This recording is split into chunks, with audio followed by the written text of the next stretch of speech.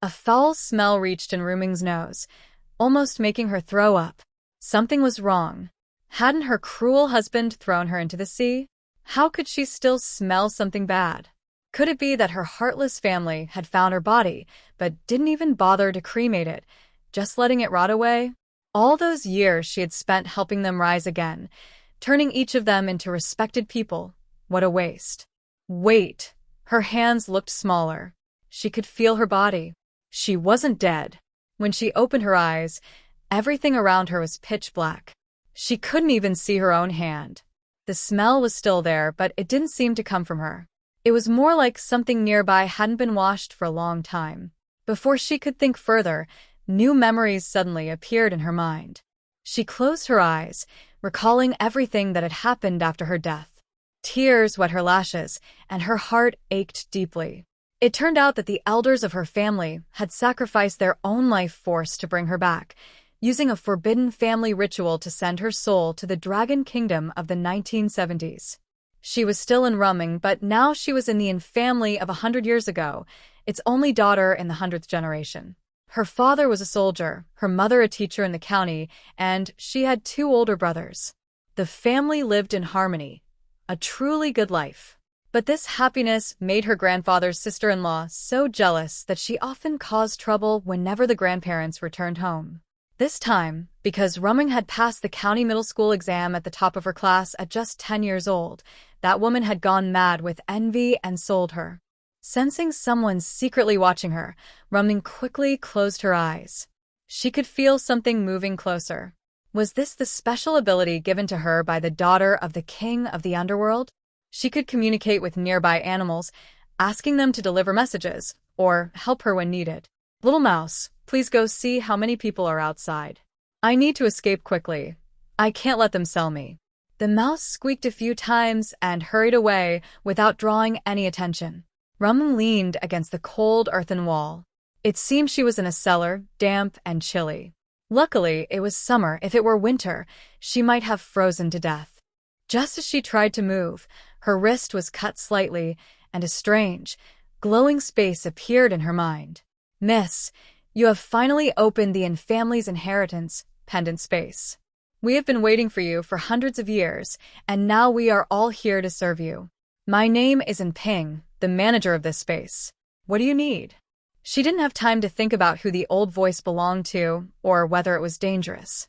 She only knew that the family pendant had always been with her, even in this life, but now it had disappeared. She used to read many fantasy novels, so she simply said what she wanted. "Give me something to restore my strength. I need to escape. I've been kidnapped." She felt a drop of water touch her lips. She sipped it lightly. It was a little sweet. "What is this?" "Just a little bit, and I already feel stronger?" And Ping nodded. "This is spiritual liquid from the space. It can help your body recover and give you unusual strength. You should first get through this danger. You can study the rest after you return home. Do you need me to deal with these people for you?" And Rumming could clearly feel her body changing. In her previous life, she had practiced ancient martial arts, so she adapted quickly. For now, she didn't need anyone to remove the danger for her. She spoke silently to the little mouse. "Little brother mouse, what's the situation? How many people are above us?" It squeaked a few times, and she understood. There were 5 people above, 3 men and 2 women, all from the same area. They were planning to sell them to a remote place. The people nearby were discussing someone with a special identity. They said he must be injured and silenced before being sold to a mountain village, so he would never appear in society again. So cruel. Was this another family feud? She had seen too many such conflicts since childhood, and was no longer surprised. Just as she was about to move, she felt something warm leaning against her, startling her. She pushed the person aside, and with a thud, they fainted on the ground. The others didn't seem to notice, except for one person across from her who laughed softly. "Another one dead. What a pity, we won't get a good price for that." And Rumming narrowed her eyes. She couldn't see the person clearly, but she could tell they were familiar with the kidnappers. She stretched her limbs, ready to act, then moved swiftly and knocked the person unconscious. She walked over to the fainted young man. He was indeed handsome, with fair skin and delicate features, though there were calluses on his palms. He must have practiced martial arts, maybe even handled weapons. How could someone like him be kidnapped? It didn't make sense, unless he had been betrayed by someone he trusted. And Rumring untied the ropes around him and gently patted his face. "Hey, can you hear me? Please respond if you can." The man slowly opened his eyes, his vision blurry. "Who are you? Please, call the police."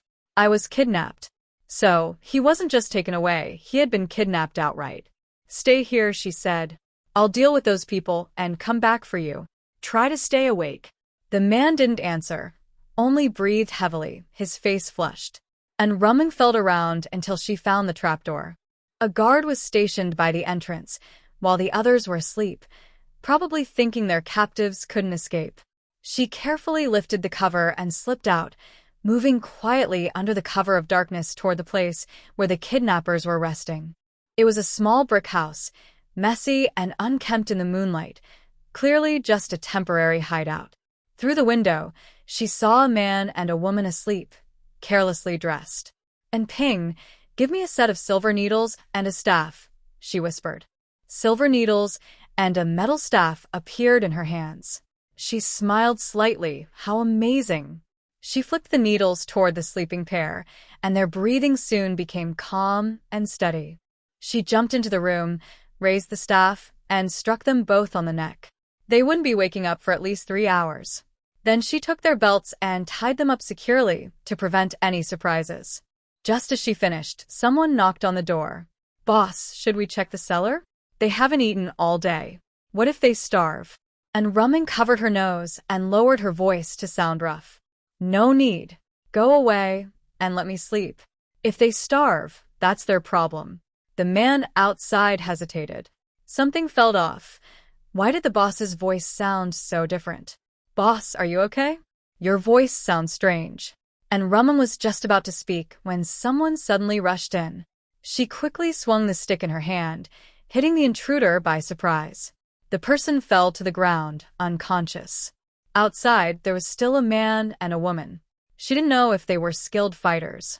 After dealing with the 3 of them, she was already exhausted. She needed to act quickly and wondered if her family had started looking for her.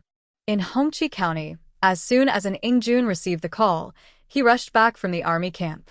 When he arrived, he saw his wife and parents looking terrified. His wife seemed completely lost in despair, and Qingshan, usually the calm one, tapped his pipe against the ground. "Eldest son, our youngest is missing. Jar and Rumring has been gone for a whole day. We've searched everywhere, the village, the county, but no one has seen her." And Ingjun knelt beside his wife and gently comforted her. "Ruyan, I'm back now. We'll find our daughter, I promise. Please trust me." Qin Ruyan, who had been holding herself together all day, finally broke down when she saw her husband. "June, our daughter is gone. She's only 10 years old. She's always been such a good child. How could she just disappear? We've searched the mountains, the riverbanks, even the back hills, but no one has seen her. Where could she have gone? Could she have been taken by traffickers? She's just a child. What if someone hurts her? She must be so scared, maybe crying. What if someone is being cruel to her? I'm so afraid. Please ask your soldiers to help us search. You have many people under your command. I'll beg them if I have to." And Qingshan lowered his head, sighing deeply. Could it be that the family's misfortune had come again? "Do you remember when the child was born, there was a beggar outside our house? He said Jar would face a great danger at the age of 10. If she survived it, she'd have a blessed life, but if not, do you think this could be it? Maybe she's waiting for us to find her." And Ingjun had never believed in such things, but the timing was too strange. His daughter had just turned 10, and now she was missing. "Dad, tell me everything about where Jar went today. Did you call the police? Ask my brother-in-law to help too. The police have more people and better resources than we do." Beside him, the eldest brother, and Rushing, looked guilty. "Dad, it's all my fault today. I'm the oldest and I didn't take good care of my sister. We agreed that after finishing our homework, we'd go to the county store to buy some ice pops. When we went to buy them, she stayed there waiting for us. but when we came back, she was gone. We asked around, but no one had seen her. It all happened in less than 5 minutes. And Ingjun was not a reckless man, and he trusted that his children were not foolish. He knew they were already upset enough. It's not your fault. It's those bad people's doing. You're still children. How could I blame you? Jiaoa must have been taken away. She's a clever girl, and will surely find a way to escape. You all stay home for now. I'll take some people and keep searching around the county. Second uncle, and Ingwei, stood up. Since the incident, he had taken leave from work in the city and returned home. He had been searching in the mountains and had just come down, his clothes still damp. I'll go with you. One more person means more help. Cui, stay home and take care of your sister-in-law and the children. If we find anything, we'll send word right away. You keep searching with the village team. Qin Ruyan stood up. Brother Jun, I'm going with you. I have to find Jiaoa myself. I can't just sit at home doing nothing. And Qingshan sighed and stood. Go ahead. I'll lead the village militia to keep searching the nearby areas. You two stay home and look after the children. Make some soft millet porridge so the child will have something warm to eat when she comes back. Meanwhile, Unrumming had just pried open a door when the person on the bed suddenly opened their eyes. Who's there? Hearing the voice, Unrumming knew she was in trouble. She quickly threw a silver needle, hitting the person's neck. Another man jumped up from the bed and kicked her in the chest, forcing her back a few steps. You scoundrels! How dare you try to sell me? Do you even know who I am? The man had a long scar across his face and glared at her fiercely. I don't care who you are. Once you fall into our hands, there's no escaping your fate. Didn't expect you to be such a tough one. I shouldn't have agreed to that old woman's deal to take you in. What bad luck. So, she had been sold by someone. What a terrible situation. Just her luck to start off like this. I'm not just tough. I'm your worst nightmare. And Rumming swung the silver needles in her hand toward him, hitting 3 or 4 acupuncture points, but his body only swayed slightly. She grabbed a wooden stick and struck his head. Seeing that he had passed out, she kicked him a few times, but there was no response. And Rumming tied him up, pressed her chest in pain, and ran toward the cellar. After confirming he was unconscious, she carried him out. And Ping, show me the way to the nearest hospital. This man can't die yet. I need to know who he really is. Someone went to great lengths to kill him, so I should at least get something out of this. And Ping drew a route for her. If you run, it'll take about 25 minutes. Walking fast will take 35. You need to hurry, his condition doesn't look good. And Rumming sighed. She was only about 1.5 meters tall, while he was at least 1.70 meters. Carrying him was no easy task. Luckily, she was strong enough. Otherwise, even knowing where the hospital was wouldn't help. On the way, Lu Qingyan slowly regained consciousness from the jolting. He realized he was being carried by a girl. Her body was giving off heat, her hair was soaked with sweat, and he could clearly smell it. Normally, his strong sense of cleanliness would make him uncomfortable, but strangely, he didn't find it unpleasant at all. He couldn't see her face clearly, only noticing a small red mark behind her ear, shaped like a heart. The pain in his body was too much to bear, and he soon lost consciousness again. And Rumming was completely exhausted. As she reached the hospital entrance, her steps slowed. Help! Doctor! Someone please help! He's dying! Anyone! Her voice echoed through the quiet night, waking the on-duty doctor. What's going on? And Rumming handed the man over, her body swaying weakly. We escaped from human traffickers. He was drugged and has a high fever. Before she could finish, she collapsed, her body giving out completely. The doctor seemed used to such emergencies. Call the police right away. We can't let those traffickers get away. Prepare for emergency treatment. Take her to the rescue room too. She might be exhausted. Run blood tests to check for anything abnormal. By this time, the sky was beginning to lighten, and most people in the village were already awake, heading home tired and worn out. Someone in the crowd mocked, "Stop looking for her. It's just a daughter, have another one." Ingjun isn't that old, only in his 30s. He can still have another child. Bai Chioying, the child's grandmother, was already anxious. She turned around and slapped the speaker. I've always called you sister-in-law out of respect for Qingshan, but don't take my kindness for granted. In our family, all children are equal. We don't favor boys over girls. In fact, daughters are especially cherished. How can you talk about having another child so casually? Children aren't toys you can just replace. If you keep talking nonsense, I'll slap you again. Lu Dia, already 60 years old, felt deeply humiliated after being slapped in front of everyone. What's wrong with you? I'm your sister-in-law. Have you no shame? You're so disrespectful. Bai Qiuying wasn't afraid of anyone. In her youth, she had been strong and fearless, even working alongside men. She sneered coldly. Rules? Whose rules? The ones from your own family? Do you think Qingshan dares to lecture me about rules? No one has ever dared to tell me what to do. As long as I don't break the law, no one can control me. If anyone dares to speak badly about my granddaughter again, I'll make sure they regret it. My granddaughter will come back, and when she does, we'll know exactly who is responsible for her disappearance. And Qingshan raised his hand to calm everyone. Thank you all for helping us search through the night. Once we find my granddaughter, I'll treat everyone to a meal. For now, go home and rest. Lu Dia looked at him angrily.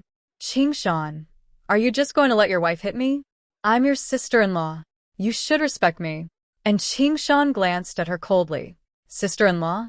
Have I been too polite to you, making you think I'm easy to push around?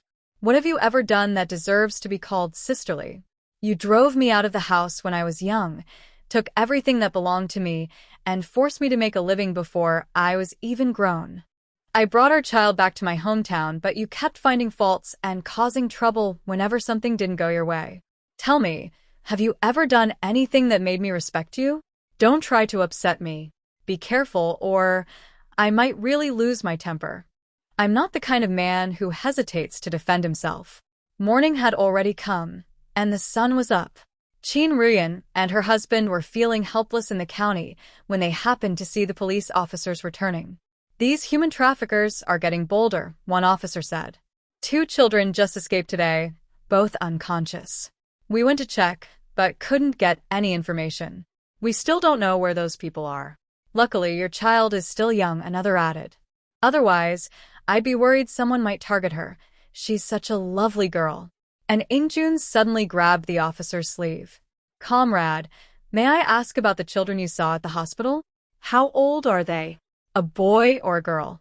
The 2 officers noticed his uniform and immediately saluted. Good day, Commander. We saw 1 boy and 1 girl. The boy is about 15, the girl around 10. Both are still unconscious, and we haven't learned anything else. Qin Ruyan's voice trembled with emotion. June, could it be our daughter? I have to see her. And Ingjun quickly started the military vehicle and drove to the hospital. When they arrived, the children were still unconscious. Seeing her daughter in the hospital room, Qin Ruyan almost collapsed. Covering her mouth, she cried, It's Jiao Jiao, it's our little girl. She's really here. Thank goodness she's alive. That's all that matters. Just as Ingjun was about to open the door, a doctor stopped him. Who are you? Do you know the children in this room? You can't just walk in. He quickly showed his identification. I'm sorry, doctor. We're the girl's parents. We've been searching for her for a whole day and night. Here's my ID. The doctor glanced at it and immediately changed his tone. Commander, and my apologies. These 2 children are badly injured. There are still traces of sedatives in their systems, so they'll need to stay in the hospital for a few days. The girl's chest was kicked, and 2 of her ribs are broken. She shouldn't move too much. She also has blisters on her feet. Please take good care of her. She should wake up soon. And Ingjun nodded and followed his wife inside. When he looked at the boy lying in the next bed, his eyes narrowed. How could this child be here? Wasn't he supposed to be studying in the capital? Dear, I know this boy. He's the grandson of my parents' old comrade. He's their only child, and many people are paying attention to his background. I think people in the capital must be searching for him anxiously. I'll make a call to find out what's going on and make sure he's safe. Qin Ruyan knew her parents-in-law had special positions, but She didn't want to get involved in power struggles, so she and her husband moved back to Harbin. All right. While you're at it, send a message home and ask them to bring some food and clothes. Prepare a few sets for that boy, too. Since he's someone we know, we should take care of him. As an Ingjun closed the door, he saw Lu Qingyan on the bed open his eyes, filled with alertness and caution. You know me? Who are you? Why are you near me? Qin Rian walked beside her daughter, her heart aching when she saw the blood on the girl's feet. Her daughter had never suffered like this before. Don't be afraid, child. My husband knew your father. His name is Ingjun, and he's a soldier stationed here in Harbin, serving as a division commander. Lu Qingyan tried to sit up but felt weak and dizzy. Seeing his condition, Qin Rian quickly stopped him. Don't move, child. You're still recovering. You need to rest for several more days. Until your parents arrive, your uncle and I will take care of you. Don't worry. This is my daughter. How did you two escape? Do you remember where you were taken? The police should arrest those people. Lu Qingyan nodded slightly. I remember a little, but not clearly. He turned to look at the girl still sleeping beside him. She was the one who carried him out. She looked so thin and fragile. How did she manage to carry him all the way to the hospital? If it weren't for him slowing her down, she could have left safely without getting hurt. Annie, could you please call the police? I want to give them some clues so they can catch those people quickly. I'm sure there are other children who were taken too.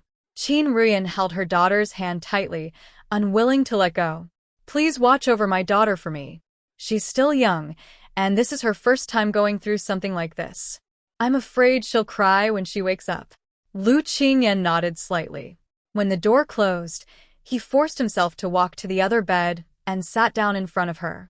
Looking at her gentle face, he thought she was a very kind and lovely girl. She must usually be quite clever and full of ideas. No one else would have the courage to rescue themselves like that. Most people would have been too scared to think clearly after seeing those kidnappers. It was at that moment he realized that enemies would not show mercy just because he was young. Those hidden in the dark were always watching his every move, waiting for him to fall and for his family to be destroyed. He would never allow that to happen. He wanted to become stronger, strong enough to have control over his own fate and protect those he cared about. For some reason, when he looked at her peaceful sleeping face, his restless heart finally calmed down. He lay back on the bed and closed his eyes. Imperial capital Lu Hongjun had not slept well for many days. He looked exhausted. Even though he knew this was part of the enemy's plan, he still couldn't stop worrying. This was the only male heir of the Lu family. If something happened to him, the family line would end, and all their efforts would be wasted. Shang Yun, any news from outside? Have we heard anything about a Yen? Shang Yun lowered his head. Sir, no. Commander Lu's men are still searching around the capital, but there's been no word. It's already the 5th day. With all the noise we've made, everyone should have heard by now. We've searched everywhere. Could it be that he was taken out of the city long ago, and that's why we can't find him? The cup in Lu Hongjuan's hand shattered on the floor. His hands were trembling. This is outrageous. They dare to plot against me so openly. Do they really think the Lu family is that easy to bully? They've gone too far. Tell our people to raid those families we've been watching. Do it openly. If they want to see who's tougher, then let's find out. The phone rang sharply. He picked it up, his face showing a hint of relief. Are you sure? A Yen is really safe? You said someone rescued him? He was taken to Harbin? No wonder we couldn't find any trace of him. All right, don't panic. For now, don't go there. I'll call personally. Let him rest there for a while. The capital isn't safe for him right now. Lu Xinting's ashtray was overflowing, and the room was filled with smoke, thick as fog. A Yen is my only child. I can't bear the thought of anything happening to him. Isn't there any way to help him get through this difficult time? It doesn't matter if I die, but he must live. He's my only hope. Chuli has already lost the chance to be a mother again because of me. I can't watch her only son face the risk of losing his life. Lu Hongjun took a deep breath, not knowing how to express the bitterness in his heart. The higher one stands, the greater the risks they must bear. All right, I'll think carefully about it. Let him stay with Ingjun for a while to recover. I'll send money and tickets later. Keep searching, but make sure no one finds out where he is. Reuniting had no choice either. Being born into such a family meant enduring hardships far beyond what others could imagine, and the dangers were multiplied as well. After hanging up the phone, Lu Hongjun immediately took out a special envelope and began writing a letter to an old comrade he hadn't seen in 20 years. He could only rely on him now. It was too dangerous for his grandson to stay by his side. He also hoped the boy could learn something valuable from that man. Perhaps life would take a different turn. Shangyun, tell Aki to go to Harbin right away and deliver this letter personally to a man named in Qingshan. The secret code is the fox still hunting rabbits today? The reply should be, the fox leaves its den at dawn every day. If the response is wrong, don't hand over the letter.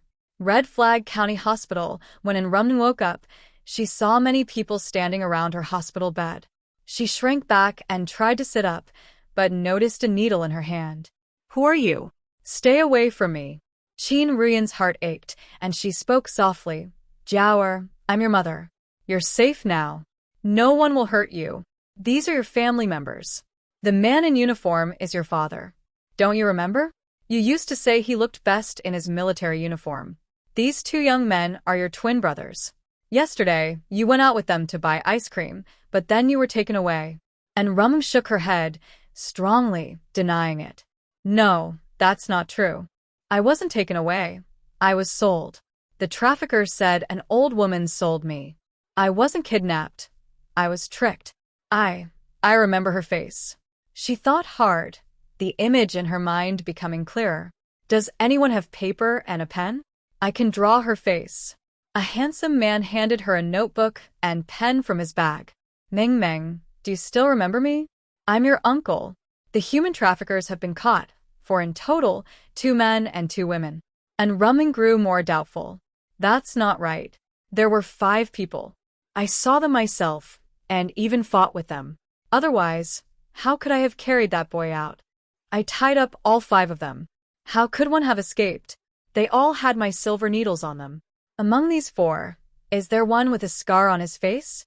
Qin Shuhang looked serious. Could they really have missed one? You tied them up yourself? You know martial arts? And Rumung rolled her eyes. Uncle, isn't it normal for me to know a bit of self-defense? I can't just stay home doing nothing. I need to have some skills. Her hands kept moving as she spoke. Though she tried to make her writing look childish, Bai Qiuying, who came from a well-educated family before joining the army, could tell her granddaughter had a solid foundation. Her granddaughter had never learned painting before. Did she really teach herself? Maybe the child had always been too sensible, and the adults hadn't paid enough attention, letting her grow freely. And Rumming handed a drawing to Qin Shuang. Uncle, this is the woman who took me away. I don't know if she was in disguise or if that's her real face. She wiped my sweat once, and then fainted. This is the man with the scar. He knows martial arts. I fought him. He relies on brute strength. His hands are rough, like someone who handles weapons. I think they might have guns. The calluses on his hands are in the same places as my father's. One of the kidnapped girls was strange. When that man fainted, she said, another one is gone. That means she's seen people die before. Either she's been kidnapped for a long time, or she's part of the trafficker's plan, used as bait. Qin Shuhang was impressed by his niece's sharp mind. She had already sorted out the whole case, clearly. Seeing how smart you are, and knowing you're safe, makes me feel relieved. Rest well. When you're home, I'll visit you again. I'm going to catch the rest of them. And Rushing carefully held her hand, his eyes full of guilt. Sister, I'm sorry. If I hadn't gone to buy popsicles, you wouldn't have been taken or hurt. Does it still hurt? And Rumming wasn't used to having brothers. In her previous life, she had been an only child. Big brother, it's okay. You just wanted to buy me a popsicle. I didn't suffer much. Just my foot hurts. You might have to carry me back. You've been cutting pig grass these days anyway. I really can't go to the field right now. And Ruching wiped her tears. All right, I'll take care of everything. You don't have to do any work this summer. I'll handle it all for you. And Ingjun finally relaxed when he saw his daughter was fine. Ingwei, take the kids home. your sister-in-law, and I can stay here. You can't miss work, go on back. Bai Qiuying felt relieved seeing the child lively again. Take good care of her. I'll tell your grandfather. That old man insists on coming, but the team has been so busy lately. And Rumming smiled. Grandma, I'm fine. Just a little dizzy. I'll be better after a few days of rest. Please tell Grandpa not to worry. The room grew quiet again, and she noticed the boy beside her staring. Why are you looking at me like that? Didn't your family come to pick you up? Lu Qingyan shook his head, lowering it slightly, a hint of sadness in his eyes. My home is far from here. It's hard for them to come. Don't you want to stay with me? And Ingjun chuckled at their exchange. Qingyan, don't tease her. Your little sister takes things seriously. Jiaoer, this is your brother Qingyan. You can also call him Sanyuan. That's his childhood name. His father and I grew up together. Later, I left the capital, but since we went to the same university, we stayed in touch. You saving him this time shows fate brought you together. He'll stay with us for a while, all right? And Rumding lay back down, her tone playful. Sanyuan, you owe me your life. Don't forget to repay me. It wasn't easy carrying you for half an hour. If I don't grow taller because of it, that'll be a shame. You've got such a nice face, after all. Lu Qingyan sat by her bed, now dressed in simple clothes, looking more energetic. It's fine if you don't grow taller. I can marry you. And Ingjun quickly stopped the conversation. What were these two talking about? If he didn't step in, his daughter would be led astray. He didn't believe that boy was as innocent as he looked. Enough, Qingyan. That's not something to joke about. Jiaoer is still young and doesn't understand these things. If she takes it seriously, it'll be trouble. He didn't want his daughter getting mixed up with the complicated people from the capital. Life there wasn't peaceful. It was like fighting a battle every day, always on guard. How exhausting that would be. And Rumding waved her hand. Dad, you're overthinking. I won't take it seriously. He's too weak to be my man. I like real men like you, the kind who can handle a gun. A gentle scholar isn't my type. One punch could knock him down. I don't want to be tied to someone like that for life. Her words made an Ingjun beam with pride. That was exactly why he adored his daughter. She always praised him so much that even exhaustion felt worthwhile. Lu Qingyan stood up, looking at her with displeasure. I'm not a weak scholar. I know martial arts too. I was just framed this time. I'm supposed to join the army soon. I was captured and brought here. It's not that I'm careless. It's because someone close to me betrayed me. And Rumming turned to him stubbornly. Then wait until you're as strong as my dad. If you can't even beat me, of course I'll think you're weak. Am I wrong? He sat down on the bed, discouraged, his voice much softer. You're right. I am weak. If you hadn't saved me, I wouldn't be alive now. Qin Ruyan came in after hanging the laundry, carrying a basin. June, go to the state-run restaurant and buy something good for the kids. They need to build up their strength. Especially Qingyan, he hasn't eaten properly for 5 or 6 days. He must be very weak. Get something easy to digest. You two don't need to worry about it. Let your uncle buy it. Don't try to save money. We can afford some meat at home. Lu Qingyan shook his head slightly, his expression calm. No need, Auntie. I can eat anything. I'm already very grateful that you're letting me stay here. And Ingjun glanced at him. Don't say that. When my father went to war, your grandmother took care of us brothers. She fed and clothed us like her own sons. She never complained, so you can stay here without worry. One person doesn't eat that much. Your father's monthly salary will cover it. I won't be shy about it. Eat more. How can a man serve in the army without a strong body? And Rumman closed her eyes, lost in thought. Stop being so polite. My parents don't mind, so why should you? Eat well first, then think about repaying kindness. Acting all delicate won't make anyone think you're strong. Since you're here, just settle in. Lu Qingyan quietly turned away, not wanting to speak. She really knew how to hit where it hurt, always saying exactly what he didn't want to hear. Qin Ruyan already knew this would happen. Her daughter just couldn't keep her mouth shut. She had offended many people before because of it. Even if what she said was true, the truth can be unpleasant. It's like tearing away someone's cover and exposing what they don't want others to see. No one likes that. Jiaoer, just lie down and don't move around.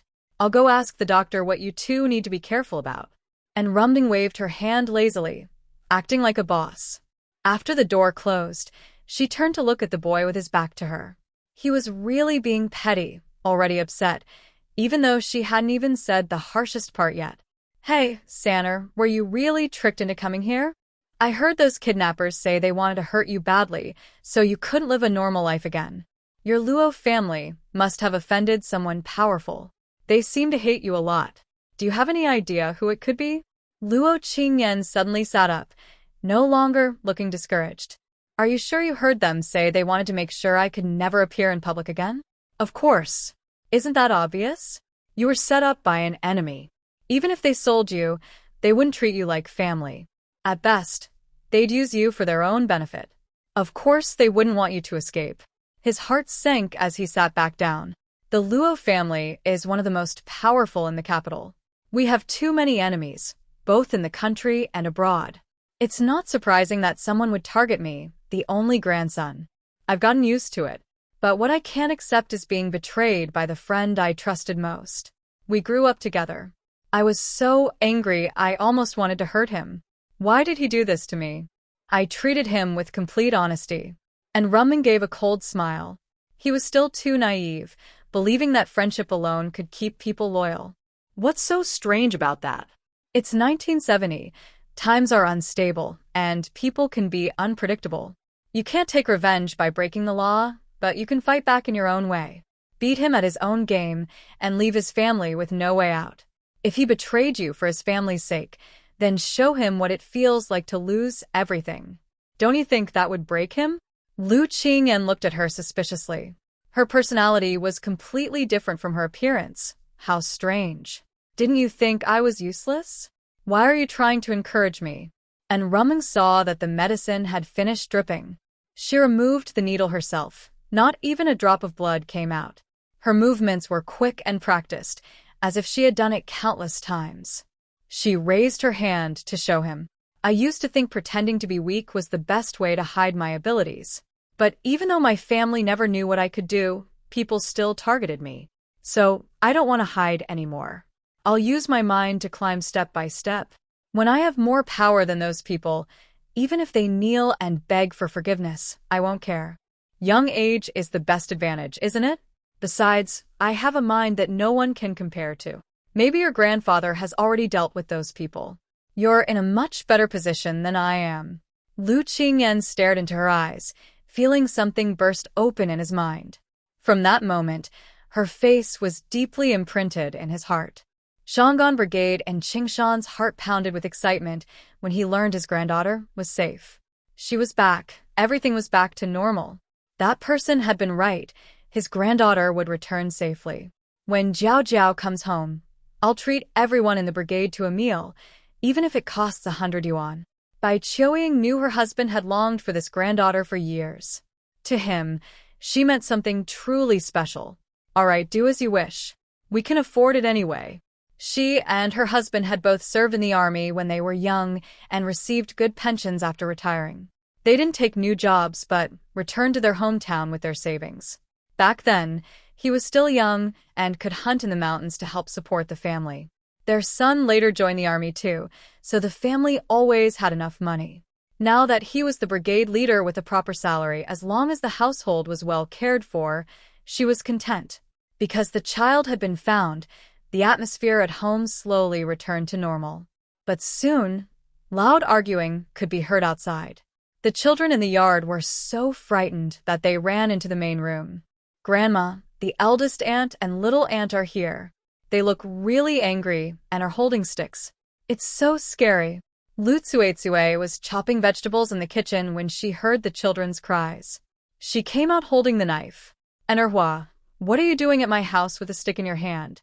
You've scared the children so much they don't even dare to play outside. What are you trying to do? And Erhua felt a headache just seeing those mischievous kids. Why did she have so many sons? They were such an eyesore. I came to ask why my second aunt hit my mom. She only said a few honest words, and you started hitting her. You're just bullying her, because she doesn't have as many sons as you. What's there to be proud of? None of your sons even stay home to keep you company. They've all gone out to make a living. What's the use of having so many? Having daughters is better. At least they can stay by your side and take care of you. Lu Tsuetsue never tolerated such people. Ever since her in-laws moved back from the city, she hadn't seen a kind face from them. They had always found fault with her since she married into the family. And Erhua, if you like daughters so much, then I hope you only have daughters after you get married, or maybe never have a son at all. How about that? The men in our family are successful. That's why they go out to work. My sister-in-law, and I can handle things at home. We can't compare to your family, where 2 older sisters have to take care of 1 younger brother. How nice. If you like daughters, have as many as you want. But don't come to our house showing off. We already have Meng Meng, and that's enough. She's our little treasure. And Erhua curled her lips and spat. Treasure?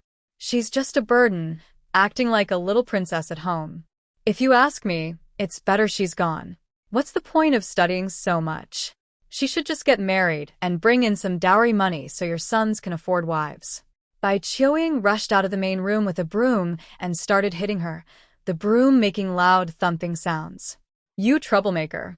Talking nonsense again. If you don't want that mouth, I'll tear it right off. Don't talk about me hitting your mom. If I hit your dad too, you'd still have to take it. That mouth of yours never stops spewing nonsense. And you dare come here scaring my grandson? If he has nightmares tonight, I'll come find you myself. Maybe I'll toss your silly head into the pig pen and let the pigs see if you're one of their lost piglets. Acting wild in my house. Let's see if your parents dare to back you up. And Erhua stumbled backward from the blows and didn't notice the bucket behind her. She fell right into it. Lu Tsuetsue picked up a basin of dirty dishwater and splashed it on an Erhua and her mother. You're always in the way. I was just throwing out dirty water. Why were you standing there? Can't you see where you're going? Lu Dia glared at her, trembling all over. This whole family was crazy. None of them were normal. Lu Tsuetsue, we're from the same brigade, and you actually dared to hit me. I'm going to tell your mother and have her teach you some manners. You're already a mother yourself, yet you have no upbringing at all.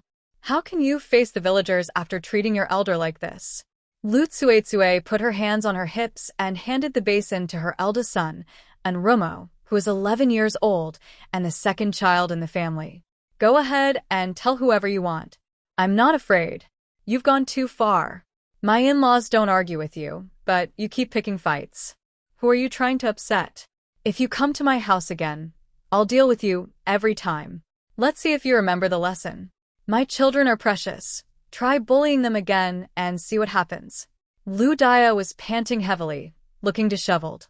She wasn't sure if she had come to stand up for herself or just to make trouble. Things hadn't gone as she planned. Second brother, are you just going to watch your wife behave like this? You're the brigade leader. Don't you care about your reputation? I'm going to report you to the commune. And Qingshan held a bowl of water, his expression calm. Go ahead, report me all you want. I'd actually be glad to stop being the brigade leader. It's all hard work and no benefit for my family. I must be the unluckiest leader around. You think if I'm removed, your husband will be chosen instead? You should take a good look at him. He can't even read a single word. Forget being a leader. He wouldn't even manage raising pigs properly. He hadn't wanted to fall out with his elder brother and sister-in-law, but after 20 years, they still wouldn't let things go. Having relatives like this was truly exhausting. He didn't want his wife and children to suffer anymore. If they didn't want to be family, he could just stop caring altogether. If you don't leave now, I'll shout through the loudspeaker and let everyone in the brigade know what kind of person your husband really is. And as for your son marrying a city girl, forget it. Even a village girl wouldn't want him. He's lazy and useless. Calling him pig-headed would be an insult to pigs. Lu Dia's greatest weakness was her son. After losing 2 daughters, she had finally given birth to him, and she would never allow anything bad to happen to him. Be quiet. You're too cruel. This is your elder brother's only child, you. Lu Tsuetsue leaned against the kitchen wall, suddenly realizing something. Oh, so Andahua and Erhua aren't really uncle's children? That's surprising. Whose child did you borrow then? Lu Dia blushed with embarrassment at the hidden insult. Her voice cracked as she shouted, "Stop talking nonsense. I didn't borrow anyone's child. I meant that only a son can inherit the family business." Lu Tsuetsue gave her a knowing look, which made her even angrier.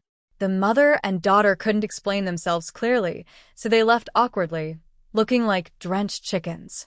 "Mom, Dad, go rest. I'll finish cooking soon and we can eat. Do we still need to send food to the hospital?" Bai Qiuing tidied up the messy yard. "No need. Your brother and sister-in-law have money. They can buy food themselves." She looked at her 4 grandsons. "You boys need to be careful. If you see your great-uncle's family, stay away from them so they don't bully you. Rujing, you 2 are the older brothers. Take care of your younger brothers. Whether you're climbing hills, cutting grass, or working in the fields, stay together. Don't go out alone. Remember how your sister suddenly disappeared? It was too dangerous and the whole family was worried sick. Ruhan, you're the youngest. Stay close to your brothers. Don't be like your sister, always running around like a little monkey. No one can ever find her."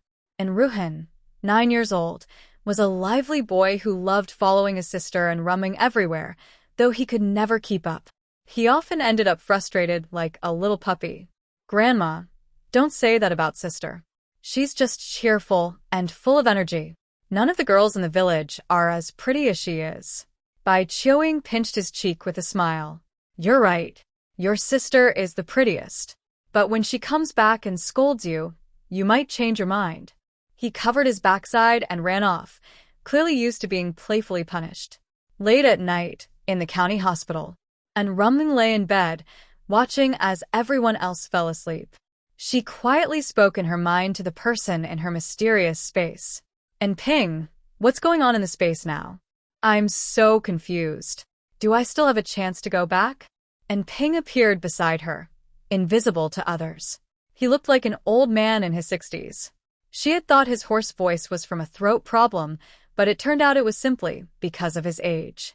"Miss, your previous life has ended. This is your new beginning, and also the home of your family from hundreds of years ago. Everything here is new. You'll need to get used to the new people, things, and even the rules. But before that, I need to explain a few things about this space. You came here because your family members exchanged part of their lifespan to bring you back, unlocking a space that had been sealed for centuries. This place is a whole new world. You can use your mind to explore it freely. Everything here can be controlled by you. You are the master of this space." And Rumming focused her gaze, and what appeared before her eyes was a huge shopping mall. Wasn't this the 18-story mall her grandfather gave her when she took over the family business? Wow, can I really take things from there to eat? It feels like I've found a huge glitch in the system. And Ping shook his head. "Once you use the items on the shelves, they'll be gone. But the warehouse has an endless supply. You can take as much as you want." She was truly amazed. She never thought such a special ability could exist. It was incredible. If she wasn't mistaken, there were gold, jewels, all kinds of restaurants, and clothing stores inside. There were even clothes and items from the 1960s to the 1990s. Everything looked so fitting. She had thought life here would be hard, but it seemed more like a paradise. Which ancestor had created such a wonder? Her view shifted again, and she was stunned. Wasn't that her family estate, but hundreds of times larger? There were endless fields and orchards, clear lakes and tall mountains, everything she could ever want. And floating in front of her was a strange building. What is that? It's floating. Do I need to tap it to open? This is even more advanced than the technology from the 22nd century. And Ping brought the image closer. "Miss, this is an interstellar library. It holds almost every kind of knowledge imaginable. No matter what you want to learn, it has the most detailed explanations. There are also one-on-one teachers who can guide you clearly. Time flows differently here. 10 days inside equals 1 day outside. You can enjoy your life here as much as you wish." And Rumman was completely astonished. She pointed to a nearby tree that looked like it was starting to wither. Could that be the source of the spiritual liquid? Everyone else uses this to bathe, but why do I only get a little? Isn't that unfair? And Ping couldn't help but laugh. "Miss, you've read too many fantasy novels. This is real life. It's not that easy to get what you want. This tree hasn't bloomed or borne fruit for hundreds of years. It's said that when the first person awakened its power, it did bloom and bear fruit, but later it withered for unknown reasons. You can only nourish it through good deeds and faith. The more you have, the stronger the spiritual liquid becomes. For now, what's left can only strengthen your body. It's not as magical as you imagine. She lay there, swinging her feet, feeling a bit sore. Are there any other special abilities? Just tell me everything at once. I'm too lazy to guess. And Ping waved his hand. There are 50 guardians in this space. They exist to protect you and will only serve you in this lifetime. They have real identities and live like normal people in the real world. And Ruming was once again shocked. What was she supposed to do in this era? Conduct research, develop medicine, start a business, or revive the nation? The gifts she received were so complete that she felt guilty if she didn't make good use of them. Don't tell me there are even more special abilities. And Ping tapped her forehead, and she suddenly sensed several locations around her, as if the entire county was under her control. This is the greatest ability of the space, instant movement. But for now, you can only move within this province. As you grow older, the range will expand. She was speechless. It felt almost unreal, like gaining power overnight. Too amazing to believe. You keep maintaining the space. I need time to process all this. Take care of the chickens, ducks, and geese, and plant more crops. People say it's hard to do business in this era, but that's only because they haven't found the right way. Once I figure it out, I'll tell you. The more money, the better. I don't mind becoming a rich woman. The room fell silent. She didn't know what she was thinking, but her breathing slowly calmed. In her dream, she saw many scenes. This time. She didn't save Lu Qingyan, and he was never hurt. After many twists and turns, she was sent into a cold, white laboratory filled with human models that looked terribly damaged. It seemed she saw the fall of the Lu family, their destruction and disappearance. A woman wandered around nervously every day, searching for her son. And Ruming also saw the downfall of the Yin family, just like the cruelty she had once experienced. Her uncle was on a mission when a woman falsely accused him of wrongdoing, which led to him being dismissed from the army and losing everything. Her parents searched for her for many years, but never found any trace. Her father had to leave the army, only to be framed as a traitor. The whole family was sent away. Her grandparents were harmed, and her honest second uncle was falsely accused of improper behavior at the factory and was executed. Each scene flashed before her eyes like a movie. Her great-uncle's smile was twisted and ugly. The smiles of his family were full of mockery, as if celebrating their deaths, rejoicing in the destruction of the Yin family. Was this a dream? But why did it feel so real? Even if her brothers had survived, they would have been framed and killed. No one from the Yin family was left alive. Who had they offended? Or was it all a conspiracy from the very beginning? In her past life, she had never been rescued. She was sold to a remote mountain village and suffered until she died. She cried softly, hearing someone calling her anxiously, "Jiao or Meng Meng, wake up. Are you having a nightmare, Jiao?" Who was calling her? Was it her mother? And Ruming suddenly opened her eyes and saw her parents and Lu Qingyan looking at her with worry. She burst into tears. This body was only 10 years old and could not bear the pain of those recurring dreams. "Mom, Dad, I dreamed that I didn't escape. I was sold to a mountain village and suffered terribly." And Ingjun held his daughter tightly in his arms. "No, that will never happen. Dad will do everything to protect you. We will never leave you." Qin Ruyan wiped her tears. The child was truly frightened, even having nightmares. "It's okay, sweetheart. You'll be fine. We'll always be here for you." And Ruming sobbed and said between breaths, "I saw Brother Qingyan being taken away. He was brought to a laboratory. There were so many bodies inside. They were wearing white coats and doing some kind of experiment. It was so terrifying. I saw so many terrible things, so many tragedies. Lu Qingyan's heart sank. She saw another version of her future. It meant that his death wasn't the end.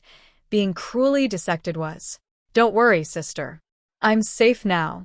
I'll train hard so no one can hurt me. I promise you. I won't be taken away. Look at me. I'm safe now. And Rumman was crying so hard, she could barely breathe. The three of them were extremely worried and had to give her a sedative before she finally calmed down. And Ingjun stood by the window, his face full of concern. He looked at Lu Qingyan and said, "Now you understand what your grandfather and father are really facing. It's even more serious than you thought. You must become strong enough to protect them. But right now, you're still a child. Staying alive is the most important thing. A little suffering doesn't matter. As long as you live, there's always hope." Lu Qingyan turned to look at Ruming's tear-streaked face, lost in thought. On the third day in the hospital, Qin Shuhang came to the ward. "How is Meng Meng now? When can she be discharged?" Qin Ruyan stood up. "Brother, Jiaoer can leave the hospital tomorrow. She just needs to take care of the wound on her foot. In a few days, she'll be able to walk again. Children recover faster." She was still worried that those people might come back, and the child's safety couldn't be guaranteed. "Brother, have they caught those people?" Qin Shuheng nodded. "They caught the old woman, but the man with the scar probably escaped. He's skilled and likely hid in the nearby mountains. We can't find him for now, but we've assigned people to keep watch and follow any leads. That old woman is known in town for being greedy. Someone told her that if she handed Meng Meng over, she'd get 10 yuan, so she did it. She didn't know the man's name or what he looked like, only that he had a strong body odor. That's where the trail ends." And Rumming had already guessed as much. That man was too cunning to be caught easily. "I think he'll strike again. He's not working alone. This is an organized crime group. They take the kidnapped people to different places, even to places hidden from the public." Qin Shuheng frowned. "Meng Meng, why do you have that misunderstanding?" She looked at Lu Qingyan. "Those people could move him from the capital to Harbin. Where do you think the others might be from? Travel isn't easy now, unless someone helped them." Qin Shuheng nodded in agreement. "I'll keep an eye on it. The girl you mentioned who was taken, she's not in a good state. She must have suffered a lot and has lost her senses. We've already sent her to a mental hospital in the suburbs for treatment." "A mental hospital?" And Rumming didn't believe it. The girl who had been secretly watching her couldn't be mentally ill. She must be hiding something. Pretending to be curious, she asked, "Uncle, where is that hospital? Is it safe? Make sure she doesn't escape, or that would be trouble." Qin Shuheng smiled and patted her head. "Don't worry. It's the best hospital in Harbin. Very well managed. No one can escape. Even the most dangerous people behave there." And Rumming smiled to herself. It seemed she would have to visit that girl someday, whether she was real or not. They had to meet face to face. On the fourth day, they packed up to go home. And Qingshan also met a Qi, his eyes full of doubt. He had stayed on the mountain for an hour, and this man had followed him the whole time. Who are you really? "You move like a soldier." Who sent you?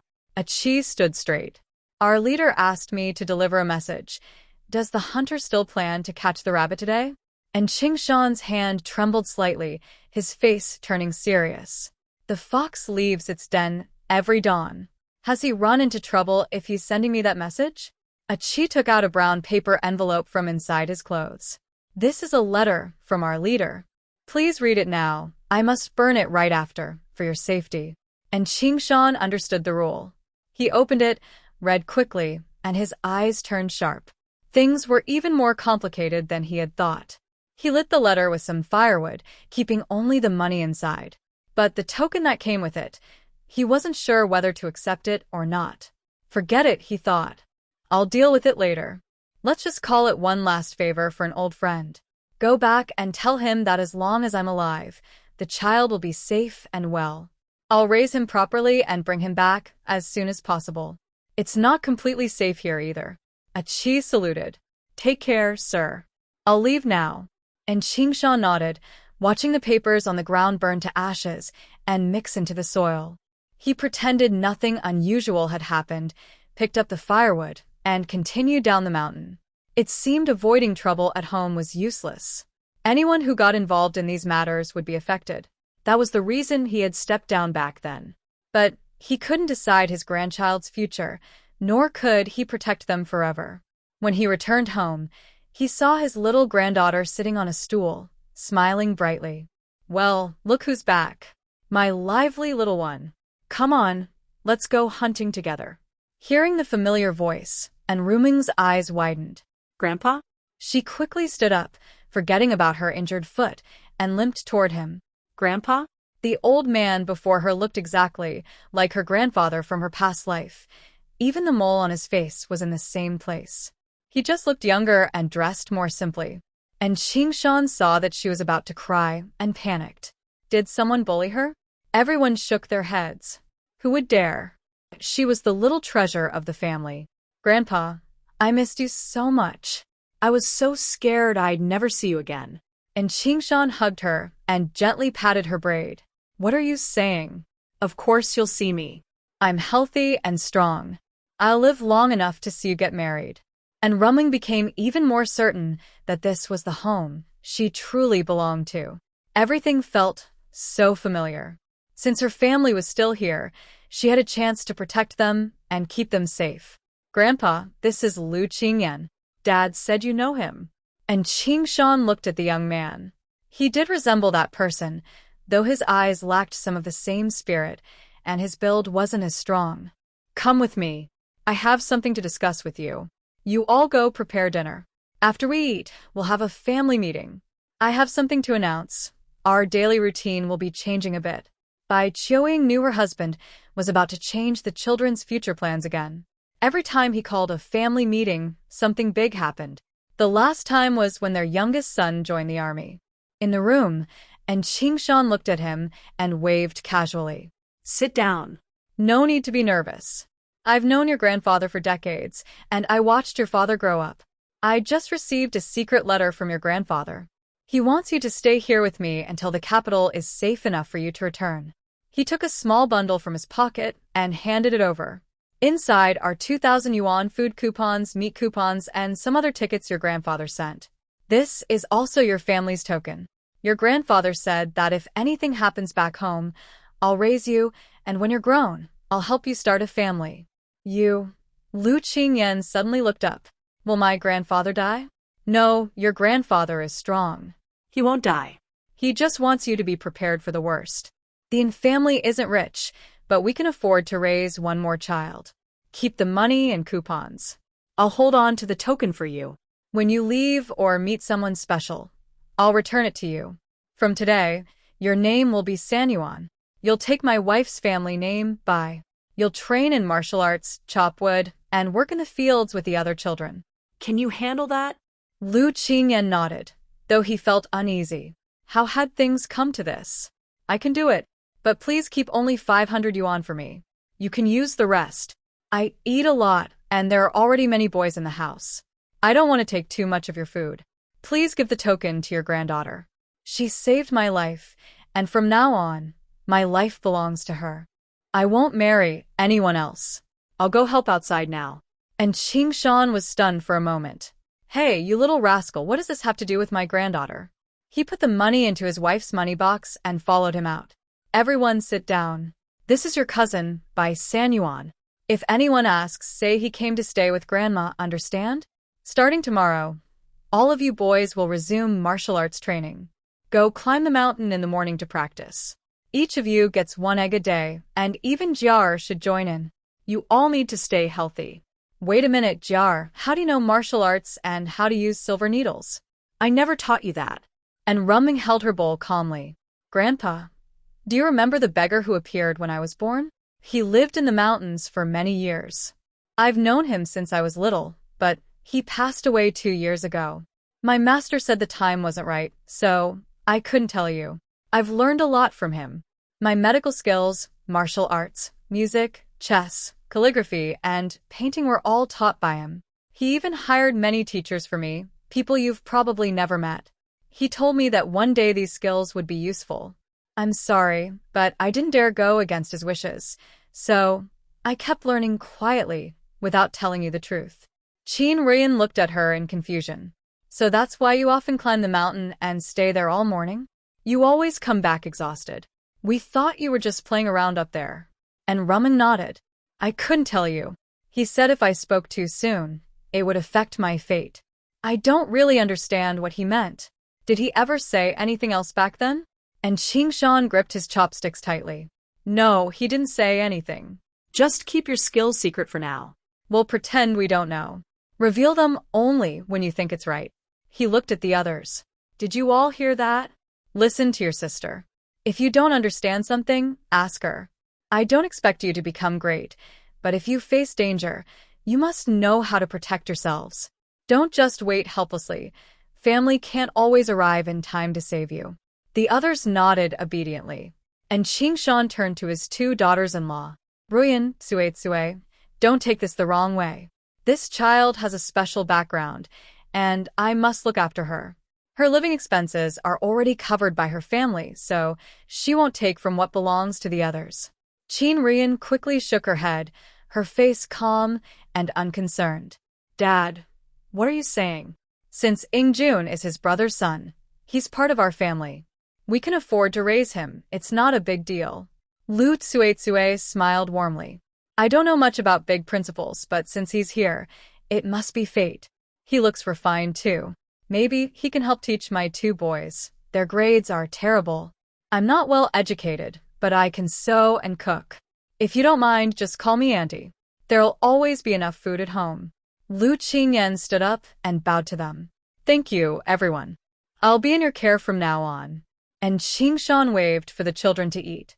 Ingjun, go up the mountain this afternoon and catch some game.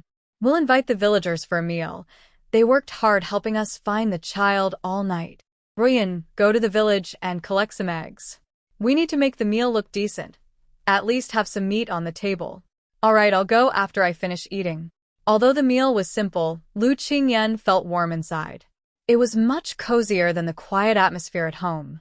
He only saw his parents during holidays. The rest of the time, they were all busy, rarely spending time together. Ruyan held a quilt in her arms. This room belongs to my younger brother-in-law. He's serving in the army in Jingbei and rarely comes home. You can stay in his room. If you need anything, just tell me. I can easily buy it from the supply store. The quilt and clothes are new, so you can rest easy. Tomorrow might be a bit tough. The training and chores here aren't easy, but you'll get used to it. Lu Qingyan thought he would be sharing a room with the others, so having one to himself felt like too much trouble for them. Auntie, I can stay with the others. I'm not that particular. Ruyan laughed. Better not. I know how my sons sleep. If they don't kick you off the bed, it'll be a miracle. You'll sleep better here. They're twins, they do everything together. You wouldn't last a night. It'd be embarrassing if you got hurt before training even started. By the way, are you still studying? I can help you enroll in high school in the county. Lu Qingyan shook his head as he watched her make the bed. To be honest, even his own mother rarely did that for him, at least not that he could remember. Auntie, I've already graduated from high school. I was supposed to attend a military academy, but things changed, and I ended up here. What a pity, she said softly. Meanwhile, Rumung lay in her room, listening to the sound of cicadas outside. Everywhere she looked, she could see signs of her family's love. The Yin family's courtyard was made of blue bricks and tiles, one of the best in the village. She and her brothers lived in the back courtyard, which had been newly built just for them, separate from the main house. Her younger uncle hadn't married yet, so he lived with them too. She remembered that building this courtyard had cost the family a lot, mostly covered by her father's and second uncle's salaries. Although the family hadn't officially divided their property, each son contributed 20 yuan a month for household expenses and kept the rest for themselves, something rare in other families. Behind the courtyard grew her favorite apple, pear, and peach trees, all transplanted from the mountains by her second uncle. Her family truly cared for her. She sat up, locked the door, and entered her secret space. Anping, I have a few tasks for you. Do them right away. Anping stood up straight. Yes, Mississippi. I'm listening. First, have our people spread out. I want our presence in every black market. We need to gather funds quickly, including in Hong Kong. Do you understand what I mean? Yes, Mississippi. Just tell me your requirements and I'll arrange it. You mean to start some businesses in Hong Kong, right? Talking to a smart person was easy. Later, I'll list some industries I can work with. You'll act as a bridge and pass them along. Make sure everything goes smoothly. Second, send a team to stay in the capital. I need accurate information from there. More importantly, I want to find out who is secretly targeting my family. Third, is there any way to strengthen my body? It's too weak now, and I can't use my full potential. Anping pointed toward the glowing spiritual liquid nearby. I think you can talk to it. Maybe it can lend you a little. You'll return it later anyway. Lend it? She murmured. She walked to the spirit tree and sat beneath it. It had no leaves, looking lifeless like an old tree that had lost its vitality. Grandpa Tree, my name isn't Rumung. Do you know me? I'm too weak right now. Please lend me some of your spiritual liquid. When I become stronger, I'll help you grow talented descendants. Your blessings will increase, and you'll bloom and bear fruit again. When that time comes, I'll return a whole pot of spiritual liquid to you. All right. There was still no response. She lowered her head helplessly. I don't have many chances to earn blessings now. Even if I want to take revenge, I don't know where to start. When I go to the asylum tonight, I think I'll find something useful. But at least, please help my feet recover. My ribs are still broken. The tree seemed to respond, and a small white pill appeared before her. Anping, what does this mean? Why a pill? Shouldn't it be in liquid form? Anping's face lit up with surprise. Miss, you may not know this, but it takes a whole pot of spiritual liquid to make one pill. It seems the tree recognizes your talent. The concentration of the pill is very high, and the reaction will be intense. Can you handle it? And Ruming had endured all kinds of hardships before. She once faced the mafia alone with a gun, so she wasn't afraid of anything. She swallowed the pill, but after only a few steps, she collapsed to the ground with a loud thud. What? It worked that fast? She thought it would take at least half an hour. Her body felt as if it were being torn apart. When she raised her hand, she saw blood. Was she bleeding? Looking down, she saw dark-colored blood seeping from her skin. Before she could think, her body twisted into a strange position. It hurt so much. And Ping, you didn't tell me this would reshape my bones and body. And Ping stood quietly to the side, watching. Miss, I told you it's a concentrated formula. The pain will be 100 times stronger than usual, but you can endure it. It'll only last an hour. Only an hour? How could anyone say that so calmly? If she didn't know she could control this space herself, she might have thought he was trying to harm her. And Ruming could feel her bones shifting and reforming. Even her hair grew a few centimeters longer. Her cries echoed through the space. An hour felt both long and short, and just as she was about to faint, the pain finally eased. And Ping carried her to a room in the manor. Miss, I've prepared clothes for you. They match the style of this era. You can change into them whenever you like. The water in the bathtub quickly turned red, showing how much blood she had lost.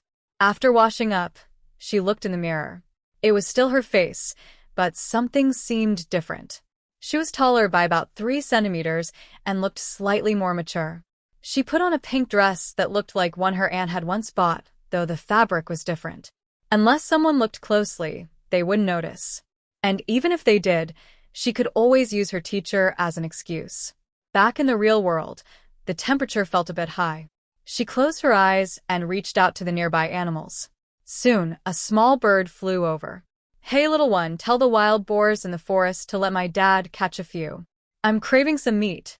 Can you do that? It obediently nodded and flew away. And Ruomeng still seemed worried.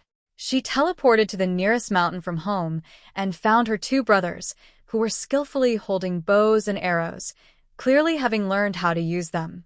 Unlike their father, who only carried a machete and fought barehanded, they looked more prepared. Seeing that there didn't seem to be many things around, she caught some wild rabbits and pheasants from inside the forest. Watching her brothers shoot and hit their targets made her very happy. Dad, am I really good because I hit the target? And Ingjun wondered if the wild animals today were just silly, running straight toward them, and he had already shot more than 10. That's enough. We have enough now. You 2 take some back home along the small path. Don't let anyone see. I'll carry these along the main road to invite the villagers for a meal, and Ruosheng looked into the deep mountains. If we catch a wild boar, that would be great. My sister loves braised pork. It's been a long time since she last ate it, and Ingjun patted his head. We haven't met any wild boars yet. Whatever we find to eat, we eat. Tomorrow, Dad will check if the meat shop has some meat for sale, and we'll make sure you all get to eat.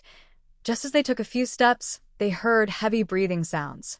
Two big, fat pigs ran over and suddenly collapsed in front of them with a loud thud. And Ingjun stepped back a few paces. What's going on? Why are these pigs deliberately crashing into us? Did something good happen? And Ruo Jing chuckled. Dad, the wild boars are coming right to us. Maybe we can get dozens of pounds of meat. And Ingjun wrinkled his nose. Probably these pigs don't want to live anymore, deliberately coming to us to be eaten. You two hurry home and ask Grandpa to find someone to carry the pigs. He held a large machete and started hacking at the wild boars. If he told others that the pigs were just offering themselves up, no one would believe it. They'd think he's crazy. The two of them covered the wild rabbits and pheasants with grass and ran back home along the main road. Grandpa, Grandma, Dad caught a wild boar. Please find someone to help carry it. And Ching Shan was still in the vegetable garden, cutting grass. What did you say? Dad caught a wild boar? Is that true? Yes, it's very fat. Dad is waiting there. Second aunt, these are the wild chickens and rabbits we caught. Quickly preserve them. It's too hot or they'll spoil. Tonight, we will definitely have meat. Do we still need to cook at home? And Ching Shan put down his shovel and brushed off the dirt from his clothes. Wife, you call a few women to go to the square and boil water. We have enough main food for tonight, and bring some vegetables. If it's not enough, go borrow some. Consider it as our way of hosting guests.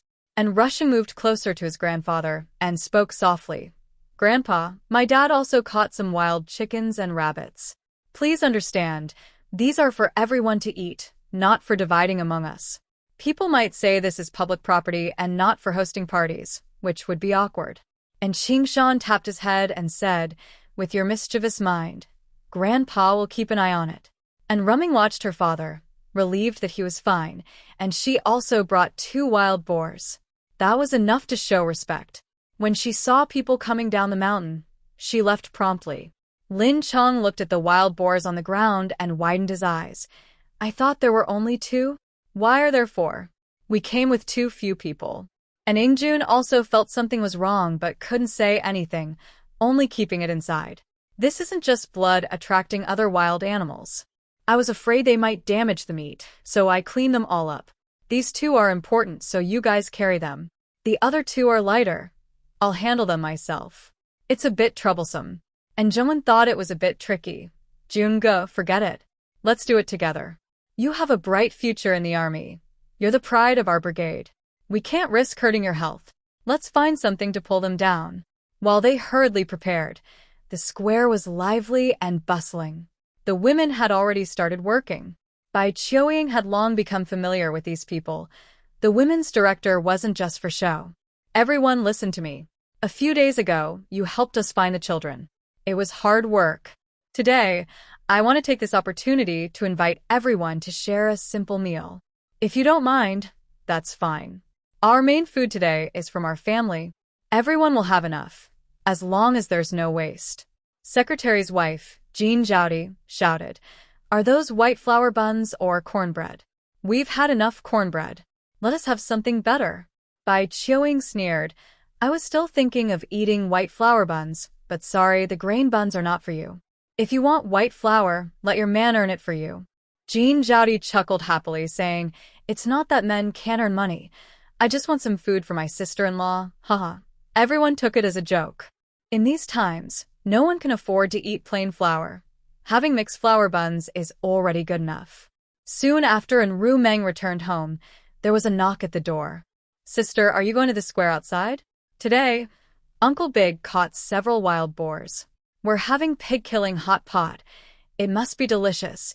She pretended her foot was very sore and opened the door to see who was there. My foot hurts. Can someone carry me? I'm not light.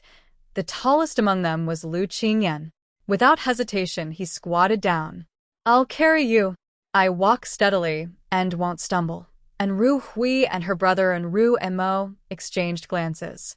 Both of them were shorter than Lu Qingyan and stepped back automatically. Sister, maybe Brother Sanyuan should carry you. I think he's more reliable. I'm not that tall. And Ruemo looked back. It seemed her two brothers weren't home either. All right, then let Brother Sanyuan carry you. The square must have pork scraps. They smell so good. Brother Sanyuan, have you tried it? It's a famous dish from our city. Do you have it where you are? Lu Qingyan carried her forward, feeling she looked prettier than before and had grown taller. Was it just his imagination? Her weight was so light, not even as heavy as a piglet. In the capital, they have it too, but not as authentic as here. I haven't tried freshly made pig-killing hot pot yet, and Rumeng leaned close to his ear, speaking softly and gently, even blowing out warm air. I love eating white meat.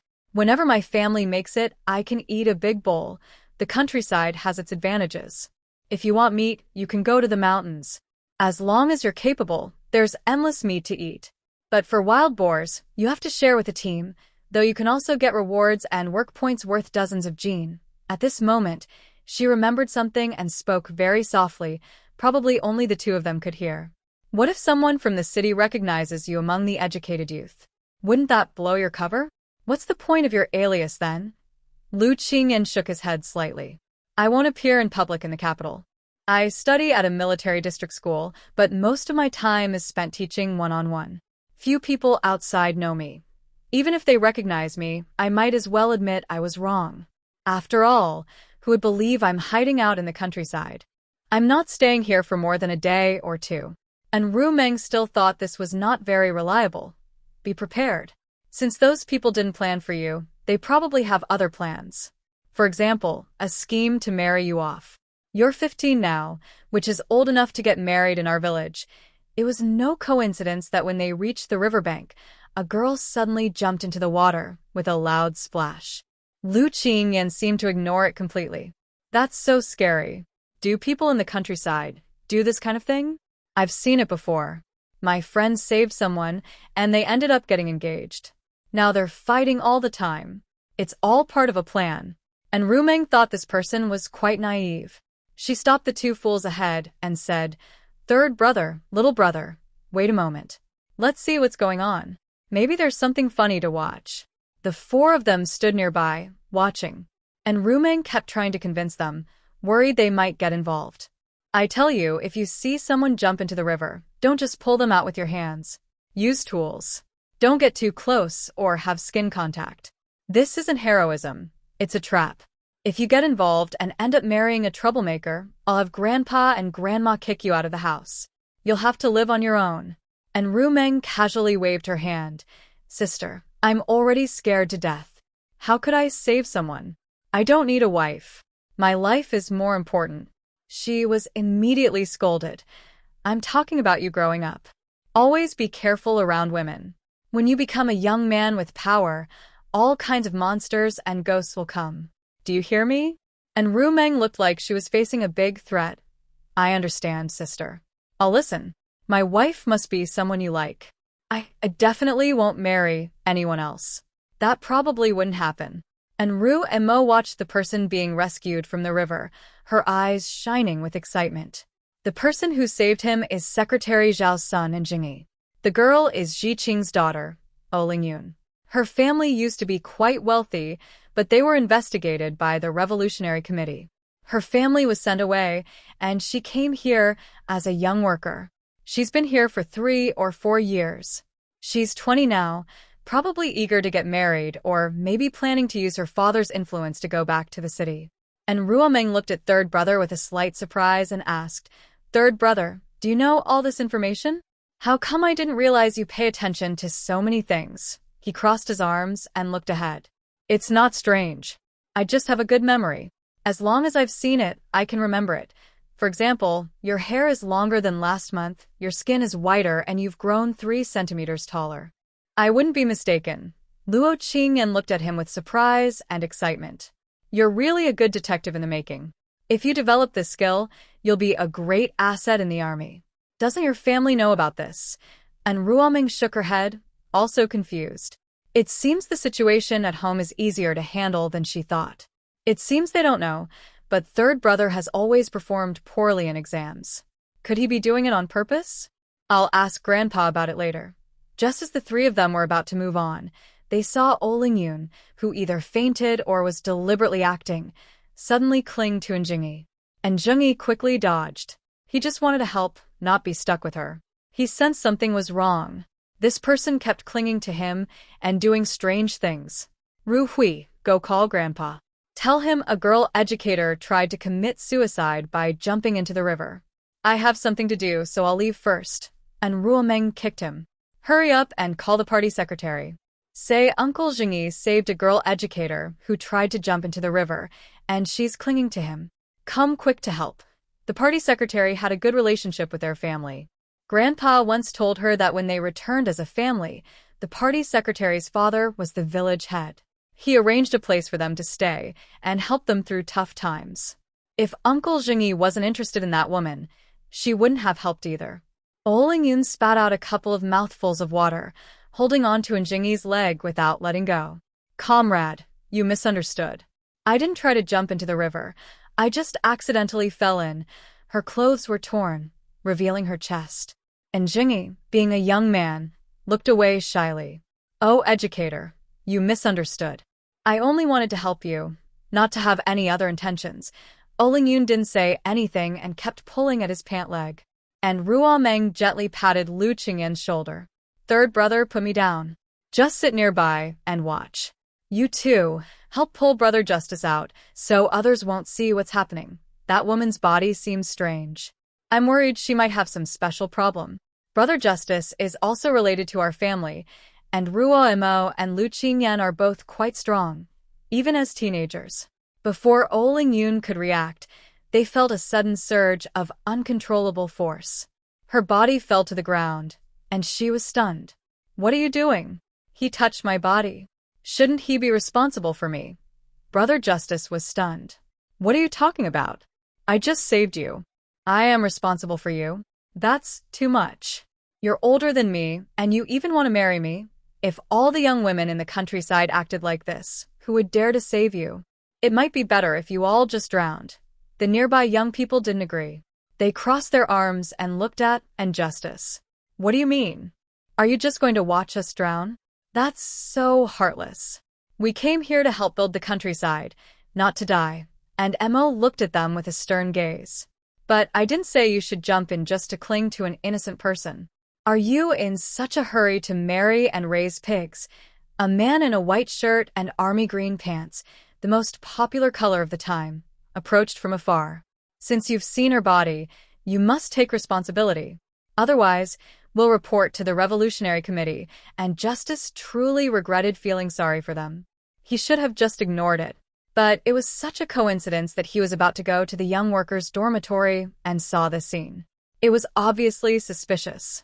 He wasn't stupid. Then report to the Revolutionary Committee. I'd rather be sent away than marry an untrustworthy woman. She has bad intentions. Marrying her would just cause trouble. My family can't accept someone like that. Yun was quietly crying out to the man approaching her, as if she had suffered a great injustice. Captain Chun, please help me. I accidentally fell into the water. I can swim, so I didn't need rescue. I just wasn't quick enough to react. But this person was touching my thigh underneath, even tearing my clothes. I really have nowhere to explain. How am I supposed to live after this? Is there still any sense in this? What about my innocence? I won't be able to get married in the future. My whole life has been ruined by him.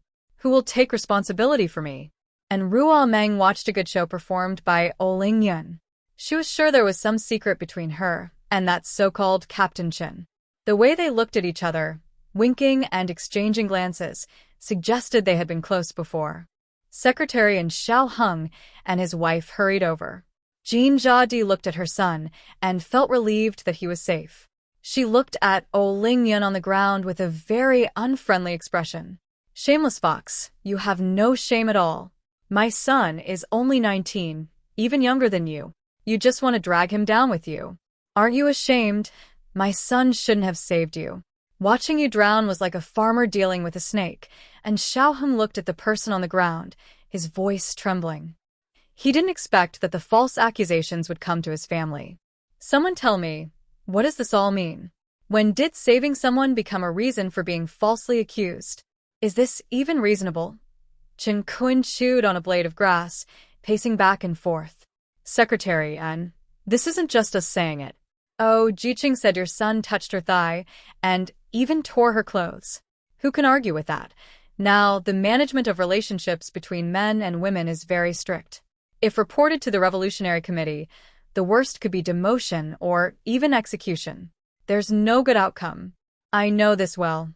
My brother-in-law is the deputy director of the Revolutionary Committee. Everyone looked at him with envy. Someone nearby agreed. Exactly. Since Jiqing said he touched her, then he must have. We can't just think that our young workers are worthless and that touching them is just a freebie. You have to make a statement. And Zheng Yi was so worried he almost cried. He was about to go to the city for work, and now this happened. It really ruined his future. Mom, Dad, I didn't do this. I just pulled her out. And Xiao Heng knew his son was kind-hearted. Seeing this scene, he would definitely help. Don't worry.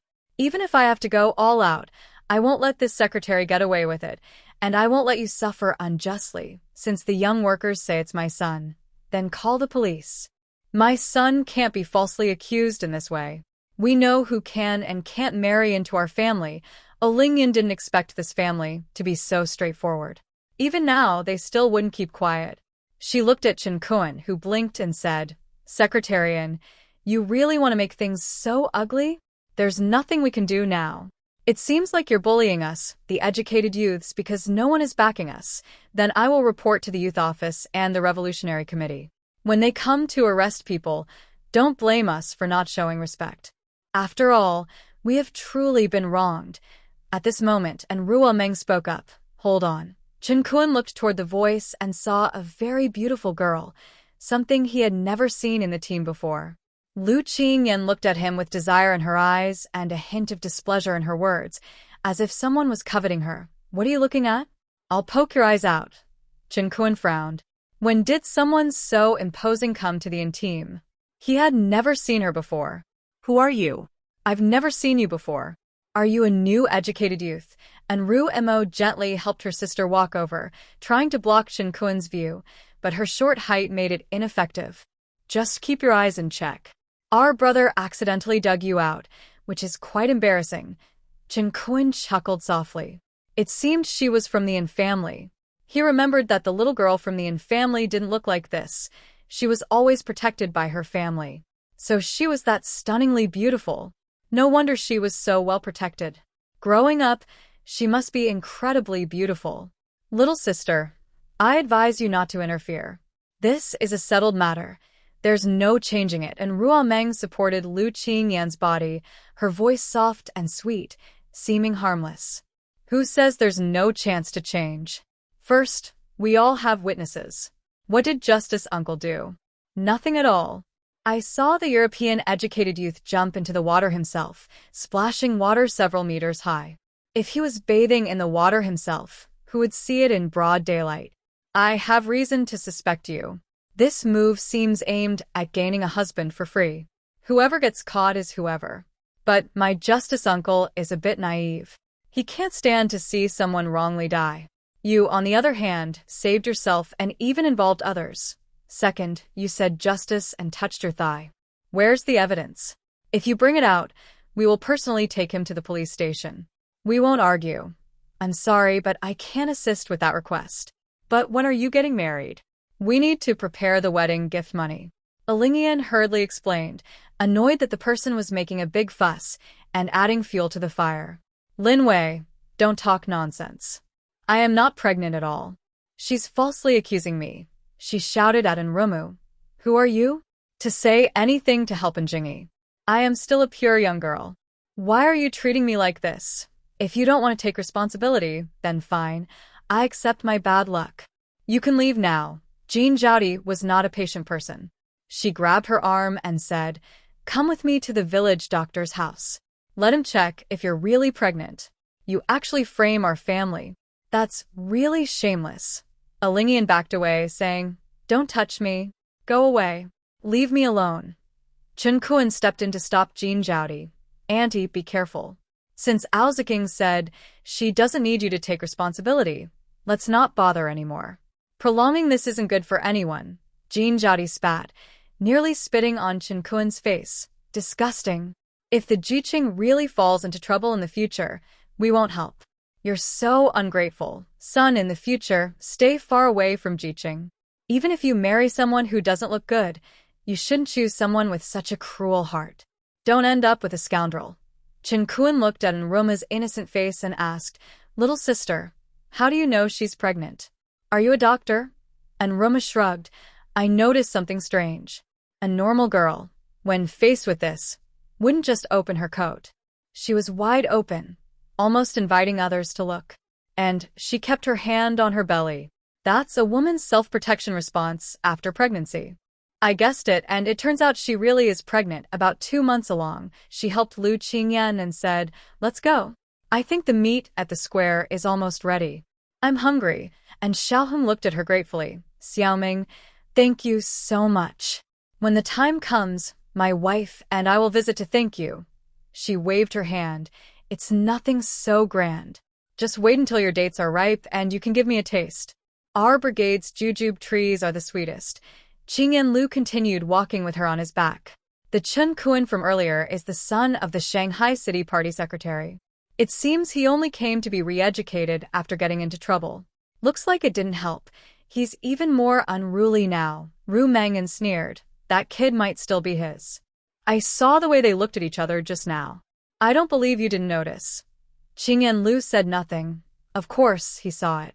Chen Kuen watched their backs as they left, his eyes calculating. Lin, do you know who that taller young man is? I don't think I've seen him before. Is he a new arrival at the re-education farm? Lin Wei shook her head. It's just us here at the farm. If there was a new person, I'd know. Maybe he's a relative of someone. Isn't it summer vacation now? By the way, oh Jiqing, are you pregnant with someone's child? Is it from our re-education farm? When did you get together? Why haven't you registered for marriage? You're still hiding things from us. Honestly, we don't see you as one of us. Now the baby's here. It seems you won't be able to avoid registering your marriage. Oling Yun got up from the ground, her eyes showing annoyance. Several women nearby were whispering secretly. Such shamelessness, getting pregnant without being married. Back in the day, that would have meant a pig cage. Yeah, no shame at all. City girls are very open. Our countryside girls are better. She slowly buttoned up her clothes, looking at the others with displeasure, her words dripping with sarcasm. What are you all doing standing around here? With your poor looks, you'll never marry a city girl. Just stay in the fields. The women started to step forward, but the re-education farm guard stopped them. Chen Kuen, with a cold face, handed them some candies. Oh, Jiqing is in a bad mood. Don't mind her. We'll handle our own affairs. It won't affect your lives. I think the meat at the square is ready. You should go check it out so it doesn't get taken. It's not easy to get meat in the commune. After the women left, Chen Kuen looked at Oling Yun with a scrutinizing gaze, then turned to the others at the re-education farm. Go to the square to get your food. I want to ask Oh Jiqing what's really going on. See if she's been bullied. Lin Wei looked at her with disdain and led the others toward the square. Chen Kuen grabbed Oling Yun's collar and walked to a hidden place, glaring at her with anger. What's really going on? Why are you pregnant? I remember telling you to use protection. Did you secretly do something behind my back? Even if I am pregnant, I can't take you back to the city. Your parents' issues are too serious, and I don't know anything about the property. How can I help you? Don't you know your situation? You're even getting pregnant. Are you trying to set me up? Oling Yun patted her belly, looking overwhelmed and about to break down. I know you don't want a child, and I don't want one either. But I can't get rid of it. What can I do? I've told you many times, there's no property at home. Even if there was, I wouldn't know about it. It's all my brother's. It has nothing to do with me. Our family's most valuable asset is the old house, but it collapsed long ago. It's in Harbin, and I don't even know the exact location. I can't give you any instructions. I can only find someone to take responsibility for the baby after it's born, but today, that little girl ruined everything. Who is she? I'm so unlucky. I had everything planned out, and now it's all wasted. Chen Kuen looked at her belly, thinking about what to do next. I'll ask my family how to handle this and see if there's a way to ease the situation. It's better for you not to keep this baby. Yoon shouted angrily. Don't I know that? Why didn't you say anything when you slept with me? You said you loved me, right? That's how you love me? You're really a jerk. You pull up your pants and deny everything. At least this is your child. Chin Kuan sneered, showing no concern about her insults. I have many women I love. Who are you? When I marry, it will be with someone suitable, not someone like you from a broken family. Which man would like a woman who sleeps around easily? Just a flick of the finger, and she's in bed with someone. Such a person is the lowest. I can't even be sure if this child is mine. You should get rid of it quickly. Yoon stomped her feet in anger. If it weren't for that girl, everything would have gone smoothly. Who exactly ruined her plan? That girl and the young master of the family are together. Could it be in Romeng? But she didn't look so refined before. How did she change so much? Does Chin Kuan think he can escape her now? This child belongs to him. Since he doesn't care anymore, don't blame her. And Ruomeng sat nearby, eating pig fat scraps with her brothers, and handed a bowl to Lu Qingyan. Try it, it's very tasty. Life here is quite dull, cutting pig grass, fishing in the river, chopping firewood, farming. There's never a moment of rest. Lu Qingyan sat on the ground and felt quite comfortable. I think this place is more free. The capital is too oppressive and lacks warmth. I don't like it. Everyone has their own thoughts. She sat on the ground and saw a small bird on the treetop, chirping constantly and passing messages. She waved her hand, and the bird flew away. It seems the Yoon family also has some background, and someone is investigating them now. Chin Kuan is not a good person. I can't go to the city now, but I really want to see how dark his family really is. She was secretly talking to Ping. Ping, send someone to the city to investigate Chin Kuan's family and his little brother-in-law, who is a deputy director of the Revolutionary Committee. I think someone who can raise such a child must not be a good person. Maybe we can get some benefits from this. Wealth is everywhere in this era. And Ping immediately went to arrange it. And Qingshan looked at Xiaoheng with worry in his eyes. What's going on? How is it handled? And Xiaoheng drank a bowl of water. Don't ask. That young woman from the youth brigade is pregnant. It was Xiaomeng who figured it out. She's so mean, just trying to make justice look bad. Pregnant. Even Qingshan was stunned. When did such a thing happen in the brigade? You stay here and oversee things. I'll take his son to the youth brigade to confirm. If it's true, we must report it to the youth office. If something goes wrong, we can't take responsibility. The impact would be terrible. They're clearly trying to make our brigade's kids take the fall. Isn't that just setting us up? And Xiaoheng was also very scared. If Xiaomeng hadn't interfered, today he would have been framed. Many villagers were curious about who Lu Qingyan really was. Bai Qiuying confidently introduced her to everyone. This is my maternal family's child. She really couldn't make it in her own place, so she came far away to stay with me. My family can support her. Everyone has no one left at home now. She looks quite pitiful. Please help take care of her. She doesn't know how to farm, but she's very strong and obedient. Please help teach her. Country people are usually kind and do not like to see others sad. They tend to help out whenever they can and do not hold deep grudges. There was a strange person, Lu Dia, who suddenly interrupted. Hey, are you sure this is her real daughter? Or is she just a child bride bought for that girl? Seeing how close they are, I think there might be something going on. Bai Qiuying felt like she had to interfere again. You're just asking for trouble. Why do you care about my granddaughter? Your words are so rude. Lu Dia ignored the angry looks around her and kept standing there, watching the food in the pot. It's the truth. Why not admit it? Isn't having a child bride normal now? What's there to be shy about? That girl has a charming face, but she probably won't live long after marrying. Everyone saw a bowl fly through the air, and Lu Dia's mouth suddenly split open, blood pouring out. And Ruomeng looked at her with displeasure. Lu Dia, did I give you respect? Why do you talk like that? No family member should behave like you. Say one more word and I'll smash your face. I'll hit your son every time I hear you speak. Do you not care about your son, or Are you just too careless? I'll make sure he's ruined for life. Lu Dia covered her mouth, unable to speak. An old man stepped forward, acting like a wise elder. Dream, you shouldn't speak like that to your grandmother. Apologize quickly. Elders' words should be respected. Why are you arguing? You have no manners. And Ruomeng felt no regret at all. She pointed at him and scolded. You old fool. What are you pretending for? Your wife's crazy actions are all because you let her do whatever she wants. You're useless. You let a troublemaker lead the way, and behind her, you're scheming. Do you think I don't see your thoughts? You're jealous of how good my grandfather is, jealous of his children. Do you think that's enough? I tell you, we will be even better. My grandfather will always be better than you. You, who only think about bullying your younger brother, are shameless. I only hit her today. If she comes back to bully my grandparents again, I will hit her so hard that her head will spin. I will put your whole family in front of our ancestors' tablets. Let's see if you're afraid. Her shoe flew far away and hit in Qingshui's face, knocking his pipe to the ground. He was so scared his hands started trembling, and his face turned dark with anger. Do you have no manners? I am your great-uncle, the senior of the Yin family.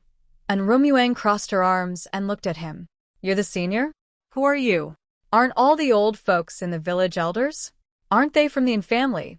Who do you think you are? No one believes you or listens to you, acting so big and bossy. You only bully my grandparents because they are kind. If you ever mess with someone like me, I could hit you 800 times in one day to teach you what manners and family rules are. Even the Yin family members were stunned. The kids were usually mischievous, but not this extreme. Today it was like a bomb had gone off. Bai Qiuing looked at the trembling children and said softly, Be good. Don't be angry. Little one, it's okay. Grandpa and Grandma are fine. We are old and have seen many storms. We don't mind. We won't bother with people like that. Don't be upset. Today, you can enjoy your favorite braised pork. Eat more meat, unlike him. And Rumuang's foot stepped on Liang Qingyan's foot, and she looked at Qingshui, whose nose and face were unrecognizable. How can I be fine? Why should I suffer unfairly? It's my first time being a person, and just because he's my younger brother, I have to be bullied? I refuse. People say the eldest sister-in-law is like a mother, and the eldest brother is like a father. What kind of nonsense is that? It's just a way to mock and insult my younger brother's family. Our family is honest, but I was born with a rebellious spirit. If you offend me, I will join the army, get a gun, and be the first to shoot you, old man, so you won't find your ancestors' tablets. When Inyazu was called to eat, he heard this and hurried over, holding a stick in his hand. You scoundrel! Dare to hit my parents? I'll fight you. Everyone thought Rumuang would be beaten, but she pulled her grandmother's body, bent down, snatched the stick from him, and kicked him out. Thinking about hitting me? Do you even have the guts? She hobbled over to Inyazu and stepped on his chest. And Qingshui, if I hit you with this stick and you really lose your descendants, will you regret bullying my grandfather? And Yaozu lay on the ground, looking at her with anger. Let me go quickly. Be careful, or I'll report you to the Revolutionary Committee. And Romo looked scared. I'm really afraid of the Revolutionary Committee. You think your family owns everything? Let them come after me, and see. I'm a military family member. Let's see who gets into trouble. Little brat, be careful. Offend me, and walk alone at night. Heaven loves to punish those who don't know their place. She looked at Qingshui's face, which was dark and angry. She felt sorry for her son, and sighed. We won't come near you anymore. Let Yaozu go. He's my only child, and I can't afford to lose him, but Enroma was not easy to control. She kicked the person 10 meters away and, at the end, still tried to stir trouble. Second sister, and did you hear that? You're not a descendant. You're just a money-draining burden waiting to be drained. She threw the stick into the fire stove, and the flames grew stronger. Everyone eat more meat. As long as you're healthy, no one will dare to bully you. Don't be afraid. If you're unhappy, stand up and fight. Eventually, they'll be scared. And Ingjun wiped his sweat. His daughter was too fierce, but he also felt it was right. Only in this way would girls not suffer unfair treatment.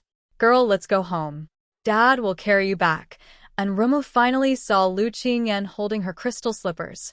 She pouted. Go home, go home. Not playing here anymore. It's so boring. Third brother, little brother, let's go home and eat. Being here ruins my appetite. And Ingjun looked at Shui. Big uncle, I hope this is the last time. We won't bother each other. Let's each live our own lives.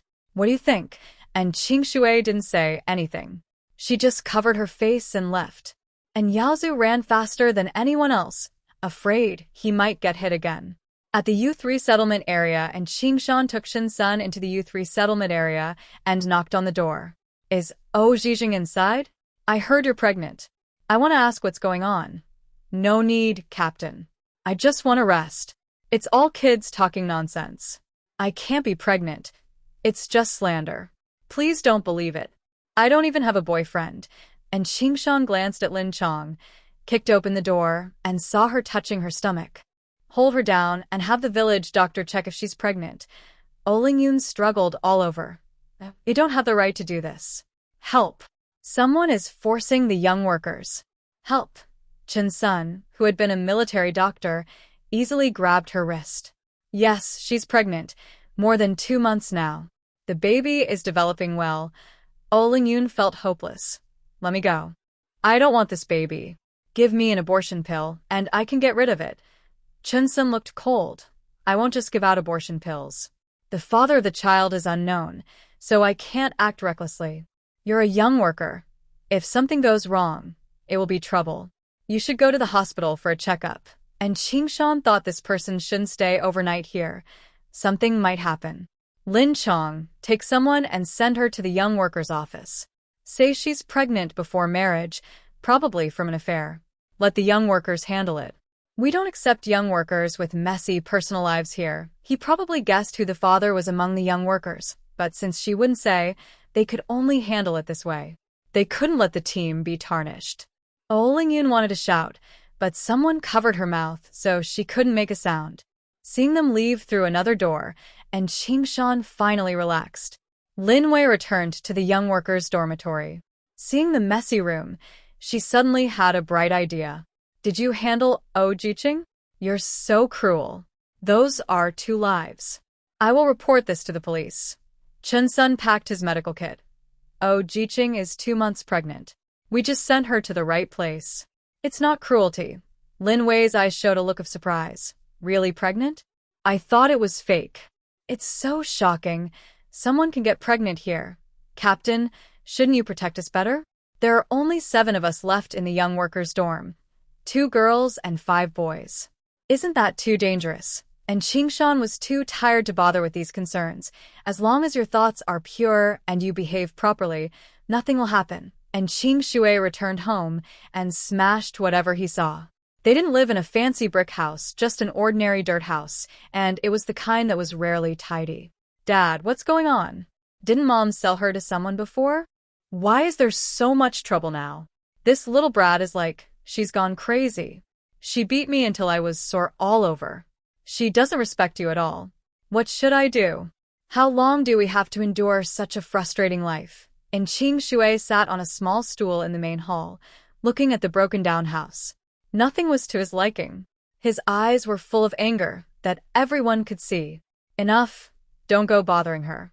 That kind of person is just unreasonable. Today, I lost face in front of so many people. I must find a way to get it back. Just leave it alone. And Yaozu was very confused. What exactly did his father do? Every time he needed money, his father could always find some. But where did the money in the house come from? Dad, I want to buy a job in the city and get a house. Then I can marry a city girl. She'll be better than them. Do you have money? And Shui looked at him impatiently. Do I know how to make money? I already gave you 100 yuan and you've spent it all. I haven't found a wife yet. Where did you spend the money? Let's talk about it later. I don't have money right now. Seeing his son go back to his room, he covered his face, clenched his fists tightly. And Qingshan, don't think I won't fight back just because I seem weak. If it weren't for your father's problem back then, I wouldn't be like this. Why could he live a good life, marry a well-educated wife, and have sons, while he was born into a family that only brought him trouble? He only had one son who was useless. All the good things seem to be taken by others. He definitely wouldn't accept this easily. And Ru Meng and their children ate at home. Lu Qingyan was also visiting her room for the first time. The walls were covered with clean newspapers, and even the furniture was the most complete, showing that her family valued her. Stop staring and come eat quickly. That old man made me so angry. Don't give them a good look when you see them later. What unlucky relatives. They're all born of the same parents, but why is there such a big difference? I even suspect that my great-grandfather might have adopted the wrong son, and Ru Sheng laughed out loud. How is that possible? Our family's ancestors started here. Grandpa is so clever, he wouldn't make a mistake. It's probably because Grandpa and he haven't seen each other in many years. Grandpa is living well, so he feels upset inside. Jealousy is normal. You'd better not worry too much. Hurry up and review your textbooks. In September, you'll start middle school as a transfer student, and you also need to prepare your living arrangements. It's busy. Tomorrow, our family's routine is to get up at 5, do morning exercises for an hour. Don't be late, or you'll be punished. Don't say I didn't remind you. He looked at Lu Qingyan and spoke bluntly. Third brother Yuan, since Grandpa said you're just like us, then you should train with us. We'll start with basic mountain running. Lu Qingyan was also curious about their training and wondered why Grandpa trusted him so much to join the Yin family. Even though they are old friends, they haven't seen each other for decades. Isn't he worried about how the other might feel? Okay, I'll get up on time tomorrow. But do we need to cook? I see only second aunt is cooking. And Ru Mo shook his head and explained the family's division of chores. Grandma and my mom and Auntie Da all cook. We chop firewood and gather pig grass. The family's work was not heavy. Grandpa, Grandma, and my mom sometimes go to the fields to earn work points. Most family members have jobs, so they can buy grain from the village. This division of work is clear and doesn't interfere with each other. At night, when the village fell silent, everyone started to move. In the youth commune, people sat together discussing. Captain Chen, this European youth, was sent back to the youth office. Should we still take care of him? After all, he's one of us. Chen Kun didn't expect the squad leader to act so quickly and send him away immediately. He wasn't worried at all that Oling Yun would betray him, since no one could prove they had been together. I will discuss this with the squad leader. You all should focus on earning work points and not let anyone in the squad cause trouble. A man leaning against the Kong, a traditional bed, was smoking a cigarette. Captain Chen, that doesn't sound fair. We didn't provoke anyone in the squad, but we don't know who is involved with Oh Jiqing. He turned to Sun Hai and asked, Sun Jiqing, is that your kid? Sun Hai looked terrified and wanted to hide immediately. No way, I haven't even spoken to Oh Jiqing. I've been here less than a year. How could I have any connection with her? I'm very poor. I came here just to earn money and support myself. I don't want anything else. You can take your meeting slowly. I'm going to bed. The person across from him threw down his cigarette and stomped on it. Anyway, she's not my type. I don't like that kind of person. My family would be furious if they knew. Go ahead and have your meeting. I'm going to sleep now. Tomorrow will be another busy day. Life is getting more and more tiring. Lin Wei grabbed his sleeve. Lin Jiping, don't go. We haven't finished our meeting. You can't just leave like this. There are only 2 girls here. How can we cook? Lin Jiping pulled his sleeve back. How we cook is none of my business. We don't share the same pot. I have my own pot. Chen Kun watched them leave, feeling a bit upset inside, but he didn't show it. Just cook as usual for now. Maybe some new workers will arrive soon, and you can share the work then. You two work hard. Lin Wei pouted and kicked Chen Xiao, who was silent nearby. Why aren't you saying anything? Do you find cooking tiring? Give some advice. Chen Xiao didn't respond. She cleaned up the cigarette butts and lay down on the bed to rest. Compared to being tired, I just want to stay alive. Lin Wei didn't say anything more. The room fell into silence. And Ru Meng closed the door and windows, checked that nothing was missing, then entered the space. She saw Rue, the man in black, had prepared a late-night snack, placed in the living room. Miss, this is a special late-night snack, made just for you. You're still growing, so eating an extra meal is fine. She didn't refuse. The roasted lamb chops were her favorite. And Ping, do you have a way to find out where the old houses? I think there must be some treasure there. And Qing opened a map of Harbin City and pointed to a spot near the edge of the city. This is the old O family mansion from its most prosperous time. No one has lived there for over 10 years. It's already fallen apart. If you're willing to go, you might try your luck. Maybe you'll get lucky. After eating and drinking, she headed straight to the old house in Harbin. Looking at the dilapidated place, she felt it was really hard to know where to start. Looking at Anping standing beside her, she had a fleeting feeling of being dominated by the old man. Anping, do you think it's reliable to start searching from the main room? This broken place makes me feel like it's not a house, but a trash dump. Anping tilted his chin. Your choice must be the best. If there's a treasure, you'll find out. Those people before were very clever and sneaky. Hiding treasures took a lot of thinking, so naturally it requires some effort. Anping thought the young lady would spend a lot of time searching, but actually, he was overthinking. Rumeng used to read novels, often to pass the time. She would get annoyed at unrealistic plots, but now she uses that knowledge as a tool. She entered the main room, where only a sturdy bed remained, still mostly intact. The rest was all crooked and broken. Holding a steel rod, she carefully pried open the middle of the bed. She had no doubts at first, thinking that was enough. But when she accidentally pressed the steel rod against the wall behind the wardrobe, it moved aside. There really was a secret room. She turned on her flashlight and slowly moved forward, feeling scared of encountering some monster, which would surely frighten her away. Anping, you explore the way. This is really scary. I'm so bored, coming to this dark place to find treasure. Anping didn't reply and kept walking ahead. After about 5 minutes, they finally saw a place filled with boxes. Oh wow, there really are treasures here. Hurry and open them, finding something is a win.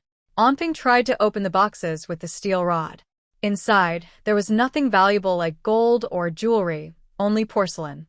She looked at the seals on the porcelain under the light, some from the Yuan, Ming, and Qing dynasties, mostly Ming and Qing. She waved her hand, taking all of them. I think this house must have other places where money is stored. These things are just ordinary objects, worthless in this era.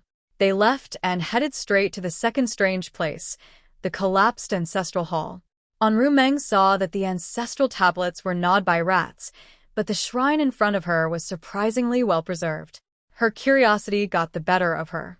She poked inside with the steel rod and was surprised to find a statue of a bodhisattva. She bowed slightly, even though she didn't believe in it, out of respect and not to disturb the spirit. I pushed it with my hand and saw that the tiered altar with the memorial tablets suddenly cracked open, revealing a 3-meter-wide gap. I stepped back 2 steps, feeling happy and excited. I was right to bet on this. Good luck is really on my side, unstoppable now. I and Anping walked down the stairs. As soon as we reached the bottom, we saw a bunch of boxes, all packed with moisture-proof equipment. They were sealed tightly. Are they preparing for a long trip? Or did the Ojia family not have time to escape and were caught? I didn't open the boxes. I just waved my hand and took everything away, placing it in the space. Anping, go to the space and organize the contents. Pick out the important items. The next place I want to go is the madhouse. I want to find out if that girl is truly crazy or just pretending. Suddenly, Rumeng disappeared from where she stood. She thought the madhouse would be very chaotic at night, but it turned out everyone had already been given medicine and was asleep, unable to wake up. I searched the madhouse for half an hour before finding her ward. Surprisingly, she had a companion living with her. They weren't afraid of fighting. I picked her up and entered the space. To prevent her from seeing my face, I kept wearing a mask. Before I could react, several needles were stabbed into my head, forceful and invasive. Lin Na, are you a kidnapped child? She nodded numbly, not knowing what she was doing. A voice kept resisting in her mind, but she couldn't help it. Yes, I am a kidnapped child. Did they raise you? Lin Na shook her head. No, I came here when I was 6. My hometown isn't here. This isn't my home. I want to go back. I frowned. Aren't you from Longwa? Lin Na giggled. I'm not from Longwa. This place is dirty. If it weren't for a big mission, I wouldn't stay here.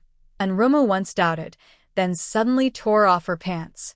Wow, this is a man pretending to be a woman to deceive others. Didn't the doctor here notice this?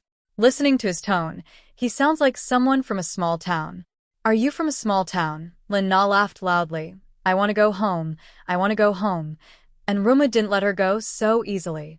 Even if she was crazy, she had to get some value out of her. Where is your main base? Where did Scarface go? Lin Na was stunned, her eyes a bit blank, and she stopped laughing. She trembled slightly. Scarface? Who is that? He's the fierce-looking guy who captured us. Don't you remember? She chuckled softly, with a hint of awe. Are you talking about Major Sanger? What? Major? That's just a small town. I should have used all my strength back then and beaten him to death. I regret it now. Where is your main base? Do you have a stronghold in Harbin, like a treasure place? Or someone you contact? Tell me clearly, and I'll send you home. Lin Na babbled on, probably thinking she didn't understand the language of cherry blossoms. Luckily, I am familiar with 7 languages from my past life. English, Japanese, French, Korean, German, Italian, and Russian. Their black market is actually their hideout. They're sneaking around right under the people's noses and can go anywhere. During the process of gathering information, they also figured out the situation of the entire team's children and planned escape routes. Truly impressive. And Ping, have our people take down that black market. Replace them with our own. And Ping nodded at the goods he received, looking very calm.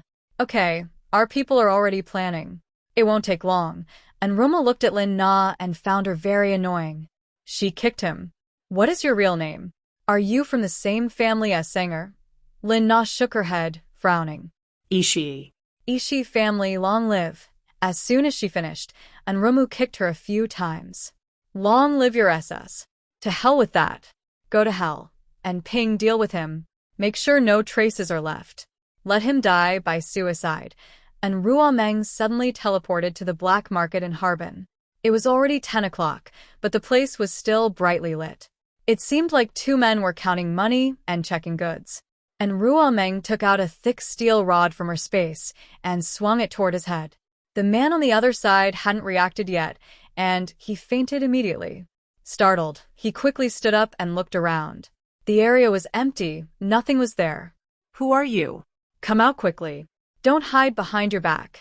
The other person held a stool and backed away, saying, I saw you. Don't hide. I really saw you.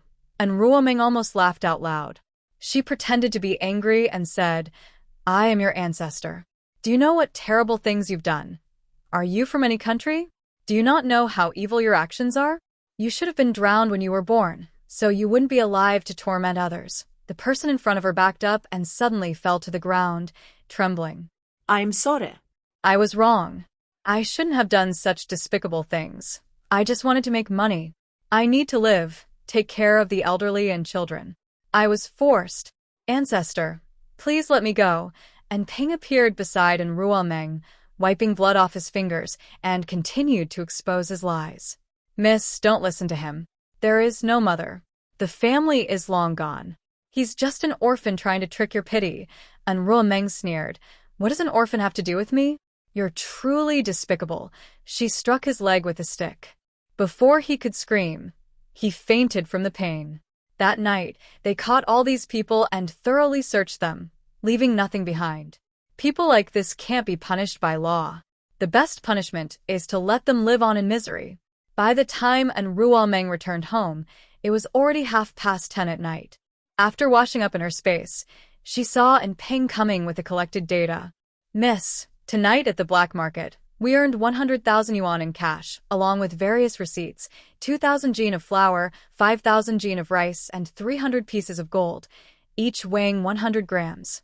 There are 5 bicycles, 3 record players, 10 bolts of fabric, 5 in bright red, peanut oil, 3 barrels of soybean oil, 10 packs of high-quality cigarettes, 10 bundles of tea leaves, 10 bottles of fine wine, and some jewelry and gemstones. Over at the Ojia side, things are simpler, mostly antiques, 50 boxes of gold bars, each box containing 100 bars, with each bar weighing 500 grams, 10 boxes of silver yuan, each with 120 coins, and 10 boxes of silver ingots. There are also crown ornaments, jewelry, fabric, and other items. And Ruomeng shows no special reaction. She doesn't mind having a lot of money. In her past life, she had countless assets, but she still likes to earn more. That's her nature. Just leave the money with you for now. Give me those receipts, and I'll find time to spend it all. Keeping it isn't useful. And Ruomeng thought that after doing something so intense, she would have trouble sleeping tonight. But surprisingly, she fell asleep as soon as she lay down. The spiritual liquid in the space kept overflowing, increasing in concentration. Suddenly, the space was covered in mist. At 5 in the morning, she put on long sleeves and pants, her hair tied up high. She saw the others waking up too, though they looked sleepy. Hurry up. I'll wait for you at the front. Whoever arrives late to the top of the mountain will have to deal with the pig grass today. Luo Qingyan was already ready and ran ahead with her. Let's see how long you can last. If you can keep up with my pace, I'll teach you my secret martial arts. No one in the army can beat you. In the face of true strength, schemes and tricks are useless. Luo Qingyan adjusted his breathing naturally. He looked at her face, flawless and even dazzling in the weak sunlight. Early riser and Ingjun also joined their training. Today, he was returning to the army. He had been there too long, and there were many things to handle. He planned to take his daughter slowly, but she ran faster than anyone. Even his fastest son was left behind. He wanted to call out to her, but she was already holding a small whip, acting as if they weren't worth her time. Hurry up. The 4 of you are so slow. That leg of yours needs to move faster. Loosen up your muscles and bones. The sun is about to rise. Move quickly. Little brother, you're even slower than when you were 8. Take a year off and you've become so lazy. Big brother, you're slower than before. You still need to train tonight. Lu Qingyan, your breathing is off. Who usually trains you? This isn't proper. If you want to become top-notch soldier, you need to train step by step. You have to think. Using brute force always makes you a little soldier. Thinking makes you a general. I'll give you 5 minutes to reach the top. Hurry up. And Ingjun watched as these people were much older than his daughter and scolded them like a grandfather. Little one, if you don't guide me, I can still improve at my age. And Ruomeng looked at him and said, you exercised last night and it was quite a long time. Maybe it's better to stop for now. When you rest, practice your physical and strength training. It will help you. Also, my mom's health isn't as good as you think. If she keeps going like this, it could be dangerous. Remember to get family planning supplies. I don't want to be an older sister. And Ingjun looked at his daughter's small figure, feeling a bit flustered in the wind. He wondered what he did last night that his daughter could see so clearly. Was it so amazing? His face felt a little embarrassed. What's going on? Hey, daughter. We don't plan to have more children. Do you have any birth control methods? I want to prevent your mom from suffering. Give me some medicine. And Ruomeng waved her hand and said, wait. Once I finish developing it, I'll send it to you. You won't have any problems in the next few years. Really, you don't plan to have more sons? These days, everyone likes having more sons, right? The more, the better. No one dares to mess with you. All the military camps from east to west are your sons. And Ingjun looked at the children in front of him and shook his head. Having you 3 is enough. Your mom finally relaxed a bit. Originally, you were an unexpected pregnancy after birth control, but your mom insisted on keeping you. I even dreamed you were a cute little girl, so I decided to have you. I wanted to get your mom sterilized, but she didn't agree, saying it was bad for her health. Isn't that just trying to prevent pregnancy? It wouldn't be so coincidental if we were all grown up, and Ingjun ran up with her, breathing a little unevenly. I know, he said. Having a son like that makes me feel close to death. Rumeng heard his heavy breathing. Dad, run at my pace. Breathe deeply and stay calm. You're older than us, so you need to adjust to your age. I'll dig some medicinal herbs in the mountains later to help you improve your health. Those old injuries are healing now, so you won't have trouble when you're older. And Ingjun pushed himself and reached the top of the mountain. Looking at the rising sun, he felt that life was really good now. Do you want to practice boxing? Everyone shook their heads and looked at Rumeng, waiting for her to give instructions. All 4 of you watch carefully. I'll show you a demonstration. I'll see how much talent you have. She stood straight and gestured to her father. Dad, come attack me. Let's see if I can find your weakness. And Ingjun looked worried. I don't want to hurt you. I have a lot of strength. Rumeng wanted to tell her father that her strength could break a big stone. Dad, come on. We'll be working in the field soon, and you still need to return to the army. And Ingjun also became serious. He attacked her, but he still controlled his strength. However, when his daughter's fist hit him, the pain was so intense it felt like his soul was leaving his body. Oh my, is this my little sweetheart? Is this ironclad body armor? It's too painful. He kept retreating step by step, seriously fighting back, and only then realized how strong his daughter was. She usually acted like a gentle lamb, but this was terrifying. They practiced for about half an hour before stopping. Rumeng lowered her hands, took a deep breath, and her breathing quickly stabilized. How much did you all understand? Is there anything you don't get? Everyone shook their heads. No, I remember everything well. I'll take them to practice. You and Brother Sanyuan can spar. Rumeng nodded. Some skills she could teach, but understanding them really depends on one's own talent. Not everyone is suited for this path. She took Lu Qingyan to the sunny part of the mountaintop. The attack I taught you is powerful and can be deadly. It requires strong force in your legs, arms, and legs. You also need to practice more on the back. Look carefully. I'll show you once.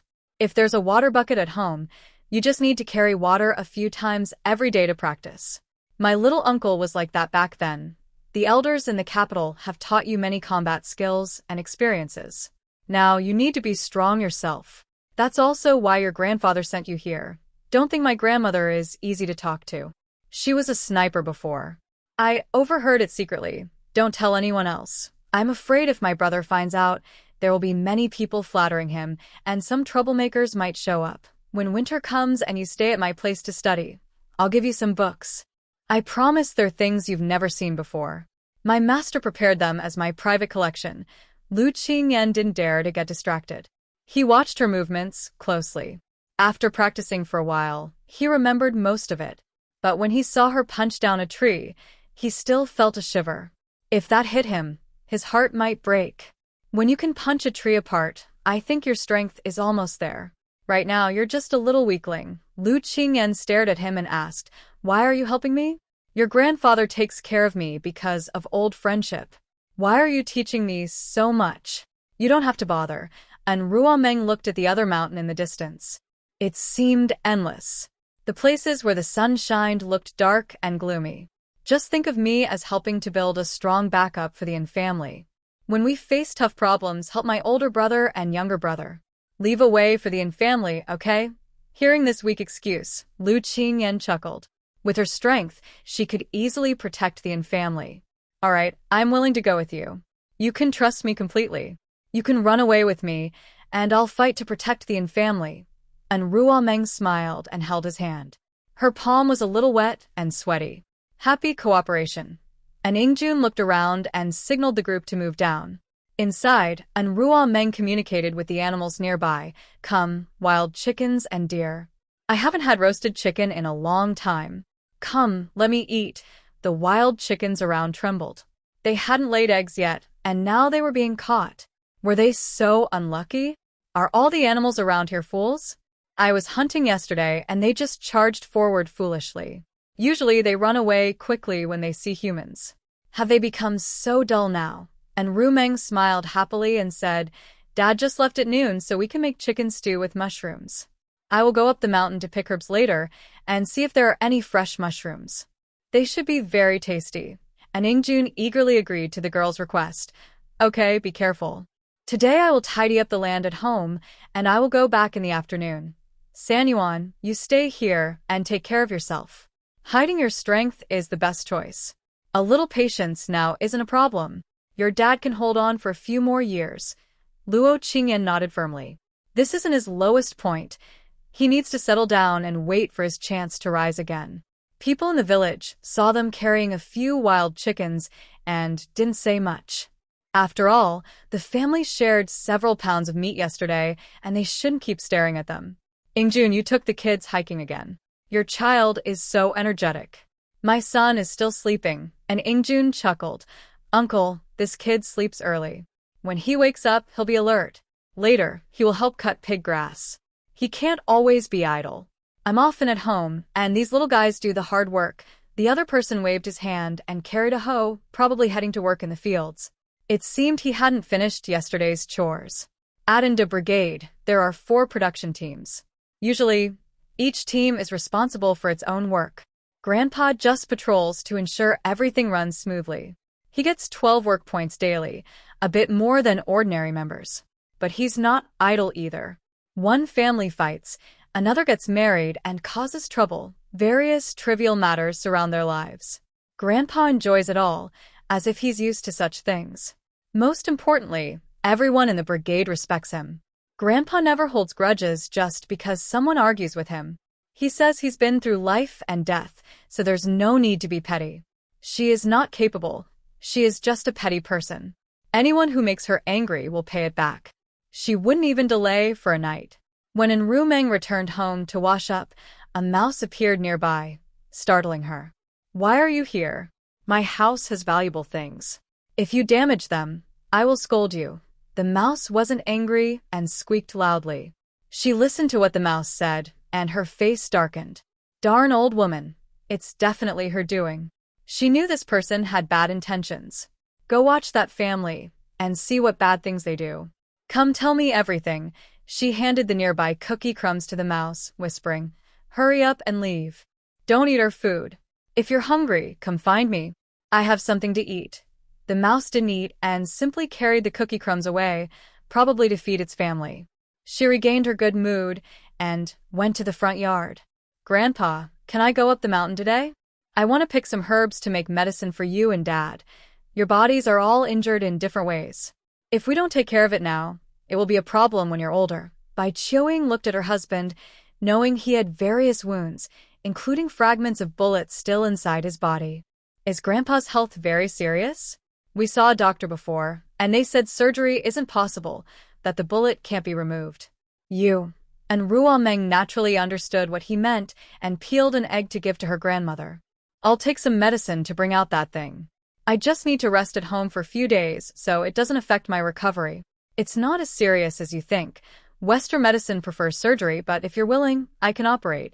However, it would cause more damage to the body. Grandpa is over 50 and recovery is slow. It's not worth it. Traditional Chinese medicine takes longer but has no lasting side effects. I'll check his pulse. The injury isn't in a vital area, and it will heal in a week. And Qingshan knew that only if he was alive could the children in the family move forward without worries. All right, go up the mountain to gather herbs. Be sure to watch the surroundings so you don't get lost. There are many large predators in the mountains. Stay away from them. If you can't avoid them, climb a tree. He looked at Lu Qingyan.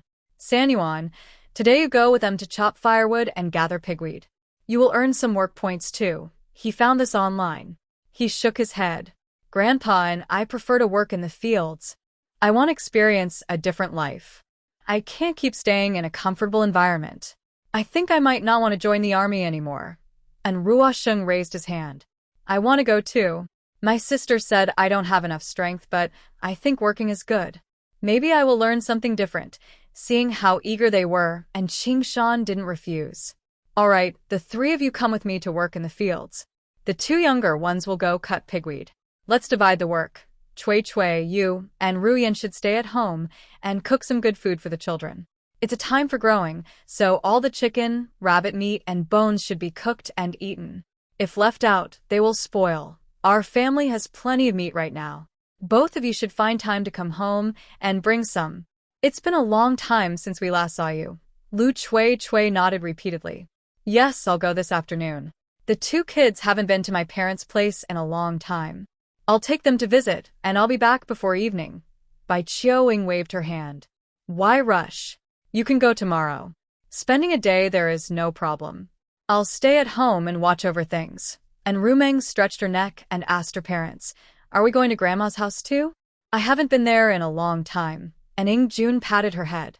Tomorrow your mom will take you. Dad has to go back to the team today, but I'll visit your grandpa to let him know you're safe. Qin Ruyen didn't think much about it. No need to rush. Your matters are more important. I can go to my parents' house anytime. Tomorrow, I'll take you there and your brother can stay home and work the fields. The brothers and Ru Sheng and his sibling didn't show any special expressions. They often went there too, usually being sent back by their uncle, sometimes getting scolded. They each went to do their own work. And Ru Meng carried a small basket and ran through the mountains, feeling like she was in a place with no one around. She picked medicinal herbs and carefully placed them into her space to grow. Before she knew it, she reached a deep part of the mountain. It felt dark and unfamiliar, and she couldn't tell the directions. Just as she was about to turn back, she saw something that looked very familiar. Oh wow, this is wild ginseng. Look at its color and the number of leaves. It's really rare. She didn't have any tools with her, so she took some from her space. She untied her red hair ribbon and carefully cleared away the obstacles around her. Meanwhile, Lu Qingyan was following people down the hill. The leader of the third production team was named Kong Ri. His name suggested his family had fought in wars. He was a young man, about 30 years old. You 3 kids, today you're helping to harvest corn. This whole area is yours. If you don't finish today, you can't go home for dinner. That's the strict rule. Can Sheng finish it? Although it wasn't the right season, everyone was joking around. And Ru Sheng looked nervous. Yes, I will work late if I have to. My grandpa can do it, so I can too. They both worked on the farm when they were young. They did a good job and also taught Liang Qingyan how to do it. You need to use the right strength when husking corn. Don't use too much force, or your hands will get blisters and hurt tonight. Liang Qingyan felt uncomfortable inside, unsure if it was mental or physical. He clenched his teeth and watched others work, then rushed forward without hesitation. And Rushi was surprised by his speed. Is this person on some kind of stimulant? How can he be so fast? It's his first time doing farm work, yet he seems more experienced than us. And Raijing shook his head. Probably because he wants to leave quickly. It itches here, and I can't stand it, let alone someone who's never been here before. But he didn't say that he had never seen a young master so unpretentious. It was quite impressive. Youth Work Office Chen Kun asked for leave to visit Oh Lingyun. Seeing her listless, he asked, How did you end up here? What's the situation now? Oh Lingyun sneered and watched to see what he would do next. What's the outcome? They sent me to the farm, but it's no place for a person. You better get me out of here. Otherwise, don't blame me for not showing mercy. Do you know if this child is yours? Don't blame me for calling your family. At that time, everyone in Shanghai knew that the grandson of the city's party secretary was born on the farm. Isn't that shocking news? I checked and the child is healthy. It's a boy. Your Qin family now has a grandson. Don't you have a younger brother? Don't you think this is a good time to fight for the family inheritance? More children mean more security. This is your own son. If you don't want him, I have nothing more to say. Just pretend I was mistaken. Anyway, having the child with me is suffering enough. It's not my shame. Chen Kun thought about this last night and asked for leave. Are you sure it's a boy? Did you lie to me? Oh Lingyun pushed her hair back and chuckled softly. You'll know once the baby is born. If it's not a boy, you can crush it on the spot. I won't say a word. I don't ask to go back to the city. I just want a better life. You know my parents need many more years to be rehabilitated. I need to survive, must survive. You can play with anyone, I don't care, as long as you give me a place to stay. Isn't that okay? Chen Kun pursed his lips, turned around and walked out. I'll go buy you some clean clothes. When I return to the team, I don't want to marry someone like this. It's bad luck. Oh Lingyun took a deep breath. She had won the gamble. As long as she could leave, it didn't matter if she had a child. One day, she would find a way to escape. Getting married to someone like this was not her goal. She wanted to go back to being a rich person's child and didn't want to stay in the countryside. She didn't know what Chen Kun had done, but the youth office quickly let her go and told her to wash up before returning to the youth dormitory at the team. And Qingshan received the news immediately. He frowned as he looked at the scene in front of him. Chen Youth, what are you doing? Or is the child's father you? Unless you get married and register, the team won't keep someone like this. Chen Kun smiled politely. Captain In, we can get married, but registering now isn't convenient, is it? I haven't even told my family that we can't register. If you could just give us a certificate, many people are living together without registration. And Qingshan didn't believe this nonsense. Many people didn't have official registration, but still lived together. He knew clearly that without a marriage certificate, she could run away at any time, leaving him with a mess to clean up, and then accuse him of being irresponsible. No, if you don't register, it's not legal. Your child can't be born, and the team won't let you stay here. You're pregnant outside of marriage, which means you'll be publicly criticized. Do you want that?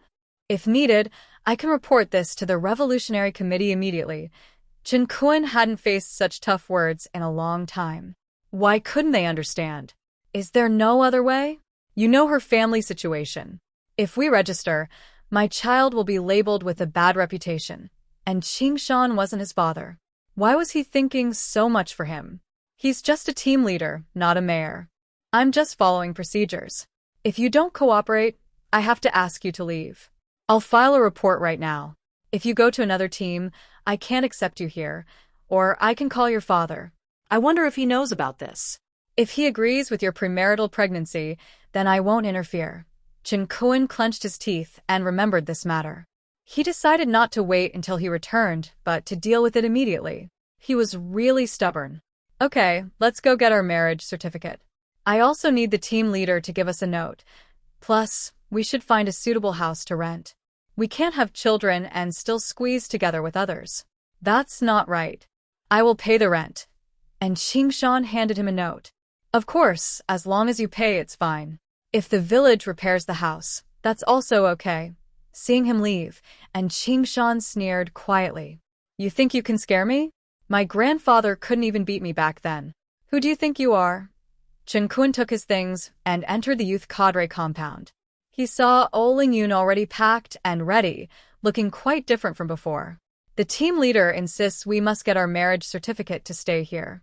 I plan to rent a house and live separately from them. It's very inconvenient for many people. Lingyun was very happy, not knowing what was coming next. Chen Kun rode the only bicycle in the youth cadre compound, taking her toward the county. When they reached the village entrance, he looked up and saw Anrua Meng coming down from the mountain with a bright smile, carrying many fresh mushrooms on her back.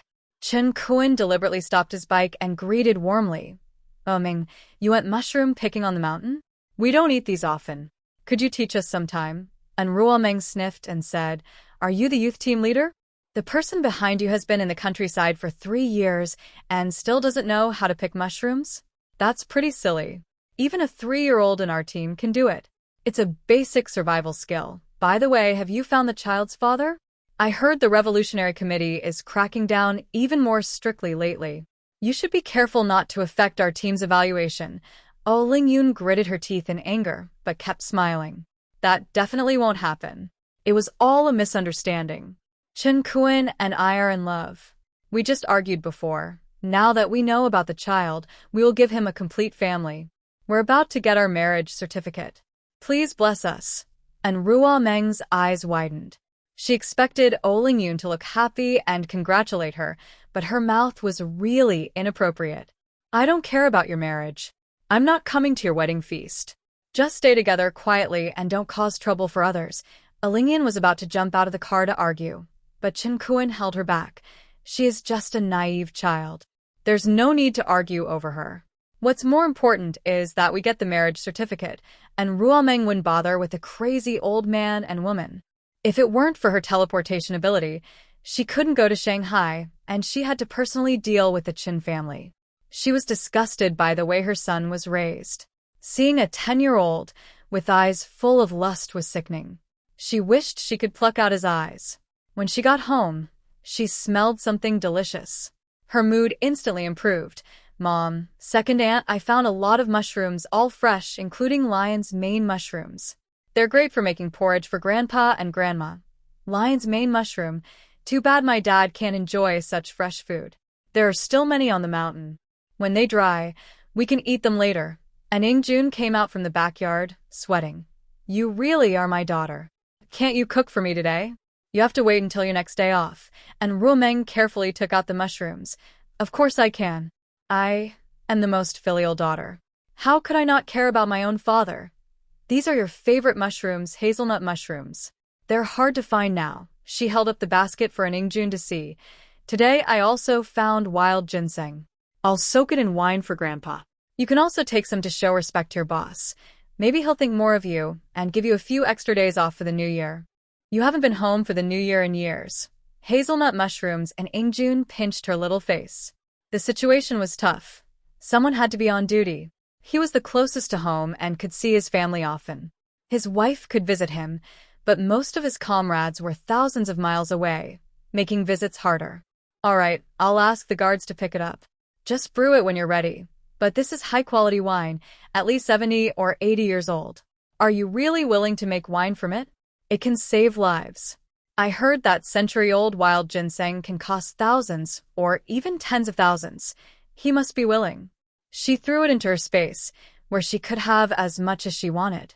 Growing it would only take about a week. No problem. I can keep digging. Do you need some? I'll save some for you next time. There will still be more in the mountains. If you need anything, just come find me. I think some ginseng can't be saved, but maybe I can save it. That way, I can help you. Oh, this girl really hasn't been wasted. Even at such a young age, she's already thinking about her future. Don't worry. I can support you. You don't need to help with my career. Just focus on studying well. Don't keep fighting. That would make me happy enough. And Ruomeng rolled her eyes at him. You're ungrateful, Mom. The food is cleaned up. You can just put it in and stir-fry. I think we can eat 2 buns today. Lu Tsuetsue held 3 large potatoes from the backyard. Today we'll eat rice. The kids have worked hard. In the future, we want to eat well during the day and be full at night. Grandma said if we run out of food, we can buy more. And Ruomeng looked thoughtful as she stood there. And Ping, if possible without being noticed, try to increase the family's food supply. There are 6 children now, and I think it's hard for any family to support so many. She touched the water jar, dropping a drop of spiritual liquid, wishing everyone in the family good health and hoping to avoid all the tragic endings from her past life. Her special favor in the family shouldn't be disturbed. Let her stay behind her grandparents, who are secretly powerful, earning money quietly, acting behind the scenes like a little helper. And Ingjun cleaned himself up and went into his parents' main room. Mom, Dad, I'll be back on duty this afternoon. Here are 300 yuan for you too. The children are well fed at home. This is my bonus from the last mission. I want to give the kids some extra nutrition. I'll exchange the food stamps later. Thanks for taking care of the family. Bai Chioing pushed the money back, looking reluctant. Take the money back. My husband and I raised all 3 of you. Now we can continue to take care of the family. Yen Yen and your younger sister usually give me money, and you should also look after your small family. Besides, the 3rd child sends money every month. The family won't neglect the children. As the eldest, and Ingjun thought more carefully and gradually took on more responsibility from his father. Keep the 3rd child's allowance for him. I think his future will be better than mine. There's a good chance he'll settle in the capital. When that happens, I'll help him set up a business, so his path will be easier. And Qingshan fanned himself with a fan, occasionally waving it. It's good that you have this heart. You've already done a lot for your brothers. You helped your 2nd brother find a job through connections, and you've supported your 3rd brother's studies. I am only going to advise him to be careful. You need to take care of your small family. The children are grown up now, and their future should be considered. They could join the army, become workers, or farm. It's all up to your decision as a father. And Ingjun clenched his fists. Dad, Mom, I will let them join the army. Farming is good and safe. They haven't faced big storms in life, but they're smart. Is it really good to keep them trapped here? This morning, I saw their siblings practicing boxing. I think the family has hope. We can still go back. We won't betray Grandpa's plans, but it will take several generations of effort. Actually, Jiaoer is stronger than the 4 of them. She is more skilled than me. She is the one who might bring great change to our family. I wonder if she will find a chance to rise with the wind. Ashan's fan stopped moving. You are better at fighting than her? Have you trained with her? Yes, she can counter my moves. Once she punches, she can knock down a tree trunk. I saw it myself. This girl shouldn't be wasted here. If there's a chance, I want to be transferred to the imperial capital. After so many years of silence, my children are grown. I want to keep fighting and see how much I can do. My younger brother is alone in that whirlpool. I don't feel safe. Brothers should stick together rather than walk alone. Bai Qiuying knew her husband left because he had no choice. Being too obvious would invite revenge. But staying silent forever isn't good either. Raising wild wolves turns them into dogs. They lose their courage. Facing enemies, they can only feel helpless. When they want to stand up, there's no chance. If you've decided, your dad and I will support you. Always think of the family first. Safety is the most important. What will happen to the children depends on their effort and family education. Whether they succeed in a few years is up to fate. As long as my dad and I are here, this family won't fall apart. You can rest assured. And Ingjun nodded softly, saluted his parents, and then went back to his room to pack. Qin Rian was still packing her husband's luggage when she saw his eyes red. He also took back the money in his hand. Did Mom and Dad take it? No, they didn't. They said there's still money at home and told us to take care of our small family. We will need more money in the future. Qin Rian chuckled. Then why are you crying? Your eyes are red like a rabbit. Are you angry with me? And Ingjun leaned on her shoulder and said, Wife, you've worked so hard, running back and forth for work and taking care of the children. You have such good conditions, but you married a poor man like me. You should live in a bright, spacious house, not in a dusty rural area. Qin Rian stopped her actions, knowing he was starting again. He always brought this up, afraid she might feel wronged once more. There are many capable men in the world, but they don't care about me. They might even use my father to climb higher or flatter others, but you haven't done that. All I ask is for your safety, for you to be kind to me, and to keep me in your heart. As for those fancy houses with your current ability, you could easily give me one. It's not because I have to be away to take care of the family. When the children are a bit older, we will move with our parents to the family housing area and let my second brother and his wife move to the city. That way, we won't have to come back. You don't need to feel guilty about this. I feel very happy. The money you earn is for me, and you care for my parents.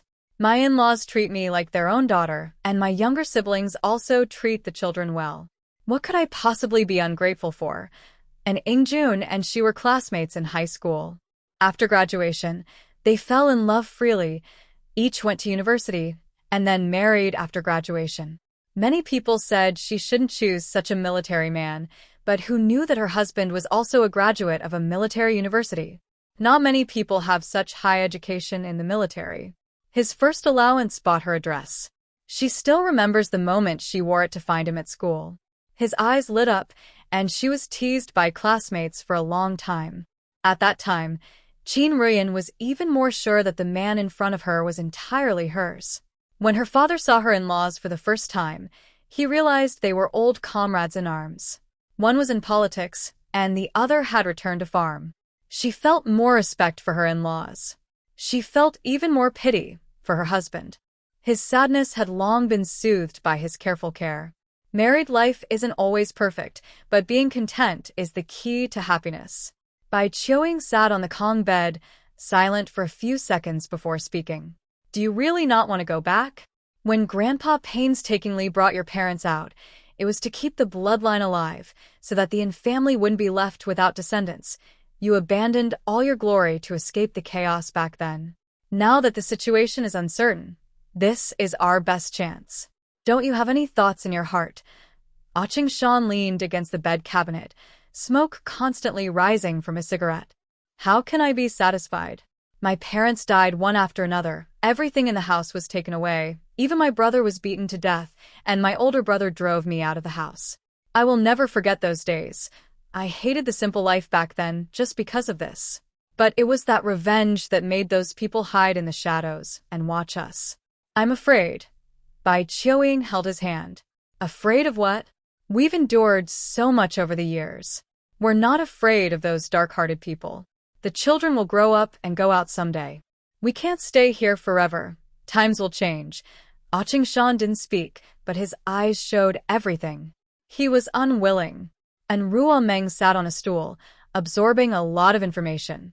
It turned out that Grandpa's identity was unusual. Could it be that because of such a secret, everyone in the family was killed? But why hadn't she seen the tragedy at Qing Shui's house? Isn't he also a descendant of the family? Or maybe he wasn't born from the same mother as Grandpa, which is why, after Great-Grandpa and Great-Grandma passed away, he took all the family property and drove Grandpa out. He even allowed Lu Dia to sell himself. What exactly is going on? She looked up at the small bird on the eaves. Go and watch Qing Shui's house. Don't miss any news. I want to know the full story. Qin Ruyan carried her bowl and stepped outside, seeing her daughter staring at the eaves. Jiaoer, what are you doing?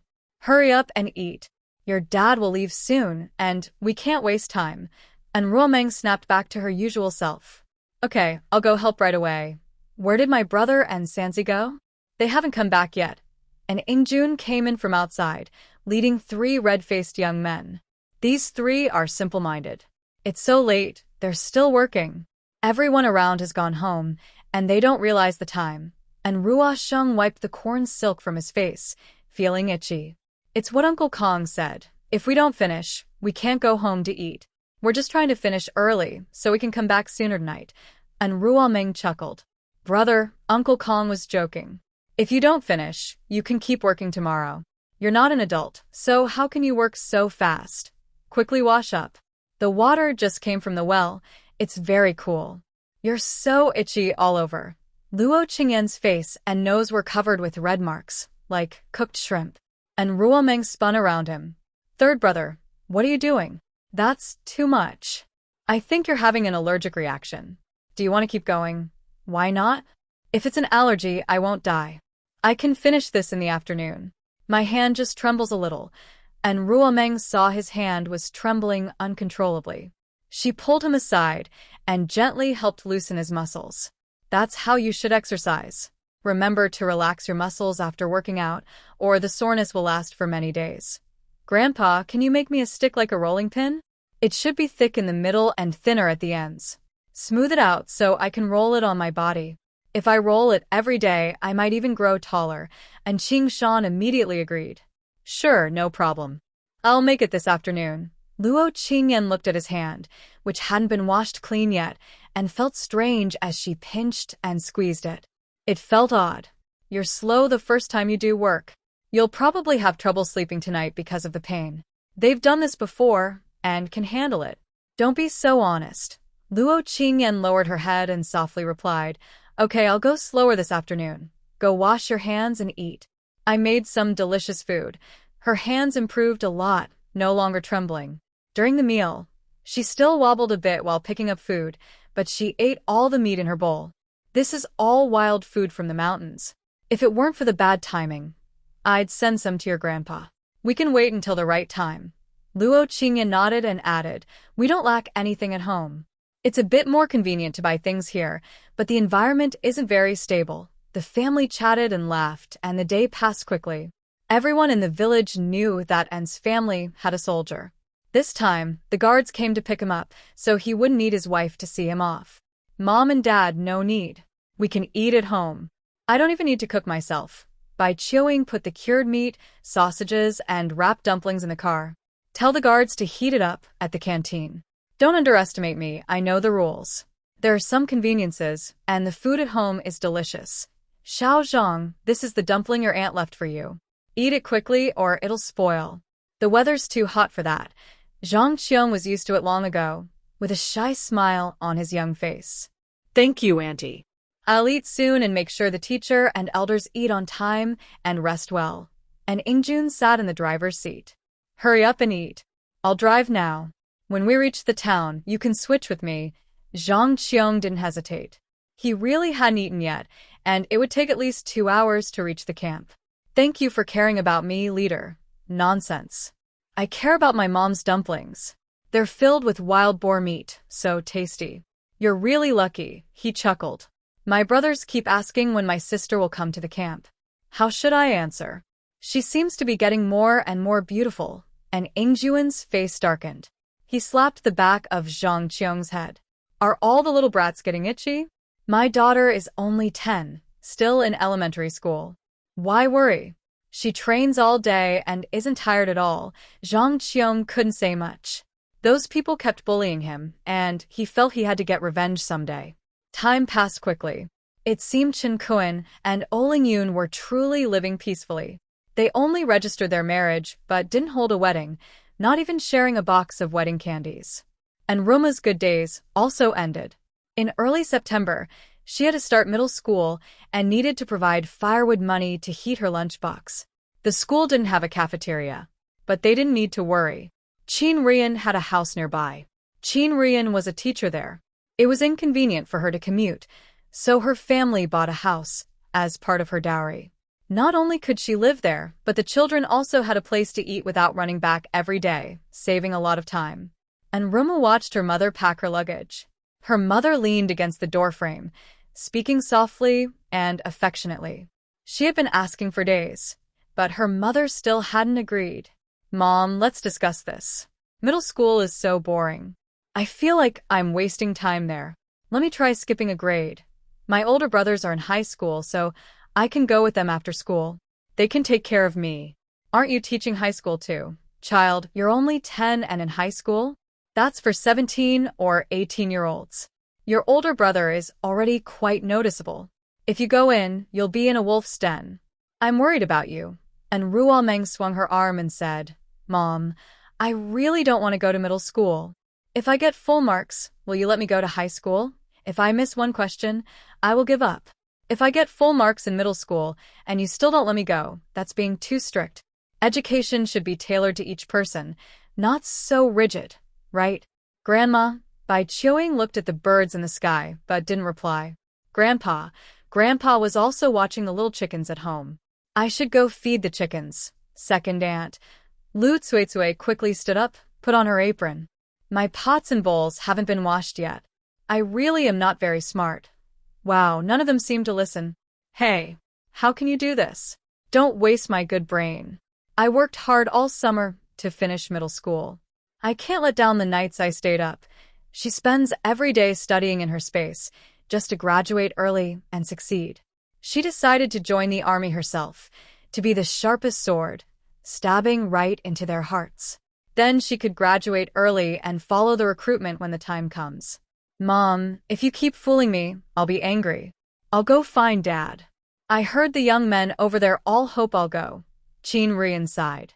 Why is this child so stubborn? Taking it step by step isn't bad. She's just like her father, skipping grades in middle school. All right. If you can't get full marks, you'll just have to study honestly in middle school. Do you hear me? And Ruo Meng definitely agreed. Lu Qingyan thought she might be a little impatient. Seeing everyone busy, she pulled her to a corner. "Aren't you planning to show your talent these years? Why have you changed?" And Ruo Meng shrugged. "I just want to finish my studies." "Showing talent? I don't want to waste time at school. It's all boring kids. There are so many opportunities in this era. If we want to climb quickly in the military, there's only one way: make achievements, especially do what others can't. For example, catching enemy spies, arresting traitors, fighting corrupt officials, or even dealing with unqualified officials. Do you think I can do that quickly? I don't believe it. With my way of thinking, I can't catch those people." Luo Qingyan felt dizzy. Sure enough, this person's way of thinking was different from his. He was still too honest. "I tell you, don't do anything reckless. If there's any danger, remember to call me. At least someone will be there to handle your body if something happens." This person really underestimates others. "So, are you going to do it or not?" "Of course I will." "But are you planning to join the army too? You don't like worrying about things. Why would you go into the military? It's all rules and discipline there. You definitely won't adapt." And Ruo Meng chuckled softly. "Who said joining the army is just about worrying? I have my own tricks. Just leave it to me. When I'm not at home, remember to keep practicing your skills. Whether it's the women and men in the village or the youth in the youth camp, don't trust them too much. No one can really guess what people are thinking." Qin Rian turned around but still couldn't find her daughter. "Jiao, it's time to go. Grandpa won't be back soon. Hurry up." And Ruo Meng looked out and said, "I know. I'll be right there. I want to pick a persimmon to eat." "Did you hear what I said? Say something." Luo Qingyan watched her kick him, and he found her very adorable. Got it. Remember to think of me when you're at school. Why would I think of you? Do you have anything worth thinking about?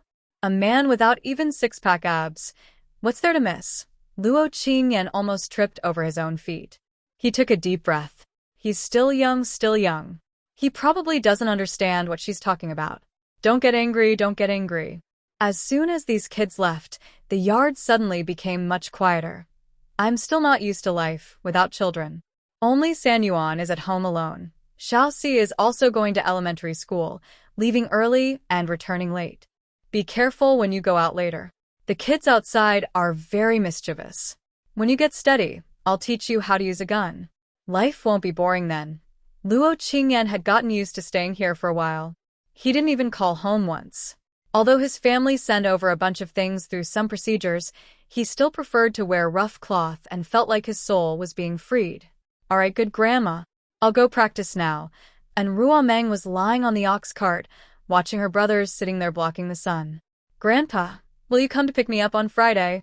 This was the first time Qingshan had been away from his granddaughter for so long. Probably because Grandpa Tang came to pick you up. He mainly does this kind of work, and the wheat harvest is almost over, so he can't spare much time, and Rumming was not disappointed. This was normal. Grandpa always considered the autumn harvest the most important. Harvesting is the livelihood of the common people. All right then, my brother, and I can only walk back. It's quite quick, about an hour. And Qingshan didn't stay long. After seeing them settle in, he hurried back to the team. Qin Ruyan looked around at the dusty room, which hadn't been lived in for over a month. Xiao Sheng, take your two brothers to clean the other rooms. Jiaoer, this room is yours to stay in. It's the most ventilated. You can clean it yourself. I've put the bedding here. I need to buy some food, or we won't have anything to eat tonight. And Rumming nodded. No problem. I can do it myself. Be careful outside. I saw some vegetables, so we can just have noodles tonight. Simple and easy. Qin Ruyan asked the children for their opinion before leaving. And Rumming looked at the dirty room and felt overwhelmed, unsure where to start. And Ping came out of the space. Miss, let me do it. You can rest nearby. The clothes and bedding on the ground are all new.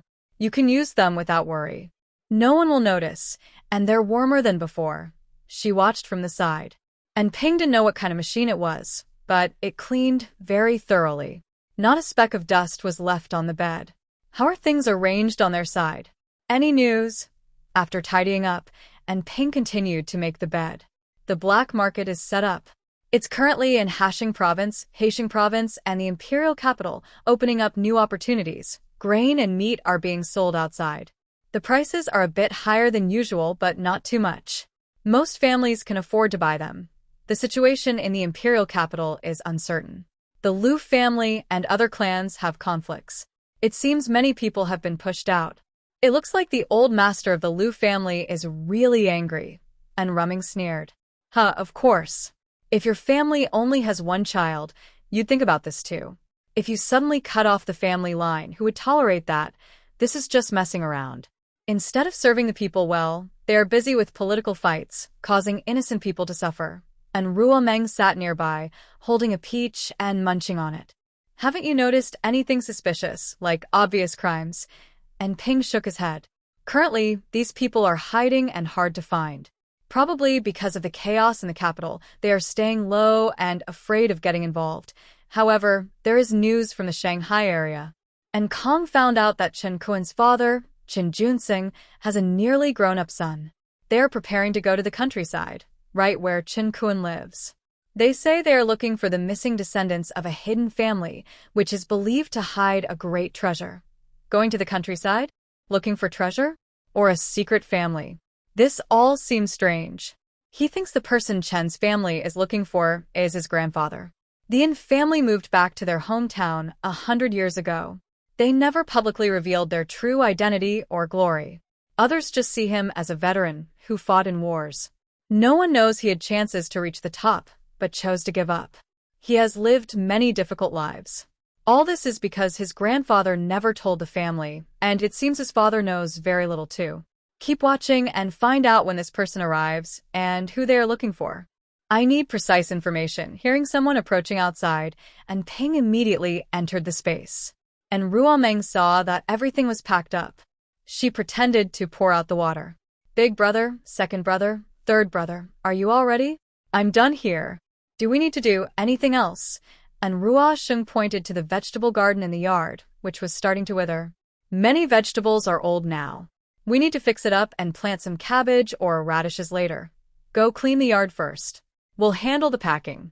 You might get itchy again. Second brother, go fetch some water and boil a pot of hot water. We'll need to wash our hair and bathe soon. The little sister loves to stay clean. Third brother, clean the main hall so mom won't have to do it when she comes back. Let's work together to save time, so we don't stay up late. Tomorrow, we have to go to school and clean the classroom. When Qin Rian returned home, she saw the house was already clean and tidy. She didn't need to do anything. She couldn't help but feel grateful that the children were so thoughtful. A few people had their first meal here. Early in the morning, they went to school. The oldest and second child went to high school, the third to middle school, and Qin Rian took Rumen to the principal's office. They arrived at a modern-looking building and knocked on the second-floor office door. A deep voice responded, "Come in." Qin Rian entered with her daughter, still smiling. "Principal Zhou, I am Qin Rian, the homeroom teacher for the high school. This is my daughter. I want to ask if she can take the school's acceleration exam." Principal Zhou squinted and looked at Rumen. Acceleration? The school hasn't had students skip grades for many years. Which grade are you aiming for? The higher-level courses might be too difficult for you. She shook her head quickly. Hello, Principal. I can keep up. I've already studied middle school courses at home. If I can't keep up with high school, I will go back to middle school. I just don't want to waste time and money. If I already know the material, I might as well start working to contribute to the country. Principal Zhou adjusted his glasses. It's not impossible. I do have test papers here. But are you sure you want to skip grades? You will have to accept the consequences yourself. Qin Rian looked at her daughter, feeling helpless. The girl was so young, but so determined. Principal let her try. She has always learned faster than others. She ranked first in the entrance exam. Principal Zhou didn't say much. He took out all the test papers and handed them to her. In 1970, middle school courses mainly included politics, Chinese, math, English, industrial basics, agricultural basics, music, physical education, art, and labor. The later courses were mainly for farming and labor skills. And Rumen took the test papers without hesitation. These subjects were very basic, similar to elementary school questions in her previous life. Both of them thought she would take a long time, but she finished all the tests in just an hour. Qin Rian was stunned. Principal Zhou quickly graded the papers, eyes full of surprise. This child is truly talented. Not a single mistake, even full marks in English. The education here is excellent. Teacher Qin, you are truly a model teacher. These children are all good students. You've put in a lot of effort. Qin Rian felt a bit embarrassed inside because she hadn't taught the children much. They mostly learned by themselves and encouraged each other. Since the children are studying seriously, does that mean she can attend high school now? Zhou Hao put away his exam paper and nodded.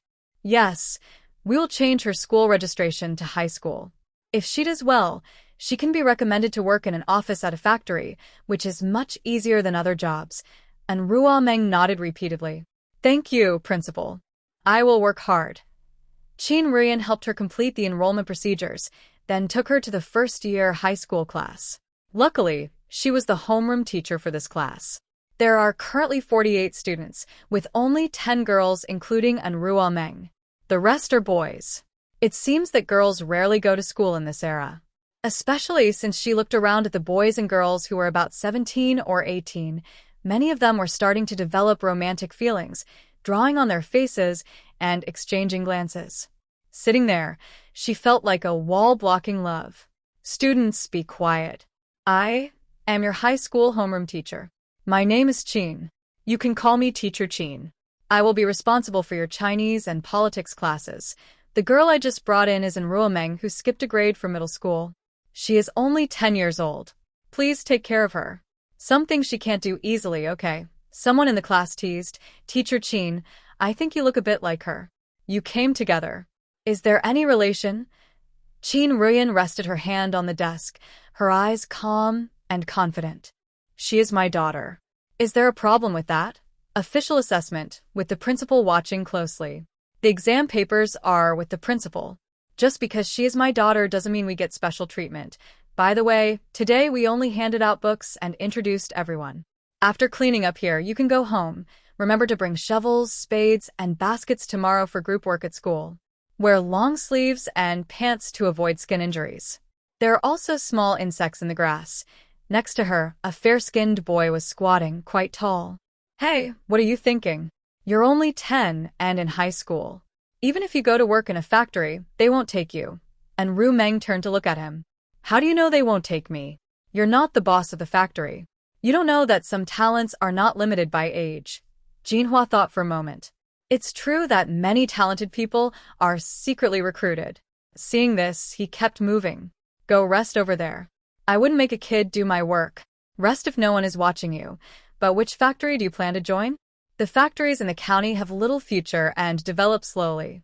Are you thinking of going to the city? And Ru Meng stood nearby, wiping the glass. Why not go to the provincial capital? Isn't that bigger? He was stunned. You have bigger ambitions than me. My name is Jin Hua, and I work in the city. I mainly come here to take care of my grandparents. And Ru Meng didn't stop her work. My name isn't Ru Meng. My family is in Shang'an Brigade below. You have good conditions, you could go to the provincial capital. Limiting yourself to the present is a waste of youth. Jin Hua watched her small figure walk away. Limiting yourself to the present is a waste of youth. I've learned something again. And Ru Shen carried a bucket of water over, placing it with a clink at his feet, his eyes showing a hint of displeasure. I warn you, stay away from my sister. Your reputation isn't good at all. If you dare to bully my sister, believe me, I'll slap you. Jin Hua frowned. That little rascal, your sister?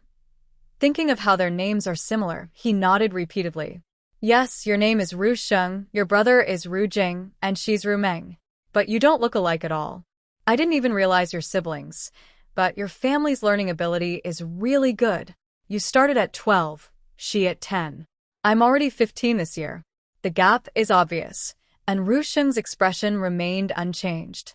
She looks like Grandpa. We brothers look like people from my grandma's side. Naturally, we don't look alike. I warn you, if you upset her, she'll take care of you. Don't go telling the teachers. That would be too embarrassing. Jin Hua was speechless. How come these siblings keep giving him lessons? One is a moral lesson, the other a threat and challenge. Has his temper really improved recently? A girl nearby leaned over, smelling of osmanthus oil. Jin Hua, what did that little girl want with you just now? Isn't she trying to get close to you? Jin Hua's expression instantly turned to disgust. Lu Jia, can you stay away from me? I really don't want to be too close. The osmanthus oil on you is too strong, it's sickening. Who I talk to or what I do is none of your business. You're so nosy. Maybe you should spend some time studying. You're already old, and that girl is only 10. That's the real difference. Lu Jia watched him carry a basin and walk away, not wanting to bother with her at all. She felt angry inside. Next to her, Li Daguang looked at her with a sharp gaze, as if X-ray vision, scanning her from head to toe. Sister Lu Jia, do you need help with anything? Nothing here is beyond my ability to handle. Don't be upset. I'll help you vent your anger. Lu Jia felt even angrier. She wondered why he came over. He wasn't likable at all. But she knew he had some small power, so she didn't say anything.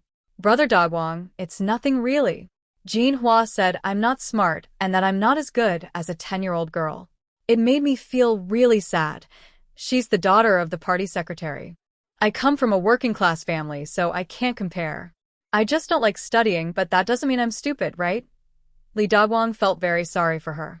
There were so many people around, and he couldn't do anything. Don't worry. If I get the chance, I'll help you get revenge.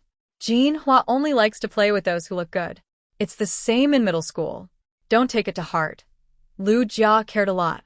She had been watching him for 2 years. If she couldn't solve this problem this year, she wouldn't be able to go to school next year. It was like climbing a ladder to success. She accidentally overheard a teacher talking and learned that Jinhua was the son of the city party secretary. He was here to take care of his retired grandparents. After all, this was her hometown. She was used to everything. The customs and traditions felt just like when she was young. The city party secretary's family was powerful. If she married into that family, she would have everything she wanted, power and influence. Not only her family's bad reputation, but even others would have to show her respect. Thinking about her future, she couldn't help but smile in her dreams. And Reuniting, passing by, saw her acting so strangely and trembled. She wondered if Lu Jia was seriously ill. Why was she laughing like that? Lu Jia glared at her, feeling even more confused. Her eyes looked like a frog that had turned into a spirit. Her face was covered with something that was starting to form a crust. It looked like some kind of makeup, but her mother never used such products. She looked very ugly, as if she had been dead for over 100 days. Why are you looking? Haven't you seen pretty people before? And Reuniting almost vomited. My eyes aren't blind. Of course I see beautiful people. But you're not one of them. I'm not looking at you. Don't flatter yourself. Lu Jia knew that teacher Qin had married someone from the nearby village and was renting a house nearby. She was taking care of her younger uncle's child. She felt very sorry for her. She was dressed simply, not favored by her family, much worse than her. Stop offending me. Be careful, or your mother will have trouble. Your father is just a freeloader. I haven't seen him pick you up after work. He's probably afraid of losing face, and Reuniting couldn't hold back anymore. She quickly stepped forward and kicked Lu Jia to the ground.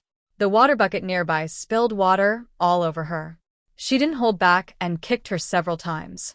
When classmates came over, she was crying loudly. Is there no sense of justice? A student insulting a soldier as a freeloader. Is the country's education still okay? My dad is a soldier who dedicates himself to the country. Why is he being slandered? My dad works hard for the country, but he never had a chance to send me to school. My parents see me only a few times a year. Why are you insulting me? Boo-hoo! And Ruosheng and Ru Jing heard the noise and rushed over, protecting her behind them. They glared at Lu Jia on the ground. In their eyes, their sister wasn't someone skilled in fighting, but a little sister who needed protection at age 10. This was a promise they made before they were born. Lu Jia, why are you bullying my sister? What is your problem? Why do you need to interfere? And Reuniting was crying and said, Big brother, she said my dad is a freeloader. But my dad is a soldier who defends the country. How could she say that? I miss my dad so much. Dad has never picked up my mom after work, nor has he taken me to school. Why am I different from other children? I want my dad to come back. Lu Jia got up from the ground.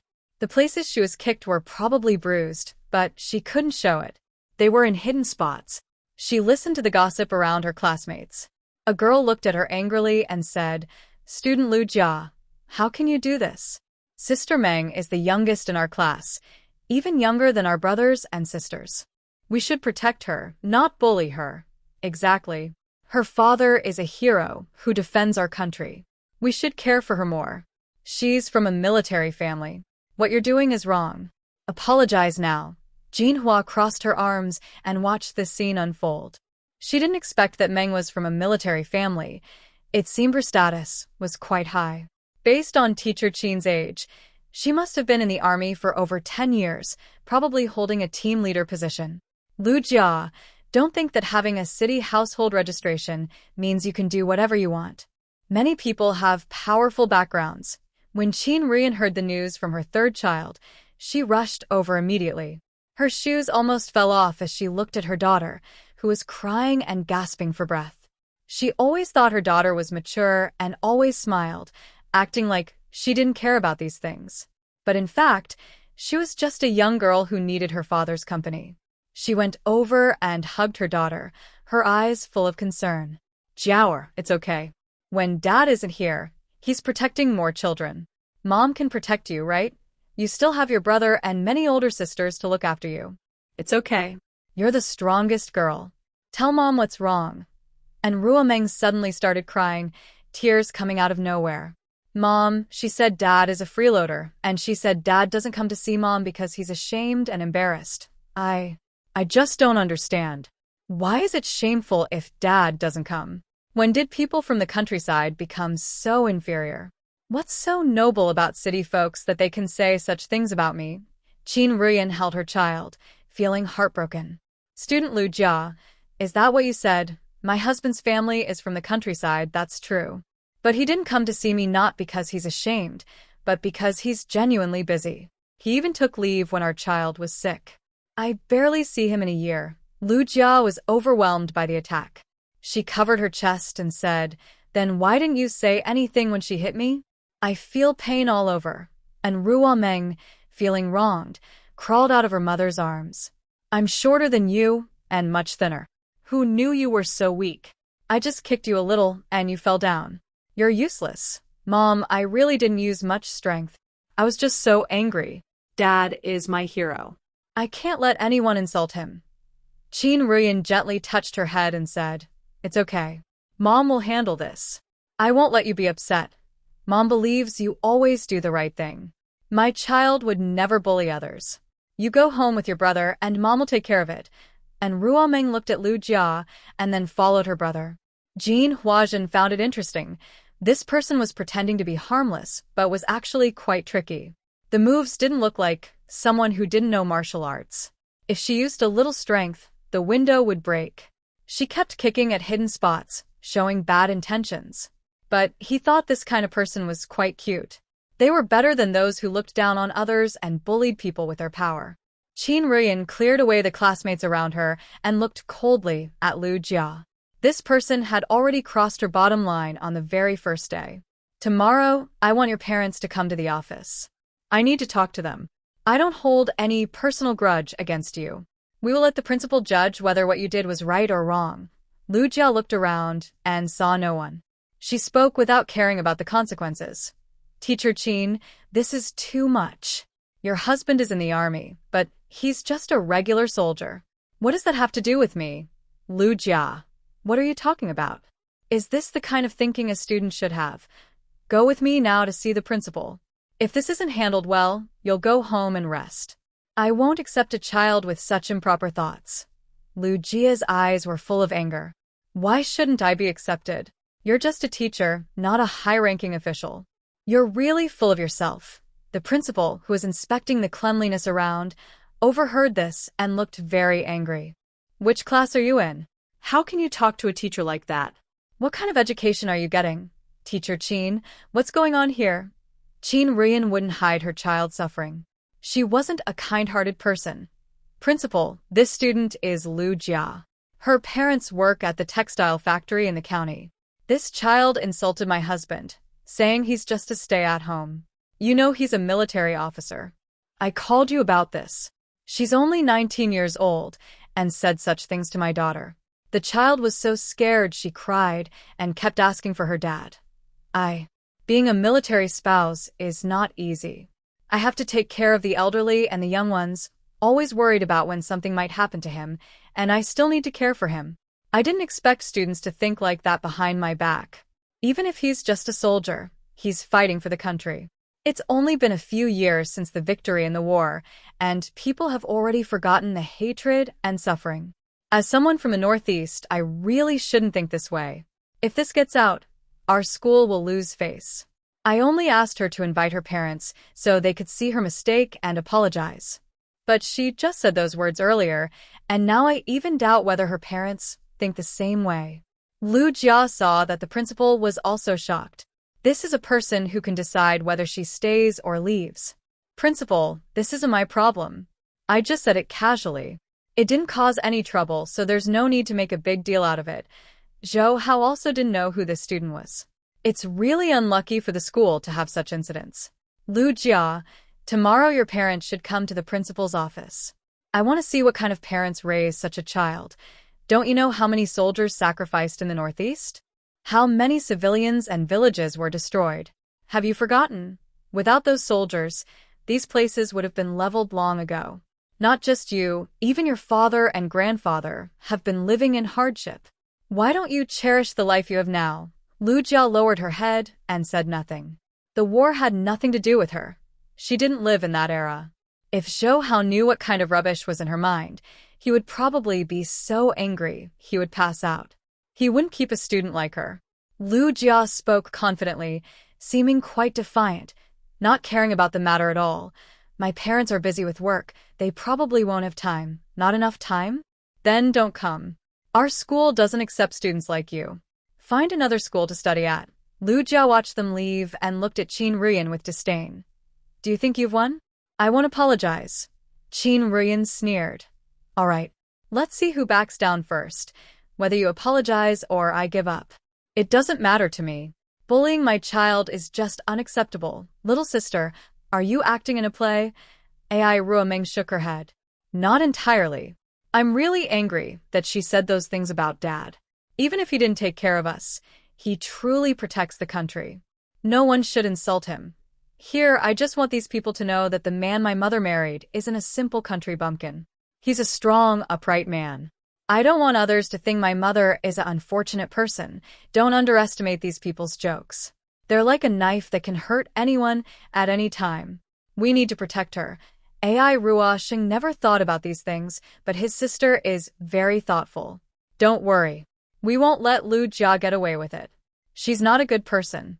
She bullies many girls and scared them so much they had to drop out. Lu Jia sneered. Brother, what good does it do to bully her? If I just move my finger and damage the family's main source of income, she'll naturally leave school. Do you think the reason we let her study is because she wants to learn to read and write? Ai Ruoxing looked confused. Isn't it? There are only 8 girls in our class, and they're all quite old.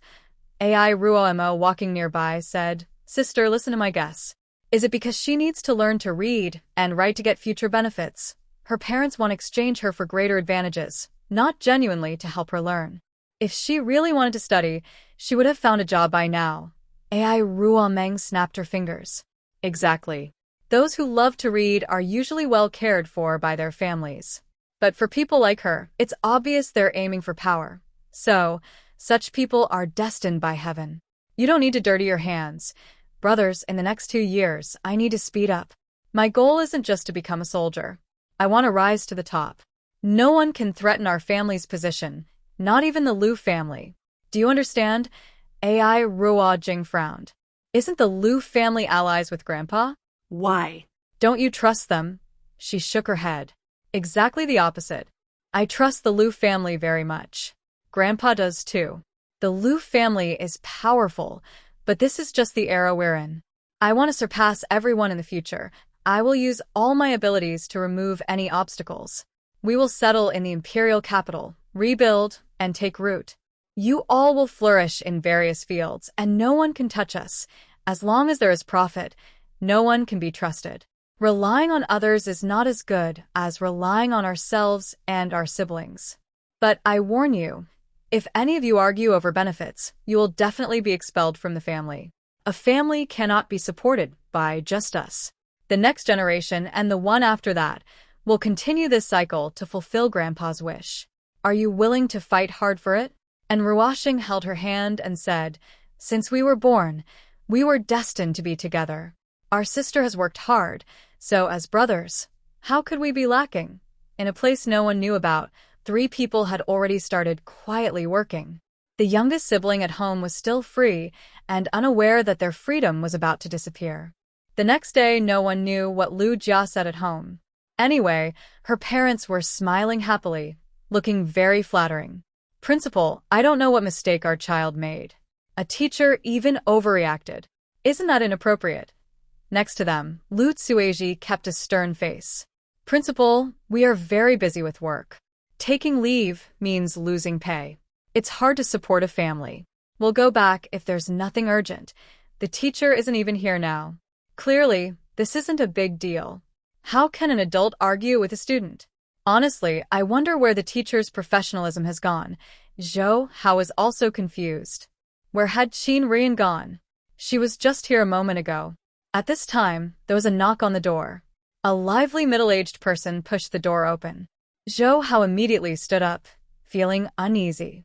Mayor Qin, why are you here? You could have just called. Why make a trip? Qin Yuqing sneered and looked at the parents. I just heard someone is busy. Are you busier than I am? You can't even handle your child's issues. I heard my granddaughter was bullied and someone threatened my daughter, saying they would ruin her job. Who has such courage? Even my daughter, Qin Yuqing, gets bullied. His eyes directly looked at Lu's parents. Are you a couple? Such poor parenting. Why bother having children? It's a waste of social resources. My daughter is just too honest. She doesn't want to say anything. She's just like other teachers. Not to mention her students are everywhere. The people she has trained are in the thousands. To be threatened by one child, really impressive. Come, let me hear how you threaten my daughter. My son-in-law is in the military and has no time to pick her up. So the mayor, come every day to pick her up after school. Does this make my daughter seem less pitiful? Zhou Hao really didn't know that the mayor was her father.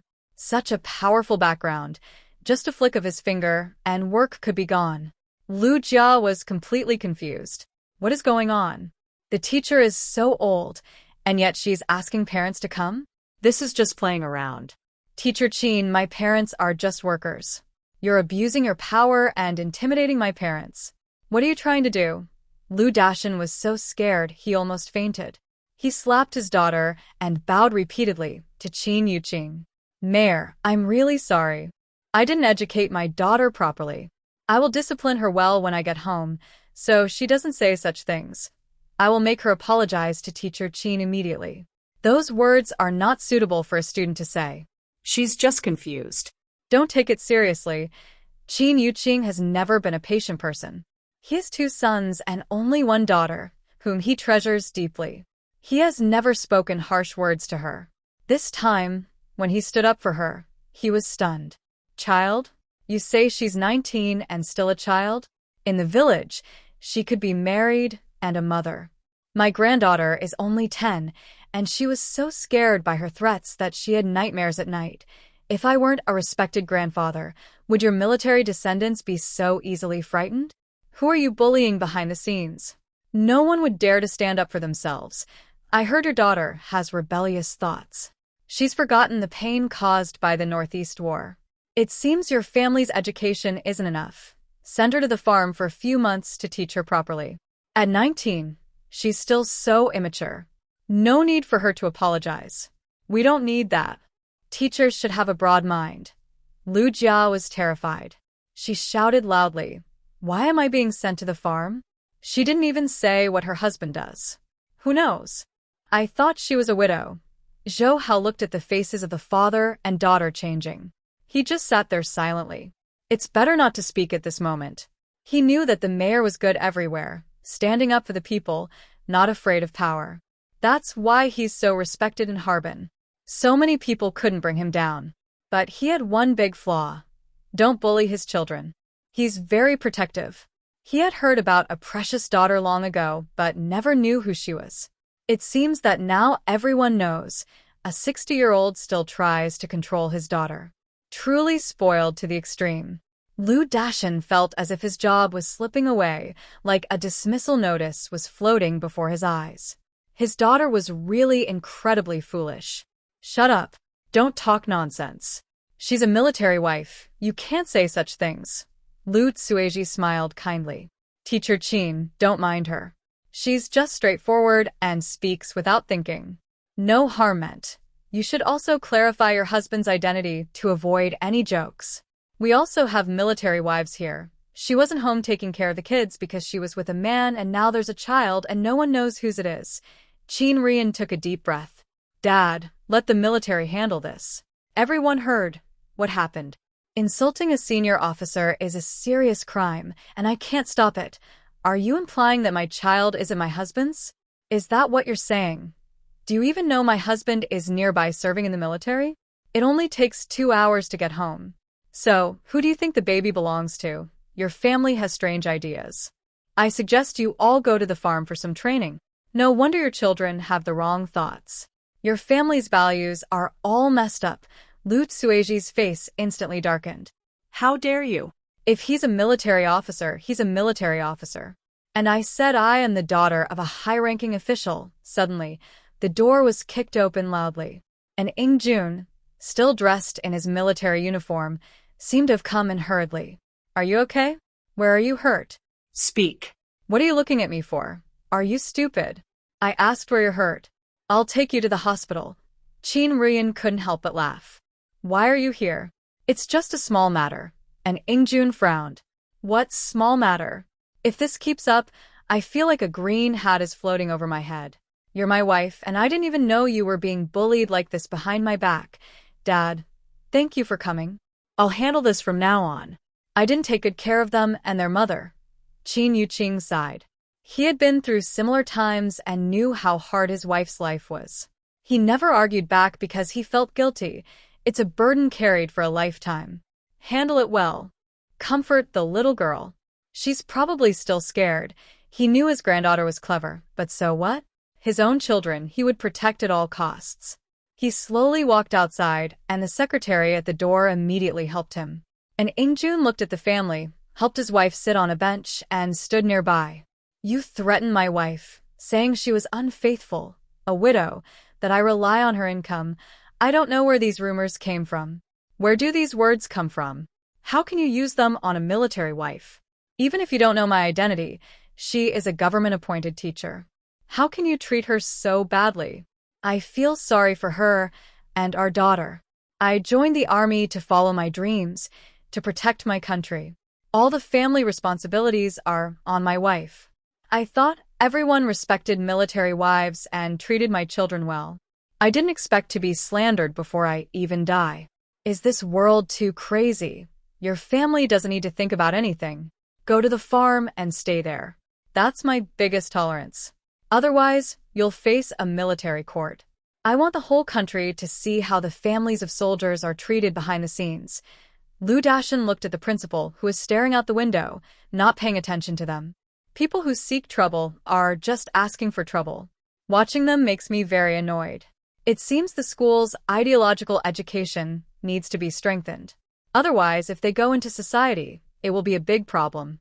They will either be sent to farms or be demoted. There's no other option. Leader, isn't this too serious?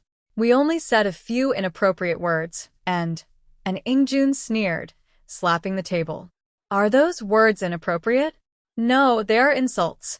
Insults to my wife's character and mockery of her profession. Not sending you to the frontier is already my greatest tolerance. Quickly disappear from my sight. Don't think about hiding. If you leave, someone will be watching you. You should know that during this time, a rumor can cause a woman to be crushed by slander. You are so cruel. Don't think I don't know your tricks. I have more ways than you do. Bullying me is fine, but bullying my wife and children is absolutely not. Take them away. Send them to the lowest farm immediately. Keep an eye on them and don't let them leave. They must stay for 3 years, not a day less. Lu Tsueji suddenly knelt on the ground with a thud. Teacher Qin, you are also a mother. I have a young son at home, only 15 years old. I need to take care of him. Please show mercy. I am giving this daughter to you for you to do whatever you want with her. You can even take her away for your own use. Let me go back and take care of my son. Before she finished speaking, Qin Ruyan sneered and pulled up her skirt. Don't you understand? It's because of your chaotic thoughts that you ruin a child's future. What do you mean by taking her away for your own use? Do you treat her like a product? A child is the result of love between parents. She is not an object or something to be bargained for. Your way of raising her is wrong. You need to correct it. Lu Jia heard such words for the first time. She believed children were the result of parental love, but she had never felt that from her parents. At home, she was always seen as a burden. She thought her mission was to marry a good family and help her younger brother. Wasn't that her duty and responsibility? It turned out she had been wrong all along. That was why she treated a 10-year-old child so badly. But now it was too late. It was too late. She bowed deeply. I'm sorry, Teacher Qin. I'm sorry. I apologize to you. Thank you for giving me this last lesson. Forgive me for never feeling love, for not understanding what parental love is. I'm sorry. I'm sorry. I was jealous of you, and Anrua Meng. I'm sorry. I'm sorry. Faced with her parents' double abuse, she seemed unaffected. It was something she endured every day. Qin Ruyan nodded to the principal, then left with her husband. Outside, 2 soldiers were waiting. Hurry back home. Did your dad call you? I told you not to tell anyone. It's just small matters. Dad can handle it. And Ingjun held her hand and walked down. Sorry, wife. I never knew you went through this at school.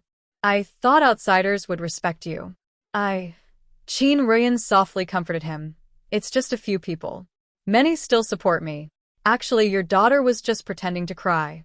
She pushed someone so hard they couldn't get up. She just wanted to protect me, to stand up for me, but she's probably a little angry inside. She doesn't understand why others are sent to school by their parents, while she's accompanied by her mother, grandfather, and grandmother. She'll be fine when she grows up.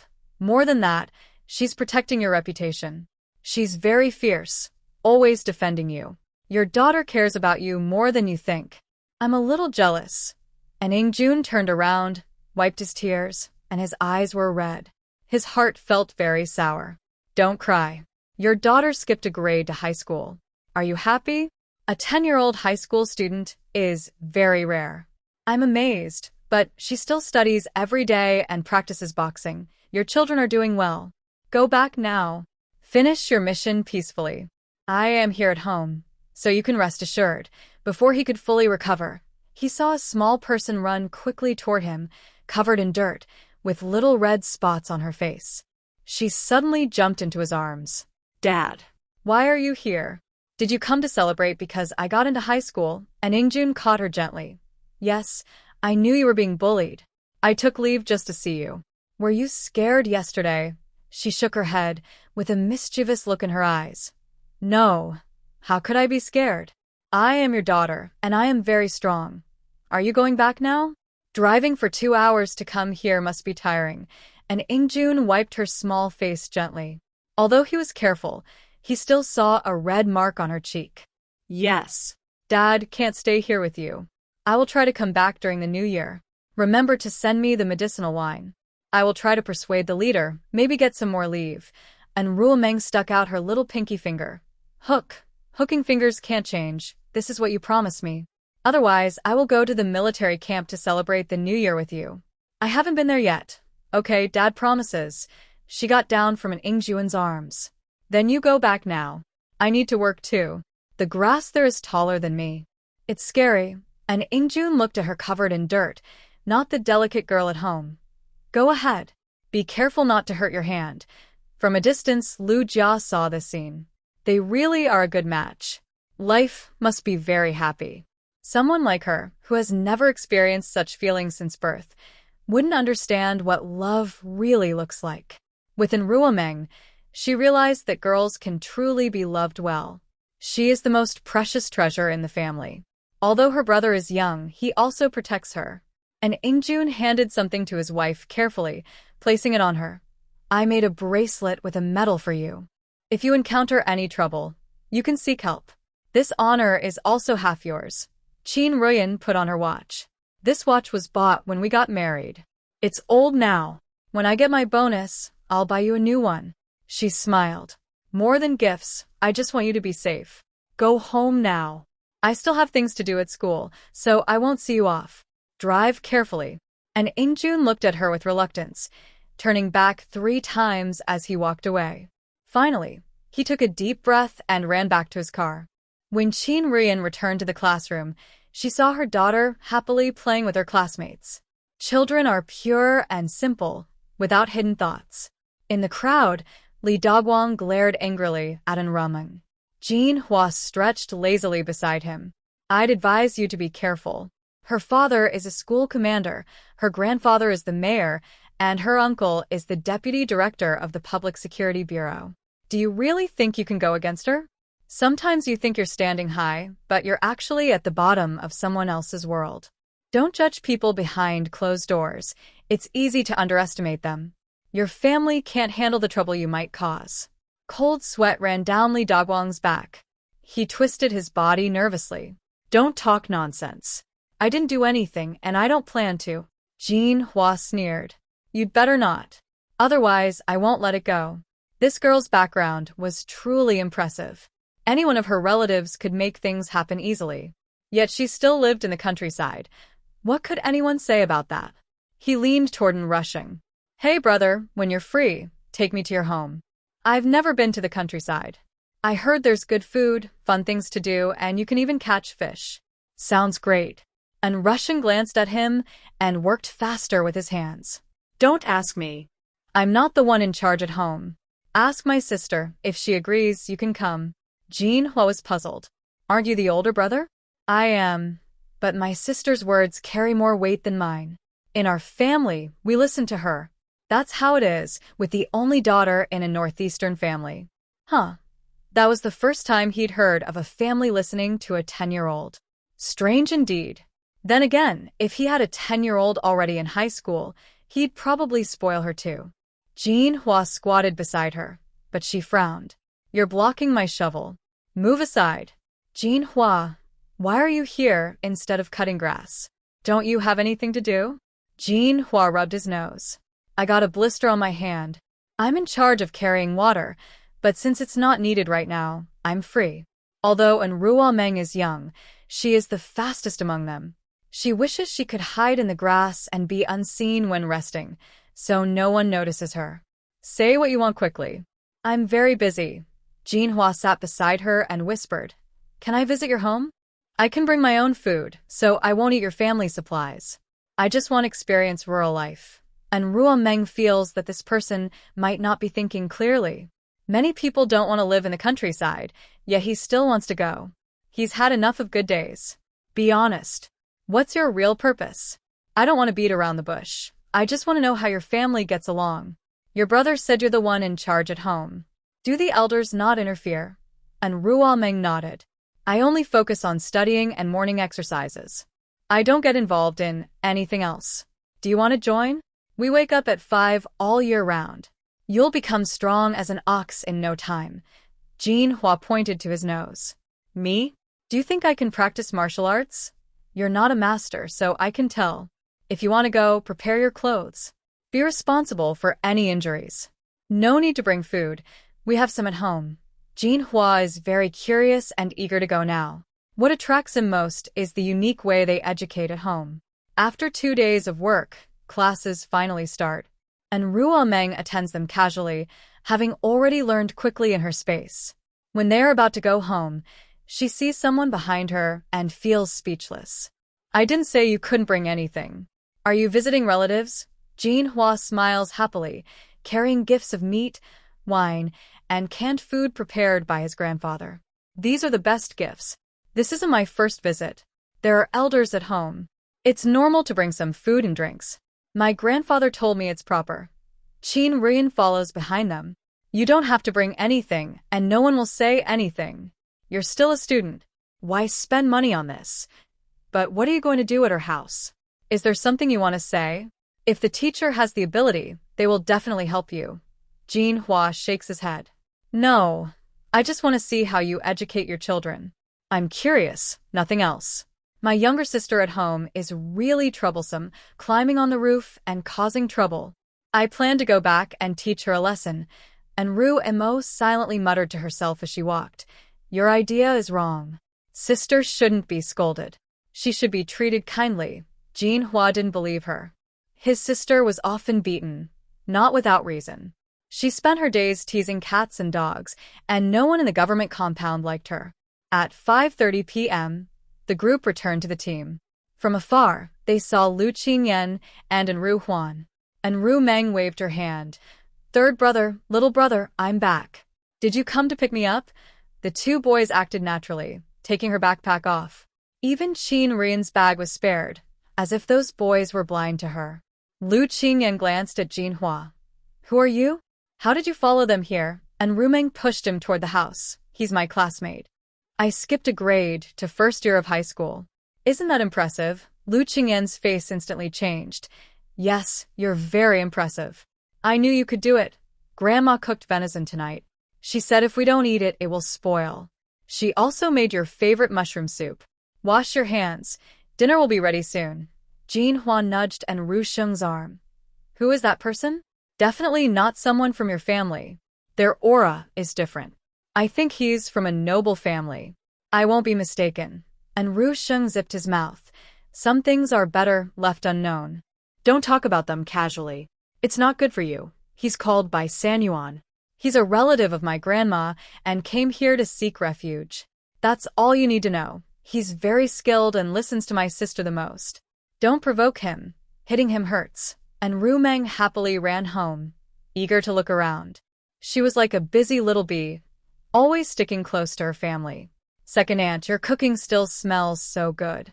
I just entered the team and already smelled it. Thank you for your hard work. Lu Tsuetsue was so pleased she couldn't stop smiling. She could still cook a few more meals without feeling resentful. Eat more. If you want something, second aunt will make it for you. And Ru Meng moved closer to Bai Chioing. Grandma, do you miss me? I haven't seen you in several days. I miss you. Let's make chili pancakes tomorrow. I want to eat them. Bai Chioing was very used to her sweet talk. Every time she wanted something, she would say, okay, we bought new noodles at home. I promise you'll be full. Oh, this is a new student. I haven't seen you come to our house before. Child, tell Grandma what you'd like to eat, and Grandma will cook it for you. Jinhua hesitated for a moment and realized she was talking to him. He quickly handed over what he was holding and said, Grandma, my name is Jinhua. I am a classmate of their 4 siblings. I came to the countryside to have some fun. My grandpa says people shouldn't be too happy all the time because it makes them forget history. I want to experience that. Bai Chioing nodded repeatedly. Good kid. There's not much fun in the countryside, just farming, climbing mountains, cutting grass, feeding pigs. It's all dirty work.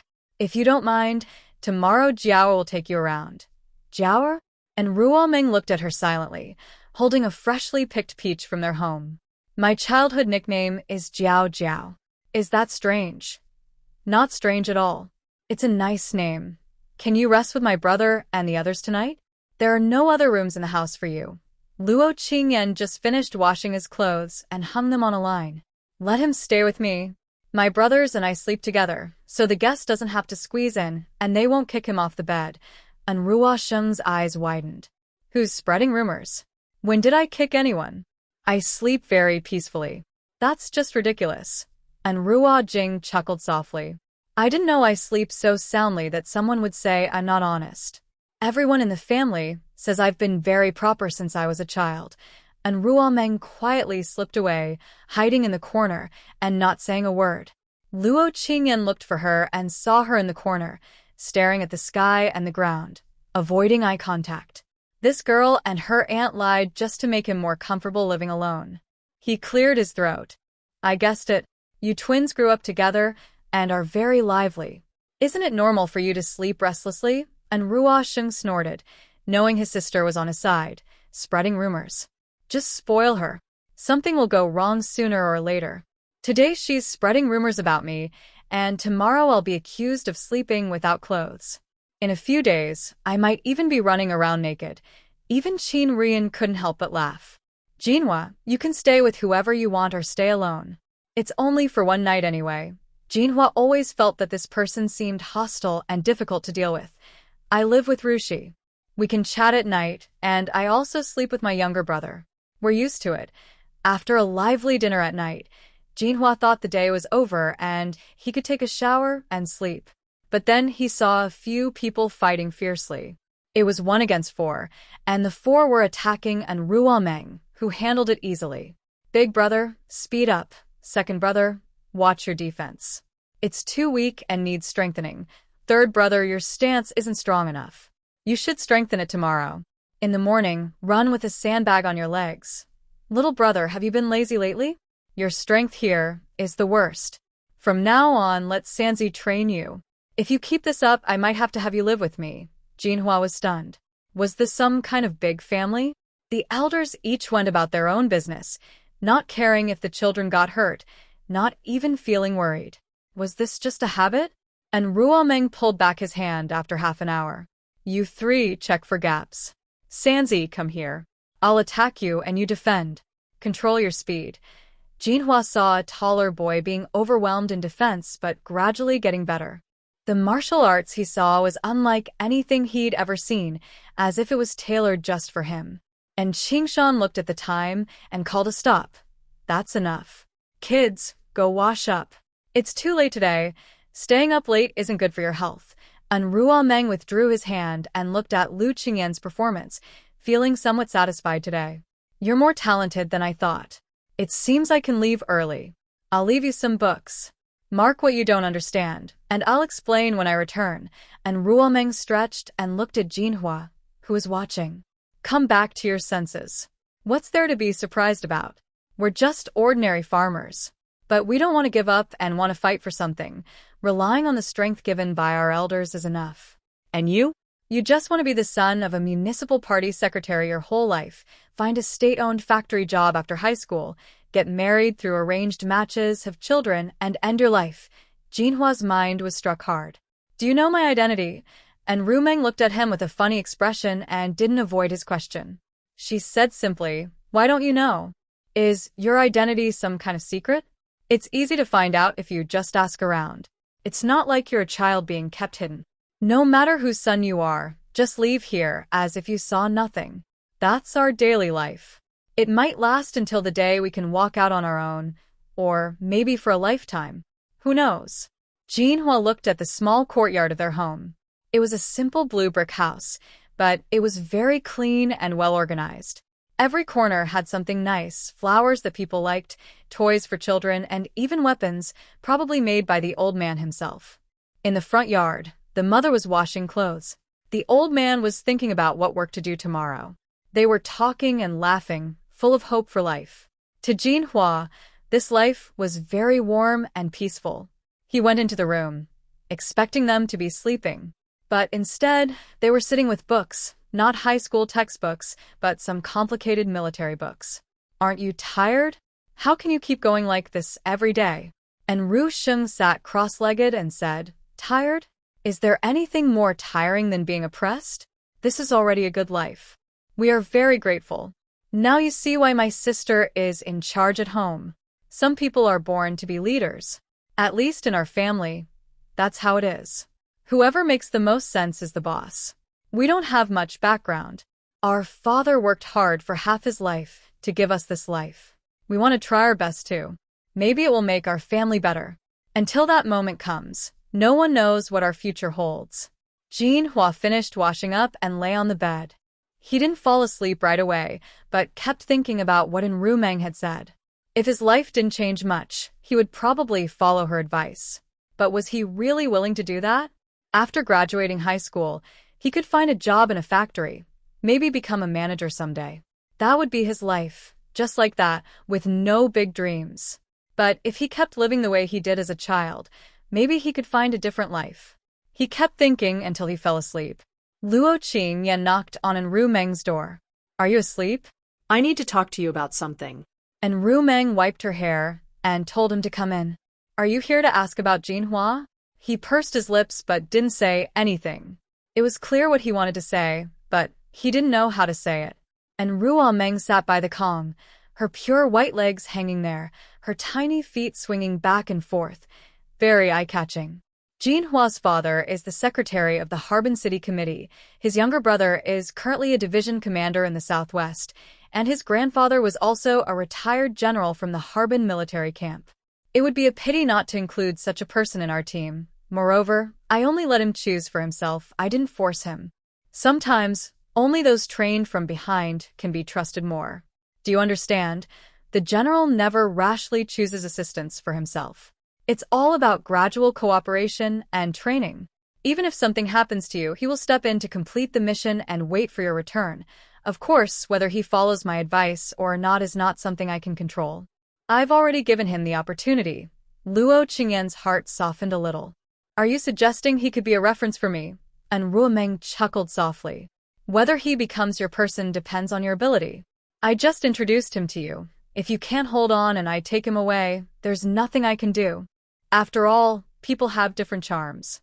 What do you think? Luo Qingyan blurted out. Can't you stay away from him a little? Why? I don't know why. I just don't want you near him. It's annoying to see.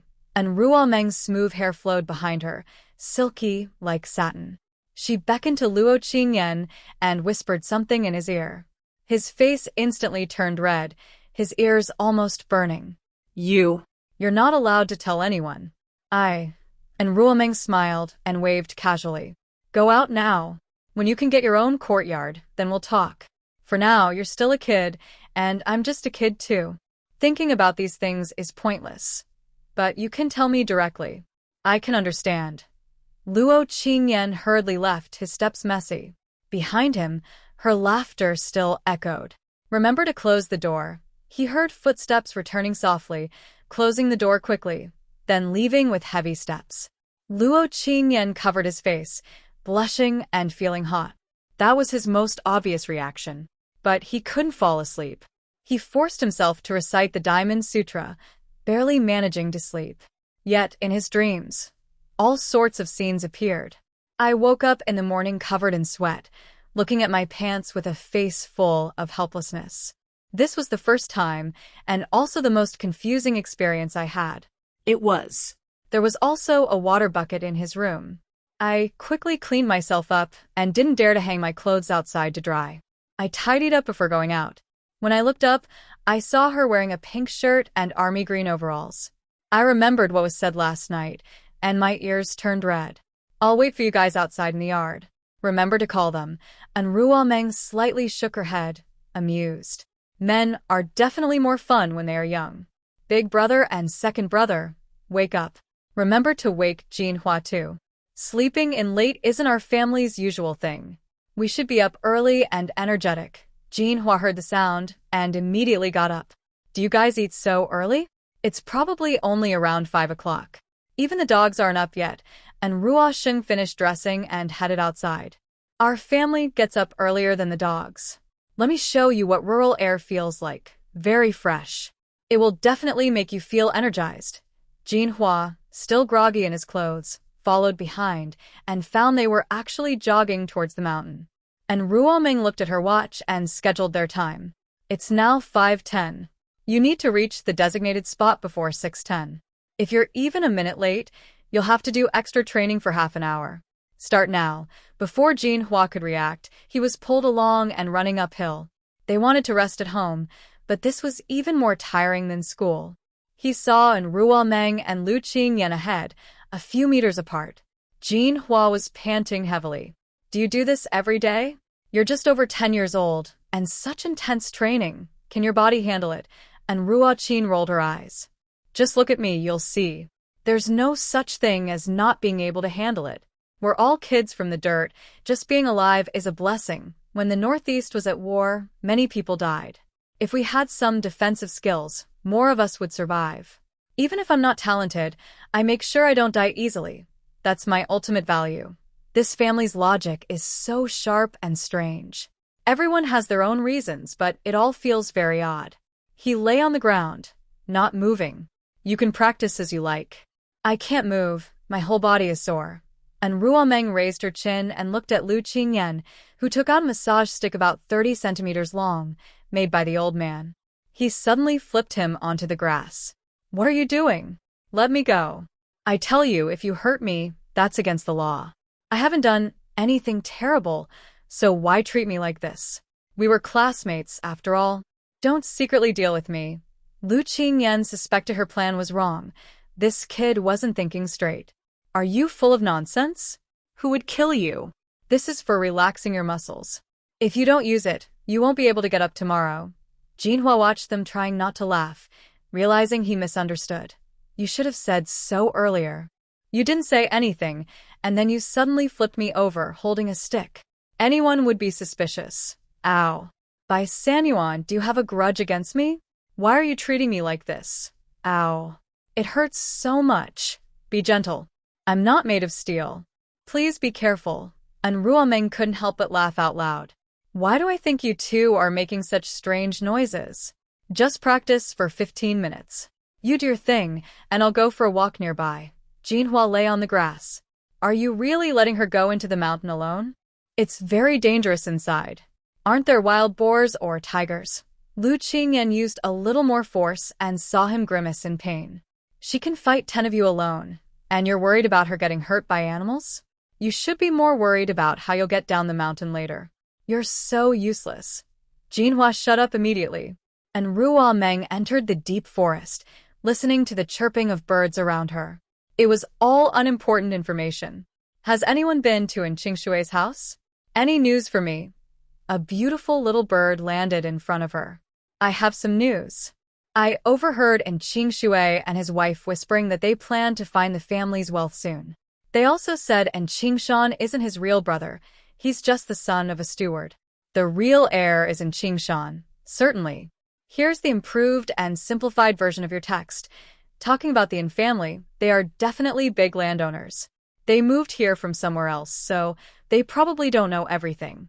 That's why they didn't let him go to school when he was young, only training the second son. Anyway, they keep complaining.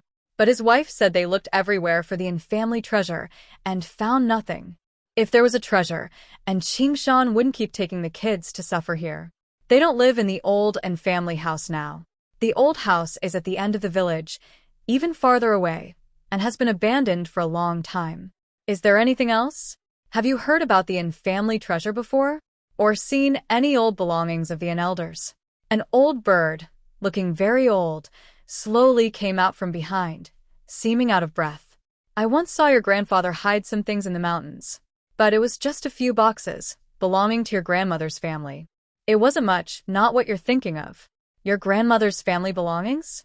Isn't your grandmother just an ordinary woman? I've never heard her mention her family. Alright, keep watching over in Qing Shui. If they have any bad plans, go quickly to the houses near the county school and find me. She waved her hand, and the animals scattered.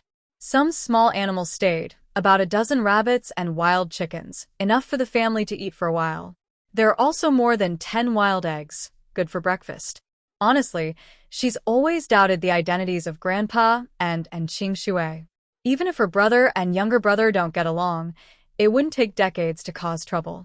During the hardest war times, pushing her younger brother toward the enemy was like deliberately killing him. They never intended for Grandpa to survive. When Grandpa returned from the army, things should have eased. But instead, he encouraged his wife and children to bully their father and second uncle. That's truly hateful. Although no one talks about it openly, she hears the gossip around her clearly. She just wants to see what tricks they might play. And Reuniting, carrying her harvest, headed down the mountain. She told her older brother to take the stuff on the small path. She only carried a wild chicken. Before she reached home, she saw Chen Kun, who was fetching water in the morning. He looked more relaxed. Ruomeng, you're back to rest. You're getting more and more beautiful. And Ruomeng glanced at him and said, so, it has nothing to do with you. Seeing that your life after marriage is pretty good and you've learned to do housework, you're teachable. Just enjoy your life. Gu Jiqing will probably bring you more surprises. Chen Kun felt something was off about this comment, but didn't pay much attention. Now that they were married, he was sure she would find a way to have the baby. She is pregnant now, so I have to take good care of her. That's my son. Really? I hope you have a son. And Ruomeng smiled happily and took someone straight home. Chen Kun looked at the man behind her. Why was there another stranger? What's going on? Does our family produce so many strangers? The family was so poor, yet they still accepted others. He felt speechless, so fake and generous. He carried a bucket back home and saw Lingyun, pregnant and looking displeased. She looked everywhere with annoyance. She was only 3 months pregnant, but she was already exhausted. It was disappointing. She also carried a strange smell, which made him feel sick. Today, I want to eat meat pies. Find a way to make them. I'm very tired and need to rest for a while. When the food is ready, call me. Lingyun supported her waist and looked at him with shock. What do you mean? I'm just pregnant, and I'm already very tired. I haven't slept well all night, and now I have to cook for you. Can't you cook yourself? Besides, there's no meat at home.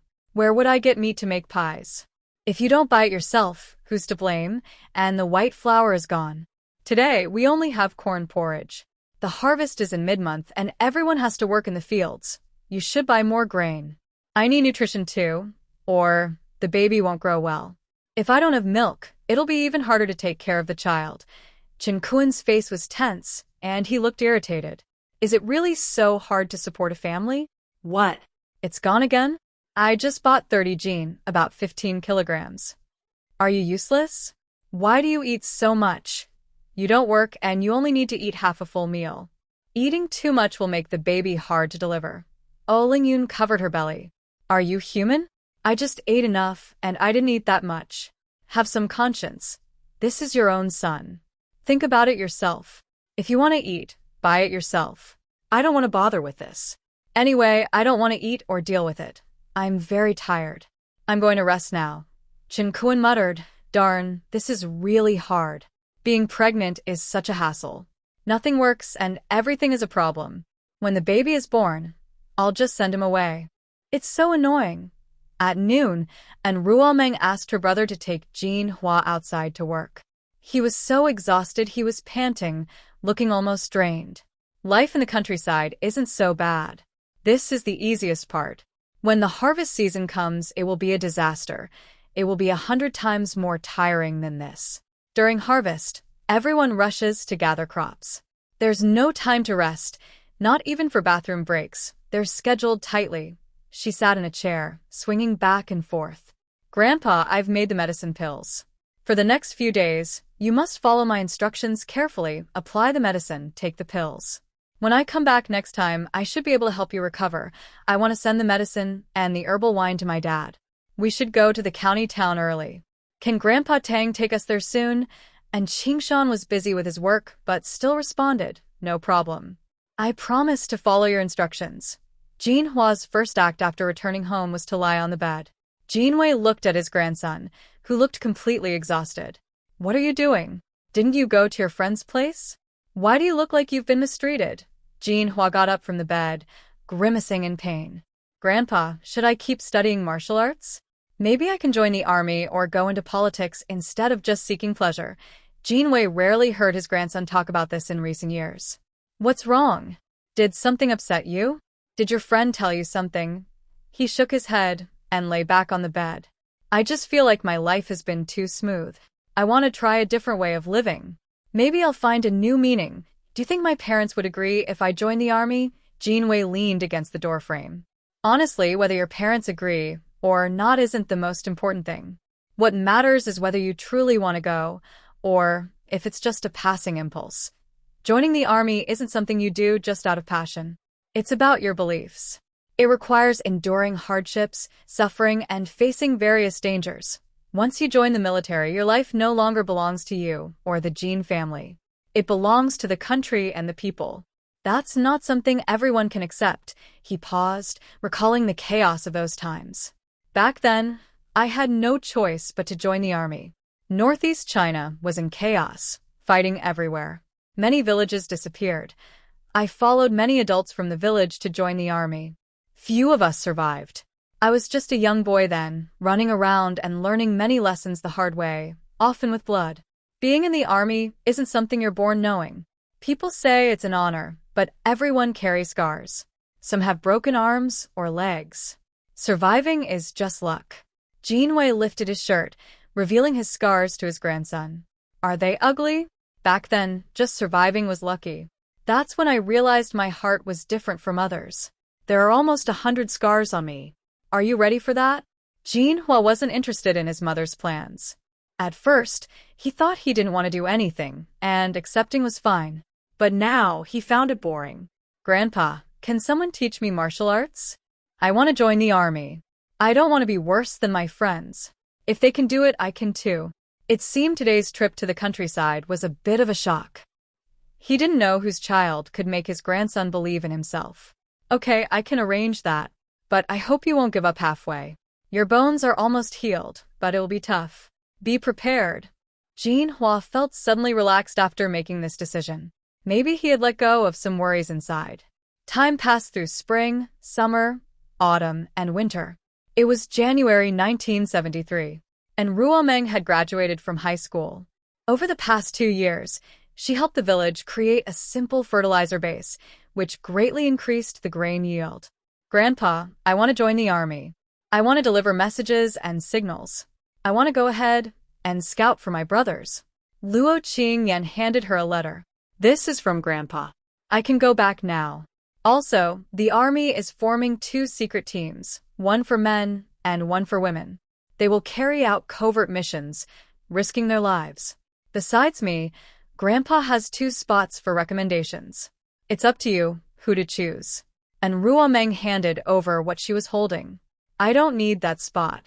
I can join the army on my own. If they see this, they will come to recruit me personally. And Qingshan looked at the papers and felt a shiver. But you're only 12 years old. You're still a child. If you go, how will your mother accept it? 3 children leaving all at once.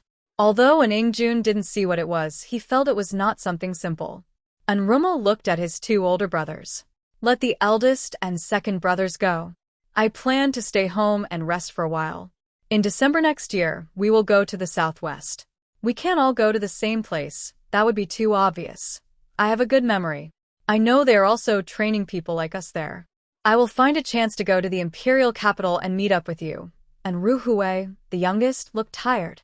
Don't look at me. I'm only 11 and in second year of middle school. My grades are the worst.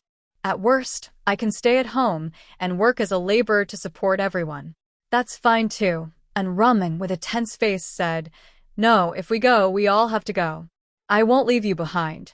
Don't think I don't know you're running faster than anyone now. Even wolves can't catch you. Why are you working as a laborer here? And Ingwe was also on holiday, sitting beside his son. It was another moment of choice, but he didn't understand anything. Are all the children in our family going to the military camp? And Rumming shook her head. Second uncle, you don't have to go, but I must. Sometimes power is more important than anything. I don't want to see you get into trouble, and I can't do anything. Lu Qingyan, this time when you go back, help me send a letter to your grandfather.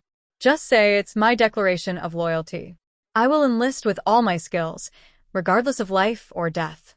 Lu Qingyan already knew her choice and wasn't too affected.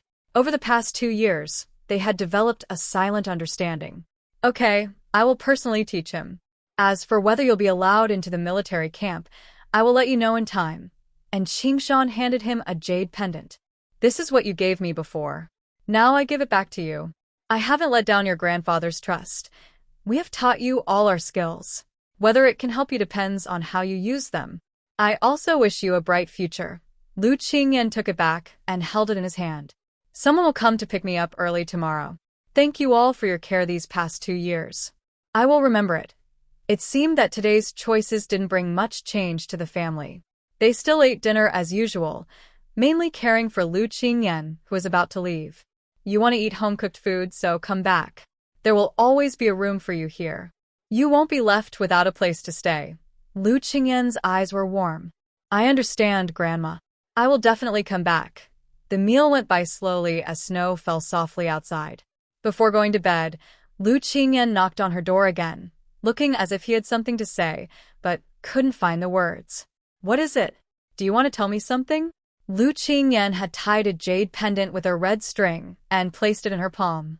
I want to give this to you. Don't lose it, don't give it away, and you must keep it with you. And Rumming had grown much taller than 2 years ago. Now she was 173 centimeters. She looked like a flower about to bloom, and her smile had a quiet charm that always made Lu Qingyan too shy to look at her directly. Don't laugh. It took me a lot of courage to come here. I won't see you for a long time. Say something. And Rumming lifted the pendant and looked at it, then handed it back to him. This is your family's heirloom. You're just giving it to me like that? Do you know what it means? Lu Qingyan's ears turned red again. He couldn't help it, they always did. I know what it means. This is the most valuable thing I have. I can't think of anything else worthy of giving you. And Rumming placed it back in his hand. For a moment, he felt as if he had fallen into an icy lake. You. Put it on me, she said. Once you give it to me, there's no taking it back. If you regret it later, it'll be too late. Think carefully, what if you meet someone else you like? Lu Qingyan felt as if the sky outside had suddenly brightened. His heart was full of joy. How could someone so beautiful have such a sharp tongue? Be quiet. No one looks better than you. Don't you ever look in the mirror? This pendant is only for you to wear. Don't take it off or I'll be upset. Though it was a jade pendant, it was small enough to hide easily, so no one would notice it. When you return to the capital tomorrow, be careful, she said. Your grandfather may have cleared most of the trouble, but the times are still uncertain, and danger can still hide in the shadows. Lu Qingyan pressed his lips together. Can I give you a hug? And Rumding laughed. They had met many times before. How was he still so shy? It's not like you've never hugged me before. Why so nervous now? That was in public. It doesn't count. And Rumding smiled and hugged him first. Be careful on your way back. If all goes well, I should be in the capital after the new year. We'll meet again then. Luo Qingyan held her tightly. Okay, I'll wait for you. Actually, neither of them said much, and Luo Qingyan quickly left the room. And Ruo Meng sat on the bed. It had been 2.5 years since she arrived here. The black market now controlled most of the country. She could now move freely across the country. It was time to handle some matters. She teleported to a space. And Ping, what has Chun Chi, the illegitimate son of the Qin family, been doing lately? Is he still staying quietly at the youth academy, showing no signs of trouble? And Ping shook his head. Not completely without reaction. He still occasionally tries to get close to the old Qin estate. I think he can't hold out much longer since he's been here for 2 years. But if you want to deal with the Qin family, I suggest revealing his true identity. He's not just an illegitimate son. Lin Yao, Chen Wei's lover, seemed suspicious, and Ruo Meng teleported to Lin Yao's residence in Hushi. What's suspicious about her? Has she been in contact with others? And Ping nodded and pulled up some information. Yes, she seems to be making external contacts. Her mission isn't just about finding the Qin family's treasure. She's more focused on controlling the Qin family. I think their next move will be to set a trap for your little uncle. His current position isn't very high, and he's in his prime. It's easy for a young woman to manipulate him. And Ruo Meng sneered. It was the same old trick, just like in her past life. From what she knew, according to her dreams, her little uncle would go on a mission after the new year. During the mission, he would save a girl, who would then cling to him and cause his death. No mention of marriage, just that her little uncle was defiled. Someone was stirring trouble behind the scenes, but she hadn't expected the family involved. She needed to investigate further herself. She teleported to Lin Yao's room and saw her sleeping peacefully. And Ping, is there anything worth searching here? And Ping shook his head. This person is quite cautious. She didn't leave anything in her own place. She's at another house, her territory. It was a new house Qin bought for her, meant for her and the child's wedding. They went straight to that house, entered a secret room, and found a radio and secret messages inside. And Ruo Meng opened the envelope and looked at its contents. Her boss, codenamed Butterfly, really left no trace. However, the handwriting looks so messy that it's hard to read clearly. She put the note back in place and installed some small parts on her radio so she could receive messages when she sent out information. She headed straight to Chen's territory in Shanghai. Anping stood nearby, looking at Chen's files. Chun Yan has 2 sons. One is Chun Wei, the city party secretary, and the other is Chen Qian, the vice chairman of the Revolutionary Committee. Both are big corrupt officials. I think it's a good time to take them down, and Ruo Meng looked at the map on her device, which showed different directions. First, let's find Chen Yan's property. I doubt this old man is a good person. If he were healthy, how could he raise such sons? Print out those photos from the space. They are all taken with effort. Let everyone in Shanghai see what kind of person the Qin family really is. Chen Kun claims he's the eldest son and lives more freely than anyone in the group. He even threatens Lu Qingyan sometimes. Let's see who is truly the strongest. Let him experience what life is like without money. Anping didn't stop her mistress from doing this. After enduring 2 years, she thought it was enough. Seeing him harass his family, she decided to stop him. Now was the right time. This was a small Western-style house in Shanghai, owned by Chen Yan. She landed in the snow, leaving footprints behind. The snow would probably cover them in a few minutes. Anping, mark the location. I'm too lazy to find each one myself. The outside temperature is too cold. Anping marked the entire yard and the treasure spot inside. It wasn't just one place.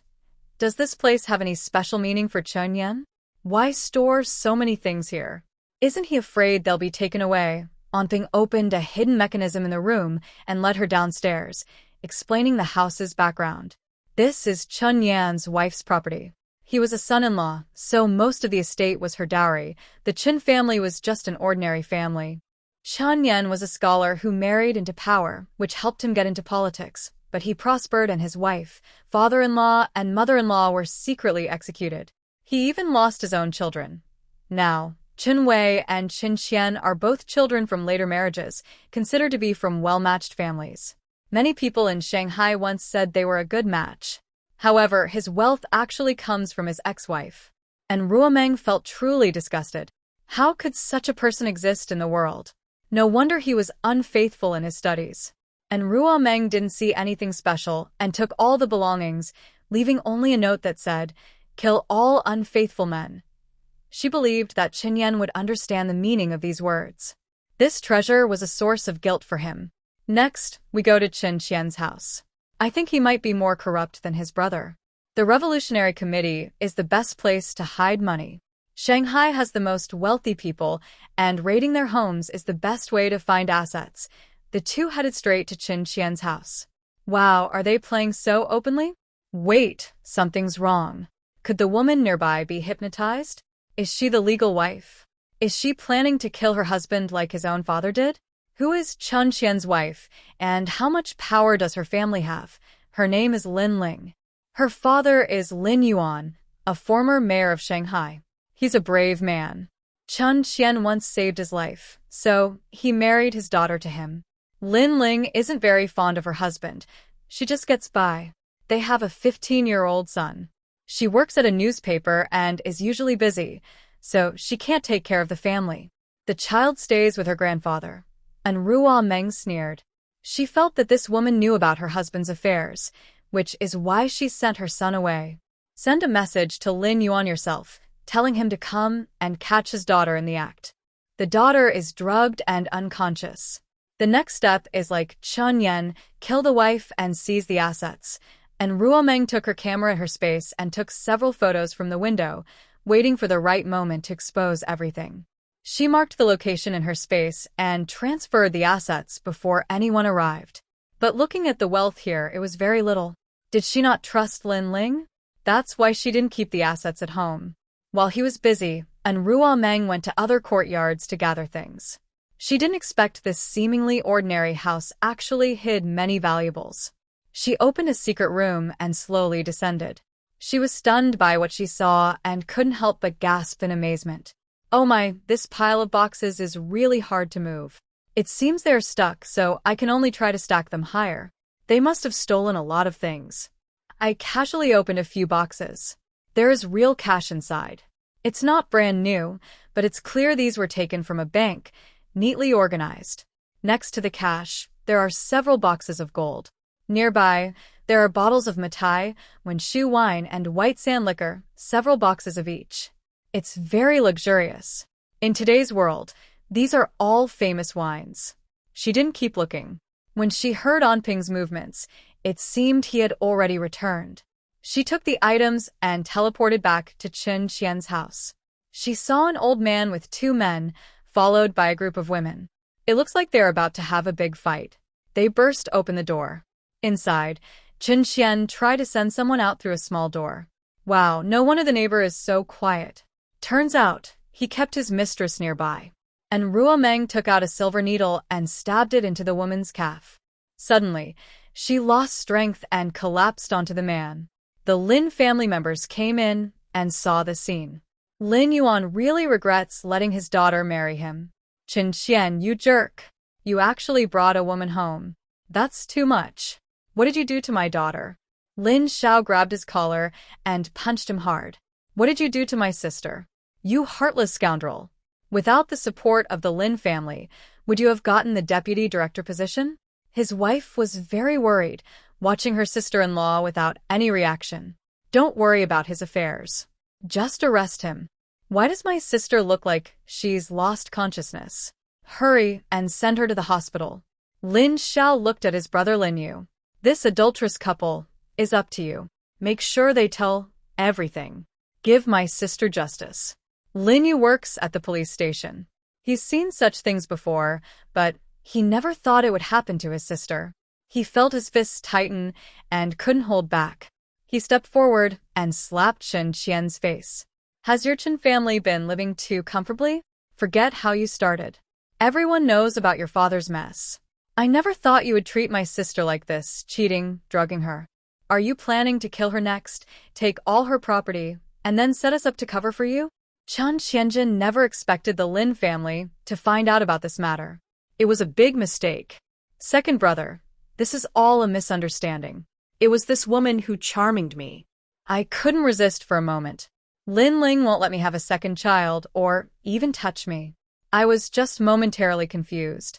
Don't worry, I will live a good life and won't do anything reckless. I have given all my money to Lin Ling. We have a child, so you should also think about him. Behind him, a boy with sharp eyes and cold, hateful words followed. No need. I don't need a father like you. I have a family elsewhere where I can live well. You never took care of me anyway. Today, I want you to stand up for my mother and get justice. I want you to leave the house with nothing, no belongings, and pay compensation for my mother's emotional distress. Don't think I don't know how long you've been seeing that woman. I thought if I kept quiet, you wouldn't hurt my mother. But I didn't expect you to be so heartless. You drugged my mother, brought her home, slept in her bed, and now you want to take all the property. Are you planning to kill me next, like your father? I feel like killing you right now. Chen Qian's eyes shrank. He didn't expect his son to come. Shut up. You're a traitor. I raised you, didn't I? Don't you know how you grew up? I just did what any man in the world would do. I'm not wrong. It's your mother, who didn't want to have children with me. What's the use of you? Your heart isn't in the Chen family at all. Chen Yuan narrowed his eyes and kicked him, unwilling to continue arguing. Tomorrow, I will publish a notice to cut off our father-son relationship. From today, I have nothing to do with the Chen family. I don't care about your reputation. Uncle, second uncle, please handle the rest. I will go to the hospital to be with my mother. Lin Yu sneered. See? This is what a child of the Lin family looks like. Do you think the Chen family is worthy? You're really ungrateful. Chen Qian's eyes filled with hatred. Being kicked by his own son was a terrible feeling, so humiliating, unlike anything he'd ever experienced. Even if you catch me, you can't do anything. My brother is the secretary of the municipal committee. Try to move me and you'll see. The Chen family isn't as simple as you think. Don't forget, I am at the police station. Your brother's reach doesn't extend here. Kid, get ready to face the consequences. And Ruomeng watched the chaos unfold. After searching around, she found nothing special, so she decided to go to Chen Wei's place to look for something. She suspected that Chen Qi was not only following Lin Yao's orders, but also that Chen Wei was searching for something related to the Yin family. There must be a secret in the Chen family. She teleported to Chen Wei's residence in the city government compound, a 2-story small building. Chen Yan and his wife were living there peacefully. She entered the study and said, "And Ping, search carefully for any important information here. Don't overlook anything. I want to know who is watching the Yin family behind the scenes." And Ping activated his full search device. The entire place became transparent to him. They opened a hidden room inside and saw not only many treasures but also a lot of documents. They were in Chen Wei's study. It was clear that someone was backing the Chen family. And Ruomeng looked at the information in her hands. She took photos of each letter as evidence. She couldn't handle this alone. She had to make those people pay. The Chen family must carry some dirty secrets. She took some treasures from here and left behind a few surprising items for him. She hung a flag of the country, and books were scattered on the ground. She wanted to make him suffer a little. Just as she was leaving, she saw an old woman get up. Her walking looked strange, like a little shuffle, similar to the country's style. She watched her walk into Chen Yan's study, carefully opening a small object and revealing a hidden compartment. Inside was a radio. What is going on? Her own son is fine, but how does her mother have a separate contact channel? Could it be they are not on the same side? The woman looked to be about 60, well-maintained, but the wrinkles were obvious. Is this Bai Mei, Chen Kuan's grandmother? Seeing her take out the radio and prepare to operate it, An Ruomeng pulled her into a space. Several silver needles shot into her head. To be safe, 2 more needles were inserted into her neck. Surprisingly, she didn't seem scared. She just looked at Ruomeng calmly and asked, "Who are you?" And Ruomeng suddenly grabbed her from behind and softly chuckled, whispering in Japanese into her ear. "Who do you think I am? You've been away from the country so long, yet you've forgotten who I am. How is your mission going?" Meili struggled but couldn't break free, as she was already 60 and lacked the strength of the younger generation. Who are you? "I don't understand what you're talking about," seeing her stubbornness, and Ruomeng didn't slow down her movements. She pressed the silver needle a few points lower, and Meili immediately became dizzy. "Tell me, who are you? Why are you targeting the infamily?" "The infamily? Huh. You're talking about that old traitor in Jia." Why? "Of course, it's for revenge. What else could it be?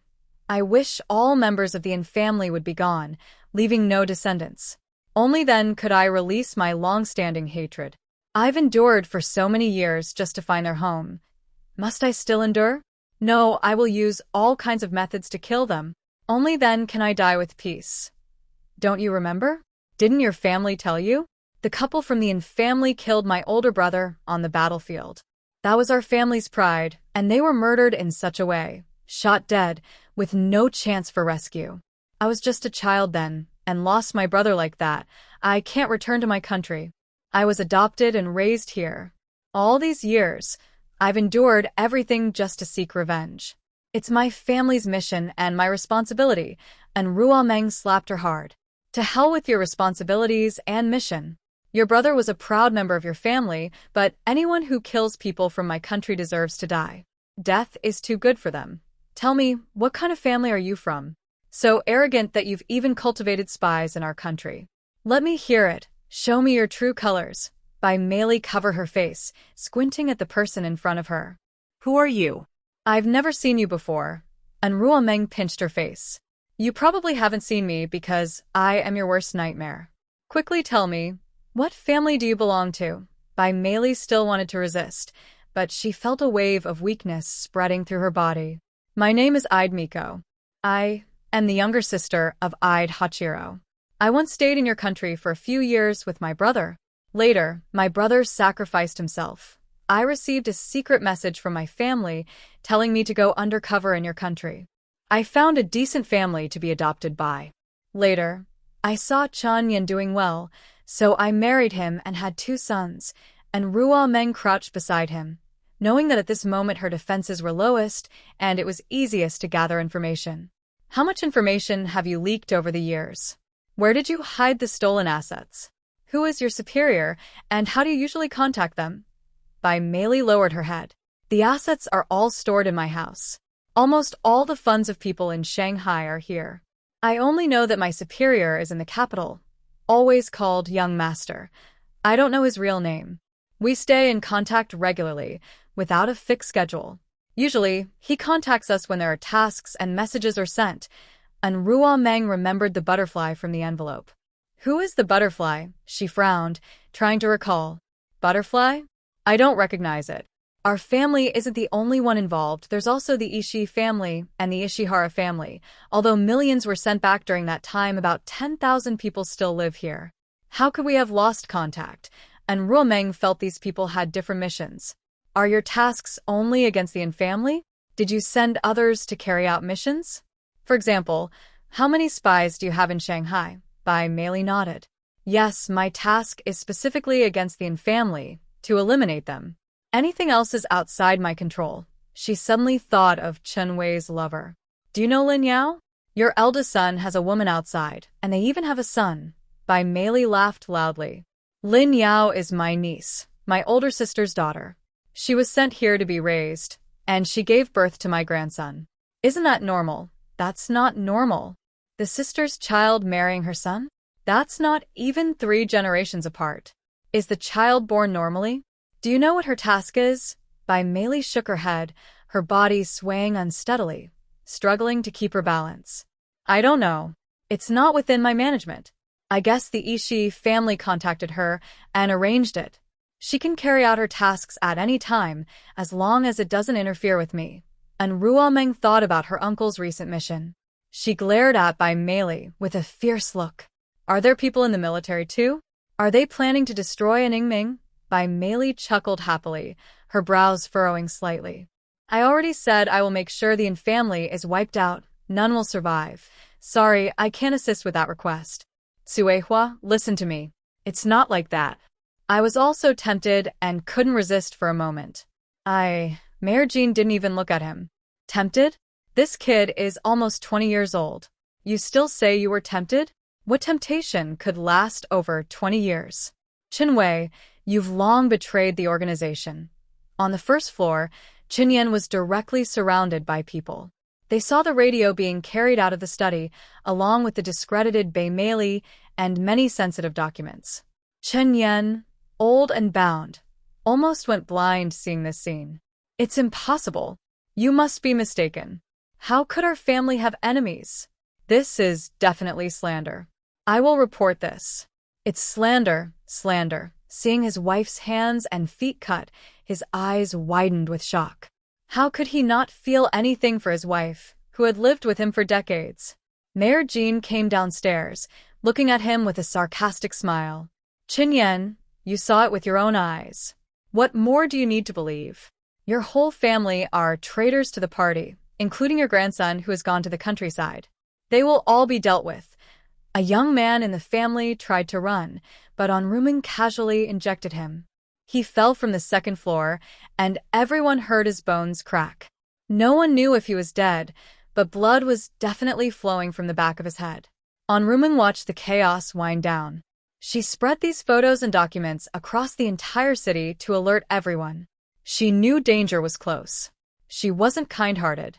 After raising them for decades, she didn't expect gratitude. Instead, she feared they might turn into wolves and bite back. By the time she finished, it was 3 a.m. She didn't sleep in reality, but continued organizing character relationships in her space, preparing for her next plan. Since she started this battle, she had to win. Onping saw that the young lady was still working late. He went to prepare a late-night snack and organized her recent findings for storage. Miss, have some late-night food first. The time here is different from outside, and these things can't be finished all at once. He turned on the screen so she could see more clearly. This is a summary of our recent gains. It hasn't been combined with our black market earnings yet. How do you want to handle it? And Rumeng held a bowl of beef noodles in her hands, with another bowl of hot brown sugar eggs beside her. Keep storing things away. Give those receipts to others. Exchange them for real items. I need them too when I go to the imperial capital. I want the best.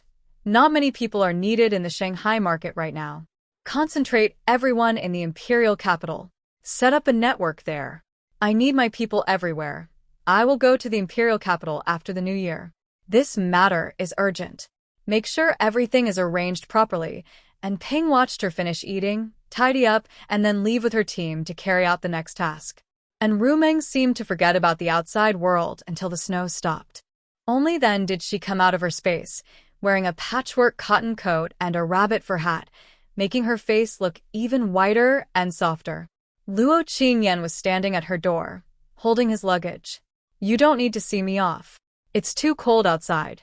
I'll wait for you in the imperial capital, and Rumeng stepped out of her room, looking at the snow-covered ground. The whole team was already out clearing the snow. Let's go. I'll see you off. Remember what I said, safety first. If you really can't hold it, you can go back. No one will stop you. People are like that, sometimes they need a good lesson. Luo Qingyan always walked half a step ahead, blocking the cold wind for her. I understand. I won't hold back. Do you have anything to tell Grandpa? And Rumeng looked at her family coming out, her voice much softer. Tell him for me if he wants a powerful, unstoppable team, I can help him. I can do secret missions, even those that are not visible to others. Whether inside or outside the country, I can handle it. Whatever you want to achieve, you must pay the price. Even if it means getting involved yourself, I don't mind. Luo Qingyan's heart tightened, understanding her meaning. Okay, I'll deliver the message. Bai Qiaoying handed him a package. These are the dumplings, buns, and meat pies we made yesterday, all your favorites. We also cooked a small chicken. Take care of yourself on the road. Protect yourself. We can only see you off here. The car is already here. Come back if you get the chance. Luo Qingyan set down his luggage and bowed to them. Thank you for taking me in, teaching me skills. I'll repay you someday. And Qingshan helped him up. Let's go. Don't look back. This is just one stop on your journey. If fate allows, we'll meet again someday. I know what you're thinking. You're both too young to worry about such things. When you grow up and the time is right, no one will stand in your way. Now go. Tell your grandfather that when the time comes, I'll visit him myself. Lu Qingyan saw that the others were almost ready to leave. He got into the car without looking back, afraid that if he saw her eyes, he wouldn't be able to go. Everyone looked at Rumming. She seemed calmer than anyone else, as if his departure didn't affect her at all. Grandpa, come with me to make a phone call. I haven't talked to Uncle in a long time. I want to ask if he's coming back this year. And Qingshan glanced at the family behind him. Those who need to train, keep training. Those who need to cook, keep cooking. You too.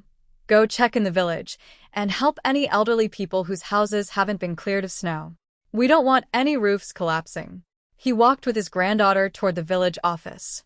You really don't feel anything inside? You may be young, but you understand what's going on. And Ruming's hands were tucked inside her warm sleeves, safe from the cold wind. Grandpa, my life isn't just about love. I have my own mission. Don't you want to return to the capital someday? You never wanted to leave it, right?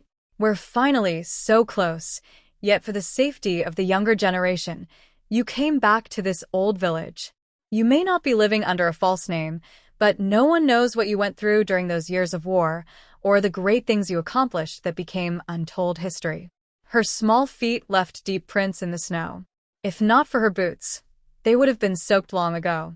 Grandpa, when I was taken away, I had a dream. I dreamed that the family was destroyed. Uncle was trapped by someone and lost his future. My father was framed by his enemies, my mother lost her mind, and you and Grandma raised my brothers on your own. For years, bad news kept coming. One brother died searching for me, another uncle met with disaster. In the end, no one in our family survived. I thought I wouldn't make it either, but my teacher told me that if I kept hiding my strength, I would only watch our family fall apart. So these past few years, I've trained hard with my brothers, hoping to help them leave this place. Grandpa, do you think I will be mad at you? I am afraid that if I don't try hard enough, I will be hurt again by those people. I don't want to see Anjia have trouble. And Qingshan's fingers kept trembling. He could feel his granddaughter's change, her mysterious abilities, the advanced knowledge in her mind, and even the new information she held. He tried his best to hide all of it. This child hides such a big secret in her heart. Sweetheart, are you tired? Grandpa, you won't blame me. It was my fault for being too aggressive before, carrying hatred in my heart. I saw Xiaori kill too many people and didn't care about who they were. Later, I found out that most of the people who died under my hand were generals. After the war, I was afraid your father would be attacked, so I brought them back because I understood Xiaori's intentions. If your dream is real, it means our family is being watched. You're doing the right thing. Since you brought this up, I will tell you the truth. Our family is not just an ordinary village family. My great-grandfather saw changes in the times and was afraid of trouble for our family. So, my grandfather took my father and mother back to our hometown, which is now Harbin. We used to live in an old big house there. I only know that my grandfather ran a small business to make a living, and we had a lot of land. Later, news came from the imperial city that hidden family clans had internal conflicts, and the family was wiped out. We lost contact after that. Before my grandfather died, he told me alone that our family was in danger. If a girl was born later, I should treat her well. Having a girl in the family for generations could help the family return to its former glory. When you mentioned this, I remembered what he said. When you were born, everything around was full of birdsong and flowers. Even the crops on our farm grew wildly. Suddenly, overnight, our plants went crazy. To hide this news, our family cut down the trees that night. We haven't told anyone else about it even now. Grandpa knew you were smart from a young age and studied with a remarkable person. I hope you can protect yourself and help the family return to the imperial city. On behalf of all our ancestors, I thank you. For the first time, and Ruomeng heard about this, and Ping never told her the inside story. Grandpa, what are you talking about? Since I am your granddaughter, I am part of the In family. I will definitely bring the In family back to the Imperial City. Actually, our biggest problem now is my little uncle's danger. I need to warn him. If my dreams are correct, he will be assigned a mission after the new year, and danger is on the way. And Qingshan opened the office door. Go inside and make the call. I'll stay here and watch. No one will get close. And Rumming dialed the number on the other end. It rang many times before someone answered. Hello, is this the 38th Army? I am the niece of Commander Ingming. There's a family matter, and I need to speak with him. Could you please let him answer the phone? The person paused for a moment, then after a few minutes, they called back. Hello, is this Meng Meng? This is little uncle. What do you need? And Rumming pressed her lips together. Little uncle, are you alone? Something's happened at home. I don't want others to hear. He sent someone outside to wait. She was alone in the switchboard room. Tell me, what's the matter? Do I need to come back immediately? Her voice was soft, and Qingshan heard her clearly.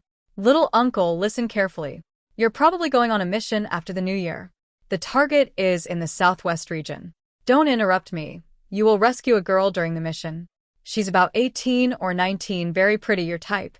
Don't touch her, don't go to save her.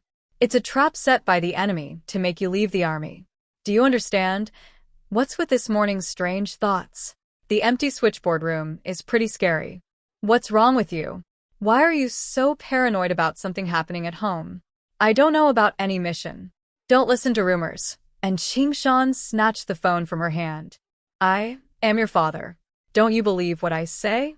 If I tell you not to touch her, then don't. Are you after your life, or a woman? Can't you tell the difference? And Ingming's mind shook. His father was even involved. Dad, what's going on? I haven't received any mission orders. How do you know about this? That's not your concern. Jiaoer told you, so just listen. Have you forgotten what your older brother told you? Sometimes women and children are just as dangerous. Understand, and Ingming wasn't stupid. He had always been cautious in the army. If his strict father was warning him, there must be a trap. Okay, I'll be careful. Is everything at home all right? I still can't go back for the new year. Qingshan didn't react much. If you don't come back, then don't. The family doesn't lack you. Remember what little Jiao said. Women are like a deadly sword. Keep that in mind. And Ingming was silently repeating in his mind, no women, definitely no women. The operator looked at him with a worried face. Captain N, does your niece miss you? Or is something really wrong at home? That's why you're so tense. And Ingming quickly changed his expression. I'm just upset that I didn't come back this year. I broke my promise. Kids are like that, a little coaxing is enough. She's just being a bit spoiled, and doesn't want anyone to hear. Sorry to trouble you with my family matters. The other person just smiled. A rough man like him still cares so much for his niece. And Ingming left the communication room, looking confused. He kept thinking about what his niece said. Who could be watching him, setting traps just for him? Could it be because of the award evaluation this time? He usually doesn't force himself to understand things he can't figure out. When something happens, maybe there will be a way to solve it. Qingshan was walking home with his granddaughter when he saw Qing Shui glaring at them with hatred and speaking in a strange tone. Second brother, what are you doing so early in the morning? Are you using public resources for your family? Qingshan frowned. What are you talking about? I can't even call my own son? I've paid for it myself. Who says the team leader's family can't use the public phone? Look at your roof. It's about to collapse. You should clean it up quickly. Your family is full of lazy people. Who do you think will clean for you? Qing Shui pointed at an Ingjun and an Ingwei, who were shoveling snow. They help others, that's fine. But helping me, your own uncle? That's not okay. Andy Meng kicked at the snow on the ground and spoke casually, but her words were sharp. Are your children all dead? Let my dad and second uncle help you. Those families are mostly elderly people over 70, elders of the clan, without children or grandchildren. Why are you meddling in their affairs? If your children are gone, I swear, not only my dad and second uncle, but even us brothers would help you. Your own son is still sleeping, and you're ordering others' children around. Those kids are not just anyone. And Qing Shui didn't expect her to speak so frankly. You have no manners at all. How can your heart be so cruel? I am your elder, and you should respect me. Rumeng smiled and said, I respect you. When you die, I will pour 3 cups of wine for you, so you can drink happily. I will dance on your grave every day to show you I am doing well. Let's go, Grandpa. Let's go home for dinner. There's no need to bother with these people. It's just a waste of words. And Qing Shui blocked their way, clearly looking for trouble. Stop, you can't leave. You need to clarify today. And Qing Shan, is my older brother still your brother? Or will you cut ties with us? Rumeng pulled her grandfather back, saying, Why make things so complicated? Do you understand what you're planning? Are you really a child of the Yin family? She looked at him and asked, Honestly, do you think you're the same blood as my grandfather? Do you dare to say that when you drove my grandfather out of the house, you didn't want him to die? No one knew your true identity back then, and Qingshan was confused and looked at his granddaughter in surprise. What do you mean? Are you saying we aren't from the same parents? How is that possible? He grew up with me. And Qing Shui became nervous and continued, Yes, your grandfather and I grew up together. Our names were given by your great-grandfather. We are brothers. Rumeng sneered coldly. You really like to confuse the facts. Yes, your name was given by your great-grandfather, but you are not his biological son. You are the grandson of the steward who served your great-grandfather's father. Because his son and daughter-in-law died, leaving you alone and helpless, your great-grandfather couldn't bear to abandon you. He took you in, and later my grandfather was born. That's how it all started. You've been hiding the truth from my grandfather. If your son hadn't drunkenly blurted it out, I wouldn't have guessed the scheme behind all this. You just wanted that old house, which is the ancestral property of the Yin family. It has nothing to do with you. Back then, they took all the family's wealth. My grandfather was only 17 when he was driven out, almost dying outside. That's what you call a true brother? You're the real cruel one. We're not fighting you now because we respect you, but you also want to use my grandfather. You're truly heartless. And Qingshan was stunned for a few seconds, then looked at Qing Shui with confusion. Is what Jiawa said true?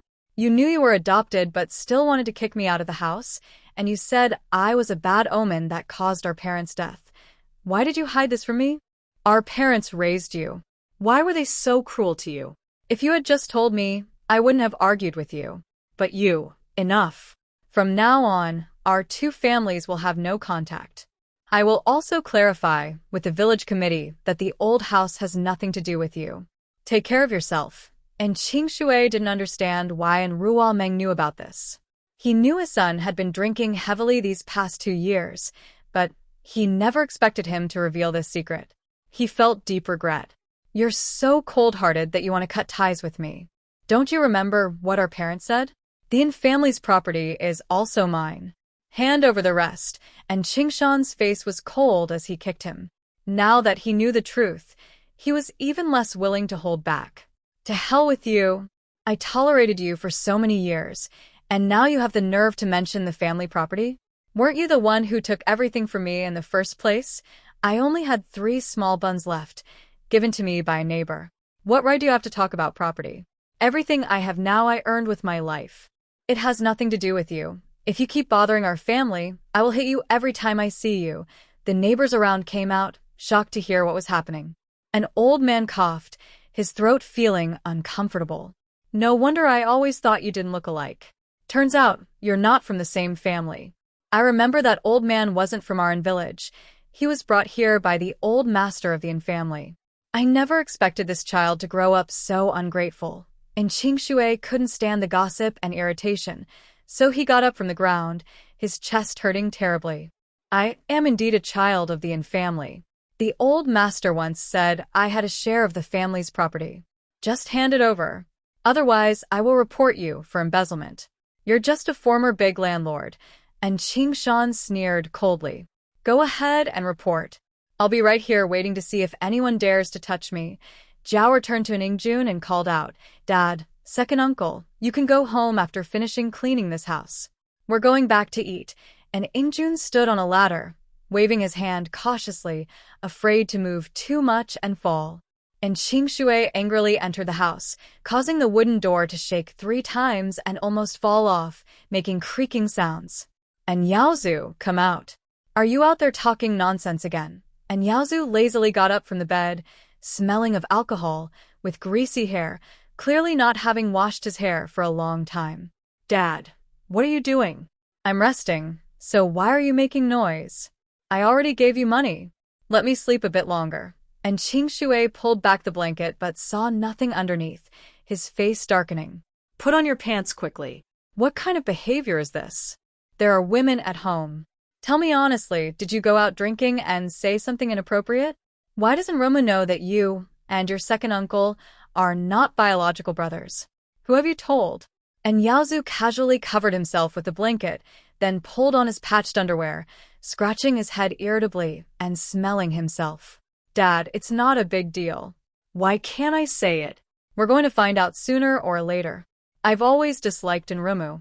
Now I'm doing pretty well with the Revolutionary Committee. Maybe I should report them. Let those brothers search their house, plant some illegal items, and then the family will be ours. Not just the family property, but also hidden treasures and the yard, everything. I'll even get the position of team leader for Nqingshan, and I'll have enough money to buy a house in the city.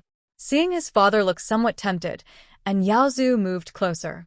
Dad, don't you want grandchildren? I'm already 29 and still have no kids. Isn't that strange? And Ingjuan's children have already graduated from high school. The gap is too big. It's because we don't have enough money. If we had more, we could have several grandchildren. And Qingshan was finally convinced. All right, you handle this yourself. Make sure they don't have a good time this year.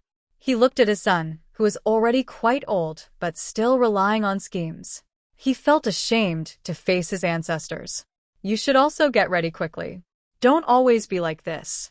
When will I finally hold my grandchildren? And Yaozu was a bit impatient.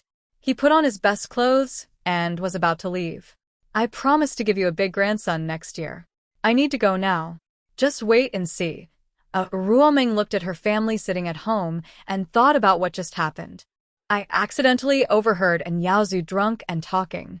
I thought it was a joke, but it turned out to be true. I think Qing Shui won't give up easily.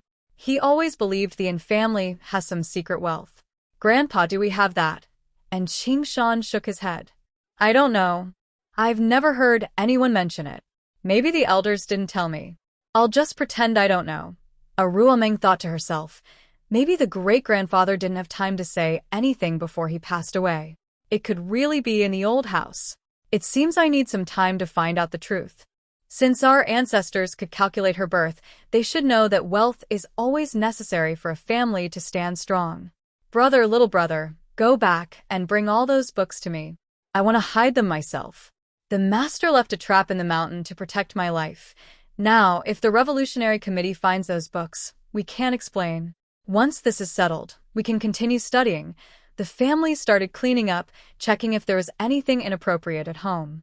Ruoming also pretended to go deep into the mountains and stored the books in her space.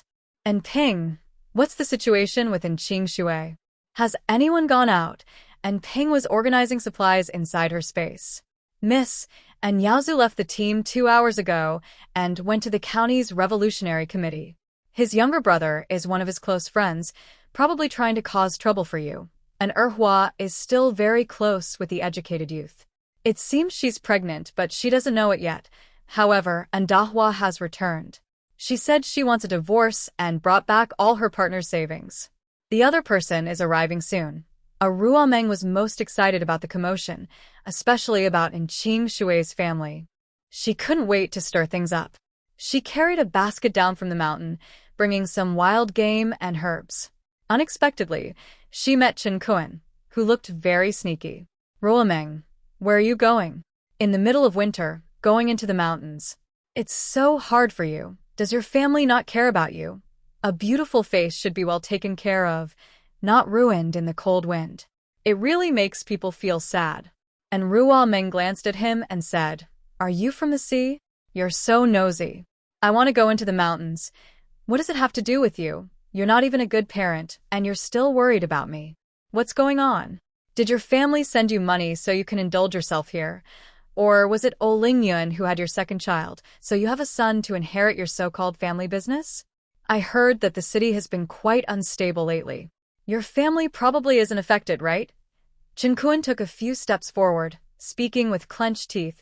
Let me tell you, you'll be played with by me sooner or later. Stop pretending. I know the guy living in your house has left. You have no backing now. You're just an ordinary girl from the countryside. If they don't want you anymore, you... And Ruomeng kicked him in the groin. He fell into the snow, crying out in pain, legs kicking.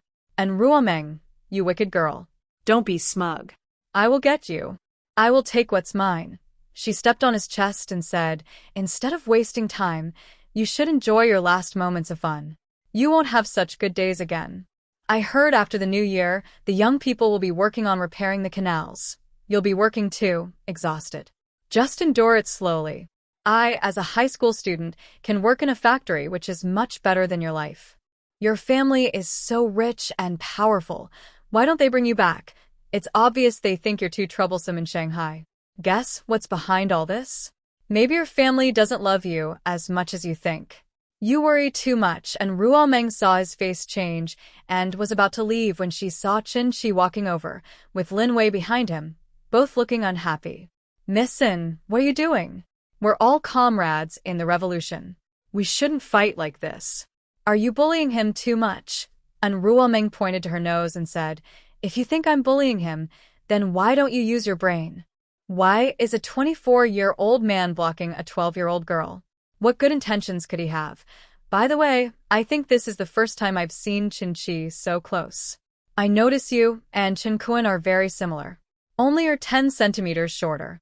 What a pity. Hey, you're both surnamed Chen and from Shanghai. Are you related? Or perhaps you are related by blood. Otherwise, how could you explain your very similar eyebrows and eyes? She looked at Qin-Kun in surprise. Your father must have been unfaithful.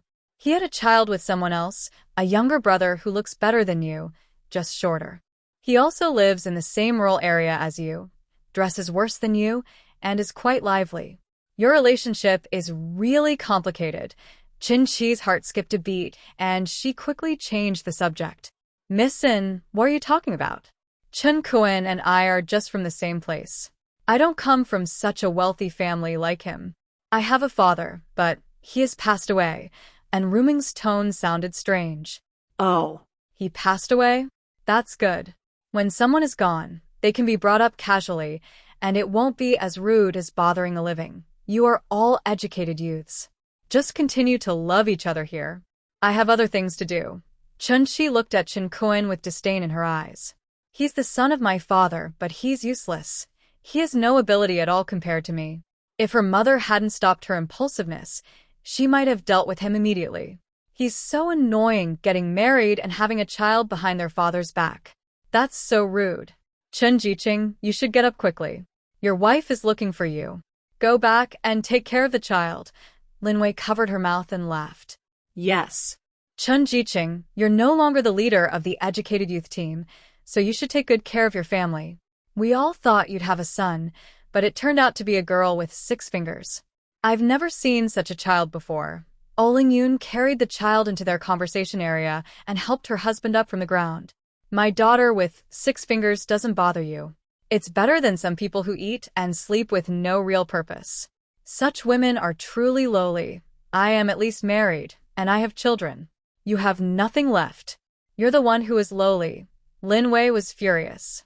She lunged at her, grabbing her and the child, knocking them to the ground. The child cried loudly. No one paid attention to the child's feelings. With 2 adults pressing and kicking, she ran out of breath and turned purple. Qin-Kun saw this but did nothing. His expression was cold, as if this wasn't his child. He just brushed the snow off his clothes, stepped past the fighting women, covered his groin, and headed home. He now seriously doubts if he can still use it, as the pain is so sharp that every move feels like a knife cutting his heart. Qin-Shi watched them fight, only smiling faintly. When she saw the child's face turning purple, she pretended to be alarmed and shouted, "Stop fighting. Something's wrong with the child. Please stop now. Someone help. The child is in trouble. Don't fight anymore." At this moment, Oling Yoon finally remembered about the child. She pushed someone aside and saw the child's face turning purple. She hurriedly lifted the child and shook her. Yaya, Yaya, wake up. Wake up, I am your mother. Look at me, I am your mother. But no one responded. She looked at Lin Wei with anger. Lin Wei brushed her hair aside, showing indifference. She didn't even look at the child. Don't blame everything on me. You were holding the child and fighting with me. You just want to blame me. You don't love her that much. She pretended to leave as if this was just a farce. Chun-Chi looked at the child in her arms. You should take her to see the village doctor. I think her condition is very bad. Even if Oh Ling-yoon didn't like the child and disliked her because she had 6 fingers, she didn't neglect her. The child was part of her flesh. She ran anxiously to the village doctor's house. Watching the scene, Chun-Chi thought the girl was smarter than she expected. She had graduated from high school at such a young age. What a clever mind. If she was taken away for research, then. Her eyes flashed with schemes and plans. And Ruo Meng hummed a song as she walked, seeing her second brother's younger brother leaning on the wall watching the scene. Little brother, what are you doing? And Ruo Huan, the youngest among them, was already 1.7 meters tall and the strongest. He could lift her with one hand and place her on the wall to watch. Da Hua's family came looking for her. They said she took all the money from home, cheated, abused the child, and demanded she pay back the money and get a divorce. Wow, such explosive news. Is Da Hua really so heartless? She saw 2 little girls in her line of sight, one 8 years old, and the other 5, both girls. They looked worn out but still clean, though their faces were covered with scars. Could they have been beaten by their parents? A middle-aged man looked angry and said, Today, you must give me an explanation. And Da Hua has been married into our Lu family for 10 years. I never made her do heavy work, never let her go hungry or cold. Everything she needed I provided. Even when I earned money, I gave it all to her. Yet she went out to find a man. That's bad enough. I don't have much interest in fun, and I don't know how to coax people. If things don't work out, we can divorce and part ways peacefully. I understand that. But why does she treat my children badly? Why does she hit and scold my mother? My mother treats her like her own daughter. Isn't that enough? I haven't worn new clothes for years, but I buy her 2 sets of clothes each year. Is this how other daughters-in-law live? Let me hear it, see it. Who lives more freely than her? And Da Hua didn't care at all, still munching on sunflower seeds. I don't want to live with you. Who made you so poor? I'm pregnant, and I still want my child to go to school. Who does the housework? Do you do it? That money was wasted anyway. A useless person doesn't need to study. If she studies, her mind will wander. She should marry at 15 or 16 and be done with it. Lu Lei was so angry he was gasping for breath, clutching his stick tightly, glaring at Ching Shan, who was watching the scene like a spectator. Captain N, this is your niece. Look at what we should do. Our captain is here today. We can't let our family be bullied for no reason. Her body is full of scars. Who treats their own daughter like this? The child she's pregnant with isn't mine. We haven't done anything in half a year. Where did this child come from? I absolutely won't be taken for a fool. And Ching Shan held back a laugh. What disgusting stories are these? It's shocking. Luckily, they're not his own brother. That would be shameful. Lu Lei, whatever you want to do about this, just do it. It's none of my business. As long as no one gets hurt, I can't interfere.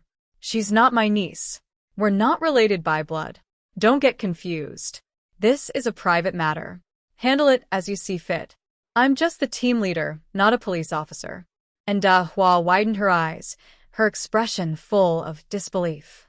Second uncle, what are you talking about? How can we not be family? My dad is your older brother. You can't just see me suffering and not stand up for me. And Ching Shan stood nearby with his arms crossed, quietly talking with Captain Lu above their heads. Ask your father. I am not your real second uncle. We have no blood relation. Your father is just an outsider who came with my ancestors, took our family name, but no one knows what your family's surname is. And Dawawa looked at her parents, who remained silent, feeling very nervous inside. She did all this because her second uncle was the team leader. She thought that if she showed some respect, She wouldn't embarrass herself. But now, everything was ruined. Second uncle, how could this happen? You've all been lying to me. And Ruma sat on the wall, watching. My grandfather didn't lie to you. Look at us. Our features are different. Our children have thick eyebrows and big eyes, and are tall. Compare that to your family, small eyes, flat noses, even shorter than me. And they're not very smart. I finished high school at 12. That's the difference. Our ancestors aren't the same group. It's better to not say anything, but once she did, many people agreed and believed they weren't related. And Qing Shui pointed at him, trembling. Shut up. It's none of your business what adults are talking about. You're just a kid, so stay out of it. Lulei looked away from the topic and knocked his stick. Stop changing the subject. How do we solve this? I want an answer today. And Qing Shui looked at his daughter and saw how grown up her son was. Suddenly, he had an idea. My daughter has been married to you for years. She gave birth to 2 children. She's not just contributed, but also worked hard. Your family only has about 100 yuan. Just take it as compensation for my daughter. Tomorrow, we'll get a divorce. We don't want the children. You and the Lu family can raise them yourselves. From now on, we won't interfere. We won't ask for any support for old age. Lulei hadn't spoken yet, but Captain Lu next to him said, angrily, Bah. How shameless. Your daughter cheats and gets pregnant, and now you want compensation? Are you out of your mind? Don't you see what's happening now? And Dawawa must return the money. That's the money she used for the new year. Also, your family has to pay Lulei 100 yuan. This is for the children's nutrition. Look at how beaten up he is. Your daughter tied up her own child to hide her affair. Have you ever seen such a mother? It's all because of how your family raised her. It's terrifying. Who would want to marry into such a family? If you don't agree, then we will call the police. Let Dahuang be transferred, as he is known for his inappropriate relationships. We will catch him in the act and ensure he is sent to the farm. And Dahuang moved closer to his father. Dad, please help me. This child is the vice chairman of the Revolutionary Committee. My brother introduced him to me. I had someone check, and he's definitely the son. If he is born, it will bring a lot of money. My younger brother knows the inside story well. Help me, and once I marry into that family, I will give you a lot of money. My brother's wife is under my care, and Qing Shui couldn't help but feel tempted. After all, the son brought in quite a bit of money. If he had a daughter-in-law who was an official, the family would be very powerful and respected. All right, I will compensate you. Let's go get the marriage certificate now. There can be no delay. From now on, the 2 families will have no connection. And Rumming overheard their whispering. No wonder they wanted to scheme against their family. They were fearless and even hoped to have a son, but they didn't consider whether they had that chance. Lulei looked at the 200 yuan in his hand. He didn't stay even for a moment. He took his mother and child and left immediately, feeling that staying longer was unlucky. And Dahuang looked at the girl on the wall. Her eyes sparkled. Rumming, you are getting more and more beautiful. Do you want me to introduce you to a wealthy person? I guarantee he can help you. Before she finished, and Qing Shan slapped her. Shut your mouth. If you dare to eye my granddaughter, I will kick you out of the team. Do you think I can't do that? Lu Dia hugged his daughter and glared at him.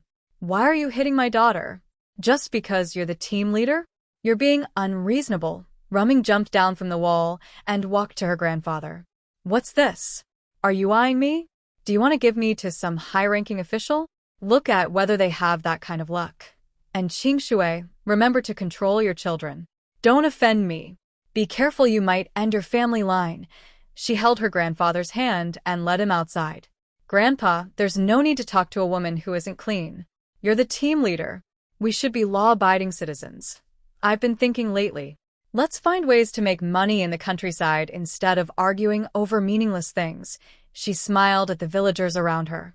Anyone who saw her would say she was sensible and obedient. Everyone, aunties, please go back and shovel the snow.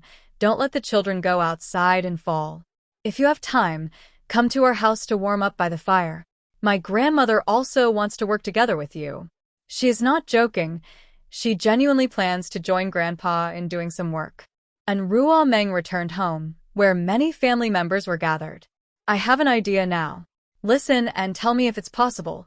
And Ingjun was sitting nearby helping his wife with knitting. She was making a sweater for the children. Tell me, if it's beyond our knowledge, we can only apologize. And Ruomeng took out the plan she wrote last night in the space. Dad, Grandpa, second uncle, this is my plan.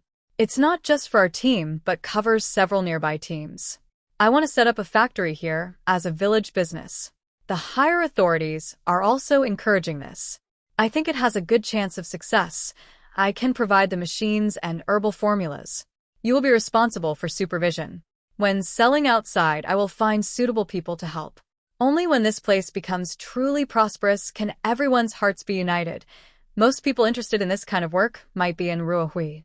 His eyes sparkled as he secretly looked at the plan, flipping through it. Brilliant. Sister, you are really a genius. I love this idea so much. I can do it. I will do very well. I love making money. Lu Tsuetsue tapped his head. What do you like? Looks like you're just dreaming. You didn't finish high school and still want to make money. You should go cut pig grass instead. And Ruomeng didn't discourage him but asked seriously, do you think my plan is feasible? And Ruohui nodded vigorously. Sister, look at this part of the products. After you join the military camp, you can sign contracts with them in your name. Our village will hold a big share. This is like the army backing us. It makes it easier to sell our products. Just like my sister's plan says, the Canton Fair is also an opportunity for us. There are many chances to promote our products. Plus, I speak Russian and English, and my sister is teaching me French. I think it will definitely work. The family watched him so excited, not knowing what to say. And Ingjun pursed his lips. Are you planning to make the people in a team rich, or do you have other ideas? And Rumeng shook her head and said, my main idea is to have more chips in our hands. Since several of us are going out, the house feels empty. Second, Anne also has her own business, so she doesn't have to spend every day in the kitchen. She can earn her own money, which makes her feel more confident. Lu Tsuetsue hesitated for a moment, surprised that she could also get involved. Can I do it? I haven't studied much, so I might not be able to. I can cook at home, that's fine. I'm used to it. And Ru Meng smiled. She hopes that the women in the family can find their own strengths, rather than just doing household chores all their lives. Second aunt, don't be modest. You only finished middle school because your family couldn't afford more education. You're no different from the women working in the city. There's no need to look down on yourself. Our family women are very capable. Look at how healthy and well-fed we are. It's all thanks to you and the others. Qin Ruyen comforted her. Exactly. When I come back, we can work together. I think society isn't very stable right now. If there's work at home, I plan to return. It's a good chance to take care of our parents. The children don't need much looking after, and we can keep each other company. We can chat and relax when we have free time. And Ingwei stretched her neck, worried she might be left out. Working outside and being away from family isn't easy. Is there anything I can do? I don't like studying, but I can run errands. I also know how to fix machines and have some connections. And Qing Shan thinks the family has a lot of energy, but the problem is the framework. I don't think the team leaders will agree to the share distribution. If you hold 80% of the shares, isn't that your own business? These people aren't that quick-minded, and Ru Meng chuckled softly. Grandpa, I provided jobs for them and helped increase the income for the team. I invested money, people, ideas, and even the initial machines, funds, and herbs, all by myself. I also plan to keep my senior brothers and sisters here to manage the factory. That's my biggest strength. They were supposed to go to the capital with me, but now they have to stay here temporarily. If they're unwilling to accept this distribution, I have nothing more to say. Then these people should endure hard times.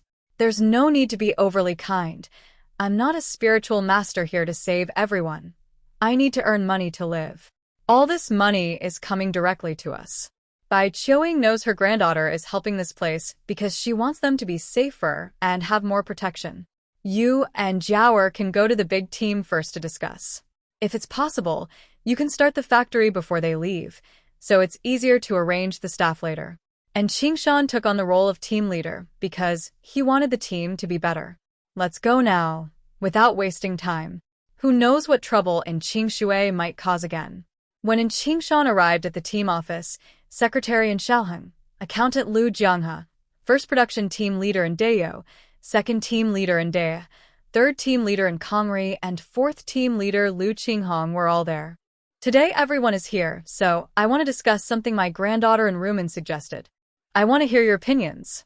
And Xiaoheng put down his pen and held a hot teacup. He asked, "What's so serious about this?" Sitting at the very side, and Rumen said, "Hello, uncles and elders. We all know each other and have watched me grow up. I won't talk much. It's a simple idea. I want to set up a village business in our team. I will arrange machines, herbs, and training staff. The workers will mostly be young people from nearby. 10% of the earnings will be shared with the village as year-end bonuses for everyone. Some of the money will go into infrastructure, like fixing roads, buying tractors, building schools, and healthcare clinics. 10% goes to the government, 80% is mine. I will pay everyone's wages. Do you agree? If not, just forget it and keep farming." Lu Qinghong's eyes widened. "Is what you're saying true? How can there be such a good deal? You want to run a factory, pay us wages, are you crazy?" And Rumen was confused. Why was the topic shifting? She asked, "You don't mind if I take 80% of the profit?" And Xiaoheng waved his hand. "If you take it all, that's your ability. We simple folks just want to earn enough to support our families. We don't have many fancy ideas. Maybe just ask for a little more benefit. Moreover, you said everything is your idea. We have no objections. Isn't that what should happen? Furthermore, you are giving dividends and building schools. Our relationship is truly beneficial for both sides." And Ruomeng sighed and smiled. "I thought you all would think I earned only black money and oppose my factory plans. Since you have no objections, let's move on to the next step. I need the team to clear some wasteland for growing medicinal herbs, which the factory will also buy. This will add to everyone's income. Not everyone can work in the factory, so planting more crops can also earn work points. I've looked at all the houses in the team, but none meet my needs. We can only approve some land for building factories. Once everyone is familiar with the process, production can speed up. What do you all think?" An anti-Japanese person who was impatient said, "Are you sure this will make money? I haven't heard what you're planning to make. Will people use it? We're all very poor now." And Ruomeng handed over the plan to him. "It's mainly two parts. One is a daily chemical factory, making shampoo, cosmetics, soap, and similar products. The other is a medicine factory, producing ointments, bone-breaking medicines, hemostatic drugs, and blood tonics, all made from traditional Chinese herbs, which people will use. Many people in the country still have money and they buy these products without caring about the price. But our countryside is poor now, so we can't use these things ourselves. Naturally, we will sell them to the city and abroad." Everyone listened, a bit confused, but they all knew it could make money, so they agreed. "Since everyone agrees, I will finish everything before the new year. I will also train the staff and get everything ready. I need to contact machinery and medicinal herbs. I hope everyone will cooperate so that within a year, our team can become the wealthiest in 10 villages and children can finish school smoothly." Everyone laughed happily, feeling that such days were not far away. Before they left, they heard Anrua Huey's panicked voice. "Grandpa, sister had an accident. Some members of the Revolutionary Committee entered our house, saying they want to search it," and Qingshan, with a cold face, threw his teacup on the ground. "Darn it, I feel like I'm made of mud." He hurried home angrily, kicking at the Revolutionary Committee members, feeling the injustice he hadn't felt in years. "Which fool dares to raid my house? Give you guys some courage. See if your leader dares to be so arrogant in front of me." And Yaozu quickly helped him up. "Brother Xiong, are you okay? This is my uncle with the treasure. He has a lot of money. Our family used to be landlords, so raiding his house is definitely justified." And Rumuang kicked him several meters away. "Such a crazy dog. Last time someone broke into Shongan Brigade, it was the Japanese. This time, they didn't even bother to disguise themselves. They just raided the house. Look carefully at whose house this is." Xiongbao looked at Rumuang as if possessed. "This is your sister? She's truly beautiful, like a flower. It makes my heart itch just looking at her. You really know how to handle things. and Ingjun wanted to fight, but was pulled back by Qingshan, who took out a gun from the main house. Come on, you want to raid my house? Go ahead and try. How brave are you? Do you recognize whose gun this is? I took it from a Japanese soldier's corpse. It's my trophy. He held up a piece of paper and slapped his face. Look carefully. I am a proper retired commander. When I was fighting the Japanese, your father didn't even know where he was playing. A little puppet from the Revolutionary Committee raiding my house. Who do you think you are? When the leaders come, they all call me leader. You're just a dog. I have taken more lives than you've raided houses. And you threaten my family? You're just a fool. You guys, tie them up and find a vehicle to take them to the Revolutionary Committee. I want the person surnamed Jean to give me an explanation. This is how you respect your old leader. And that traitor, take him away. Accusing the old leader, breaking into the army commander's house, threatening military family members, and even thinking about their children. How bold. Did you bother to check my son's position before raiding the house? And Yaozu was truly stunned. His cousin was just a soldier, so why were his sister and children staying at the brigade instead of following the army? It must be because his military rank wasn't high enough. The brigade commander, he had never seen such a high rank. Uncle, I was wrong. I really was wrong. It wasn't my intention. It was my father's idea. He said the family had a treasure, which Grandpa mentioned before he died. Because Grandpa didn't tell my father where the treasure was before he died, my father watched Grandpa die without doing anything. I really had nothing to do with it. Let me go. Qingshan kicked him again. I always wondered how parents die so quickly. I didn't even get to take them to the hospital.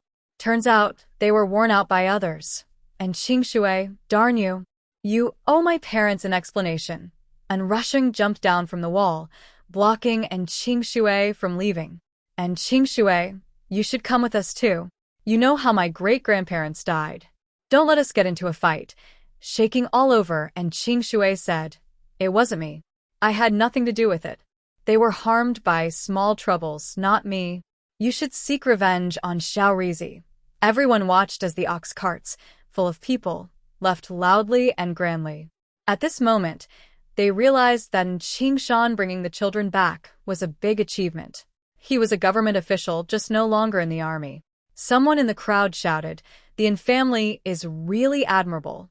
As long as they fight the enemies, they are our protectors and heroes. Yes, as long as they fight the enemies, we all respect them. Someone else asked curiously, By Mimi, did you also fight the enemies? Are you also an official? Bai Chioing smiled. I am lower in rank than him, but I have killed more enemies. I came back just to give the children a peaceful environment and to stop disturbing everyone's life. Many people smiled and said, You should have told us earlier. We thought you came back causing trouble. Lu Dia even said you were running away from the law. That was pretty harsh. Bai Chioing didn't mind these small matters. Those things were long gone. No, we officially transferred back. The head of the family doesn't like playing tricks. No enemies, so we just came back. Life in the countryside is peaceful. Lu Tsuetsue and Qin Rian moved closer. Big sister-in-law, aren't you curious? Our parents fought the enemies. I thought they left because they couldn't survive outside. Qin Rian rubbed her hands and looked at the snow about to fall again. I just found out after I got married. My in-laws aren't showy people. If they have connections, it's for the kids. We don't ask too much. They were just lucky. Lu Tsuetsue shook her head. No, I was lucky. I married into a hero's family. And having a big sister-in-law like you, what good deeds did I do in my past life? I'll go make some solid food. It'll be very cold when I come back this afternoon, so I'm preparing early. And Rumu was not very concerned about the fuss caused by this matter. Anping, keep an eye on committee, Director Jin Shui. This person isn't very honest. I'm worried Grandpa might get into trouble. I need to handle some factory affairs now.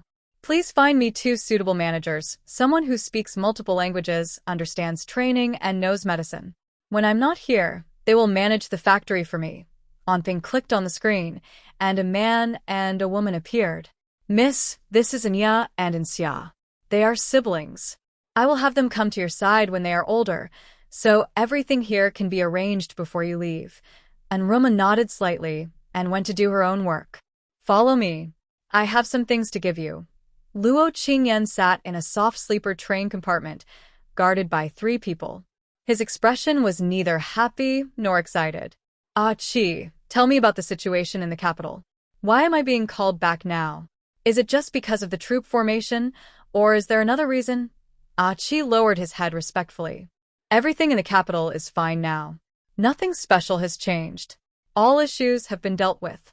The main reason for your return is about recruiting soldiers. More than that, they hope you come back to lead. The leaders are exhausted. Your health hasn't been good these past 2 years. They want you to take up this big role. Luo Qingyan's eyes showed no emotion. I hope there are no surprises.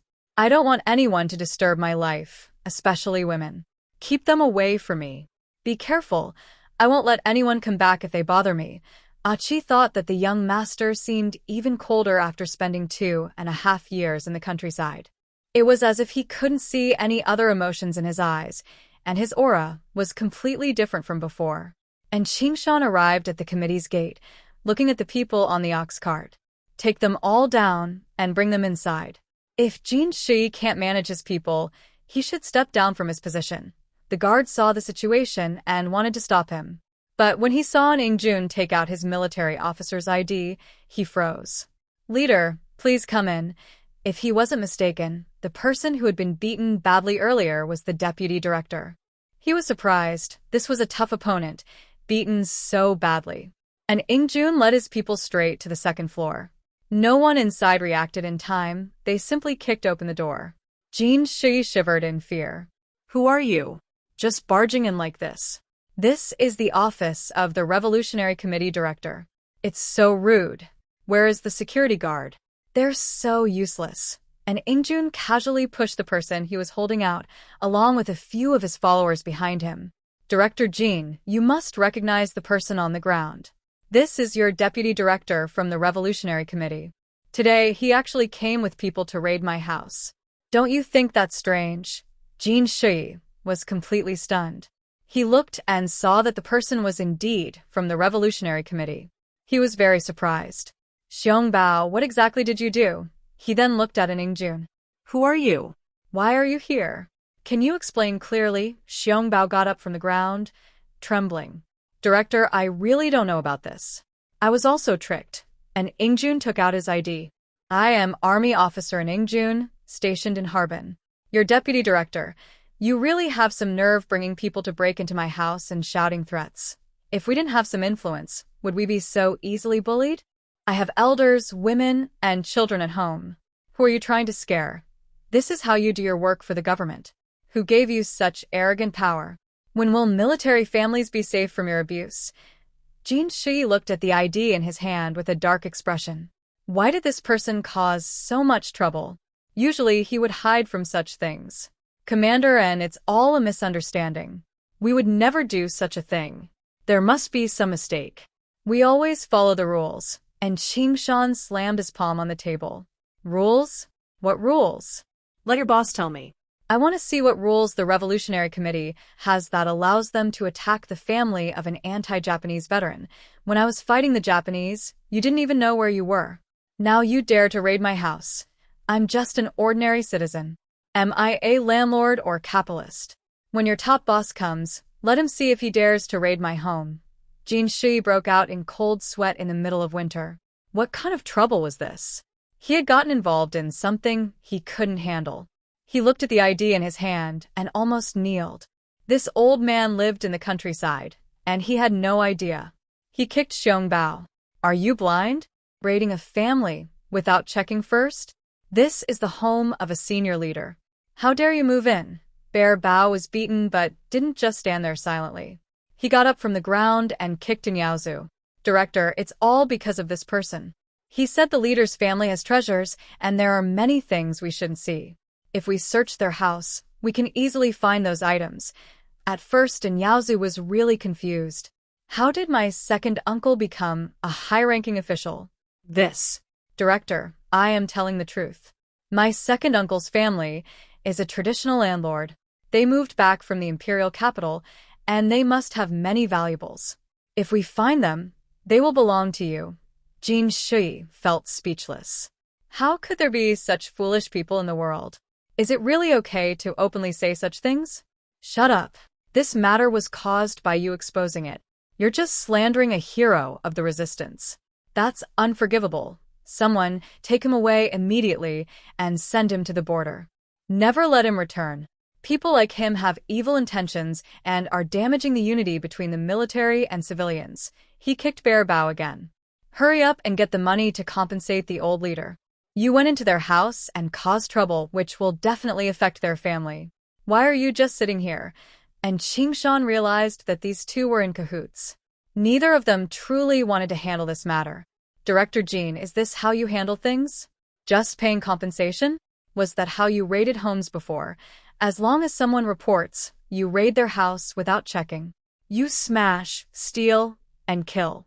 How is that different from bandits? It seemed he needed to report this to his superiors. The director here should be replaced. He's not bringing any benefit to the local area. Continuing to hold office here is just wasting the people's resources. Jin Shi's expression instantly turned ugly.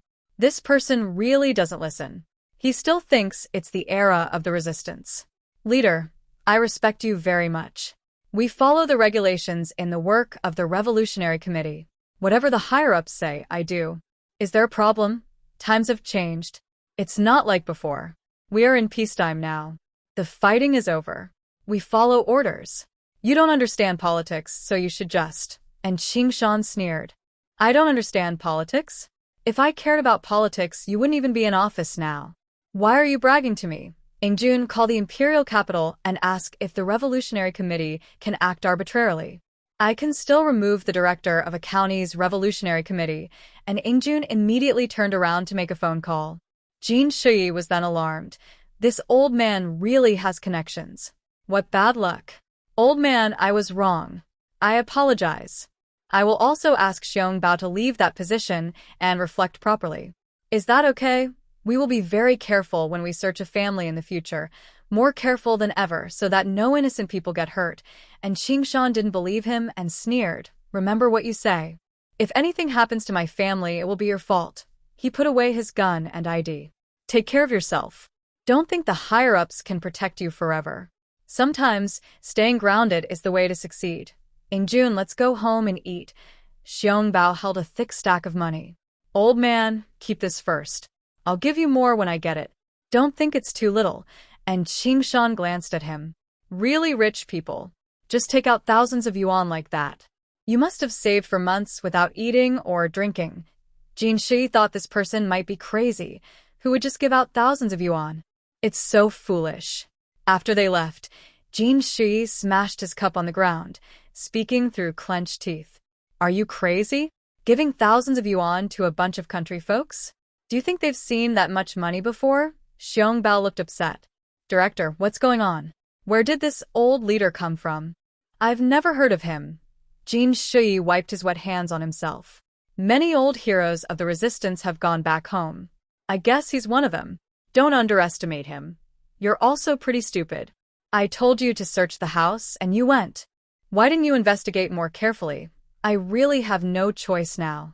They have connections in the Imperial City. Just a word from them, and I could be dealt with. You should stay out of sight for a while. We'll talk later. Xiong Bao didn't want to give up this money-making tool easily. Brother Jean, you can't do that. I always follow your instructions. I'm the most obedient. Who will work for you if I leave? Jin Shi sighed. I really have no choice. This person is stubborn, an old-fashioned relic. Is what that person said true? Does the Yin family really have a treasure? He wouldn't be joking, right? Bear Bao's body was even more fierce. And Yaozu said very clearly that the Yin family had a treasure, and he personally mentioned it. He had been watching for many years and was sure it hadn't moved. It was stored somewhere safe. Jin Shi waved his hand. Send that and Yaozu to the border farm. He's really annoying. His second uncle and cousin don't seem to know their own status, and they don't speak the truth. After the person left, Jin Shui made a call. Godfather, I have some special news. It's about a treasure in the Yin family. Do you think we should check it out? Is this the place you've been watching? The other person's voice was very old. Are you sure? That family really has a treasure? It might not be the same surname. There are too many people like that. It's too much of a coincidence. Jin Shi sat in his office, speaking softly and carefully. Godfather, I think it's very similar. The other side seems to have connections in the capital too. They were involved in the resistance back then. Could it be the same hidden family you mentioned? I think we can send someone to test it. The other person said something that made him nod repeatedly. And Ping heard this and left quickly, reporting honestly to Reuniting. After she listened, she laughed out loud. Go keep an eye on that old man. Now, there's a new interesting person. More and more people are around her. It's so exciting, and Ping lowered her head. Miss, should we deal with Inyazu? It seems he's been abandoned.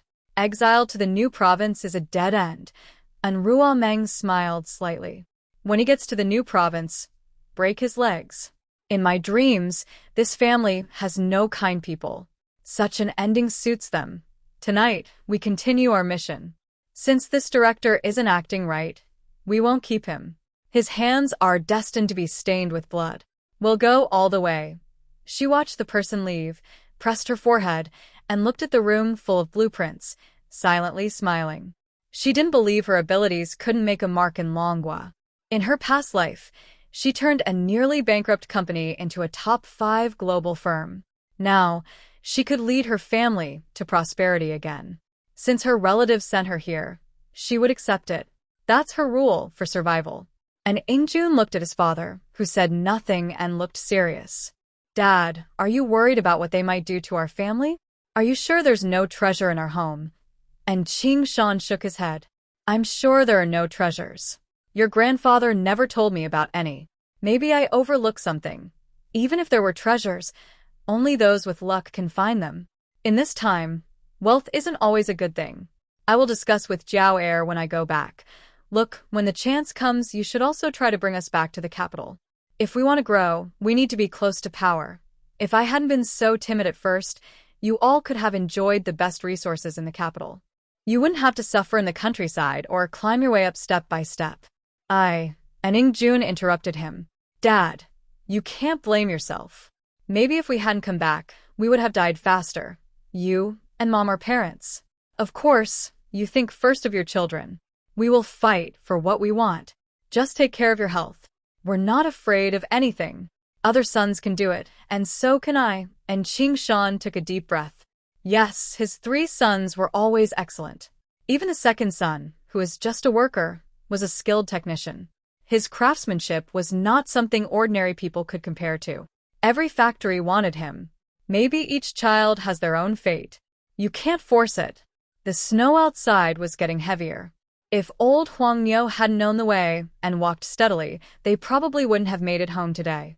Both of you, take the cows to Tangbo. Give him 50 cents. That's the rule. Before entering the house, Qing Shan saw Qing Shui waiting at the door.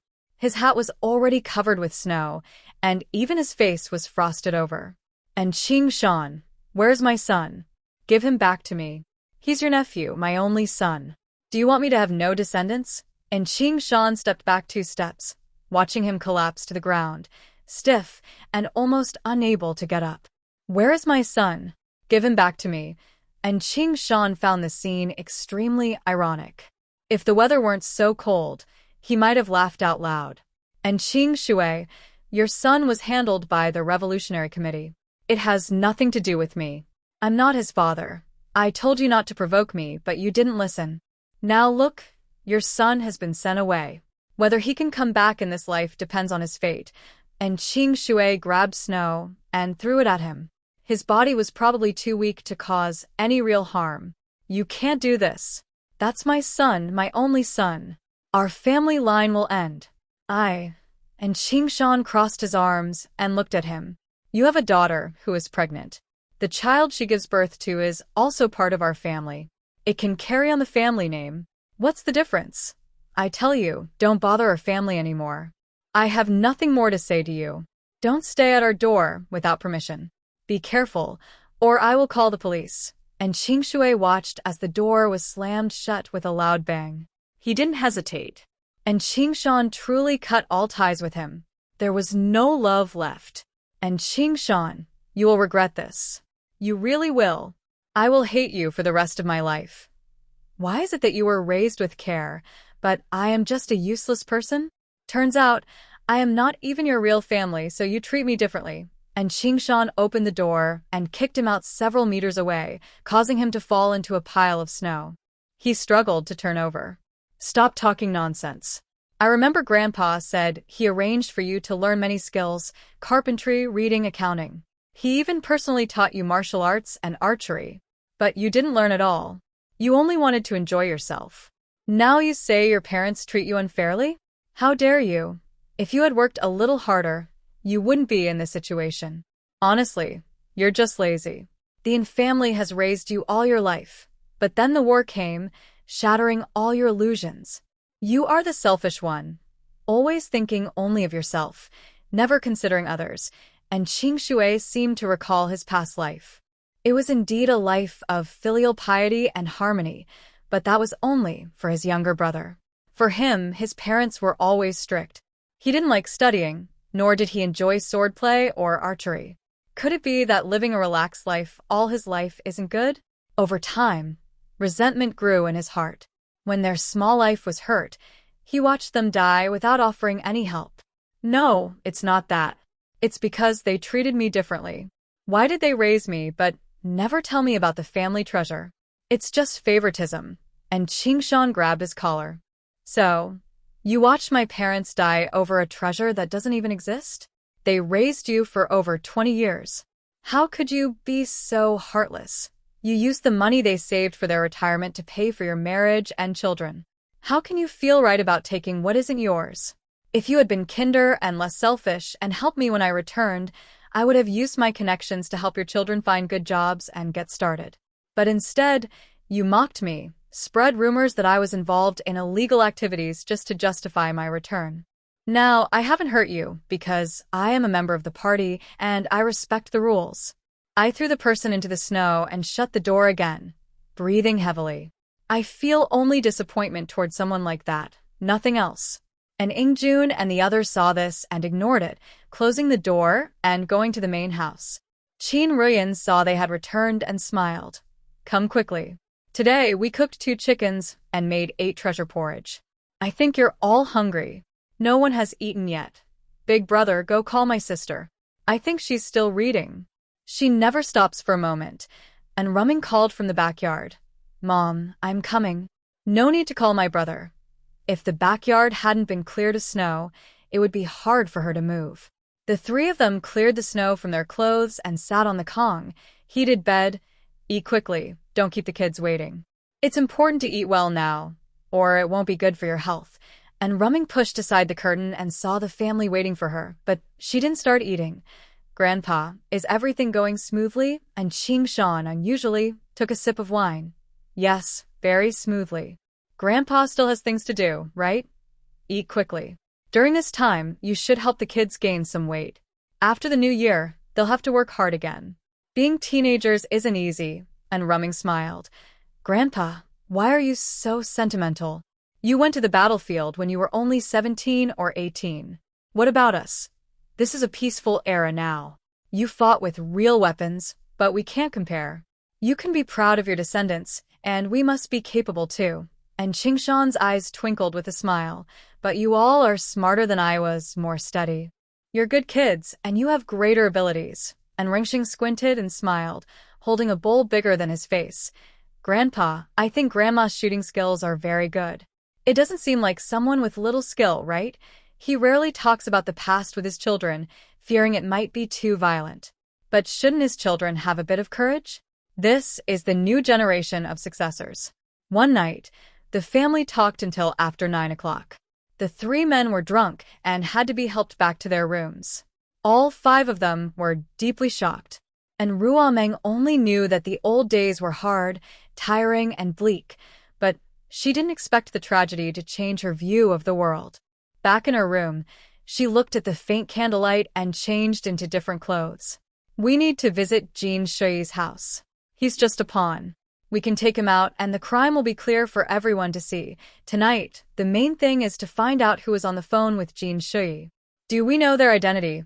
And Ping stood beside her, pulling up some information on his device. Miss, this person is Jin Jinghua. He used to be the director of the steel factory in Harbin. He retired at 50. Jin Shuyi is adopted by him. But he seems to have endless money. 5 years ago, he used his connections to make Jin Shuyi the head of the Revolutionary Committee. There might be someone higher up backing him. And Ruomeng listened to the basic facts, but the most important details were missing. She already knew they were deliberately hiding things from her. It was really frustrating. Are you afraid I might slack off, so you're not telling me the real secrets? And Ping was wrongly accused.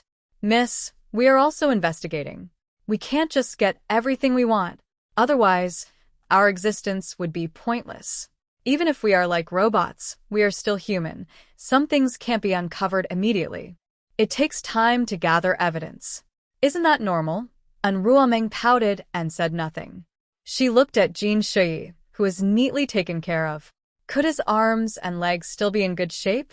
Seeing the boxes rushing into the space and almost falling on her, she thought, this person is also greedy. Even more so than the Qin family. With a flash, and Ruomeng teleported to Jin Jinggua's residence. It was a simple courtyard house, but a scan revealed it was anything but ordinary. There was a lot hidden inside.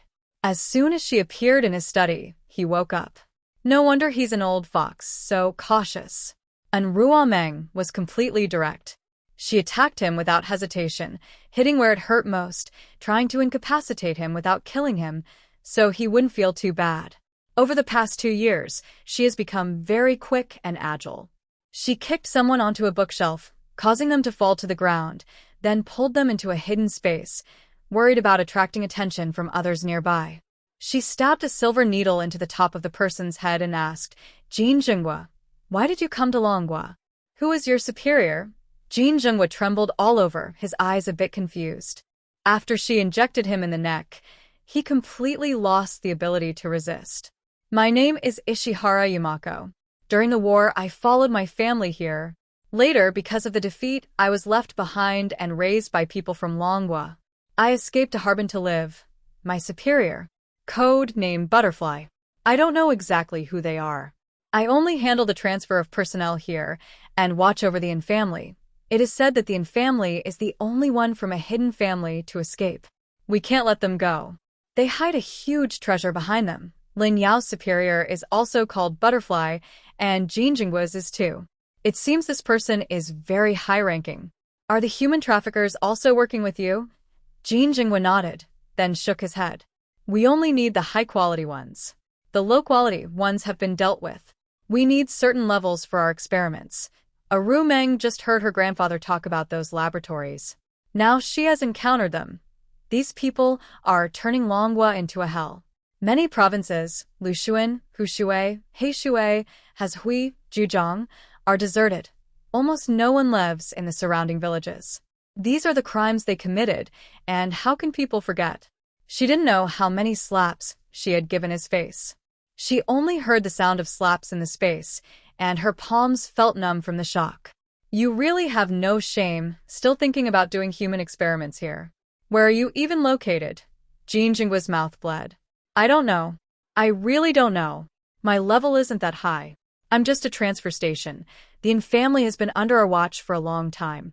We found their location yesterday. If we find their huge treasure, all our families will have a big breakthrough. Ruomeng slapped him again. The more she listened, the angrier she got. It was like they were using their hard work to enjoy life. Go to hell. If I could live a normal life now, I would wipe you all out and make you experience what real poison gas feels like. Besides you, how many people are here? Give me a detailed list. Have you ever seen a kidnapper with a scarred face? Jin Jinggua felt dizzy and confused. This person was really cruel and ruthless. His head felt like a lump of glue. I have seen him. He's the leader in Harbin, but I haven't been in contact with him for a long time. He hasn't sent any goods recently, probably hiding. We've been investigating him closely, and Ruomeng always felt something was wrong. Are the Ishihara family, the Ishii family, and the Inada family working together? How many people has each family sent? Jin Jinggua's mind was completely muddled. He couldn't think clearly and wondered if he had a brain hemorrhage. Our Ishihara family sent dozens of people, all active in Heilongjiang province, in the northern part of Heisheng. I am the contact point, spreading out from there. I need a lot of high-quality people, pregnant women, children, young adults, and healthy men. Preferably good-looking and smart. Family members are researchers, and those with access to national encryption get priority. That way, we can gather more information. These people all have weaknesses. As long as we control them, we can use them. And Ruo Meng was afraid she might kill him in anger.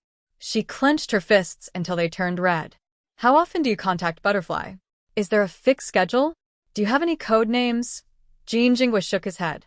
I have a habit. When I send messages, I make her reply within 24 hours. This has been going on for many years.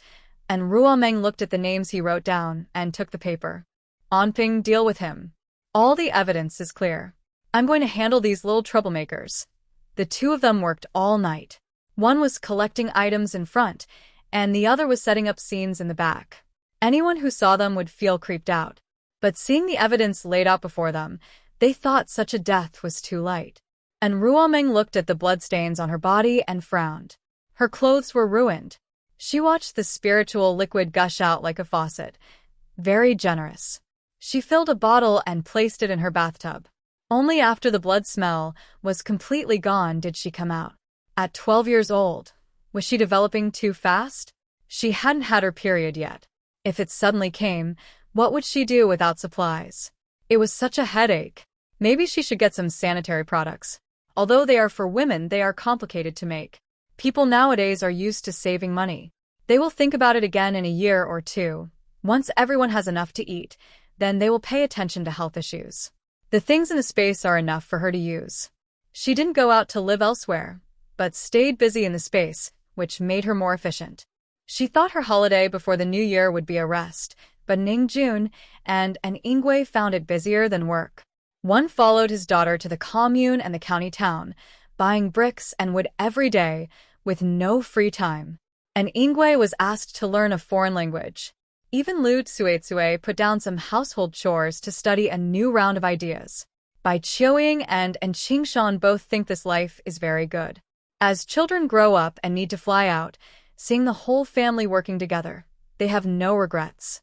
In the imperial capital, Luo Jinting stood at the station entrance, watching his son's figure. He felt excited inside because his son finally escaped the chaos and came out of the whirlpool. But looking at his son, who had grown to over 1.8 meters in just 2.5 years, it felt like a different world. He patted his son's shoulder and said, "It's good to be back. Your mother has prepared the food, and grandparents are waiting at home." Luo Qingyan just nodded slightly and sat directly into the car. Aki carried his luggage and spoke carefully. "Commander." Luo comrade didn't talk much on the way. He mainly asked about the situation and specifically asked not to be introduced to women. He seems very resistant and even dislikes it, but his skills have definitely improved a lot. I can't even compare to him now. I think this is very effective. Luo Qingshan frowned. This person was always so slow. Are we leaving or not? Is the car broken? Luo Jinting sat in the back seat. Drive to the compound. Seeing his son with his eyes closed, not wanting to communicate at all, he felt helpless. He really didn't have much time to talk with his child. Life is about balancing everything. How is life there? Is Uncle and still as young as ever? I haven't seen him in many years. Luo Qingshan muttered. They are very good. They treat me like their own grandson and son. They give me living expenses and I haven't spent a penny of it. My military training, gun skills, and martial arts were all taught by them.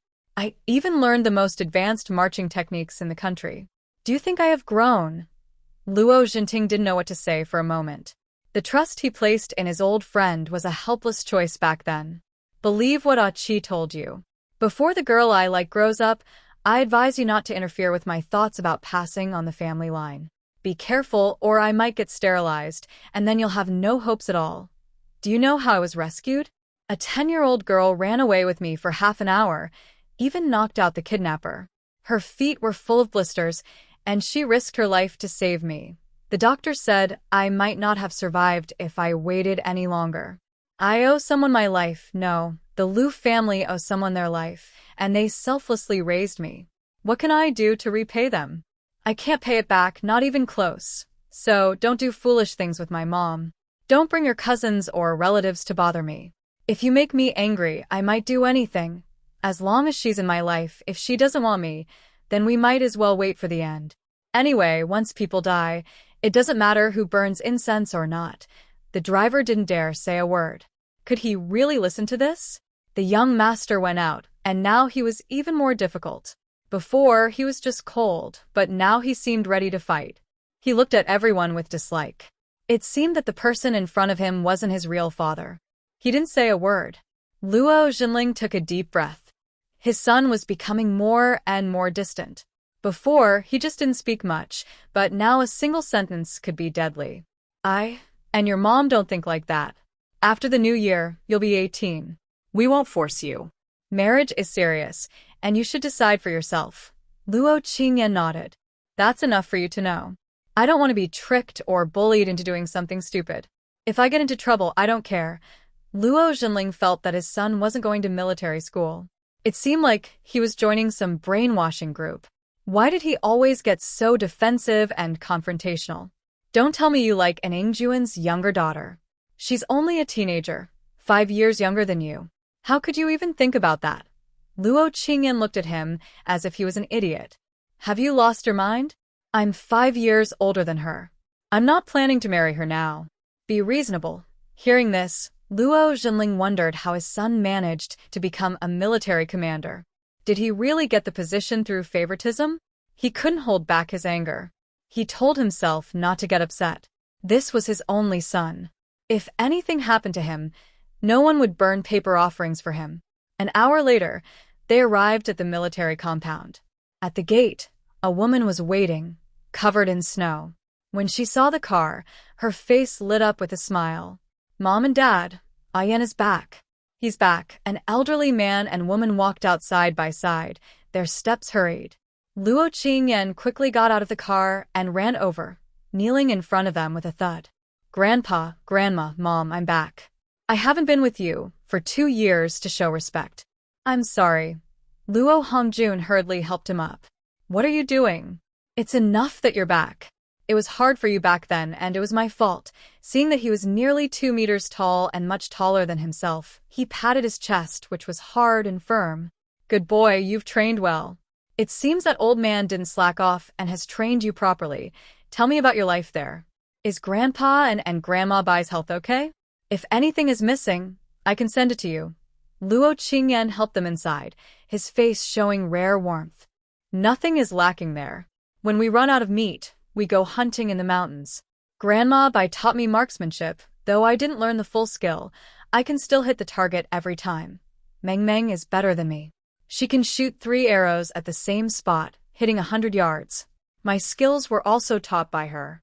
No, actually, a group of us were taught by her. Meng Meng? The girl who rescued you? She's 5 years younger than you, but she's even better. Luo Qingyan sat beside his grandfather. The food at home was good, but he still missed the hearty stew from there. It had the taste of home. Yes, she's younger than me, but much more skilled. She made a special training schedule for me, and I only reached this level because of following it. Just following military training routines wouldn't have helped me improve. She said the training in the army was too general. Everyone's body is different. Without a proper plan, progress is delayed. For example, my skills were laughed at for a long time. Compared to them, I am still weak. Lu Chili saw that her son didn't say a word to her, not even a glance, and felt a little sad. Luo Xinting put his arm around her shoulder. We are missing so little. I was also scolded by him on the way here. You get used to it. That's just his nature, but my son asked me to tell you not to interfere with his marriage. If you do, he'll get a vasectomy. He already has a girl he likes. Lu Chili frowned. I don't have that kind of free time. I'm just worried about his health. His strength didn't come overnight. He's had to endure a lot. She sat beside her son and said, Ian, do you want to get a health check? Overtraining can make you easily injured. Lu Qingyan shook his head and replied, No, Meng Meng knows medicine. After each training session, she massages me. My small health issues before are gone now, all thanks to her. If you don't believe it, you can check my pulse yourself. Although Lu Qiuli didn't know much traditional Chinese medicine, he could see that his son's health had improved a lot. Really? That girl is amazing, skilled, and good at medicine. Should I introduce her to the military hospital to train as a doctor? That wouldn't be a bad idea. He shook his head and said, she has her own dreams. This time, she brought something for Grandpa. She said it was her own initiative and hopes you will give her a fair answer after you see it. Luo Hongjun was quite curious. He knew that old man wouldn't raise a well-behaved child. I remember the Yin family has 4 sons, but none of them caught your eye. Didn't I tell you there are 2 recommended spots? Don't you have any left? Lu Qingyan shook his head and said, it's not that I didn't like them. They each have their own strengths. But I am not impressed. They all learned martial arts and military studies from a young age. Their fathers also graduated from military universities. If they grew up in the capital, I think the Yin family would be among the top. The Wen family, Shi family, Hua family, Jin family, none of them compare. Luo Hongjun knew his grandson well. For him to praise a peer so highly, it even involved a whole family. You're right, Grandpa, and has been out of this circle for decades. Naturally, there are some changes. Lu Qingyan had a different opinion. Grandpa, how do you know that was their choice to leave? Maybe they did it to stay out of the chaos and protect the children. The world has changed now. They are also training the next generation to join the military. When will they come back? Do you think those family slackers can stop them? Keep eating. I'll wash up and change clothes. I'll come find you later. Luo Hongjun looked at his son and asked, what do you think? How is the development of the Yin family? Luo Zhenting stopped eating and looked at his son's back as he went upstairs, his eyes thoughtful. I have a military officer under me who also graduated from a military university. He's 26 after the new year. He's already been promoted again to vice division commander. His name is an Yingming, the youngest son of Uncle Yin. I believe what Ah Yen says is true. If the Yin family's generation all join the military, they are highly educated, smart, skilled, and eager to succeed. It's only a matter of time before they become pillars of society. Moreover, they have a complete training system. Their progress is much faster than ours. That's what we lack. I'm really curious to see how that young girl will volunteer herself. However, Ayen told me he likes her. If I introduce someone to him, he would get a vasectomy, leaving me childless. I always thought she liked him, since they spend a lot of time together. But it turns out she's only 12 years old. This is basically him offering himself as a child bride. Luo Hongjuan's mouth twitched. He had once planned to marry in Qingshan's family, but it was always about his son. Now his grandson is going to find the granddaughter of that family. It seems destined. As long as nothing goes wrong, you shouldn't interfere. She might not be interested in him. Olden is hard to deal with. It's normal if the child isn't interested in the trash around here. There's really not much good around. Just let him go. When he grows up, he will marry naturally. Trying to force him won't work. If he really gets a vasectomy, it will be too late to cry. His personality is like that. We can't rush it. When Lu Qingyan finished packing and took her things to the study, she said, Grandpa, this is from Meng Meng. She asked me to pass it to you and also gave you a message. If you want a team capable of complex missions both at home and abroad, she can help you achieve that wish. This made Lu Zhenting's heart skip a beat. She was showing off her skills to get a pass, revealing her talent to gain entry. Luo Hongjun felt excited inside. He had thought about this idea for a long time but couldn't make it happen. Many problems, especially finding the right talent, were hard to solve. He opened the thick cowhide paper to reveal several design drawings. Each number on them didn't look random, but seemed carefully calculated and tested. Did she draw these herself? No fax? Qingyan nodded. I've been with her constantly, only sleeping. No one else was around, so it's definitely accurate. The Yin family's people also told me everything openly. Meng Meng was taken as a disciple by a master when she was young. She often learned many skills in the mountains, medical skills, military tactics, martial arts. She can speak many languages, and her memory is better than normal people. She graduated from high school at age 12. If she went to college, I think she would be the best there. Luo Hongjuan's hand trembled slightly. What does she want to do? She gave me this design, but she must have some purpose. She wants to join the military, just like her twin older brothers, and have a chance to compete in this elite team, but the third sibling at home wants to delay a year. He is headed to the southwest. His memory is very good. He remembers everything he sees. I also tried to test him. My memory can't compare to his. That's why I believe Anjia will return to the capital. Who wouldn't want their child to have a better future with such a grandson? Luo Hongjun still felt it was too easy. Just a chance to join the military? No other requirements. No, her strength is proof enough. No need for special favors. This time, he was confused. Giving such a big gift so simply. Does this child have a mental problem? Did you wear the jade pendant that Olden gave you? Yes, I gave it away. To that young girl? Yes. I had to leave something for her. What if I run away? She's so pretty. If she leaves, you owe me a gift. Luo Hongjun felt a tightness in his chest and was uncomfortable. Is this grandson being raised for someone else? Get lost. Don't let me see you. Luo Qingyan didn't understand why his grandfather was angry. How can an old person be so irritable? When will you get the travel permit? I need to send my letter with it, so it doesn't take too long by regular mail. Luo Hongjun rubbed his forehead. Why is he so difficult now? Wait a few days. It's not urgent. I'll have someone investigate her closely. She's so outstanding, it amazes me. Even geniuses are just like this. He frowned. Old people are so easily surprised. It's true, seeing so many useless people in the capital, even a little success seems strange. He sighed. I used to not understand, but now I get it. As the saying goes, a pig can't eat fine bran. TSK, TSK, TSK. I didn't understand before, but now I do. Luo Jinting saw his father really angry. You should rest now. Your grandfather has his own plans. He reached out to his father, acting confident. Give me some money. I want to buy gifts for them. 2.5 years of free meals. At least I should give some presents. Someone raised such a good child for you, and you are so stingy? You can't even spare this little money. Lu Jinting also felt headache and supported his forehead. Go away, find a mother. I have no money. Jealous of her. You are really poor. Why be so stingy? Isn't what you have yours? Hiding it from whom? You don't have a second son. No, you can't have a second son anymore. TSK, still my money. Lu Jinting truly felt his heart hurt. Lu Qingyan, get out. What are you thinking? It's better if you just stay silent. This person is really troublesome. When he doesn't speak, he calls him cold. When he speaks, he tells him to leave. Truly hard to please. Lu Hongjun handed the blueprint to his son and looked at it. This is the latest model. I don't remember other countries having it, and the materials she provided are mostly available domestically. Even if we buy it, we can get it through other channels.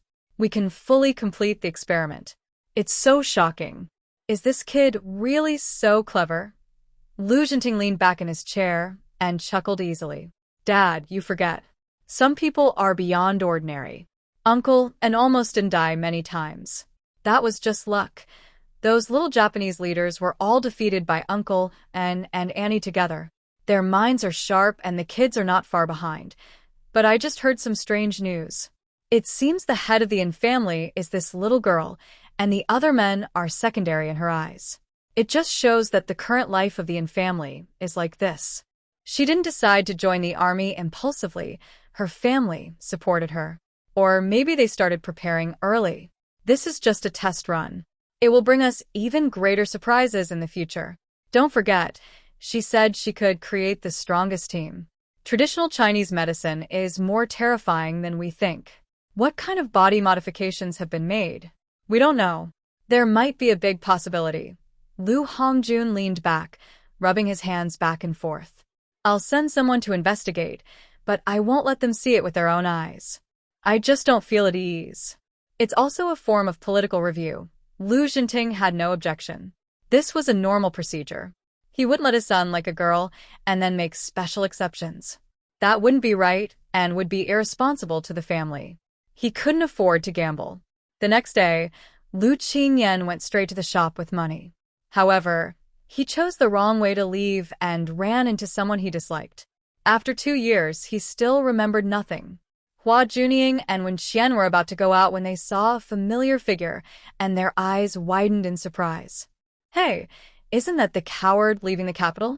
I thought the Lu family would be finished, but you still have the courage to come back. Are you planning to join some elite team? I wonder if you'll run away again. Not everyone can join that. When Qian was wearing a military coat and looked at him with a sneer. There were rumors in the capital that you were kidnapped by traffickers. The Lu family sent you away to protect you. Have you been growing up in the countryside all these years? Is it smelly there? Do you spend your days picking manure? Life must be tough. Lu Qingyan moved his wrists, realizing he hadn't moved in days. He really needed to stretch. Have the dogs finished barking? Which dog isn't tied up at home? It's terrifying. Early in the morning, they bite people. Next time, I'll bring a knife when I go out. If I meet such disobedient dogs, I'll just cut them and cook them. I haven't had dog hot pot in the countryside for a long time. I'm craving it. When Qian glared at him, his words were even sharper than before. Calling us dogs? That's so rude. You've really become wild in the countryside. You don't deserve to hang out with us. Lu Qingyan put his hands in his coat pockets, looking confident and cool as before. You think I want to see you? I find you all disgusting. I don't belong to your circle, and I don't care. And I don't even know who's the one who's truly doomed. Better not provoke me. I've lived in the countryside for 2 more years. If you make me angry, I'll bite you and your dogs to death. Hua Junying shrugged. What's there to be proud of? When his grandfather passes away, everything will change. Then we'll see who's the real fool. Lu Qingyan also noticed his hearing had become much better, able to hear things from farther away. That comment hit a nerve. He turned and took a few steps, then suddenly grabbed a nearby wall and slammed into it, glaring fiercely at them. Say what you just said again. I've really had enough of your nonsense. They are all good-for-nothings, pretending to be cultured. It's so disgusting. I don't know what kind of family could raise such useless people. Hua Junying felt dizzy, as if his soul was leaving his body. Let go of me. Help. Help. Lu Qingyan is going to hurt someone. Help. When Qian couldn't make any sound, feeling like his mouth was full of snow and even tasting something foul. What is that? Could it be dog poop? When everyone arrived, they saw this scene and didn't dare to step forward to stop it. At this moment, a boy rushed over, holding Hua Junying and shouting, Ian, stop hitting him. You'll get into trouble. You just came back and this isn't good. Even if they bully you, you can't do this. Be generous. Uncle Lu teaches you to be kind, but you got tricked by those cowards. Don't be angry. Calm down. Just hit him a couple of times. Lu Qingyan clearly heard the underlying tone and became even more aggressive, hitting those private parts. The people below were crying out loudly, like pigs being slaughtered. When Qiling originally wanted to watch the fun, but then she saw her son being pressed down and beaten. This was her precious child. Lu family, you crazy person. Why are you hitting my son? Let go of him. Lu Qingyan hated this woman deeply. Without hesitation, he slapped her face. With a loud slap, when Qiling flew into the air. He looked innocent. Comrade Wen, you're so light. I just touched you a little, and you flew away. I tell you, take care of your dog. If it barks at me again when you go out, I will kill it and make soup. Do you dare to stop me? When Qiling was hurt all over, but luckily she was wearing thick clothes, so it wasn't too serious. She was anxious to see if her son was okay. She got up from the ground and started scolding him. You're just a wolf cub. Do you have any manners? I am your elder. How dare you slap my face?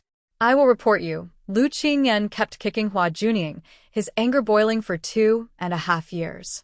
If he didn't vent it now, he would go crazy. Fine, go ahead and report me. Take me to the military court if you want. I will stand with you. I see whether the crowd is punishing the person cursing the national leader or punishing me, the grandson who is venting his anger for his grandfather. Go ahead and report it. If I were afraid of you, I would step back. I am not surnamed Lu. I know people say our family will have no descendants and that I, Lu Qingyan, hid away. Yes, I hid for 2 years to stay alive. I must admit I was too weak then, unable to withstand the sneaky schemes of the adults. But I am back now. I am an adult. Anyone who dares to harm my family, I would rather lose my life than let your family be destroyed. Let's see who wins. When Qiling, watch your son. If he offends me, he will suffer all kinds of punishment. We need to settle our debts properly. Raise your son well, so he doesn't cause trouble for us. When Chilling looked at the hatred in his eyes and felt a shiver. The past is gone. He probably doesn't know about it. Definitely doesn't. You don't need to threaten me. I know what kind of person my son is. He would never curse the national leader. You heard it wrong. Hua Xiaoyan stepped out from behind. I can prove it. Hua Junying insulted Grandpa Lu. I heard it with my own ears. That beating was deserved. He brought it on himself. Qingyan, you should leave. Don't bother with this crazy person. It's not worth fighting. Our Hua family will give you an explanation. Lu Qingyan sneered. Sister Qiaoyan, it's really unfair for you to live with such a person. I'll leave first. Let's meet another day. Hua Qiaoyan saw her half-brother on the ground crying out in pain and kicked him. I count to 3. If you can't get up, I'll break your legs and make you a cripple at home. It's better than offending others and bringing shame to the Hua family. When Chilling pointed at her and scolded, that's your own brother. Helping outsiders, you're truly unfaithful. You. She looked at her coldly. If you keep embarrassing us, I will tell my dad that this marriage is no longer necessary. You can also be a single mother. Whether we keep this grandson or not, it's all the same. He's useless and brings no value. When Qianjun was about to sneak away, when he saw Hua Qiaoyan kick him, if you bring him to do bad things again, just take your little wife home to live. The Hua family can't tolerate such troublemakers. When Chilling was really furious. One was her nephew, and the other was her own son. She truly couldn't handle this situation. Lu Hongjun, who was secretly watching everything, had red eyes. His grandson had finally grown up and was able to take responsibility. An old man nearby patted his shoulder. Old friend, that was a clever move. Where did you send the kid? Your attitude is completely different from before, more spirited. The other side must have blood on their hands. Lu Hongjun walked with his hands behind his back, enjoying this rare moment of leisure. Have we fought against the Japanese soldiers together? Do you think we've never spilled blood? I just took a gamble, and it paid off.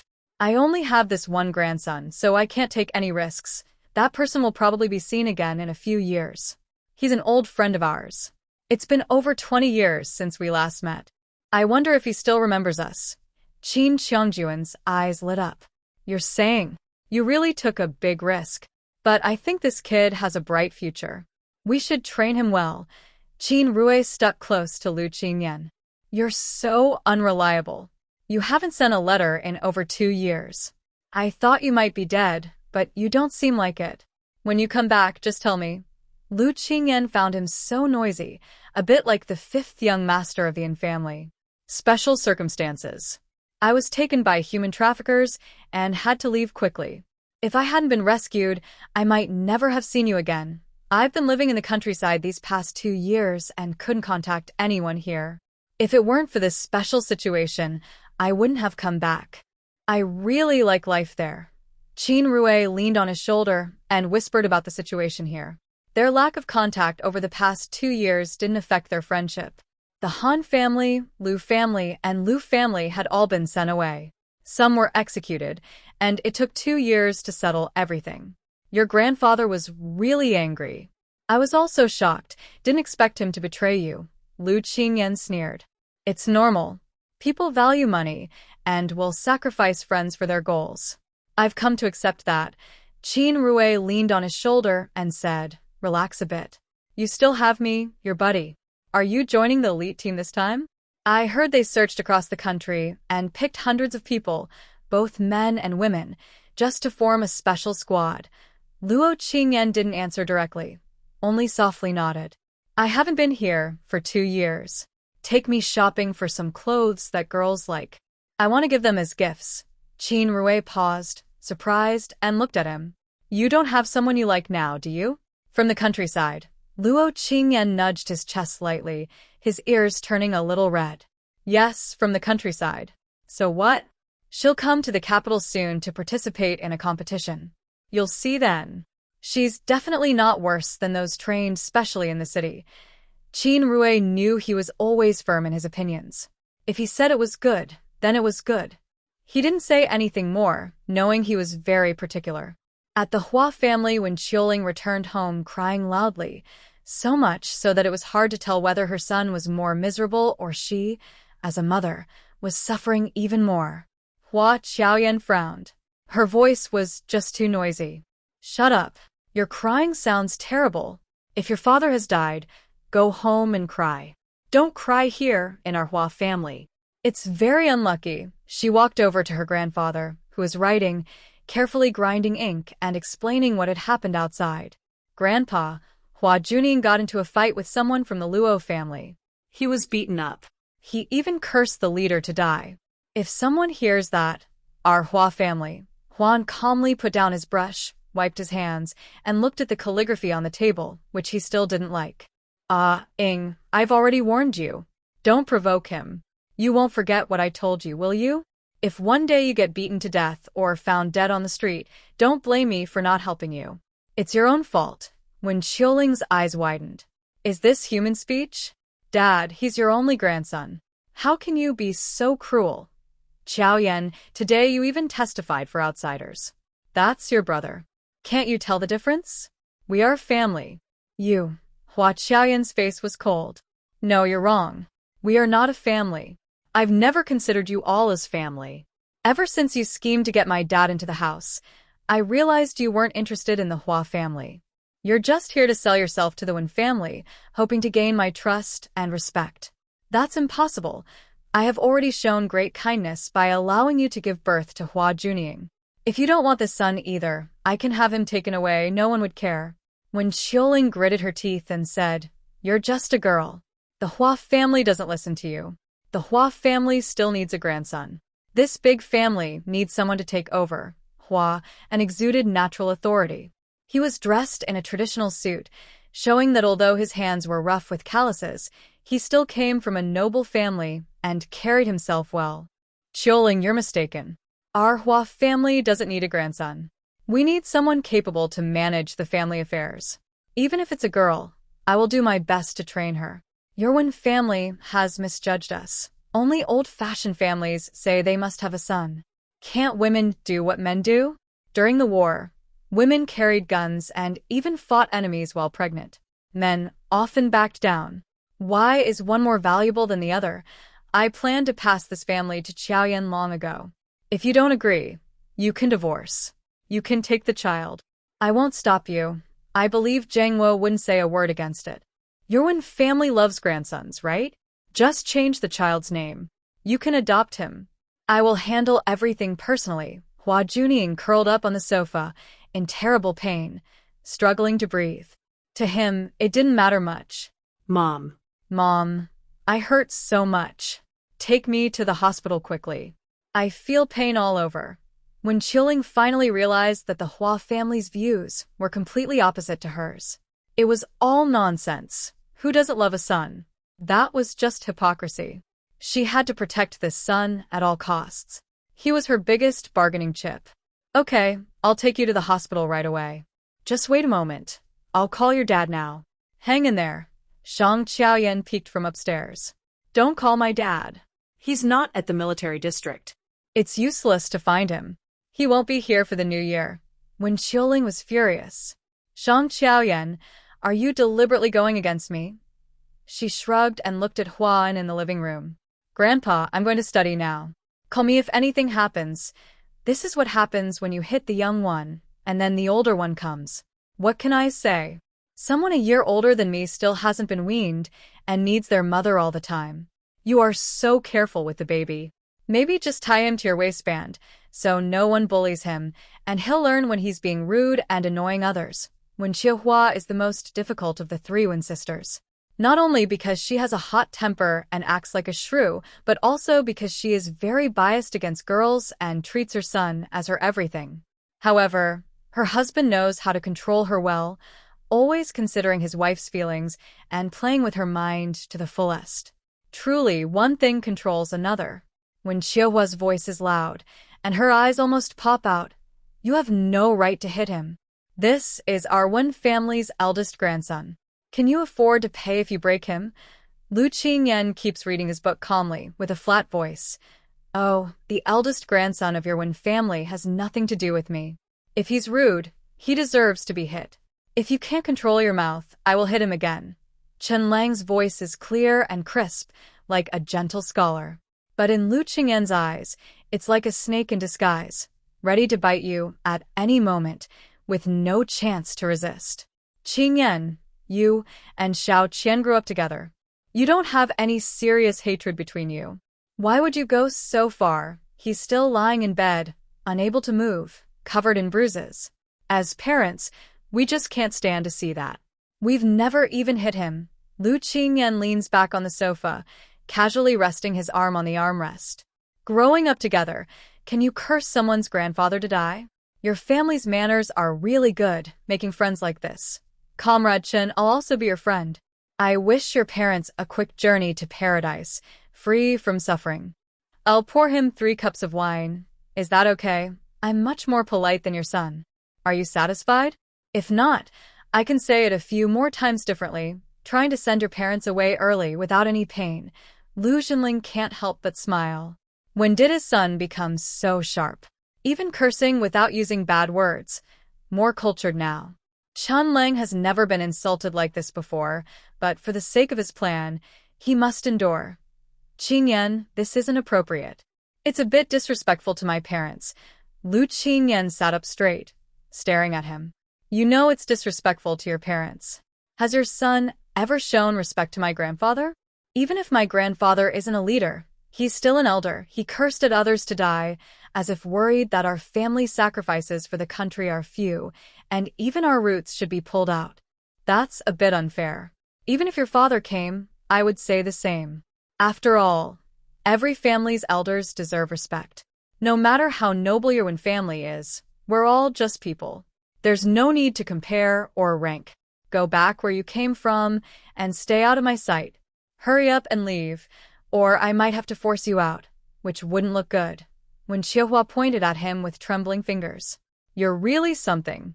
No wonder you've been in the countryside for 2 years. You've learned to be a shrew. Yes, I've been in the countryside, and I am a shrew. Who made you like this? You pretend to be cultured, but you don't understand anything. Our family's education level is higher than yours combined. Uncle Zhang, Aunt Zhang, send them away. We don't want people like that near our family. It's so annoying. Seeing their ugly faces just ruins my mood. Chen Lang looked at him with a calculating gaze. Young people should leave some room for kindness. It'll be better for everyone later. Lu Qingyan stood up with a commanding presence. Chen Lang was only about 170 centimeters tall, a head shorter than him. Let's meet on the field. When the time comes, if you get hit, don't call your mom. That would be embarrassing. When Qiehua was so angry, she almost fainted. Her husband pulled her out the door. Why are you pulling me out? I want to argue with him. Why should a junior argue with me? He has no manners. She didn't understand how the Lu family raised their children to be so arrogant. It'll only lead to trouble sooner or later. Chen Lang looked back and said, let's just forget it. The Lu family isn't easy to deal with.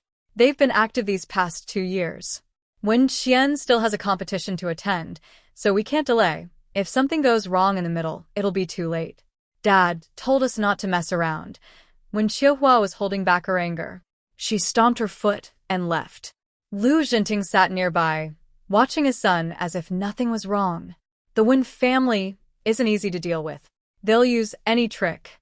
That Chen Lang, I've seen his shadow in many things. However, he has enough witnesses and alibi, so I think this person is very clever. You should pay more attention to him. He doesn't seem as simple as he appears. The Wen family and he have a mutual understanding. The Wen family is probably his shield. Luo Qingyan remembered Mingming's words. The more you walk down a dark road, the more ghosts come out. Whether he's a good or bad person, you'll soon find out. A man who marries into a family, how shallow do you think his intentions are? Today's event was known throughout the military district compound. The only child of the Luo family returned, and even openly announced it. This attracted many people's attention, as they had been watching this position for a long time. And Ruo Meng was busy, nervously touching the back of her head. The day before the spring festival, Qin Ruyan and an Ingjun took her to her grandparents' house. They planned to stay overnight because the roads are very difficult to travel now. Grandpa Tang drove a ox cart to take them to the city hall and saw her eldest uncle waiting at the door.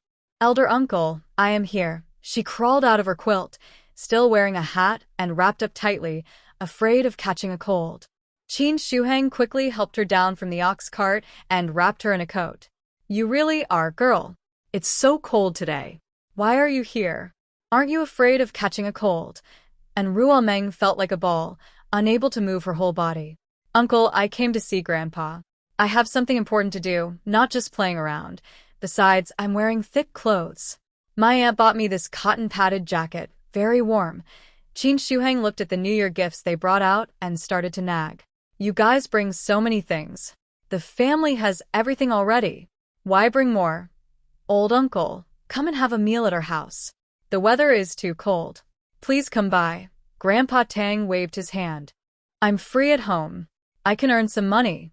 What's there to be afraid of? I'm dressed warmly. I'll leave now. You go back slowly. I won't come to pick you up. A group of people walked through the snow toward the back of the city hall. They lived in a simple 3-story small building at the back, which was quite good for 1973. As soon as Ruomeng entered the yard, she saw her aunt-in-law Lu Ruhua holding a hand warmer, worried she might be cold.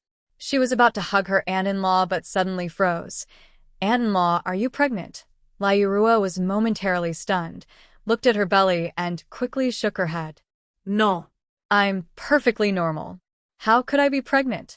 Maybe you saw it wrong. And Rumio circled around her twice, felt her pulse and said, I didn't see it wrong. You are pregnant, even with twins. Yes, a girl too. A pair of dragon and phoenix twins. Qin Shuhong's eyes widened. Really? I thought I would only have one child in my life. Now I might have a daughter too. He hugged Lairua's face and kissed her. My wife, you're amazing. I'll serve the food. Just wait to eat. Lairua was still confused, half believing, half doubting. I'm really pregnant and with twins? I always thought my recent sleepiness was just because I was lazy. She moved closer to Enrumuo, feeling a bit shy. My period has been normal lately. How could I be pregnant? Maybe something's wrong. And Romuo held her hand and led her to the living room. It's normal. In early pregnancy, some bleeding can happen. You're already 2 months along. When you reach 3 months, go to the hospital for a checkup. Then you'll know how many babies you have. But I can see clearly, it's definitely 2. Your body is a bit weak, so eat more red dates, drink millet porridge, and buy some milk powder if you can. Just 1 cup a day will help. Qin Shuheng went to the kitchen to tell his mother, Lu Ho-hot, the good news.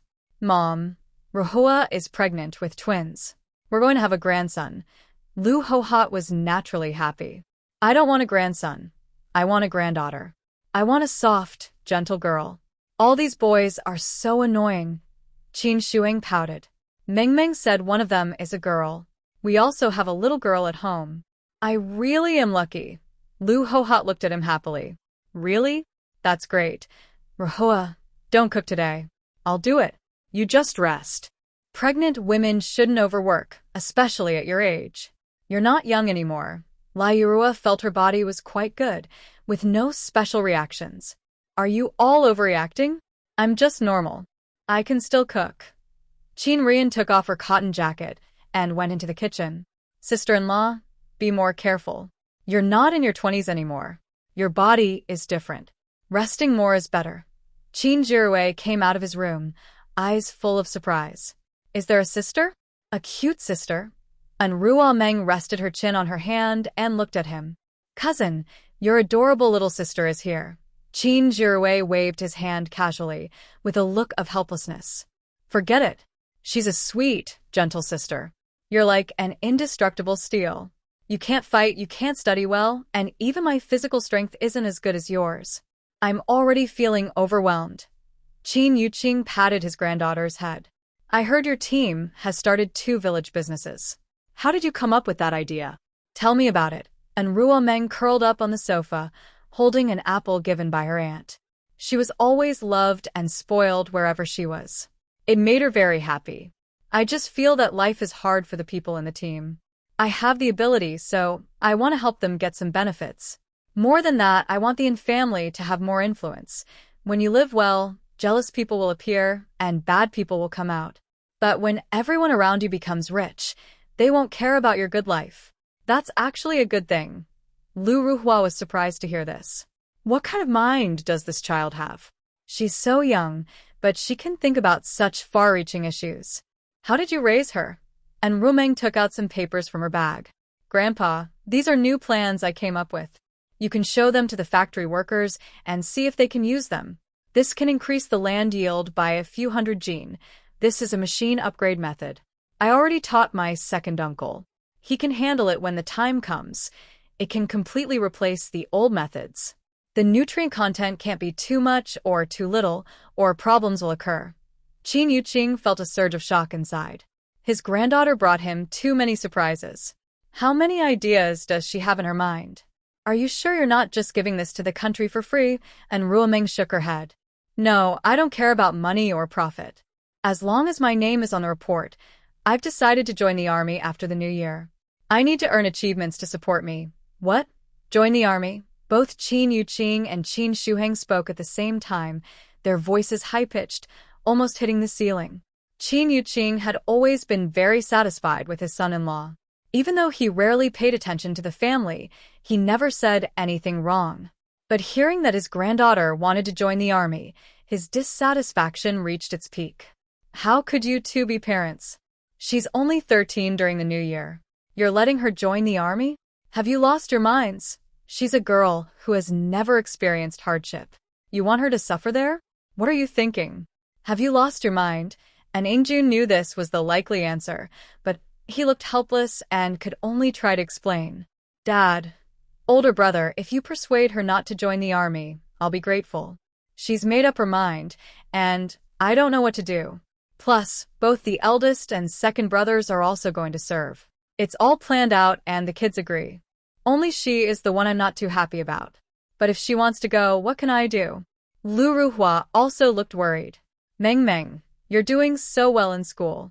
We could find a nice office job for you, and that would be comfortable. Joining the army is hard and tiring, and you can't go home often. You're so fair and delicate-looking. What if you get hurt? And Romuang sat cross-legged on the sofa. I just want to join the army. I've already decided. Don't try to persuade me. Besides, there's a spot in the unit. Why shouldn't I try for it? I don't want to be a boring worker all my life, nor do I want to sit in an office and relax. I think life should be full of challenges. I'm only 13 now, and if I serve for 17 years, I'll be only 30. I can change careers then. I never said I'd stay in the army forever or do dangerous missions. I just feel I should use my abilities to contribute, and that's what my master hopes for. I've learned so many skills to help the country prosper. Why can't I? If you don't let me go, it's just because you favor boys over girls. Qin Yuqing was speechless. He had nothing more to say. Fine, we were mistaken. As your family, we just want you to have a smooth and safe life. But we forget that your life is your own choice. Are you really thinking of joining the army after the new year? You should know that facing danger means scars and bleeding, and you might not see your parents often. You. And Romuang rolled her eyes. Grandpa, you forgot? My little uncle and second uncle are in the capital. They'll take care of me. They're in the military camp, so how could I not see them? At this moment, everyone remembered Qin Lauer, Qin Shuhong's twin brother, who hadn't come home for the new year. Qin Shiu, who is a division commander in the 168th Army, is married with an 11-year-old child. All right. I'll call Shiu later and ask him to come see you more often. Young girls are usually delicate and fragile. Why are you going in the opposite direction? How did you raise your children? And Ingjun was also helpless. Big brother, she's been like this since she was little. I only found out a few years ago that she's skilled. I can't stop her from moving forward. Isn't that going against the revolutionary will? All right, everyone has their own reason. At night, Anrua Meng slept in her small room, while her parents slept upstairs on the 3rd floor nearby. She locked the door and entered her space. Not long after, she heard In Ping's surprised shout, "Miss, Chun-Chi can't hold it anymore." I think his mother told him the news that something happened to the Chin family. Anrua Meng frowned and came out of her room.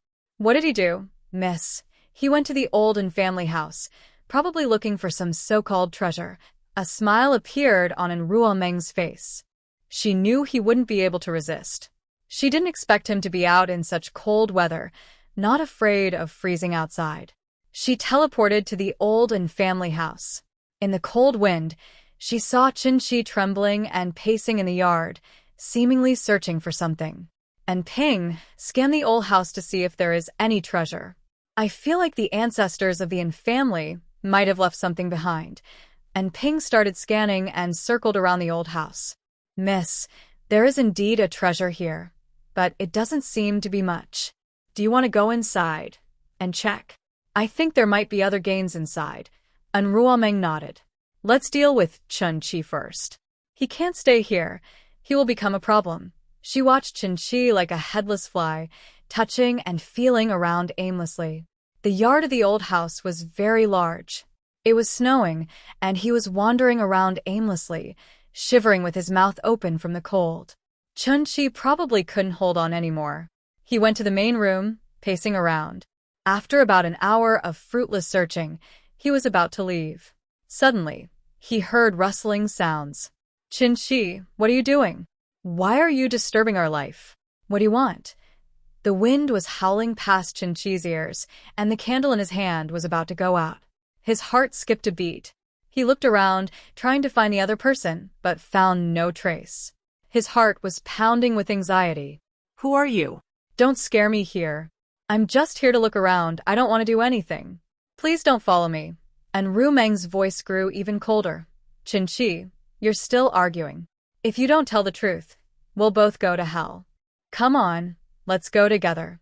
Qinshi desperately tried to run outside, but his legs felt completely powerless, as if frozen in place.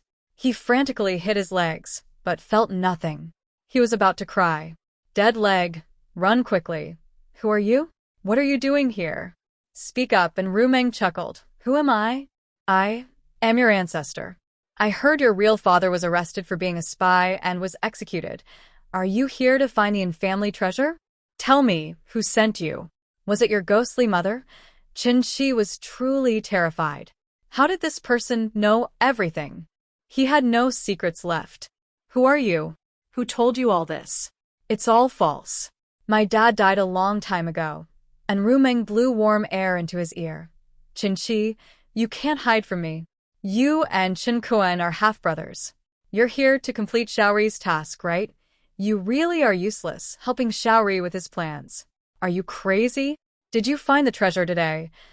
Qinshi felt the warm breath near his ear, but when he waved his arms, nothing was there.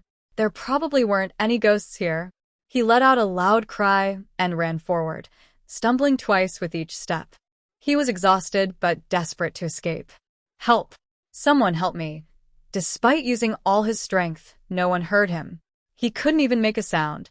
And Reuniting chased after him, heading straight for the Jiqing courtyard. Suddenly, he saw a ghostly face in front of him, which scared him so much he fainted instantly and fell into a pit. And Reuniting saw him collapse and sneered. Lying here all night won't kill you. You're just a cripple. She headed toward the old house, opened the dilapidated ancestral hall door, long since rotten, and used a kerosene lamp to light up part of the interior. It seemed to reveal how lively this place once was. The ancestral hall alone covered over 300 square meters. She pressed on the location of the old incense holder and gently turned it. To her surprise, there was a small opening where the ancestral tablets were placed in the ancestral hall. She felt that the candle inside could still be lit, indicating that there was airflow. Slowly walking down and turning on her flashlight, she saw that below, there were offerings to the ancestors of the family. How could such a complete set of tablets be here? Could Grandpa not know about this? She first bowed 3 times respectfully. In front of the tablets, she saw a sandalwood box, but it was not locked. She didn't know how to open it. She touched it back and forth, but couldn't find a way. It couldn't be that this thing also required blood to recognize the owner. How magical would that be? She tentatively pricked her thumb, dropped a drop of blood, and surprisingly, the box suddenly opened with a snap. Wow, this incredible theory is beyond words. How did the ancestors know she would come here? And Ruoming opened the box and looked inside. She saw a letter and a white jade ring. Was this meant for her? She carefully opened the letter to see if the ancestors left any important message. Dear descendant of the Yin family, although you may not know me, I have seen your existence and the future of the Yin family through a mysterious fate chart. The Yin family has experienced many ups and downs over 100 generations. You are now the 100th heir. Your arrival is part of the natural order and the cycle of heaven. I hope you follow the heavenly will. During the Republic of China period, the Yin family predicted chaos would come. To preserve the bloodline, your great-grandfather took the young Taiyi back to the ancestral home. Society developed as I foresaw. The hidden family clans once included the Hua family, the Yin family, and the Lu family. But few survived, and it's uncertain if anyone is still alive. Remember, whether you choose to save the country, help the nation, or revive it, it is entirely up to you. You are not bound by anyone. I only hope that within your ability, you can lead the Yin family back to its grand traditions and prosperity. Among the 3 hidden clans, the Yin family holds the highest status and controls the main economic power. Rumors say that the Yin family indeed possesses treasures. The plunderers of the past sought the wealth of the Yin family, which had been accumulated over hundreds of years, to claim for themselves. The ring you hold is the ancestral inheritance ring. Only the heir can possess it, and only they can know the location of the treasure. It is stored on the mountain behind the old house. Whenever a new generation inherits, they add some assets as support for starting over later. I don't know the exact amount. You should check for yourself. The mountain is high, and the road is far. I wish you a lifetime of good fortune. And Xing Miao's final words. And Ruomeng felt like she was dreaming. Was the ancestor really a woman? She was amazed that she could calculate the affairs of the first 100 generations of the Yin family. It was incredible. For the first time, she felt unreal, as if she had stepped out of reality. No wonder her grandfather said she was a woman who appeared once in 100 generations. This means there is only a small treasure here, and even bigger treasures are waiting for her. No wonder Xiaori is so focused on the Yin family. Such treasures could rival a country. If she couldn't get something, anyone who saw it would be tempted. Looking at the white jade ring in her hand, she compared it with the jade pendant from Lu Qingyan. It seems her grandfather doesn't know about this. She was unsure what to think, but this concerned the future of the Yin family. This. She waved her hand and took away the nearby boxes, not bothering to check what was inside. She decided to leave first. She bowed 3 times to the ancestral tablet. Ancestors above, I am Ruomeng, granddaughter of the 98th generation heir and Qingshan. The place is quite old, and no one worships here. Please, follow me to a new place. Once I settle in the imperial capital, I will build a big ancestral hall for you. Future generations will worship you every year. Is that okay? She looked for a response but saw none. Since there's no response, I take it as your agreement. Sorry for the disturbance. And Ruomeng waved her hand and led them to an open space surrounded by spiritual trees, which could keep them company. Seeing that everything had been cleaned up, she smiled. This is where you will stay. Isn't it safer than the secret chamber? I have things to do now. Get familiar with this place first. She teleported to Chen Qi's side. His body was already stiff, probably frozen to death. Serves him right. She was about to visit the Jiqing courtyard to see what Chen Qi's mother had written when she heard a scream. It was especially sharp in the quiet winter. It came from Chen Kuan's house. Since the child was suffocated to death, Oling Yun's mood has been unpredictable. They often fought, giving the impression they were desperately trying to hold on. Many people came out of their homes wearing thick cotton-padded coats, shivering and trembling. Chen Jiqing, what are you all fighting about? Can't you sleep at night? You've scared my children. These city youth have no manners at all.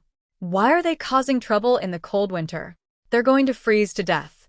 Oling Yun held a knife tightly and looked fiercely at Chen Kuan. What do you want to do? Mind your own business. Stop worrying about me. You should take care of yourself. You're so hungry you can't even eat properly, and you're still bothering me. The other person climbed onto the wall, staring at the knife in her hand, and was so frightened that they almost fell down. Someone's been hurt. Someone's been hurt. The youth worker has hurt someone. Olingyun looked at Chinkuan lying on the ground and showed a sinister smile. My daughter is dead. You must pay for her. Your family hasn't paid for months, and now you want me to have your child? That's just wishful thinking. Chinkuan covered his groin. You wicked woman. It's just a daughter. If she dies, she dies. That's her fate. Who's to blame? She wasn't a son. You clearly told me she was a son. Otherwise, how could I have married you? You lied to me. Olingyun curled her lips and, while speaking, packed up her things. Yes, I lied to you. So what? I just want to survive. She's your child. If you can't have a son, whose fault is that? If it weren't for your money, I wouldn't have tolerated living with you for over 2 years. I'm leaving here and won't come back. You stay here by yourself. Olingyun swung a stick, knocking him out. She took her bag and quietly left. When the squad leader and his men arrived, she hid and took the opportunity to leave amid the chaos. Today, the snow was especially heavy. Every step left a deep imprint. Everyone was busy saving Chinkuan and forgot to watch another route, allowing her to escape. And Ru Meng sneered coldly. Once he left, there was no more danger to her. But she didn't know that when they met again later, she was in for a big surprise. Seeing how chaotic everything was, and Ru Meng took some letters from Qin Shi and then left. Now, there weren't many people in the youth workers' courtyard. Many had used connections to leave the countryside. And Ru Meng returned to her grandfather's house and had a peaceful night without dreams.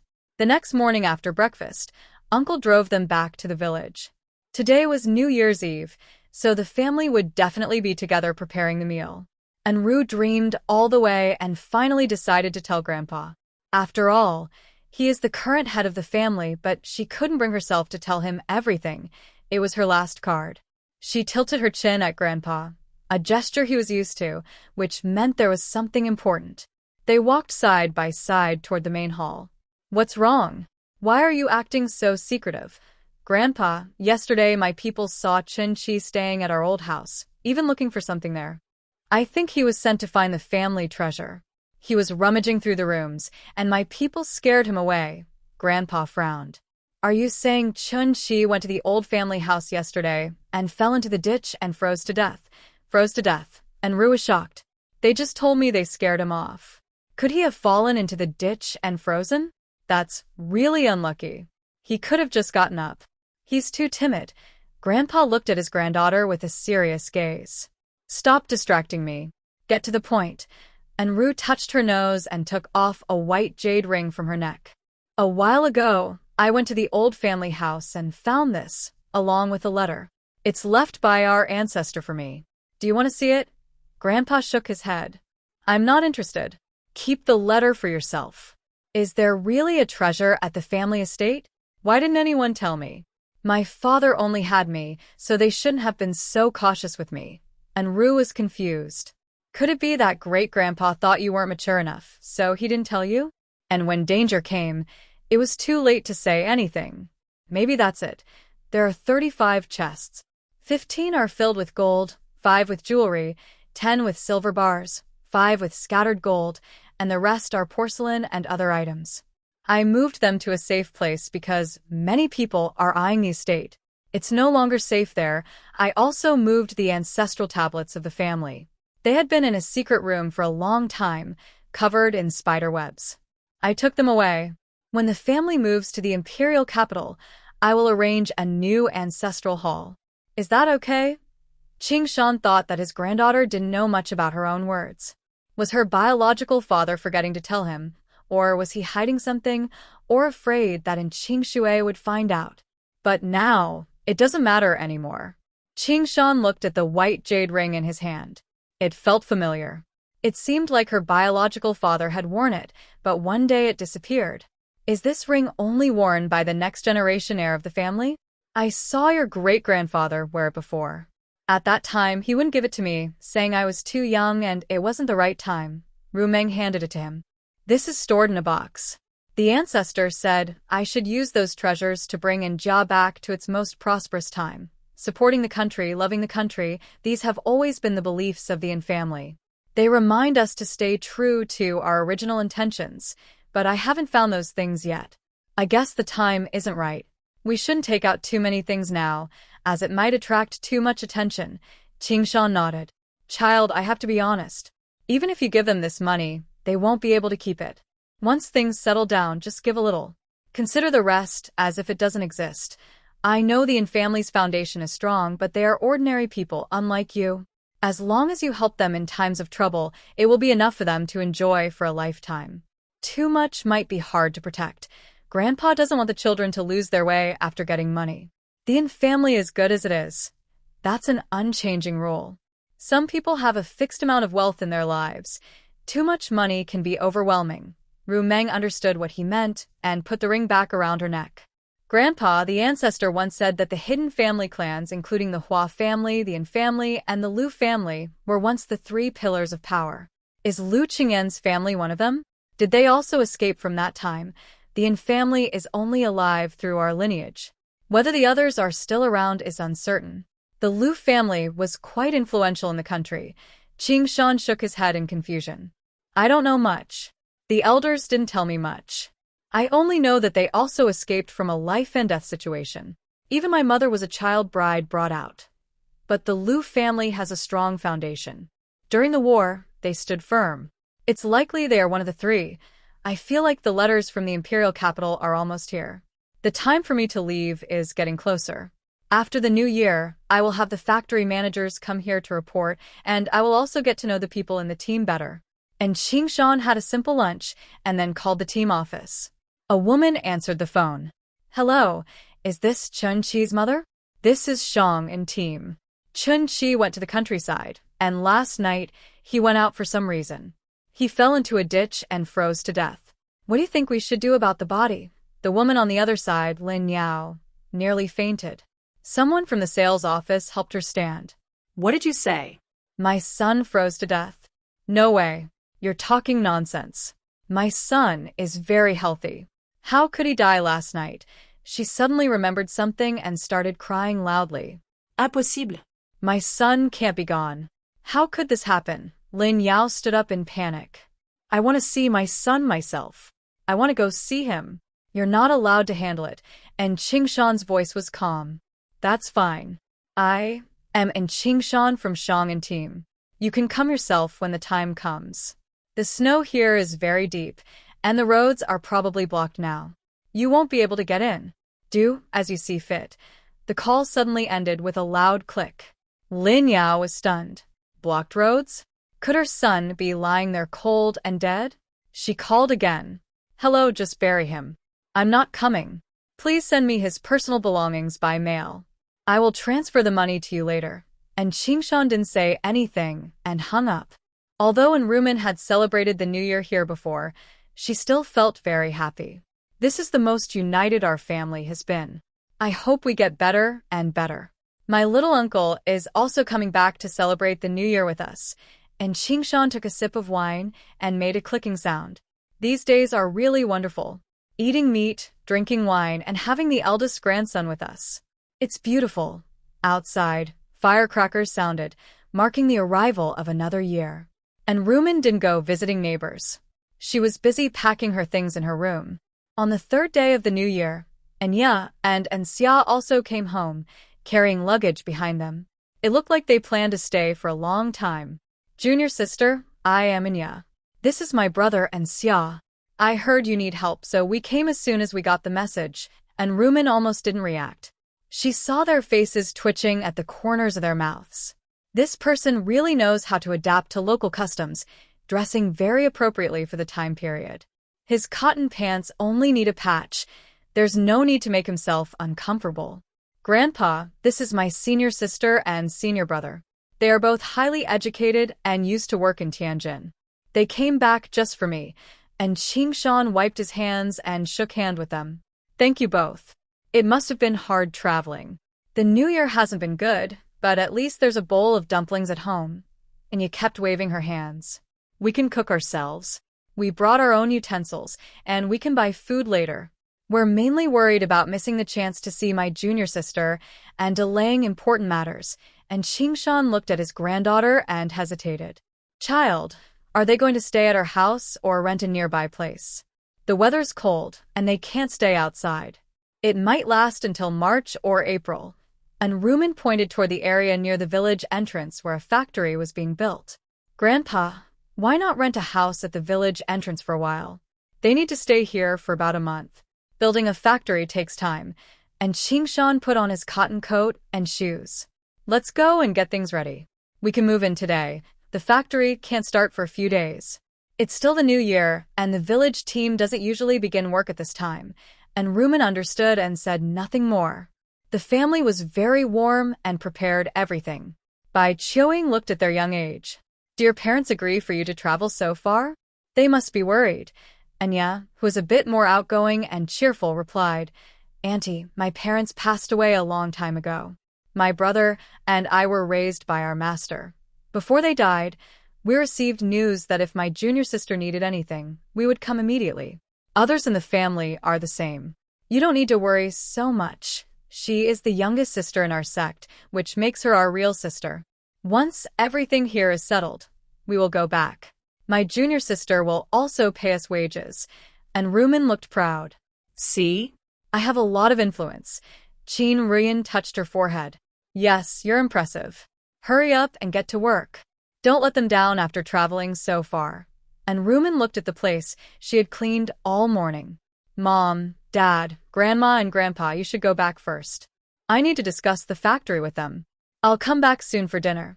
Seeing that everyone in the family had left, and Ruo Meng waved her hand, filling the room with many items. These are all things you need daily. Don't feel wronged. I've already told you the basic plan for the factory's development. Just follow that plan. Also, do not activate certain types of factory workers, those who are sloppy, violent, abusive, or petty thieves. Focus on cultivating educated, young women who are more attentive. We will first use the medicinal herbs stored in the space. Once the herbs grown here produce results, we will harvest them. And Xia, pay more attention to this area, preferably extending to the surrounding large teams. Only when the Inda team becomes wealthy will problems arise. After everyone finished packing, they headed together to the Yin family. Seeing Lu Daya suddenly rush over, and Xia kicked her away. The kick was weak, and Lu Daya flew into a snow pile. What is this? It's so scary. Do your large teams still keep dangerous things? And Ruo Meng chuckled softly. That's someone difficult to deal with in the team. Just ignore her. And a Hua and Air Hua were sold to the deep mountains not long ago. Even a pregnant woman is wanted by someone, and since the other side cannot have children, giving away a child isn't a bad thing. And Qing Shui hadn't appeared for a long time. Now, he sent his wife to lead the way. It's really shameful. Lu Daya, are you crazy? Why attack me? I haven't done anything to you. Lu Daya clutched her chest, crawling a few circles in the snow before standing up. Her hair was greasy, probably from not washing it for a long time. If it weren't for you, that little brat, my son wouldn't have been taken. I don't have a son now. You owe me a son. And Ruo Meng walked over and said, You're really crazy. I don't owe you a son. If you want a son, go find the Revolutionary Committee. It has nothing to do with me. She looked surprised. Oh, right. It seems everyone from the Revolutionary Committee has been replaced. You probably don't even know where your son has been taken. That's truly tragic. If you want a son, just have your husband remarry. That way, your family will have an heir. Lu Daya's eyes widened with rage, glaring at her as if she harbored deep hatred. I should have sold you long ago, let them drown you and sell you to the mountains, so you could never come back in your lifetime. When an Ingjun heard this, he swung his whip and took the opportunity to punish her. Such a person is simply too disgusting. What did you say? My daughter was sold by you? Lu Daya, how dare you? I will call the police to arrest you and make you sit in the corner, just like your son, and be sent away. Maybe you can keep your son company and take care of him. Lu Daya got up from the ground. You have no proof to arrest me. Who can prove I did it? Arresting me is useless. Haha. I regret not selling you to those dirty old men. And Ingjun grabbed her collar and dragged her forward. A Ruo Meng held her father's hand. Dad, don't be impulsive. It's not worth risking your future for someone like her. Lu Dia, do you forget? You once gave a old woman 10 yuan to take me away. Do you think that old woman knows you?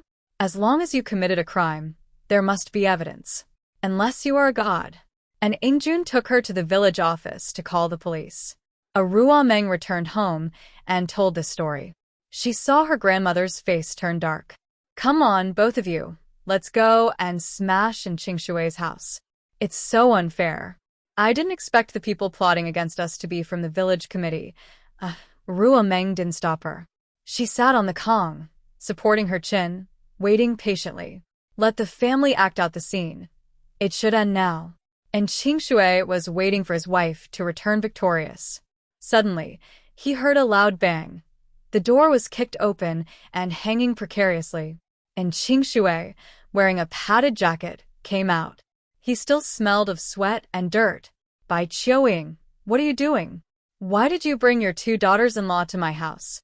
Isn't that too much? Bai Qiuying held a rolling pin, standing like a general. What do you mean bullying? Lu Dia actually sold my granddaughter. We've been looking for her for so long. You didn't say a word, and you even mocked us. Isn't that too much?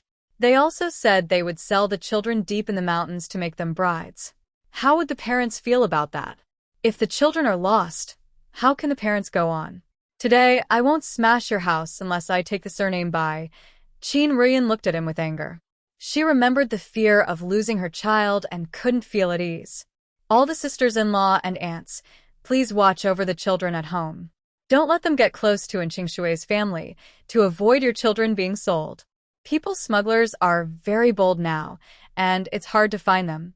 If my daughter hadn't been clever, losing her would mean never seeing her again. Someone could have their hand cut off or be sold to perverts. Even though she's a girl, she's still a parent's precious child. How can they treat children so badly? And Qingshui had angered everyone. Not only did Bai Qiuying and 2 others break into the in-family house, but some nearby aunts couldn't hold back. They rushed in with tools. I always wondered why Lu Dia kept watching my grandson. Turns out she wanted to sell him for money. How shameless. I'll beat you, you heartless people. Our village shouldn't have such bad seeds. They should be driven away and not allowed to stay here. It's just too terrible. Qin Ruyan smiled slightly. No one is allowed to hurt her children.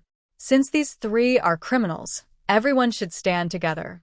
We can't arrest everyone, but sometimes the power of the crowd is like a bomb. The strength of the people is the most powerful. The police arrived quickly. Seeing the mess, they felt helpless. They also hated human traffickers and still had many cases where children hadn't been found. Everyone go home and eat. We will question this couple carefully to find out how many children they sold. Among the crowd, a boy looked at them with fear. Mom, why did they steal children? Is it revenge? Or because the children are disobedient? Will they sell me too? A woman dressed neatly looked at them with suspicion, but soon lowered her head. It's okay. No one will hurt you. They wouldn't dare to hurt you. Luo Hongjun wondered why he returned so quickly. It had only been a few days. Did you see something? I told you to monitor them for a long time. Is something wrong? Amon nodded, then shook his head. Boss, this is Njia's child's daily schedule. It's even stricter than military training. I was surprised to see it. I came back because I suspect Ruomeng discovered me. She often stares at the places I hide things for several minutes each time. I don't dare breathe. I'm afraid she'll find out and beat me. She once punched so hard she knocked down a tree thicker than my waist. If she hits me, I might not survive. Also, their whole team is very busy. They're working on building factories and developing village businesses. It's all led by Ruomeng. Luo Hongjun chuckled. Why are you so timid? Even if she finds out, it's no big deal. You can test her skills. There's nothing shameful about that. You mean the team is preparing to build factories? The procedures are all done. And it's led by Ruomeng? Are you sure? Amon took a big sip of water. Yes, it seems to be 2 factories. The contracts include giving 10% shares to the country. That's the first time I've seen this. Not only that, before I came back, she visited Mayor Qin Yoqing's house in Harbin. That's her grandfather. She handed over a new fertilizer formula that can increase crop yields, and the machine improvements have been completed. All the other kids have their own strengths, intelligence, endurance, strength. They are among the best we've seen. I've never seen children more fierce than them. But in the past 2 days, something strange happened with the team. A young worker died, and another escaped. The man, Qin Shi, is the illegitimate son of Qin Wei from Shanghai. The woman, Oling Yun. Both her parents were sent down for political mistakes that couldn't be fixed. Strangely, her husband is Chen Kuan, Chen Wei's son. Suddenly, the Qin family in Shanghai was exposed for espionage, with evidence clear. I think someone is secretly helping us eliminate internal threats. Luo Hongjun also pondered this. It seemed there was another group helping from inside. Who they were, he wasn't sure. Could it be that the family clan had reappeared? But he hadn't received any news. Where had the mistake happened? Don't worry about this. You personally deliver this letter to Harbin and hand it directly to the In family. Make sure their 3 children arrive in the capital before February 20th. Have her call Ian in advance, so no one is left waiting. Amon looked at the thick stack of documents in his hand. It seemed to be 3 travel permits. Okay, I will leave immediately. 5th day of the Lunar New Year, February 10th, and Ruo Meng looked at the man in front of her. Although his aura was subdued, she could still sense that he had killed before. Are you the ones secretly watching our training? You didn't leave, so why are you back? Even cows and horses aren't as busy as you. Amon felt a bit awkward. Not watching, just paying attention to your training progress. It's also part of a secret background check. It's a necessary step. You're doing very well. And Ruo Meng rolled her eyes. We know we're excellent. No need for you to tell us. She held out her hand. Come on, show me. You can't just come here to chat. I don't have much time. I'm very busy. Amon sighed helplessly. He took out a thick file from his padded coat. This is what the leader asked me to deliver. It must reach the capital before the 20th. If late, it's useless. Better call Qingyan to set a time for him to pick you up. It's easier since someone needs to escort you into the camp. He's already inside training. And Ruo Meng looked at him. Wait. She went into the kitchen and came out with a bag of buns and eggs. Take these for the road. It's been hard on you. This medicine inside is to cure your leg cold condition. If not treated, you won't be able to stand in a few years. Don't even think about doing such missions. Let me introduce myself. I'm Ruo Meng, 13 years old. Amon felt the warmth from the package. No one usually brought him anything. I'm Song Xiaoman, 25 years old. Thanks for the medicine. Many in the army have similar issues. If it works, it can help a lot of people, and Ruo Meng was too tired to listen to his chatter. Go now. Don't let the team see you. After he left, she peeked out from outside the door. Such a reckless young person, coming in such thin clothes to do surveillance. Really brainless. Good people are freezing because of him. And Ruo Meng ran into the main room. She saw her brother and younger brother still reading. Brother, a letter has arrived. And Ruo Sheng spoke calmly. Just open it and see. Everything is packed, so we can leave anytime. And Ruo Jing took the folder and pulled out the letters inside, finding their names. He read aloud, Dear Comrade and Ruo Jing, congratulations on passing the organization's assessment. Please report to the 38th Army in the capital from February 17th to 20th to participate in the Elite Special Forces team competition. Most of the rest listed items to bring, but most troops will provide them. The quality of these items is uncertain. And Ruo Meng looked at her letter and saw it was different from his. It mentioned her going to be a team leader. So impressive. Brother, how can I be a team leader? You guys are also going to compete. Are you trying to make me a target? And Ruo Sheng sneered. That's what the party and government like to do. Do you think those who monitor us are just for fun? They're here to test our strength. It's obvious you're being specially trained. We're different. We need to prove ourselves with strength. That's a good thing. Just see it as a showing off. No one will say anything. It's a good time to show those so-called aristocrats that their skills are just average. And Ruo Meng saw there was another letter inside. Luo Qingyan sent something before the new year. Why is he still writing to me? Is he being bullied? And Ruo Sheng curled his lips. Who knows? He becomes so clingy once he's back in the capital. It's really annoying. I really don't like being around guys like that. And Ruo Jing carefully placed the letter back into the envelope. That's because you're the closest to him. You two are the most in sync. It's fine to be annoyed, but it's not easy to find someone who matches your taste. I think since the three of us are going together to the same place, there will be trouble. But we need to be careful. If something happens, we'll be punished. It's not our big team, where we can do whatever we want. You need to control your actions. And Ruomeng naturally understood this. After reading the letter, she felt nothing special. We'll leave home on the 16th. It'll take about a day and a half by train. When we get there, we need to get familiar with the environment. It's better to go early, not late. Got it. In the evening, everyone in the family returned home. Hearing their conversations, the room suddenly fell silent. Qin Ruyan felt uneasy inside. Are you really sure you want to go? Will you regret it? Your hands will be full of calluses, and no one will comfort you if you cry. And Ruomeng leaned into her mother's arms. Mom, I've made up my mind. I want to follow this path until I feel I should stop. I won't stay in dangerous places forever. Tomorrow, Dad will go with me to buy train tickets. It's best to get hard sleeper or soft sleeper tickets. We have a day and a half to rest so we can avoid accidents. Trains aren't very safe either. Although Ingjun felt sad, the decision was final. He could only support his child's choice. Okay, I'll take you to buy tickets tomorrow. Make sure to buy everything you need. It's hard to find many things in the military. You don't know where you'll be sent for training, just that you belong to the 38th Army. The training will probably be at a separate location. I guess it will be hard to contact you, so it's better to bring some things with you. And Qing Shan put down his glass of wine and clenched his fists. Just bring what you need. Send the rest to third brother's place. He can pass it on if needed. The three of you can't carry so much luggage. It's your first time going far away. I'm still worried. I keep fearing something might happen. Tears welled up in Ruomeng's eyes. She hadn't left home in many years and had forgotten that she was an adult in her past life. Grandpa, we were all personally raised by you. People are worried about us. My older brother is almost 1.8 meters tall. No one sees him as a child. It's okay. When you get there, they'll call us. Third son will come to pick us up. She took out her travel permit and showed it to her grandpa. Grandpa, look. I'm not going there to be a soldier. I have special approval to be a squad leader. It's not that hard for me. I also know medical skills.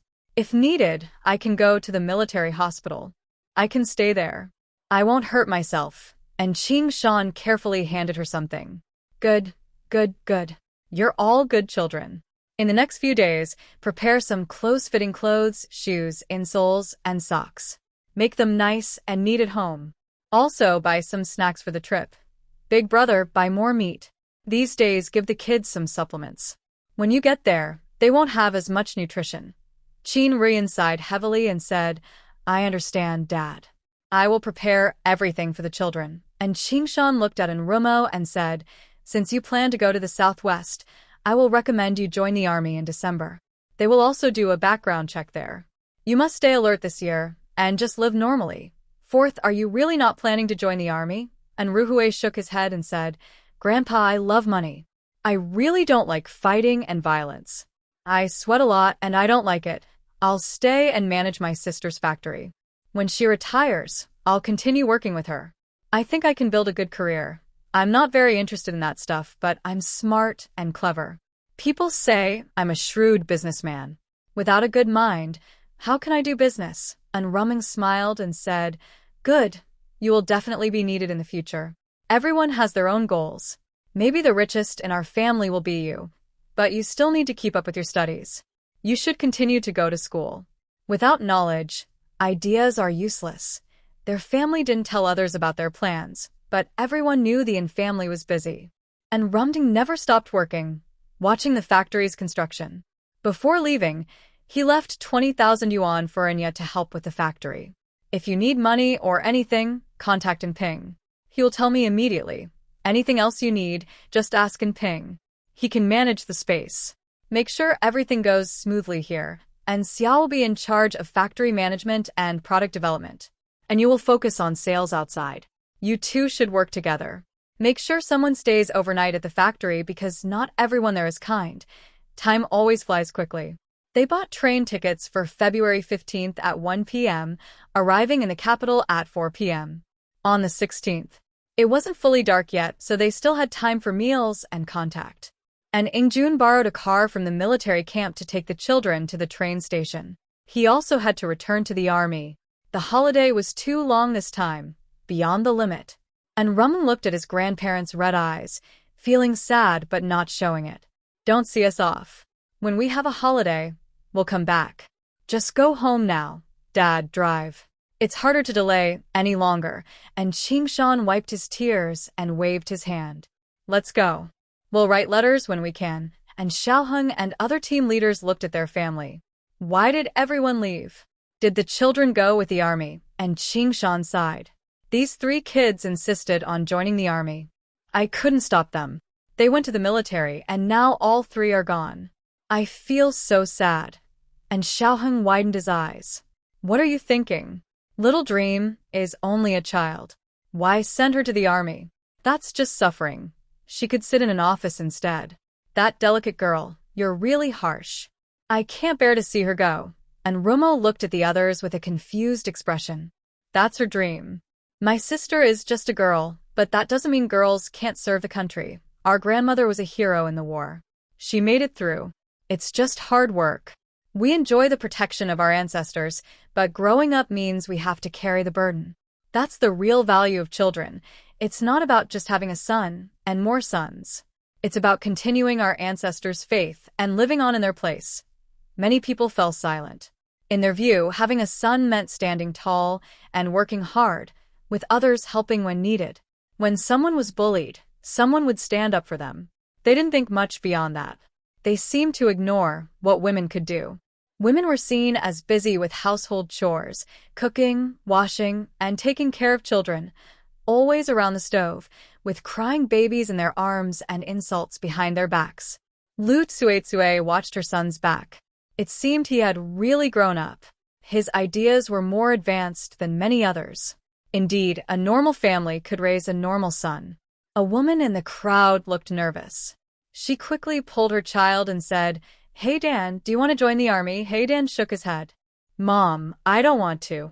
It's too hard, and I'd miss you. I'd be scared. The woman smiled. That's right.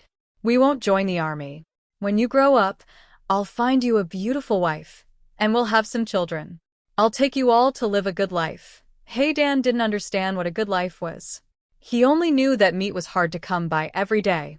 At the Harbin train station, they planned to have lunch, but looking at the time, it was too late. Suddenly, they saw their uncle holding a bag, rushing over.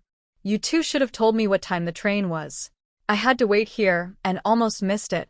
How will I explain this at home? Qin Shuhang carried his belongings and walked inside. Let's go.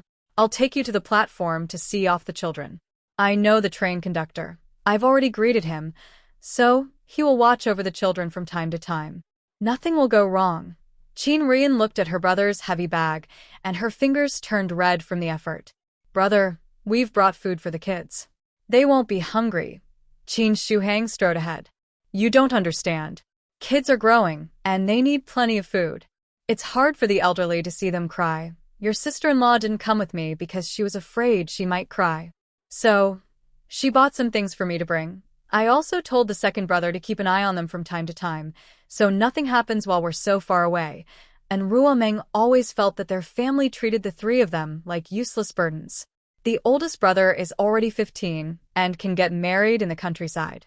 There shouldn't be so many worries. Qin Shuhang looked at the train conductor patrolling below. Old Chun, these are my 3 children. They're going to the capital to join the army. It's their first time leaving home. Please help take care of them. They are in the soft sleeper car. Old Chun smiled happily. Wow. 3 kids going to join the army. You really are generous. Are they twins? The girl looks very pretty. And Ingjun shook hands with him. Brother Chun, thank you so much. As parents, we're really worried about the kids leaving. Old Chun, who had seen many parents like this, rarely took 3 children at once. No trouble at all. It's my duty. The train will depart soon, so hurry up and get on. Qin Shuhang helped them carry their luggage. After everything was settled, he took a deep breath. This compartment is usually quiet. Lock the door and rest peacefully. It's best to take turns. Always be careful of human traffickers, especially Meng Meng. You're a girl and look so pretty. Don't accept anything from strangers and don't believe what anyone says. And Ruo Meng felt her uncle was a bit stressed. Okay, I understand, uncle. You've said this many times. The train is about to leave. Hurry and go down. When we arrive, we'll call, and Sanzi will come to pick us up. And Ingjuan's eyes suddenly turned red. He dared not show his feelings in front of the children. He secretly wiped his tears. Let's go. The kids should pack their things. Qin Shuheng patted her backpack. There are dumplings, eggs, and cake made by your grandma inside. Hurry and eat before they get squished. Qin Rian looked at her delicate daughter and wondered why she wanted to join the army. She truly couldn't understand where she went wrong. Ah Sheng, Ah Jing, you two watch over your little sister. Don't let her get bullied. Their mouths twitched a little. With her sister's strength, anyone who wronged her might suffer unpredictable consequences. Okay, we will watch over her and won't let her be bullied. If they stayed any longer, Qin Rian felt she might start crying, but Qin Shuheng pulled her away. The train slowly started moving, and Ruo Meng still had red eyes. It was her first time leaving home in 2.5 years, and she was feeling a bit uncomfortable. The two young men across from them also looked down, wiping tears. They were also children who had left home, and no one could control their feelings. Once we leave, this place will feel like home again. When we come back, who knows when that will be? Do you regret leaving? And Ruo Sheng waved to his parents as he felt the train start. It might be tough for a while, but if I don't give it my all now, I will regret it for the rest of my life. And Ruo Jing calmed down the fastest. He opened the things his uncle brought and immediately smelled a familiar aroma. It was Grandma's special braised pork and Auntie's often-made braised fish. Even though she was pregnant and feeling uncomfortable, she still cooked for them. They truly felt loved by their family. He took out some food and saw a small package.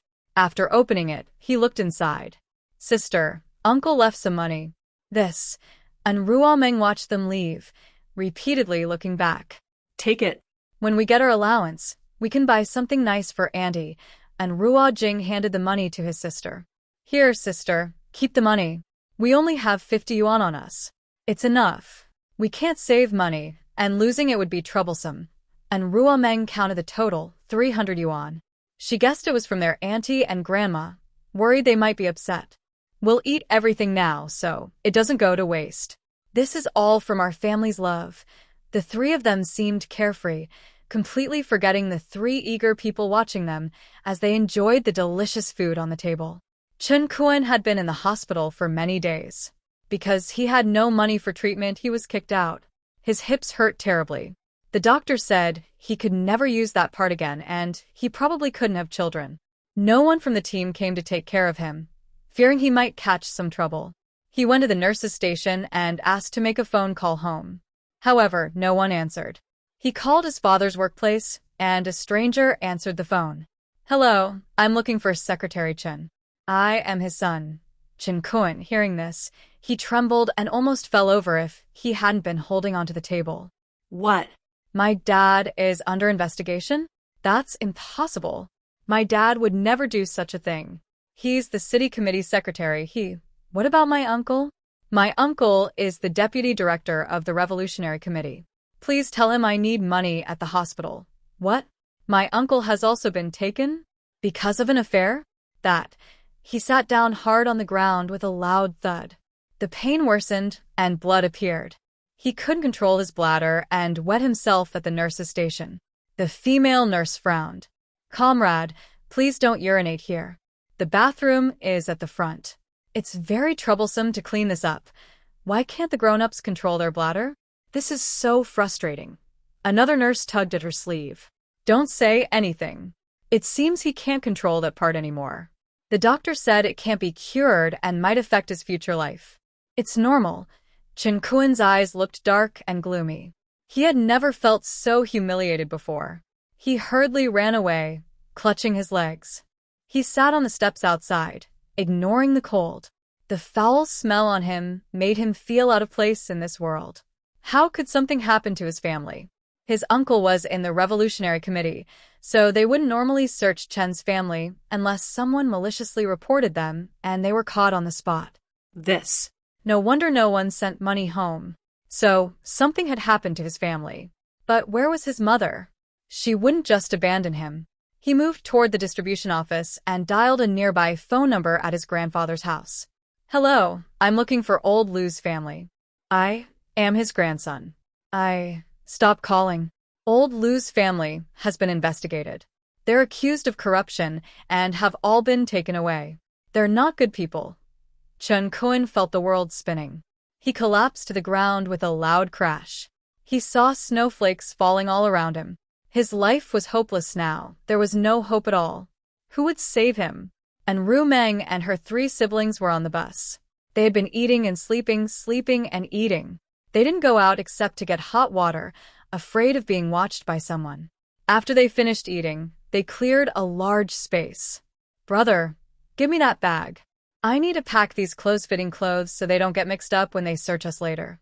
And Rushing packed his leather case, which held all his belongings. The rest were in a shoulder bag. Little sister, when the time comes, give me your handbag. I'll carry it for you. You can hold the small one to avoid being pushed aside. There will be many people getting off, and Ru Meng nodded, moving some private items out of her bag, worried about what others might do or what surprises could happen. She had no casual clothes, which was quite awkward. When the train stopped, the outside environment looked much better than in Haishur, and there were more people. Big brother, second brother, this is the place we'll be working hard for the next few years. Let's go and see how proud those top students really are. The 2 brothers just smiled silently. As soon as they got off, they saw Lu Qingyan waving at them and rushing over. Dream, are you tired? Luckily, I came early, or I wouldn't have waited for you. Qin Rui was caught off guard and started to run toward them. He followed behind. These were the 3 siblings he was supposed to pick up. Nothing special about them, just good-looking, a bit taller. Hello, I am a Yan's sworn brother. My name is Qin Rui, and I am also a trainee this year. And Ru Meng smiled faintly. My name is Ru Meng. These are my twin brothers, Rushing and Rujing. Qin Rui paused. No wonder they look so much alike. Turns out they are twins. Do you have that kind of gene? Lu Qingyan pushed his chest. You're so talkative. You want to know about our family matters too? He took the luggage from Ru Meng. Have you eaten? I'll take you to eat first, or do you want to check in first? And Ru Meng tilted her chin. Let's check in first. We still have food in our bags, enough for this meal. I want to know if we're training in the military camp or if they'll separate us. Qin Rui sat in the driver's seat, Lu Qingyan in the passenger seat, calmly exchanging information. Separate training. Usually every 5 months they eliminate some people, lasting for 3 years. I'm not sure how many people in total. We came here by special permission. Not many people are here, but there are small groups. Please be careful. And Ru Meng looked at the buildings around her. The scenery was different from the imperial city she saw in her past life, but many places remained the same. Who is the team leader of the male group? Qin Rui frowned and looked at Lu Qingyan. I haven't heard of a team leader. The training hasn't started yet, so how could there be one? Plus, we don't know each other's skills, and Ru Meng couldn't help but say, that's not right. My pass says I am the team leader, and it doesn't specify male or female. Are they playing a joke on me? Qin Rui snorted and stopped the car. And Ruo Jing bumped into the seat behind her with a loud thud. Hey brother, can you drive more steadily? There are people behind us.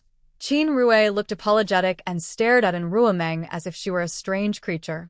Are you the one secretly appointed as the team leader? I only found out from my grandfather and Grandpa Lu's conversation. Is it that exaggerated? Sister, are you an adult now? And Ru Meng looked at him suspiciously. I'm 13 and underage. What's the problem? None of us are adults. Isn't the military recruiting specially? If they only recruit elites, then they would pick people in their 30s. Their physical strength declines, and they can't even run properly, let alone complete tasks. Qin Rui started the car again but kept glancing back at her. He couldn't understand why this family was so strange. They drove in circles and finally reached a remote area, probably in the mountains. Building a training base in the mountains must have taken a lot of effort. What items are not allowed here? They won't throw away my clothes, right? Qin Rui shook his head. No, personal clothes are fine. But dangerous items, or those with communication functions, are not allowed. Everything here is still confidential. The three of them handed over their registration documents. They were searched thoroughly. Even their luggage was opened and checked. And Ruomeng pointed to her bag. This is my personal item, the one I carry close. Take your time looking. The others briefly checked her luggage and looked at her pass with a meaningful gaze before closing it casually. Go in. Welcome to join this big family. They drove for about 5 minutes and saw figures of people. Many were training, and it looked like they were doing all kinds of poses. And Ruomeng felt like she might have come to the wrong place. Was this a training ground or a performance troupe? Are they really training? Qin Rui went to return the car, while Lu Qingyan took the three of them to report in. This is our overall leader, Jin Weiming, transferred from the southwest. He is in charge of this training. Lu Qingyan knocked on the door. A deep voice responded, "Come in." He opened the door and led the three inside. They saw a handsome man with sharp features, sword-like eyebrows, and a fierce look in his eyes. Is this the person you sent to pick us up? Lu Qingyan saluted properly. Yes, sir. These three are from Harbin. They are siblings. Jin Weiming raised his hand. You can wait outside. Don't say anything more. They have a voice. Lu Qingyan immediately held back his words. He was annoyed, but didn't dare to argue. If he didn't have an official position yet, he wouldn't be afraid of him. He could only turn and wait outside. Jin Weiming looked at the three young soldiers in front of him. He had heard his nephew mention them many times. He didn't expect to meet them now. Sit down. No need to be so nervous. Although this is the army, you're not officially soldiers yet. There's not so much restriction. He asked, I heard you're good at fighting. The leader assigned you as the captain for both male and female team members. What do you think? And Ruomeng sat closest to him. Look with your eyes. Is there any other part of the body to look at? Jin Weiming was stunned. What kind of answer was that? He seriously suspected she was joking, but she looked sincere. Could he have guessed wrong? Jin Weiming had to change the subject and repeat his question. I mean, do you have any opinions? This is the army, and strength is what matters. Can you beat those people? They are several years older than you. And Ruomeng looked innocent. Yes. You said it's about strength. Being older just means they're older, eat more, but it doesn't mean they're stronger than me.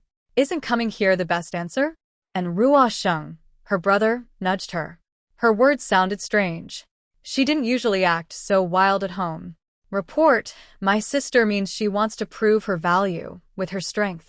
She speaks quite directly and doesn't mean any harm. And Ruomeng looked at Jin Weiming sincerely. Are there any special privileges for being a team leader? Like living alone, better food, not having to wake up early? I'm still young, and if I don't sleep well, I won't grow taller. Jin Weiming carefully observed her. Every sentence sounded like a joke. Are you sure you're here to join the army? Not just to play house? Being a team leader means more responsibility. We share meals and accommodations. And Ruomeng's face immediately fell. I thought team leaders get special treatment. Then let others do it. I find it tiring to organize people, especially when the food and living conditions are poor. Why bother? Why don't you ask the leaders yourself? If they won't give me special arrangements, I need space to read and study medicine. Without enough time, I can't train these people properly, help them develop their strength, or unlock their potential. Aren't these things supposed to be prepared by you? Why are you so clueless? Nothing is ready. Are you really serious about me joining the army? Jin Weiming was stunned by her questions. Who was training whom? Who was asking whom for help? It all seemed backwards. Should I call the leaders? Before Ruomeng could reply, her phone rang. Jin Weiming answered the call, and his face suddenly changed. Leader, are you sure about this? Isn't it against the rules? Jin Weiming felt that strange things were everywhere. Someone finally said what everyone was thinking. These are your ID badges. The boys are with Lu Qingyan and you all belong to Team 1. Come with me. I'll take you to the girls' dorm.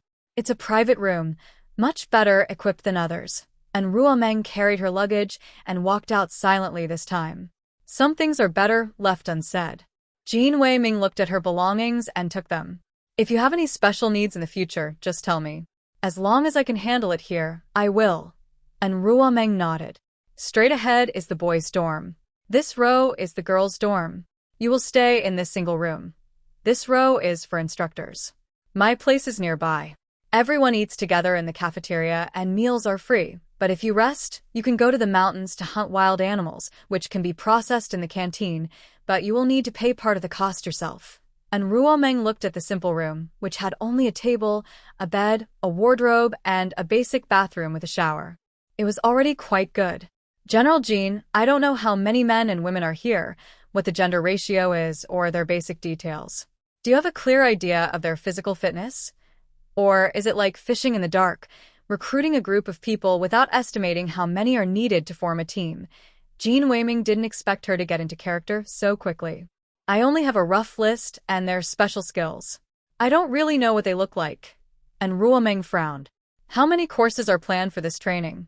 Are there disguise classes or makeup classes? Or some special language courses? Jean Wei-ming nodded. There are language classes, but makeup and disguise classes are usually for female soldiers. Do male soldiers need them too? And Ruomeng threw her luggage on the ground. I thought you guys had everything prepared when recruiting soldiers. Both male and female soldiers need to learn disguise techniques.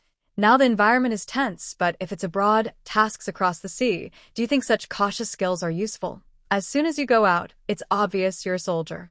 What's the point of special forces then? Right now, what you're saying sounds like nonsense. Am I wasting my time coming here? Let's wait until all the trainees arrive and have them report their strengths first. That way, we will have a better understanding. Some people are physically weak, but they have good memory, hearing, and quick reactions. These need targeted training. That's why I'm here. Jean Wei-ming felt she was the real commander, and he was just the messenger. All right, when everyone is here, come to my office. I have detailed information there. Be honest with me. What kind of people are you training? The leader only told me to train a top-notch special forces unit. How does that match what you're saying? And Ruomeng looked at the people outside, her eyes full of excitement and passion. I want to train the best agents in manhwa. Not just physical fitness, but also intelligence, speed, marksmanship, reaction time, disguise, and language skills, all top level. I want those people to fear our name. Otherwise, my presence here is meaningless. It would be better to go home and farm. Jean Wei-ming begins to understand why his nephew admires her so much. Over the past 2 years, he has been training hard and almost argued with his family to join the army. If there really is such a team, he would be very excited. All right, I look forward to seeing it. Luo Qingyan brought over a pile of things in half an hour. Seeing that Jin Zhongjiao had already left, he quickly went over. This is your uniform, blanket, and mattress.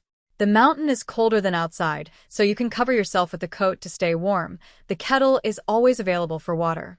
The hot water there is 24 hours. Soon, I will take you around. And Ruomeng was packing her clothes, laying out some daily items and more books, which she needed to keep visible. Don't you have training today? You've already wasted a day. Haven't you been exercising recently? Luo Qingyan straightened up, reacting slightly, and hurriedly explained. How is that possible? I exercise every day. Today is just for you to get familiar. Tomorrow, you will also train. The daily schedule here is from 5:30 a.m. to 8:30 p.m. usually. There is power before 10 p.m., but if it gets too late, the power will be cut. However, you should have power 24 hours here. And Ruomeng showed no special reaction. Go train. We'll explore here. You need to get familiar with everything sooner or later. Luo Qingyan saw that she had almost finished packing and didn't stay longer. I'll come find you at mealtime. There won't be formal training tonight, so no extra practice, and evening classes haven't started. And Ruomeng nodded. Looking at the women's uniforms issued by the army, she touched the quality of the military coat. It was quite good, but her body was always warm, so she didn't feel cold. She took off her cotton jacket and changed into lighter clothes, a black wool coat and tall boots, which she had brought from the space. Looking around, she saw that the area was surrounded by mountains and was quite large. And Ruo Sheng and Ruo Jing finished packing and came to find her. They saw her change in demeanor. Sister, aren't you cold? And Ruomeng shrugged. It's not cold. The temperature here is much warmer than in Harbin. I don't like wearing too many clothes. I often train with fewer clothes for convenience. Cold and hot easily cause colds. We'll explore around today. Training starts tomorrow, so you all need to be ready. Luo Qingyan was training when he heard some chattering voices. Oh, looks like the flirtation is over. I wonder what they're thinking. Going to lick some rural folks' dirty feet. He glanced at Hua Junying. It seems you're not afraid of pain at all. It wasn't you who got beaten last time. You really owe a lot. Hua Junying acted wild, but since someone was blocking behind him, he didn't dare to fight to the death. Am I wrong? They are just country folks. We are elites here. They probably don't even know what English means, he sneered. Still proud to compare with us, the children of noble families. It's really embarrassing. We're not even in the same circle. Why try so hard to squeeze in? Jinhua chuckled coldly. I really hope you don't get embarrassed later. I love watching scenes like this. I'm also from the countryside. You look down on me, but I won't let you get away with it. Hua Junying pointed at him. Don't think just because you're the nephew of the head teacher, I won't dare to hit you. Your father is just the secretary of the Harbin City Committee, nothing special. Jinhua crossed his arms and looked at him. Yes, my father is nothing special. But that's because your mother designed your father to have what you have. You're a grandson of the Hua family, but does anyone care? Even your sister's finger is better than you. Stop showing off. If your mother hadn't saved face, do you think you could get in here?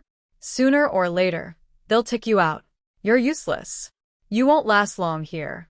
It's all fate who gets eliminated. When Qian grabbed him. Stop messing around. Auntie gave you this chance, and it's not easy. If you get kicked out, she'll be angry. Hua Junying snorted coldly. So what? You're just a country bumpkin too. Jinhua nodded sincerely. Yes, I am a country bumpkin. You're so noble, young master. When Qian's eyes narrowed. Comrade Jin, that's not how we should speak. We're all children of the people. There are no young masters here. We are all equal. Jinhua moved his body dismissively and looked at him with disdain. Do you believe that? I don't say anything. I just watch you get embarrassed and still manage to smile. The female soldiers who came here, not many. Most are hesitant and unsure, hesitating and fidgeting like they don't know what to do. Some are even watching the training from afar. And Ruomeng looked around and said honestly, the people brought here are all disorganized. It's hard to train them into elites, or even just ordinary soldiers. Brother, what do you think that man looks like? And Ru Sheng, standing far away, looked on and said, if this were during the war, he would be a very cruel traitor. I wouldn't be mistaken in my judgment. At 6:30 p.m. Luo Qingyan and Qin Rui took them out to eat. Looking at the dishes here, they mostly had cabbage or radish. The little bit of meat was very sparse and hard to enjoy. Why don't we take some food back to my place? I still have some meat sauce and other meat dishes brought from home. They probably won't spoil in a day. Qin Rui kept shaking her head. No, I really can't stand the food here. It's too greasy, and besides saltiness, I can't find any other words to describe it. And Ruomeng looked at the food in her bowl. She felt that if she didn't eat more at night, she wouldn't survive. She decided that when she had time, she would go up the mountain to hunt. If she kept going like this, not only would she not grow taller, but she might even shrink. Back in her dorm, and Ruomeng took out all the meat from her luggage. These are all steamed or boiled. Just steam them with the dishes. This is meat sauce and spicy sauce, all brought from home. Try them if it's your first time eating. You might get used to it. Luo Qingyan sniffed and said, it's a familiar smell. This must be made by Grandma. And Ru Jing wrinkled her nose. You really have a good nose. This was made overnight by Grandma. We didn't dare to eat much. Who would have thought that the food here is really as my dad said, there's not much oil or water, and Ruomeng guessed that their way of doing things must have some effect. I think the training meals will improve over time. Let's eat like this for a couple of days. Maybe the taste will get better after some hardship. After dinner, and Ruomeng saw them off. Please take care of my brother. This is their first time leaving home, so if they feel uncomfortable, remind them. Qin Rui whispered, I feel like she's not nervous at all. A girl living here is very comfortable, and she's even dressed up nicely, like she's in her own room, and she's even worried about her two brothers. She's probably the younger one, right? Qing Yanlu looked back at the place where the lights turned on. She has always been like this. Once you get to know her, you'll see she's suitable to be a leader. When she's angry, she dares to hit anyone, including me. Rui Qin was surprised and widened his eyes. He was a proud person, and he was actually hit. Ru Sheng'an turned around and looked at them. Hurry up, both of you. And speak quieter when you chat. I can hear everything clearly. Got it. People are very sharp. Ru Meng unlocked the door and teleported to the back of the old and family house. Anping, was this the spot the ancestor mentioned? I looked around and only saw a cliff here. If I go down further, there's no path. Anping stood beside her. Yes, this is basically the place. Below here, the Yin family's wealth for hundreds of generations is hidden. I will find a separate place to store it and use it at the right time. Ru Meng stepped on the snow, walking around and noticing marks near the cliff edge. She took off the ring from her neck and gently placed it on a spot. Suddenly, a door opened at the edge. Who chose the spot? If not careful, she could fall. She stepped down the stairs one by one, as if walking into a huge maze. There was a central round area with a portrait of the first ancestor. Isn't that herself? No, she looked exactly like her modern self. Could she also be the first generation? The first 100 generations? She looked at the 100 caves in front of her. The first generation head and Xing Miao, the second and Siwei, the third and Jingyuan, until her great-grandfather. It seemed there was nothing left to store. She also saw items stored by her great-grandfather. Over 100 generations, they were afraid of being wiped out, so they stored things to prevent their descendants from being powerless. It's clear they put a lot of thought into this. She waved her hand, collecting everything here. She felt a slight shaking, like an illusion. Anping pulled the lady into a space. Miss, this needs to be filled immediately. If someone finds out, it will be trouble. Ru Meng and didn't hesitate. She summoned more soil and stones from the space and filled the area. Watching it gradually fill and support, the surface looked unchanged, and she finally relaxed. Anping, please store these items separately. I still need to return to the Imperial City. If there are any updates here in Harbin, notify me immediately. And Ruomeng thought no one would look for her tonight. She rested in her space and got up at 5 o'clock the next morning. After washing up, she put on her military uniform and went outside. As soon as she stepped out, Jean Weiming also opened his door, still clearly sleepy. So early? Didn't sleep well? And Ruo Meng stretched her body. That's my usual routine, but I like to sleep in. I just don't want it to affect my mood. Well, she was right to worry. Come on, let's go practice. Sure. I want to see what the soldiers in the Southwest camp are like. I'll run a few laps first. It's better to warm up so I don't hurt my muscles. And Rumeng saw that the training ground was quite large. It seemed like the main training area. After running 2 laps, she saw Lu Qingyan and a few others arrive. She continued running behind them at a steady pace, about a step apart, as if they were used to it. Jean Weiming watched her run 10 laps without panting. The others behind her were already gasping for breath. She was incredible. How come you're not panting at all? Don't you need to breathe? And Ruomeng stretched again and heard some creaking sounds. Master trainer, people who don't breathe are dead. My breathing technique is different from yours. You can't learn it. She turned to look at Lu Qingyan's pace. You're 5 minutes slower than usual. Looks like you slack off at home. Later, you can spar with my brother and see if your skills have declined. Qin Rue was gasping for air. Is this still considered slow? My goodness, your standards are so strict. What do you think? This isn't an ordinary place. If you can endure it, do so. If not, go back. I don't have a kind instructor.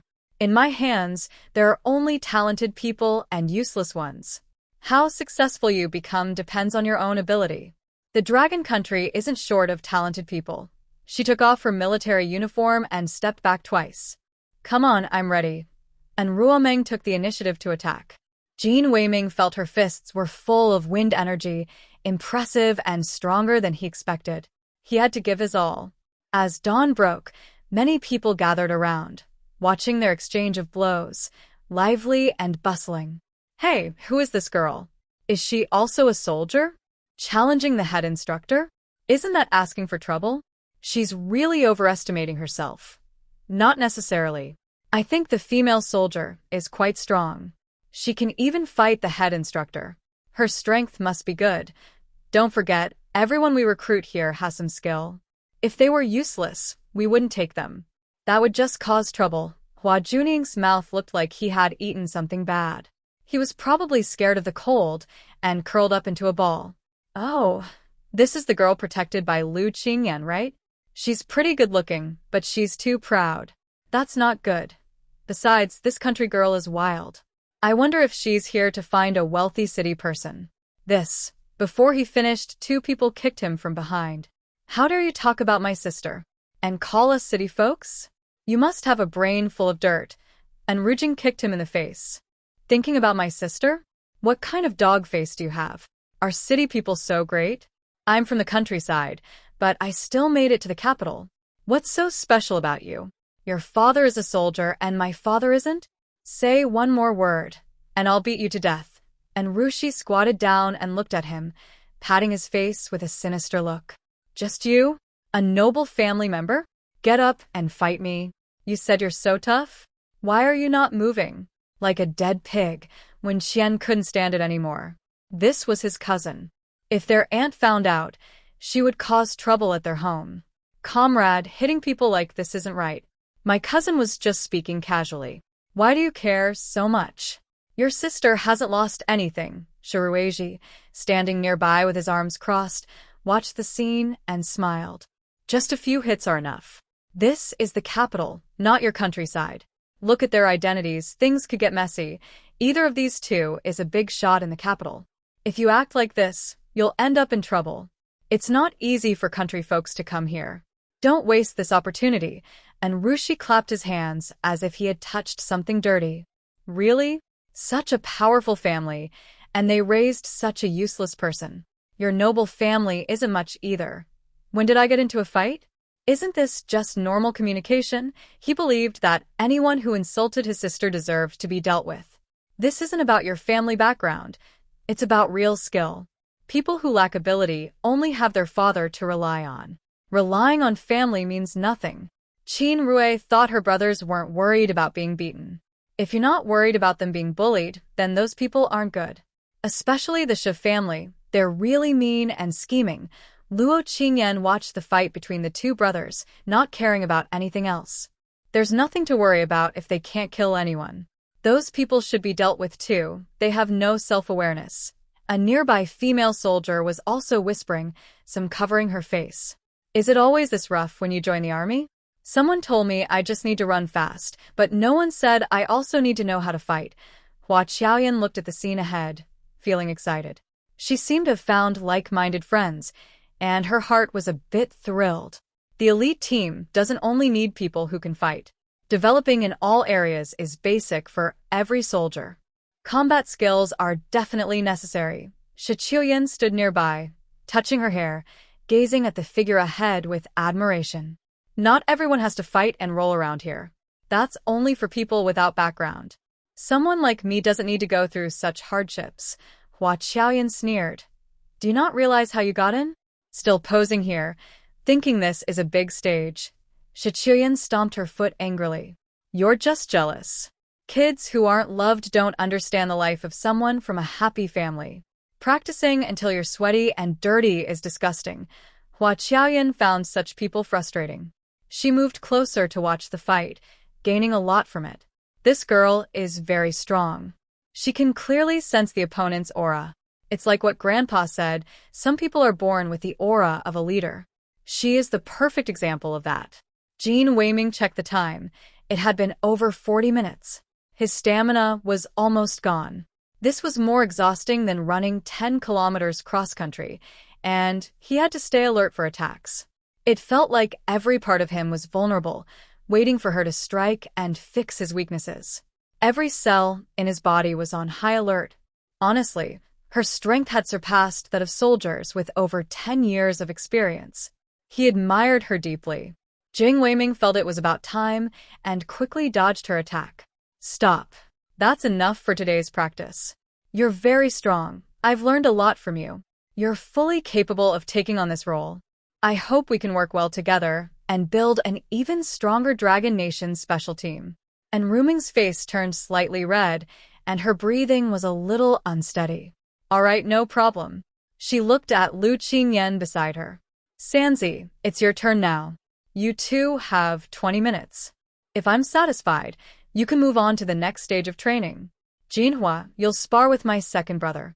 I've already told you about the flaws in your punches. Let's see how much you've improved." When Jinhua heard her voice, he felt both nervous and numb.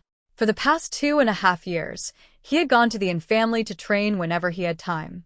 Even during school breaks, he would stay at their house just to learn more. His relationship with them had grown quickly. He had finally become one of them, proving to his family with his determination that this was something he had to do, even if it cost him everything. Hua Qiaoyan took a few steps forward and reached out her hand. "Hello, my name is Hua Qiaoyan.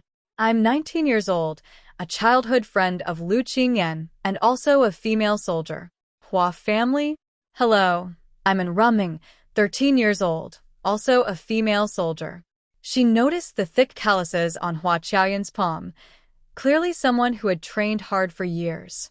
This was a tough person. Shi Chuya curled her lips and crossed her arms, looking at them. "Hua Qiaoyan, you're really lowering yourself. Is a village girl worth befriending? Is your Hua family so poor now?" Jing Weiming frowned at her words. "Comrade, what kind of thinking is that? What do you mean by city people and village girls? We're all soldiers here. There's no need to treat anyone differently. That kind of class thinking doesn't belong here. No matter your background, only ability matters. Even if you were the leader's daughter, without skill, you'd still have to leave." Hua Qiaoyan raised an eyebrow. "You heard him. The chief just said it. There's no class difference here. Only strength proves who you are. You'd better leave before you embarrass yourself further. We're all soldiers, living a tough life. We can't compare to your fancy city ways." Shi Qiaoyan felt that these people were all targeting her. She was so angry she stomped her feet and snorted coldly before leaving. "Don't mind her. She's just a spoiled kid at home. There's more trouble ahead," and Ruomeng didn't say anything. She didn't take such people seriously and focused intently on the sparring among the four of them, her brows furrowed. "Jinhua, what are you doing with your legs? Use your strength, lift them 3 centimeters higher, and attack his lower body," and Ruomeng's eyes moved back and forth among the four, and her words sounded unbelievable coming from a 13-year-old girl. She didn't see these four as real opponents. "Sanzi, you've eaten so much. Attack his left shoulder. Big brother, watch his footwork. Use 80% force. Attack. Sanzi, step back 2 steps and do a spinning kick. Are you all useless? I've said so much, but you still don't improve. Sanzi, speed up your punches." Jin Wei-ming was confused for a moment. He didn't understand what was happening. They were exposing their weaknesses to each other, then attacking and finding the other's weak points to counter each other. Is this a physical combat match? It was the first time he saw his nephew's skills. He had improved so much compared to 2 years ago. It didn't look like a trainer had taught him. No wonder his father supported him joining the army. This kid had really worked hard. His rapid progress was entirely thanks to the girl in front of him. She had completely changed his nephew's life. And Ruomeng looked at them and decided it was enough. She took out a whistle from her pocket and blew it, signaling them to catch their breath. "Stop now. Rest for a bit. It's probably time for breakfast. At noon, you'll learn the second part of the boxing technique, close combat." Luo Qingyan relaxed his legs and stood steadily. He panted, and visible white mist came from his mouth. His body was steaming hot. At freezing temperatures, they were sweating. It showed how intense their activity was. "Am I qualified now?" And Ruomeng put on her military uniform, looking very calm. "Barely qualified, but still not meeting my standards. You'll catch up in the next training sessions." Qin Rue mischievously leaned in. "Ruomeng, can I train with you guys? I feel like I've never seen your boxing techniques before. Can I just watch from the side?" And Rumo looked at him in confusion and asked, "Why are you just watching? This is normal training. I welcome anyone to join, as long as they're willing to work hard." "I have nothing to say about that." Hua Xiaoyan quickened her pace and asked, "Can female soldiers learn too?" And Ruma shook her head. Female soldiers don't practice this kind of boxing. It's better suited for close combat with softer moves. If you want to learn, we can train together at noon. I also want to practice. Hua Xiaoyan nodded repeatedly. Okay, it's a deal. I will definitely come. She wasn't sure if she was going to prepare or eat, but she didn't stay with them. Luo Qingyan stood beside her, introducing Hua Xiaoyan's background. She is the granddaughter of the Hua family. Her father is a division commander in the 68th Military District. Her mother died on a mission. She has been studying martial arts since she was young. Her gun skills are definitely the best among us. Wen Qiuling is her stepmother. She gave birth to Hua Junying, but this child was planned. The Hua family favors Hua Xiaoyan. No one cares much about the mother and son. And Ruma sneered. Some people think marrying a man is the only way out. They want to change their fate, but don't realize a harsh reality. When a man loves you, you're his treasure. When he doesn't, you're just a maggot in the latrine. He looks at you with disgust. Qin Rui's mouth twitched. At such a young age, she understood things so clearly. This brother's path is truly full of difficulties. Jin Weiming returned to his office and immediately called his leader. Hello, leader. I have something to report. Luo Hongjun thought there was an accident at the training camp and frowned. The camp has only been open for a few days. What happened? Jin Weiming shook his head, speaking cautiously. Leader, it's not an accident. I've discovered some unusual things. Although there are some minor conflicts, they are not serious. But I think Ruma's abilities have already exceeded my expectations. Today, I trained with her and I found she didn't even use half of her strength. She's only 13 years old, which is already terrifying. I can't imagine what she'll be like when she's an adult. I asked her what kind of team she wanted to train, and she said she wanted the best team, one that would make both domestic and international enemies afraid. I didn't believe it before, but now I am completely convinced. I have a feeling that few people we choose can truly catch her eye. You haven't seen how Qing Yan and the others practice today. They even adjust their tactics in real time. The problem is, all four of them keep up with the rhythm. Such teamwork is rare and hard to find. I hope we give her the greatest authority here. Otherwise, the training results won't be as good. You know that many of the young masters and misses from noble families are involved. Sorting through them takes time, not to mention some are already under pressure from above. Luo Hongjun sneered. This matter must not go wrong. Those who are eliminated will prove their strength. I give you full authority, just focus on the results, not the process. If you need anything, call me immediately. We will do our best to cooperate. I only ask that all information about this team remains strictly confidential.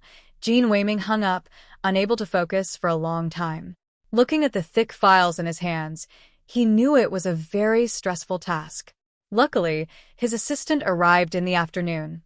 Otherwise, it would have been impossible to continue. At Anan Brigade, everyone in the brigade was busy with factory matters. There wasn't much work in the fields now, but some people still swung hoes, hitting the land again and again in the cold winter. Many looked at Anxia with doubt. Anxia, is this really okay? This land is barren and won't grow much. The Japanese damaged it years ago. Anxia crouched down, touching the soil with a serious expression.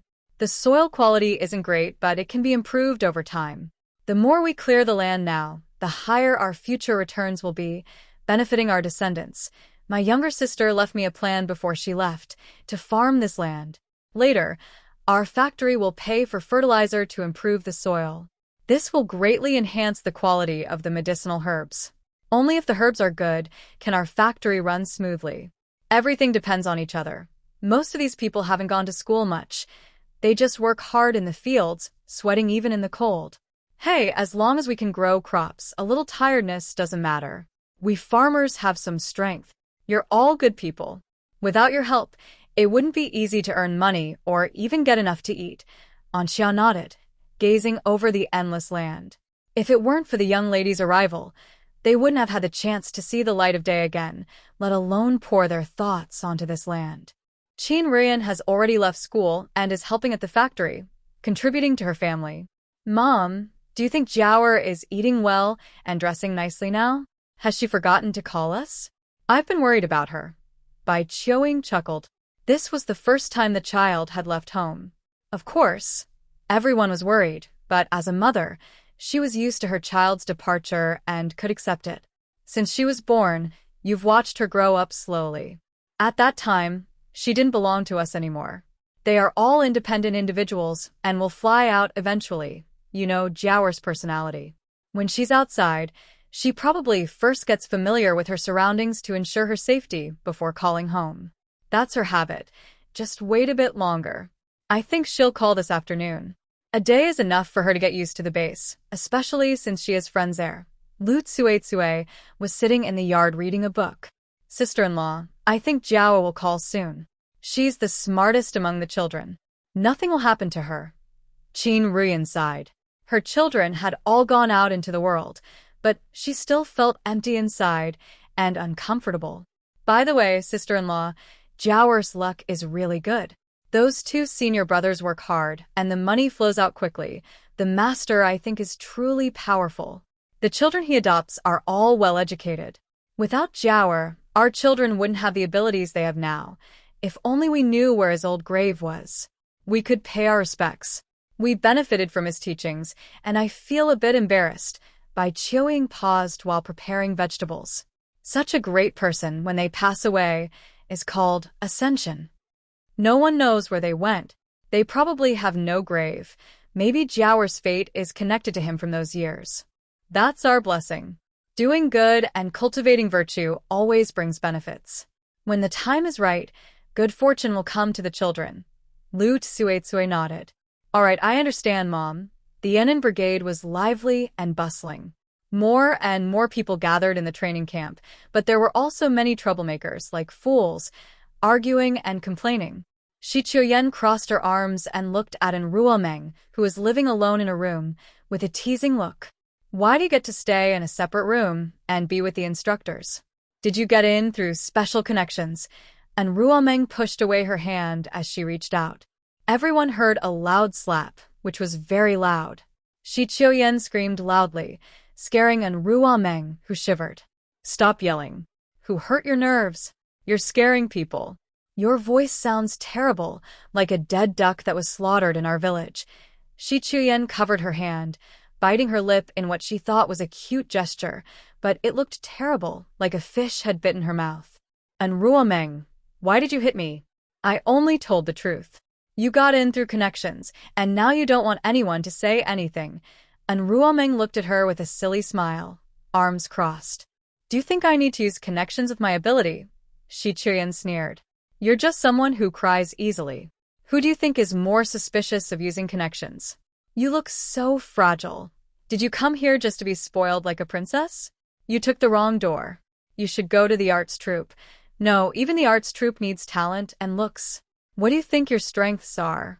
Why should the army spend time on you? You just bite your lip and shed 2 tears. Who would care about you? This isn't a dating place. Your expression is wrong. Change it. Before Shi Qiuyan could finish, she was hit back so hard she couldn't open her eyes. What are you mumbling about? I came here for training. I was officially selected. Every family has free spots. An Ruomeng nodded. Oh, you know some families have free spots. How do you know ours doesn't? Shi Qiuyan was suddenly speechless. Your family is just a rural bumpkin. How could they have such connections? They probably don't even know where to find people. Your family only farms. An Ruomeng smiled slightly. Yes, my family farms. So, does that mean I'm less talented than you? Does it mean I look better than you? Am I taller? Do I have more capital? I can stay alone in a room. If you have a problem, ask your dad. He might explain it to you. People praise you because of your father and grandfather's fame. People praise me, a girl from the countryside. What do you think that's for? Foolish idiot. Think carefully. Don't talk about being from a noble family. It's worthless in my eyes. She turned to the others and said, What are you looking at? Keep practicing. I've already learned everything I was practicing just now. Once you come in here, keep your head in your pants. When you think you're so great, then take your head out and look around at the geniuses. Only then will you realize you're just a waste. Thinking you're a peacock with your head held high. Well, peacocks without feathers are just chickens. I'd rather stew and eat them than be bothered. Everyone who was practicing silently earlier, but naturally, some would find fault. And Ruishing's gaze shot over, and immediately, the look in his eyes cooled down. These two brothers really fought. Yes, it was painful. And I don't know how that hand was so ruthless, hitting those hidden spots with deadly force, almost to the point of making himself unusable. On the afternoon of the 20th, Ruomin was just looking at the trainees' files and making a call home. "Grandpa, this is Jiao Jiao. I've arrived at the training camp. Please tell my mom and grandma not to worry. I'm fine. My brother is adjusting well, but the food isn't very good," and Qingshan's voice was choked with emotion, worried the child might be anxious. "That's good to hear. Your mom worries about you all the time. The military camp is like that, just eat enough. If you get a chance, go hunting in the mountains. Grandpa can teach you how to make a smokeless stove. You can secretly eat, no problem. That's how we did when we were soldiers." Jean Weiming also heard this. It seemed their family had a veteran, or they wouldn't be talking like this to the child. And Ruoming smiled and said, "Okay, I understand. I probably won't be able to go home for nearly a year, and I can't communicate with the outside world. I'll be very safe." They didn't talk for long before hanging up. Jean Weiming looked at her expression, calm, with no sign of missing home. "Your grandpa was also a soldier?" "Yes, he joined the army at 18. Later, when life got better, he and Grandma came back. Otherwise, we wouldn't have access to military matters." Still a veteran of the war, his awareness is truly impressive. His older brother also caused a big fuss because his child joined the army. I really don't know what he was thinking. Since you're fine, when the other instructors arrive later, you all should discuss how to change the training. Here are the list of trainees: 300 male soldiers and 100 female soldiers. Is that all? This is already a nationwide selection. Many are chosen through small investigations, some are recommended by leaders, and we still need to review them further. And Ruomeng casually looked through the list. Most are children from towns, few from rural areas. Are you sure these have all been investigated? Have background checks been done? We don't want to recruit spies or troublemakers. That would be very awkward. Even Jean Weiming was surprised. Surely it can't be that unlucky. The higher-ups told me the candidates have passed political review. What do you mean? And Ruomeng shook her head. We'll start training first. If anything seems off during the process, we'll do background checks. I don't want my teammates to accidentally harm me during the mission. That would be very unfair. It sounds like he's willing to risk danger himself, but really, you have to be very unlucky to face such situations. The door was knocked. Jean Weiming looked up and responded, "Come in." It was probably the instructors arriving. They mainly handle trainee training and daily management, working together with you. And Ruomeng kept flipping through her documents. "And Ping, scan these files for any special groups marked. Whether they are descendants of martyrs or people with bad intentions, I need to know. In this environment, we have to be very careful." She looked up as a few men entered, their faces weathered and cold.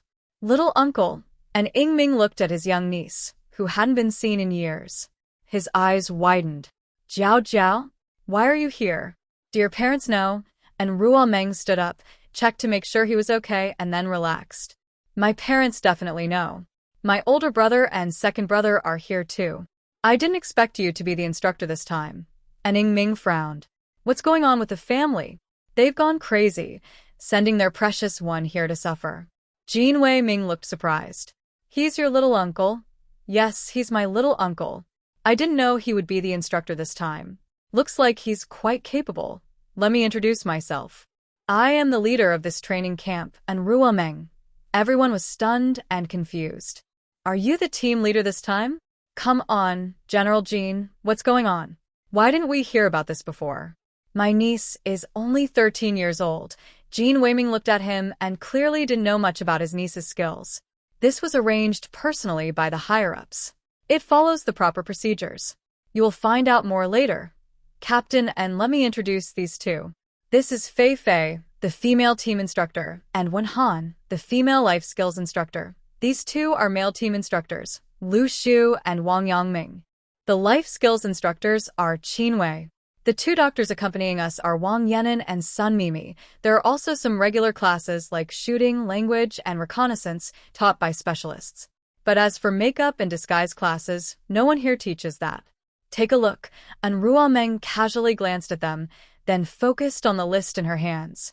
I will teach the other courses. Your first task is to gather detailed information about the trainees. This includes their hobbies, skills, whether they whistle, imitate sounds, do bone-shrinking tricks, or have family traditions rooted in superstition. The more details, the better. Lu Shu sat opposite her, clearly confused about the purpose of all this. Does this really help with their training? And Ruomeng slightly furrowed her brow. Why wouldn't it help? Even small skills can increase their chances of success during missions. Soldiers aren't here to die, they want to survive. Every child is precious. If they have the ability, they shouldn't be considered useless. These skills are the best tools to expand their abilities. Shouldn't you understand that? If you think you can train a group of elites just by brute force, then forget what I said. I don't have to waste my time here. The world is big, and I can think whatever I want. Everyone looked at an Ingming, who also looked awkward. How had his niece become so strong after not seeing her for a few years? Well, you should listen to her. I only managed to escape the enemy trap because my niece called me and told me I was in trouble. Otherwise, you wouldn't have seen me today. When Ro, who is always gentle and optimistic, didn't believe in superstitions. Are you sure that your way can train a qualified group of female soldiers? I may be a life skills instructor, but I've also handled guns. And Roma looked at the few people in front of her, resting her chin on her hand. Comrade Wen, I have also used a gun. I want those soft girls to become qualified female soldiers. It's rare, and not something that can be trained just with physical strength. Men and women are born with differences. Even if I meet a very strong man, I can't beat him. That's the natural rule. But when it comes to tactics, female soldiers are not inferior at all. That's why I am standing here. Who are those two behind? Traditional Chinese medicine or Western medicine? Wang Yanan raised his hand. I am trained in traditional Chinese medicine. My grandfather was also a military doctor. Sun Mimi proudly said, I am a Western doctor. My specialty is orthopedics, treating injuries and falls. That's why the leader sent me here, and Roma didn't reply. Comrade Wang, thank you for your effort during training. Based on the prescriptions I provided, make some ointments. Please ask for 2 more apprentices to help loosen their muscles and tendons. With my strength, they'll be exhausted in just a few days. Jin Weiming rubbed his forehead. You also know traditional Chinese medicine? Didn't the higher-ups tell you? Jin Weiming realized he had overlooked many things. How could he still not know about Chinese medicine? Guidance in, don't you know your niece? You look like you're not very familiar with her. Oningming coughed twice. How should he explain? Honestly, I haven't seen her in many years. Last time I visited, she was still in elementary school. Now she's fighting with me for work. Are you sure that's right? My niece has always stayed at home, not touching spring water with her fingers. When did she start learning martial arts? I have no idea. Jin Weiming covered his face, feeling that maybe his assistant should be replaced. How could he not even know what his niece looks like? Discuss your next training plan. Should we follow our original plan or make adjustments? We only have tonight to decide. And Romu rested her chin on her hand.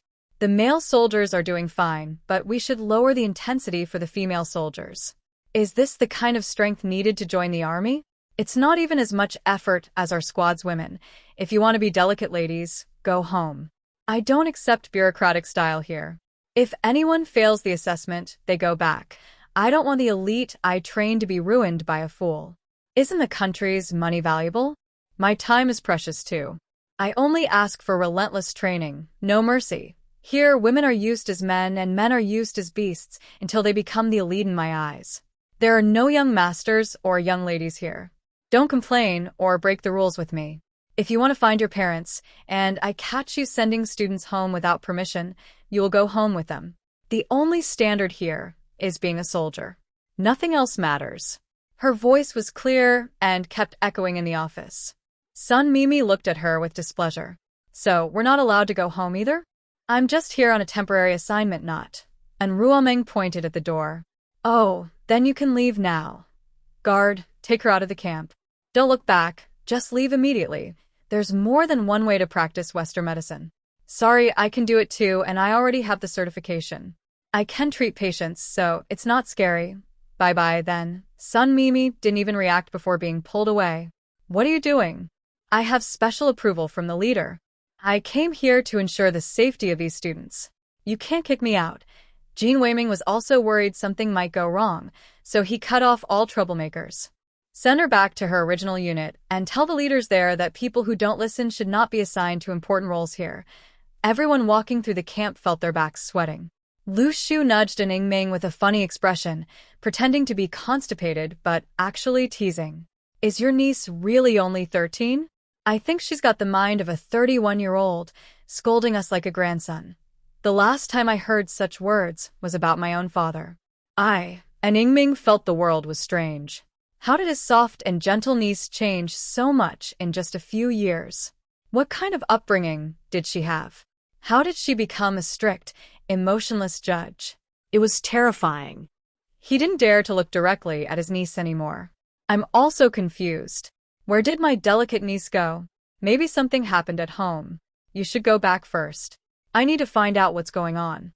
I feel uneasy. He knocked on Ruomeng's door. Jiao Jiao, are you asleep? I'm your uncle. And Ruomeng opened the door, wearing a padded coat, holding a few lists. Uncle, if you have questions, just ask. I still have things to finish. And Yingming closed the door and sat beside her, looking around the room. He thought that they weren't here to join the army, but to enjoy a vacation. He remembered how much hardship he had endured when he joined the army. Although he started with a good education background, he had to work hard to get where he was. He felt sorry for the young girl suffering. Did your dad force you to come here? Be honest with me, and I'll call him right away. That's not right. Ruomeng put down her documents and sighed softly. Little uncle, there's a lot going on at home. I'll tell you briefly. The eldest uncle isn't really my uncle. He's just the son of the family's former housekeeper. I was once kidnapped by Lu Dia. Grandpa was very worried about my safety, but no one in the family knew I had been practicing martial arts since I was young. I also have a master's school, but I never told my family. Since then, my brothers and I started practicing martial arts. My eldest, second, and I came to the capital city, while the third decided to go to the southwest. The youngest stays at home managing the factory. We also started a village business with the villagers. Our family is busy, but nothing bad has happened. That's the recent safety situation at home. No one is forcing me. We work so hard because first, we don't want you to be alone here, and second, our family is originally from Harbin, even though we now live in the capital. Our great-grandfather moved back to Harbin because of social unrest, and with our arrival, he wanted to restore the family's glory here. We decided to take the lead first. Once everything is stable, my dad will also move back. Things will only get better. I used some methods to apply for this transfer. My older brothers used the quota from the Lu family, and the top leaders approved my rights. I wouldn't dare talk to you soldiers so casually otherwise. And Yingming felt his mind was muddled. And Qing Shui isn't really our eldest uncle, and I kind of expected that. Their family never liked us much. As long as nothing happens at home, it's fine. Honestly, I'm surprised by your performance. I don't communicate much with my family, so I don't know many things. You're only 13, and you should be growing up happily. I've been slow to catch up. Ruomeng almost laughed out loud. Little uncle, you're a deputy division commander. How could you be slow? You're more outstanding than anyone. Did the mission go wrong this time? That woman didn't get close to you, right? And Yingming remembered that incident and broke out in a cold sweat. I received the mission at the beginning of the year. It was urgent. I didn't think much of it at first. But when I arrived in the southwest, I immediately encountered a woman. At that time, I became more alert. After all, I am the team leader and couldn't ignore her. I could only have someone lock her up and question her carefully. Initially, there seemed to be no problem, but she kept trying to get close to the team members. I resorted to interrogation, and then I found out she was sent by someone else to charming me and ruin me. Back then, I was trembling all over and felt very scared. If it weren't for your phone call, I might have been set up so badly that I would have nothing left, and I probably would have been punished by the organization by now. And Reuniting squinted and asked, "What happened to that person? Was she executed?" And Ingming shook his head. "No, she wasn't executed. She's in a prison on the outskirts of the capital, probably being held for investigation to find out who is behind it. But I never offended anyone. Why would someone set me up?" And Reuniting had to tell him some family secrets. "These people didn't target you without reason. The Japanese are already watching us, so training here is actually helpful. At least it gives us some time to prepare." And Ingming felt danger everywhere. It turned out that the family's background was more extensive than he thought. No wonder their father spent a lot of money to send their eldest brother and him to military school, and their second brother to learn a trade. These were all steps to prepare for the future. "All right, I understand all this. You also need to protect yourself. Living here isn't as comfortable, but it's not boring either. It's definitely not boring. Every day after tiring work, she just sleeps. There's nothing else to think about." When an Ingming left her room, it was already past 10 at night. She locked the door and entered her space, looking at the results scanned by Ping. "Miss, these three are descendants of martyrs, and they have good character. But they didn't receive much education growing up, so they're a bit wild. Chi Yuan makes a living hunting in the mountains. She is very sharp, reacts quickly, and is good at shooting. Si Lu ran away quickly. This time, she was fleeing from marriage and was caught by military personnel. After understanding the situation, they brought her here. Another person, Zhu Shaning, was raised by her eldest uncle. She's quite capable. She graduated from junior high, can drive, and is very clever, but a bit introverted. As long as she has a machine, she learns quickly. She had already been working for 2 years but was recommended here.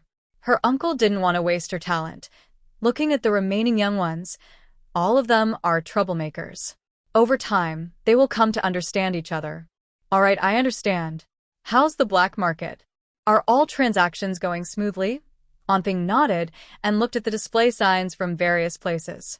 Currently, the Imperial City is the biggest transfer hub. The food consumption there is the highest. Next are Shanghai, Heilong Province, and Shan Province. We are operating normally in all these areas. All regional profits have been delivered, totaling 1.2 million. This does not include the books and antiques you requested, which are stored separately, and Reuniting felt that her plan was more than just this. But for now, she could only proceed. She didn't have much energy to think about anything else. Anping, go make me some late-night snacks. I really can't eat enough. If I stay here, I won't grow taller. Anping was already prepared and brought over several dishes. Here's a big goose cooked in an iron pot. Look at this pancake. Does it look like what an old lady would make? I think you'll like it and want to eat it. And Reuniting truly felt that Anping understood her best. Thank you so much, Anping. You're even more tired than I am. Don't you need to rest? Anping shook her head. When you don't need me, I go rest. The time inside here is different from outside. Naturally, my schedule isn't the same as yours. Oh, she had forgotten about that. Now, the enemies in each area seemed to be silent. Even Lin Yao from Shanghai was not moving, not even using the radio. It looks like they can only wait. These people will be caught sooner or later. At 5 in the morning, after eating and drinking in the space, she dressed neatly and just stepped outside when she heard the urgent assembly horn. And Reuniting stood in the training ground, watching people run in all directions, some even still in their pajamas. Someone was holding shoes and bouncing over to her. She thought they might need help, so she took a step back. The person suddenly fell to the ground with a loud thud. Comrade, why didn't you give me a hand? I fell because of you. We're comrades. Helping each other is what we should do. You're really unkind. And Reuniting softly responded, Yes, I have no kindness. I'm not in charity work. Why should I show love? Looking at her watch, it was already 5:10. Some people were walking over slowly, looking like they had diarrhea. And Ingming blew his whistle several times, and then they all strolled over casually. Are your legs useless? Can't you run? Hua Junying stretched lazily, looking indifferent and unconcerned about what she said. Trainer, today is only the first day. You're overreacting. Just standing up already shows respect. Usually, I get up around 8 or 9 in the morning, and Ruomeng looked at the large crowd of 450 people in front of her, sneered at a few of them, and saw that some were so battered they looked like they could fall asleep on the ground. A bunch of useless people wanting to be elites. It's like old-fashioned women with bound feet or children of wealthy families born under the red flag, all wrapped up in their own ideas. If future soldiers are all like these, I doubt our ancestors' sacrifices were worth it. It's laughable. Hua Junying stopped walking and kept pointing as he said, "What nonsense are you talking, you little troublemaker? Who are you to criticize me?" You." Before everyone could react, Hua Junying suddenly jumped into the air and landed in a snow pile, creating a big hole. Jin Weiming made a tut-tut sound, showing he was tough and quick to act, jumping in first. "Can we be quiet now? I am Jin Weiming, the main person in charge of this Special Forces selection. This is your instructor, and that woman is your team leader. She has more authority than all of us and can decide your future." Jin Guangyao looked at them with a defiant face, arms crossed. "Report, leader. This doesn't seem right. Shouldn't our team leader choose herself? Why is a woman in charge?" We all entered the training camp together, but it was decided so hastily. "We're not happy. We came to learn real skills, not to cause trouble. Yes, we're unhappy. She's just a woman who stays at home sewing clothes and taking care of children." "Exactly. Women in our family are busy with kids and cooking. They're not so arrogant. We're not happy. We shouldn't be made to learn how to take care of children." Everyone laughed loudly. And Ruomeng walked into the male soldiers group, pulled Jin Guangyao out, and threw him aside. "If you said you wanted to learn real skills, then show me what you've got. Come on. I'm curious what skills Commander Jin-sun has." Spreading rumors about our leaders and shouting for gender equality for years. Such disrespectful words from a soldier's family make me sick. Jin Guangyao steadied himself. He had learned some basic military moves, but as he raised his hands and feet, he was kicked 10 meters away. "Does anyone still say I'm worse than you? Do you really think that just because you came here, you are some kind of elite? You are even less capable than the old man who farms in our village, and you are not even considered militia. Your posture is poor, and your words are foul. If we say your mind is just a pile of dirt, that's being kind. Even maggots would find your dirt unappealing and lacking nutrition. If I see you look down on women again, or if I see that tree over there, I will hang you up for 3 days and 3 nights. Let's see if your father can do anything about it. You useless bunch, stand properly." These people trembled because they saw Ruomeng holding a small stick. It was a telescopic steel pipe she took from her space. "It definitely hurts to be hit, but it won't kill anyone." And Ingming looked at his niece's fierce face and felt it was hard to watch. He had tried to prepare her mentally many times, and it seemed to help. Our daily schedule starts at 5 a.m. with training, breakfast at 7, training again at 7:30, ending at noon. Then we have regular classes at 2 p.m., dinner at 6, and 2 hours of evening training. Our courses are varied. The first assessment for male soldiers happens after 5 months, and 100 people will be cut.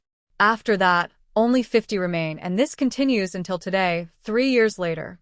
For female soldiers, only 20 are chosen each time, and only those 20 stay. Anyone who can't keep up can leave at any time. We also evaluate everyone's performance. The assessment might end early, and the remaining people depend on how well they do. It's all about your ability. Any questions? Shi Qiuyan looked unhappy and doubtful. "Report, General N. You and Captain N have the same last name. Are you family? Is this some kind of favoritism?" And Ingming sneered coldly. "Favoritism? Try asking the big leaders for favors and see if your grandfather's old face is still worth showing. She is indeed my niece, but I only met her yesterday. My surprise is just as big as yours." And Ruomeng waved her small stick and looked at the sun rising. It's normal for everyone to be curious about my identity. The image of a 13-year-old girl asking her parents for candy is common, but I graduated from high school at 12 and have learned 8 languages. I am skilled in military matters, no worse than any of you. So, what if I come from a good family? I haven't lived up to my ancestors' glory, just a useless person. If any of you can defeat me in 3 moves, I will give you this position. From now on, I won't come near the military camp, not even step into the imperial city. Do you have the courage for that? Seeing that no one dared to speak and even took a few steps back, she continued, since no one dares to speak, just focus on training. Complaining like a weakling will get you hung up, so everyone can see your true character. All squads, start training now. If anyone falls behind, don't blame me if I use my stick. I can't kill or seriously hurt you, but it will hurt a lot. She blew her whistle. Hurry up. Are you deaf? Bao Feifei looked uncomfortable. Everyone, turn right and start running. Even if these people didn't want to, they had no choice. They were here, so they had to endure it. The two who had been beaten earlier had rejoined the team, glaring at her with angry eyes. And Ruo Meng didn't care at all. She was just getting started. There would be more fun days ahead. Jin Weiming stood next to an Yingming, watching the person holding the stick casually, as if choosing which target to hit more easily. Is your niece really forced out of her family? It seems like she's just having fun here. Does your family often mistreat her? Like, kicking her away with one foot? That looks like she's used to being kicked. And Yingming shook his head. She's a treasure at home. Our family hasn't had a girl in dozens of generations, so she's been spoiled. Who knew she was so smart that she was taken as a disciple? We didn't even know, and now look at her. The two taller ones are my nephews. One of them will join the Southwest military next year. Do you have any good advice? Southwest? Does your family plan to join the military there? It's very dangerous, and it's hard to be transferred back. I got special approval for this. And Yingming shrugged. That kid has a great memory and is good at physics. He remembers everything he sees instantly. He said he wants to go to the Southwest. Jin Weiming's eyes lit up. Really? The Southwest is focusing on training special talents like that. If he goes, I can write him a recommendation letter. After basic training, he can be assigned to my good friends unit. This person has only one flaw, being overly protective of others. He won't bully new soldiers and values talent the most. He's a rough man, and he can leave this December, but how far he gets depends on himself. And Yingming always feels that having someone protect him makes things easier than facing everything alone. Okay, I'll write him a letter later. Thanks a lot for your help. I'll treat you to a meal soon. He waves his hand. Forget it. When will you invite me for roast chicken? The food in the cafeteria has been bothering me these days. Remembering hardships isn't supposed to be like this. Both of them laugh. Every time they join the military, they have this kind of ritual. And Ruo Meng seems to jog behind, but after just 10 minutes, some people start falling behind. What are you doing? Hurry up. It's just the beginning. Xiao Yan grits her teeth. I can't go on. I want to go home. And Ruo Meng waves to the guard. Someone come and throw her out of the camp. Let her grandmother's face be well known. The granddaughter of the Sher family ran for 10 minutes and said she gave up. Her grandfather's face is crushed on the ground. It's so embarrassing. Quick, throw her out. Don't hesitate. Speak loudly, so everyone can hear. Her grandfather's reputation isn't worth much. Xiao Yan is so upset she wants to hit someone, but she can't. She roars, and Ruo Meng, I will kill you. And Ruo Meng swings her stick at her. Even if you kill me, do you have the strength? You're a woman who can't even catch my kick. What else can you do? Waste. Xiao Yan runs forward with tears streaming down her face. I'm not useless. And Ruo Meng follows behind, speaking words that aren't meant to hurt but to motivate. See? This is the result of your efforts. Here, there's no difference between men and women. You are also human. You should have a place in society. Stand tall, and you'll have the right to speak. Only then can you be a person with dignity. I don't care about your education, whether you're oppressed because you're a woman or what you've been through. I only care if you're willing to live again, to live for yourself. If you can't even seize a chance to build a future, then you'll just be bullied and used. Sold by your family to a man as a wife, earning bride price for your brother, used as a tool to give birth to sons, until you die in bed. What is value? The respect others give you is your value. Life lasts just over 30,000 days. Why should you be bullied or looked down upon? You are no different from others. You should seize every chance to show that even if you're not from a noble family, you can still become talented. Bao Feifei watched those who were tired earlier now look fierce, almost like they wanted to fight. Her eyes showed a fierce determination. Wow, can people really motivate others like this? She had a strange feeling. If she did something wrong, these people might tear her apart. And Ruomeng watched them finally show some strength. She was angry at the soldiers over there. Their running posture was all wrong, soft and slow. She cut through the crowd at an angle. Someone shouted, "And the King of Hell is here, run." Nearby, someone looked nervous. "My legs are so tired, I can't run anymore." "Run, you lazy legs." "I don't want to get beaten." And Ruomeng's baton struck the person lagging behind, including Jin Guangyao, who was also unlucky. Look at the female soldiers. A group of men can't even beat a woman. How embarrassing. I know you all are thinking bad things about me. I don't mind. When you meet me, straighten out your thoughts. As sons, you should think about why your parents sent you here. To argue with the instructors or look down on me. That's to help you succeed. 60% of the male soldiers here are influential people. Even if they don't become elites, they will be useless at home, lying around. Some of your families farm, work in factories, or even go hungry. How can you compare? If you don't fight hard, what are you doing here? Your parents are exhausted. And you're making friends with these people? They have backup plans. Do you? Your parents are waiting for you to bring honor to the family. If you have no skills, learn desperately. If you're not smart, build your physical strength. If you're weak, learn a skill. If you have nothing, then just die. Why are you here wasting my effort? Anyone caught dating in the team, talking about love or life and death relationships, I will break your legs. If you want to date, do it at home. Find a bed and do whatever you want. If anyone breaks the rules within 3 years here, I will cut 2 ounces of flesh from your legs. You'll always be useless. Qin Rue couldn't help but speak up, smiling at his brother beside him. Report, Captain, what if you fall in love? And Ruomeng ran up to him, looking like she was stunned. I'm only 13 years old. Who's so reckless to fall in love with me? I don't want to live. Even my older brother is better than that, and he's still in love. Just forget it. Our family can't handle more trouble. We can't afford to lose anyone. All right, this King of Hell's words are not just words, they're deadly. Lu Shu clearly noticed the team was running faster. His nephew had gone crazy, running so fast that no one could keep up. You can slow down a bit. The others can't catch up. Luo Qingyan looked expressionless. All useless people. What are you fighting for? If you can't keep up, go home and have children. Wow.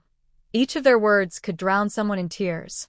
Not far away, Luo Hongjun watched their training. He could hear everything they said, even though it was a bit hurtful, but it was true. Some of these people have a backup plan, but those with no way out can only fight hard for a chance. He already knew who would be sent back. The training was just for show, which is why some families had spots reserved. And Ruomeng saw his figure and quickly ran over to salute him. Hello, leader. My name is Ruomeng. Reporting for duty. Luo Hongjun nodded. You resemble your grandmother in her youth. Are you used to this kind of life? And Ruomeng nodded. Apart from the food here not being very good, I'm getting used to everything. It's warmer here than in Ha City. But, sir, you shouldn't stay here too long. He smiled and patted his cold legs. It's an old problem. Your grandfather probably feels the same way. We've suffered a lot back then. Being paralyzed is already a good outcome, and Ruomeng remembered the bomb fragments her grandfather had removed. She guessed that the person in front of her probably had quite a few of them too. My grandfather's fragments have already been taken out. Now, he's busy working in the factory at home.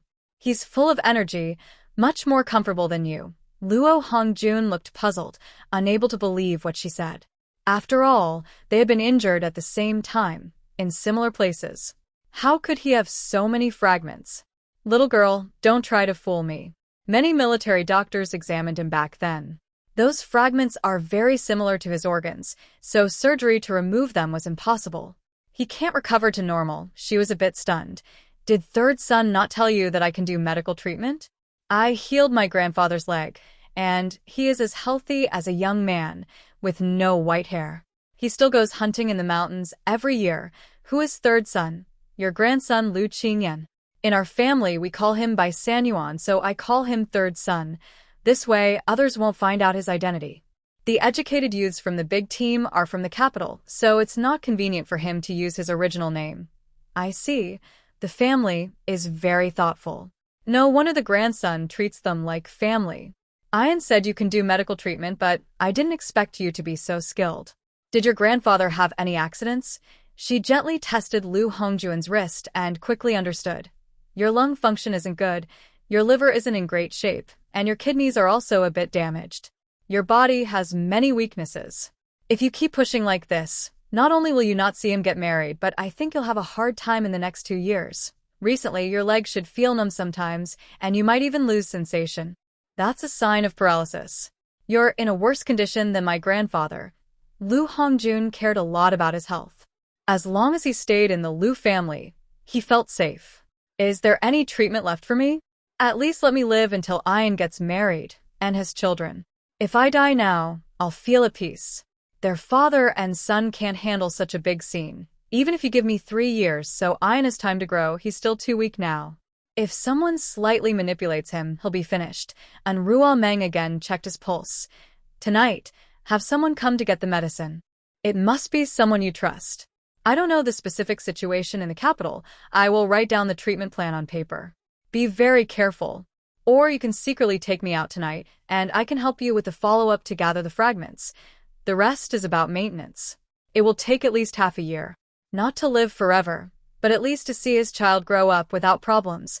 Lu Hongjun felt like a huge pie had been presented to him, but he had no choice but to take a gamble.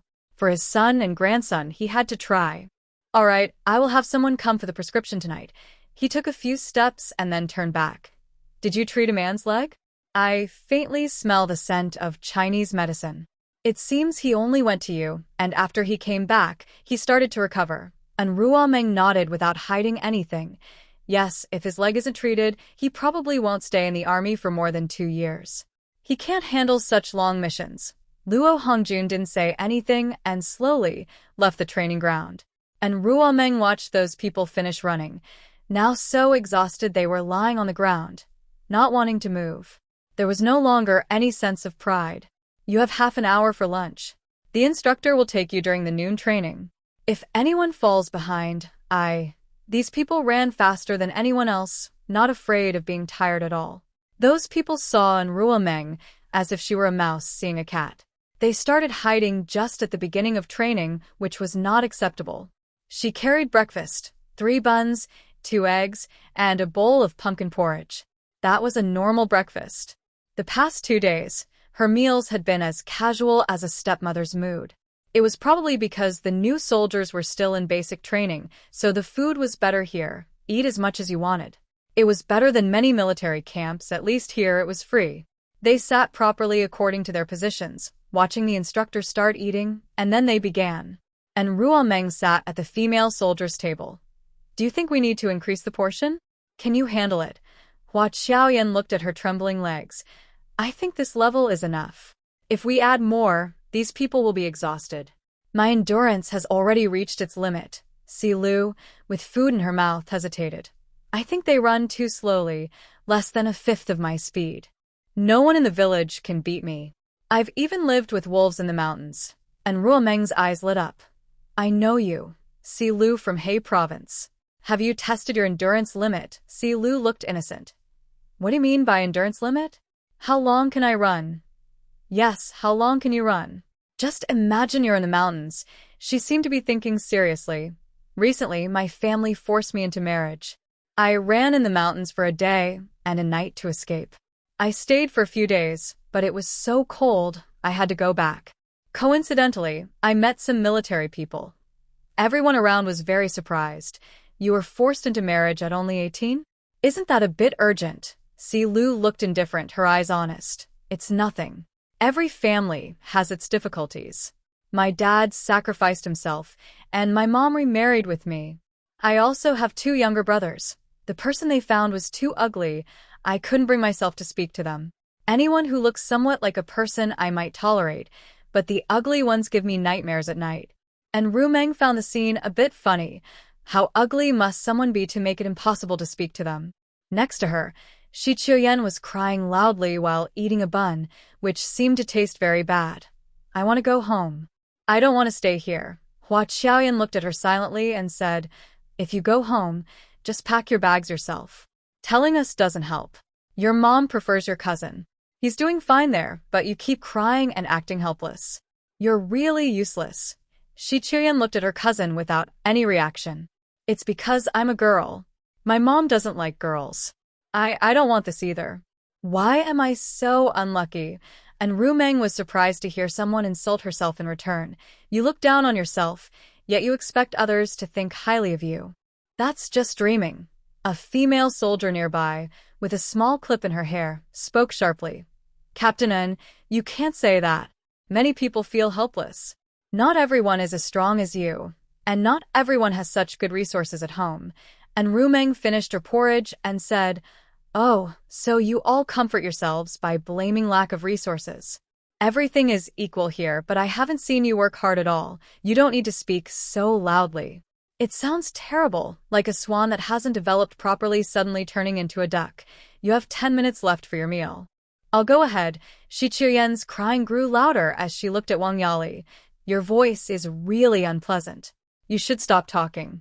Just hearing you makes my skin crawl. Wang Yali felt like she was caught in a storm, her face showing some anger. That's just how my voice is. You can't insult me like that. Hua Qiaoyan couldn't stand it anymore and left straight after finishing her meal, not daring to delay even a minute. And Ru Meng was indeed very strong. She was determined to make a name for herself in this path, or she would ruin her family's reputation. Hua Junying wanted to take her resources, but she didn't even think about it. Just staying alive was already a challenge. Watching everyone train in their own ways, it was clear that their basic training was still not perfect. When spring arrived, the training would become more intense. We should not limit ourselves to the indoor environment. The mountain area should also be used effectively. She held a notebook, constantly drawing different equipment designs and observing the surrounding terrain, hoping to maximize its potential. Jin Weiming watched her stay still all morning, sitting there quietly, glancing around.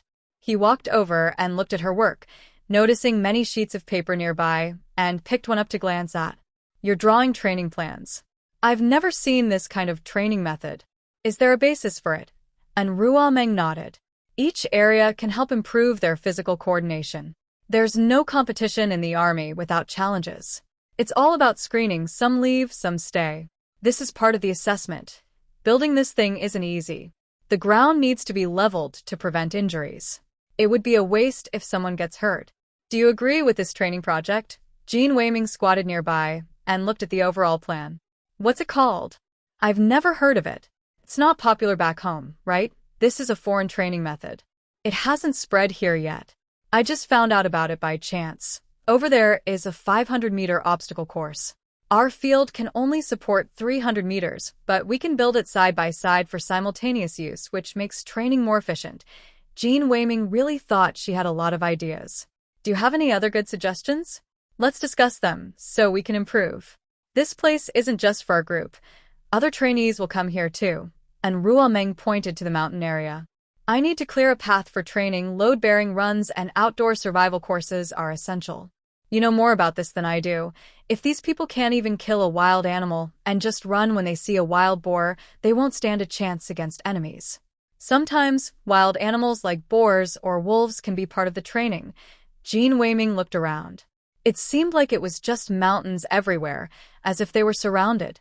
Hearing this, he felt that Ruo Meng didn't see them as ordinary people. This training would be tough, but it would surely produce results.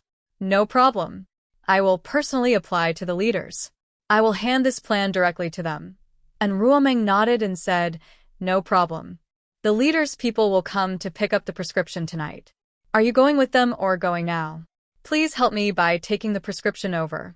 Jin Weiming repeatedly waved his hand and said, forget it. I prefer not to go if I don't have to. I get nervous just thinking about entering the place. The guards are too strict.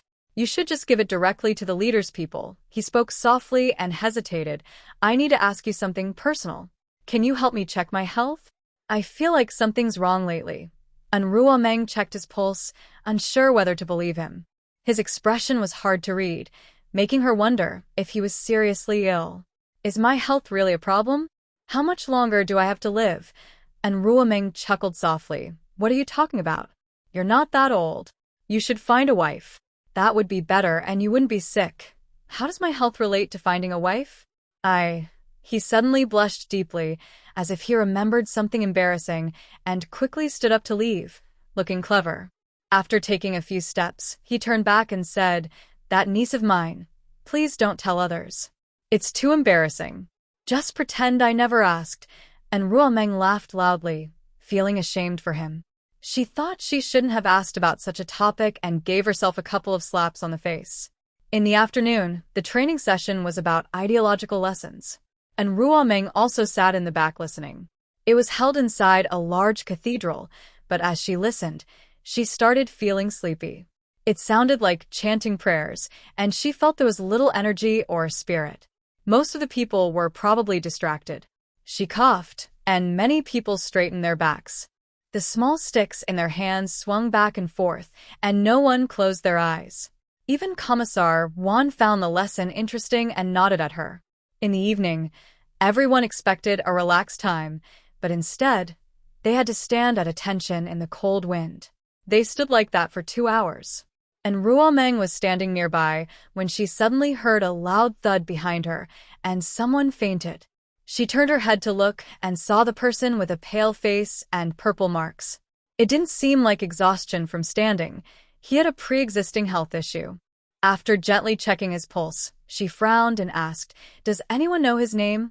Lu Shu came over and said he was recruited from the Workers', Peasants, and Soldiers' University. They said he's very smart in his mind, and his family is from the capital city. And Ruoming gently straightened his body and gave him basic first aid. She said, When he wakes up, take him home tomorrow. This person isn't suitable for the training here. He seemed very anxious when he woke up. I can train. I just had low blood sugar earlier. I fainted for a few minutes but woke up quickly. And Ruoming shook her head firmly. This isn't just low blood sugar. Your heart is already overworking. If you don't take care of yourself, you might not make it. We can't take that risk. You could die during a mission, or be captured by enemies. But you absolutely can't die here in training. That would be our failure, he cried loudly, as if he had known about his health problems for a long time. Joining the army is my dream. I trained for several months in advance. I still missed my chance to achieve my dream. And Ruoming sighed. If you want to return to the army, study hard. Using your brain, you can still join. Communication, physics, math, foreign languages, these are all ways. It's not just about physical strength. If you really want to, you can come back. But right now, your body isn't suitable and might cost you your life. I'll give you a prescription. Rest for a year. As long as you avoid intense exercise, you should be safe. Come back tomorrow to get it. She stood up and looked at the others. What are you all staring at? Keep training. Curiosity kills cats. Do an extra half hour. Wang Yenin also did a quick check on someone. It turned out to be a heart condition. This person can't get excited or do strenuous activities.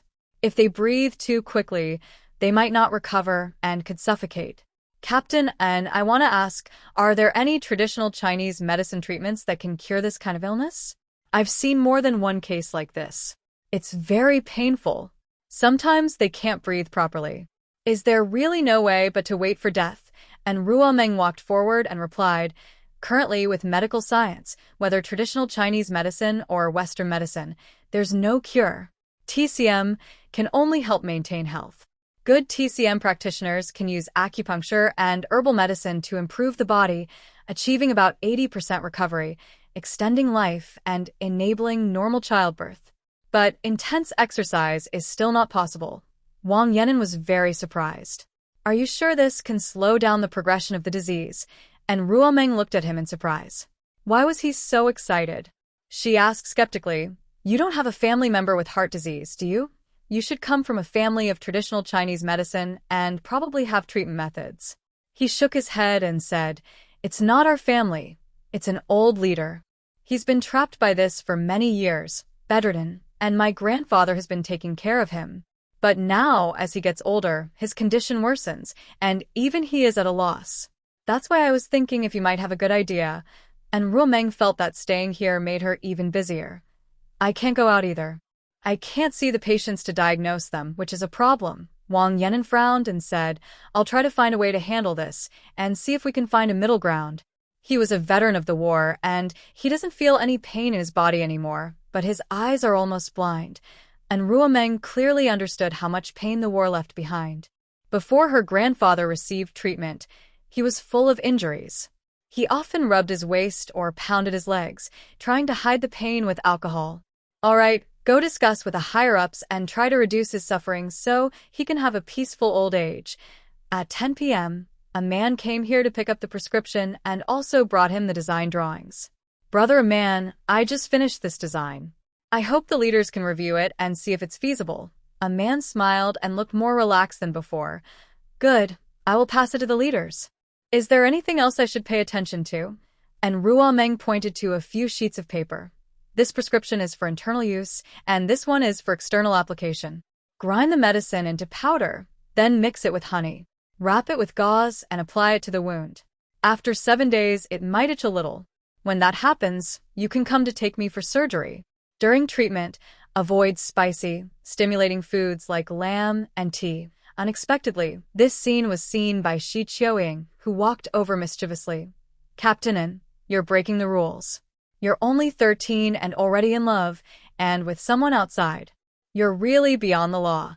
And Ruomeng felt that this person's mind was full of filth, like maggots. Are you crazy? Seeing everything as dirty, because of your heart? Did you not see that person is holding something? Who in the training camp is having an affair? You're just a mental case. Shi Qiuying always thought she had discovered some secret and wouldn't let go. You tell us not to fall in love, but you're sneaking around. That's disgusting. And Ruomeng slapped her backhandedly, watching her hair swing to the side. Use your brain.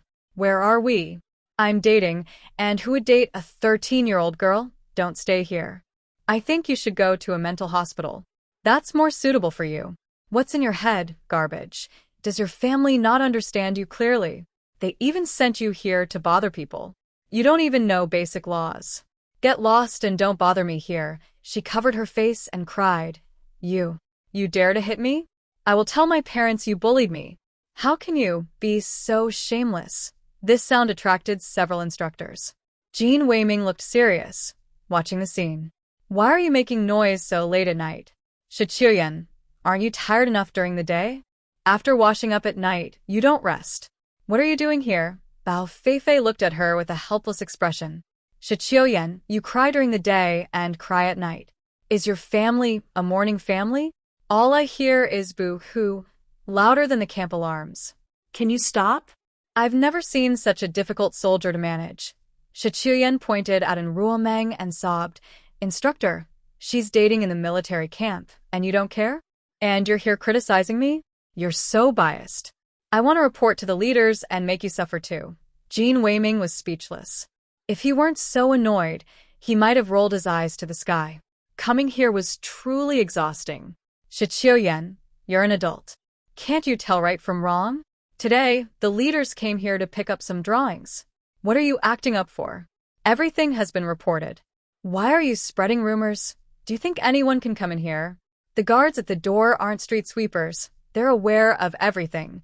Shiruji felt ashamed to know someone like her. If you're still willful and reckless, just apply to withdraw yourself. You're embarrassing.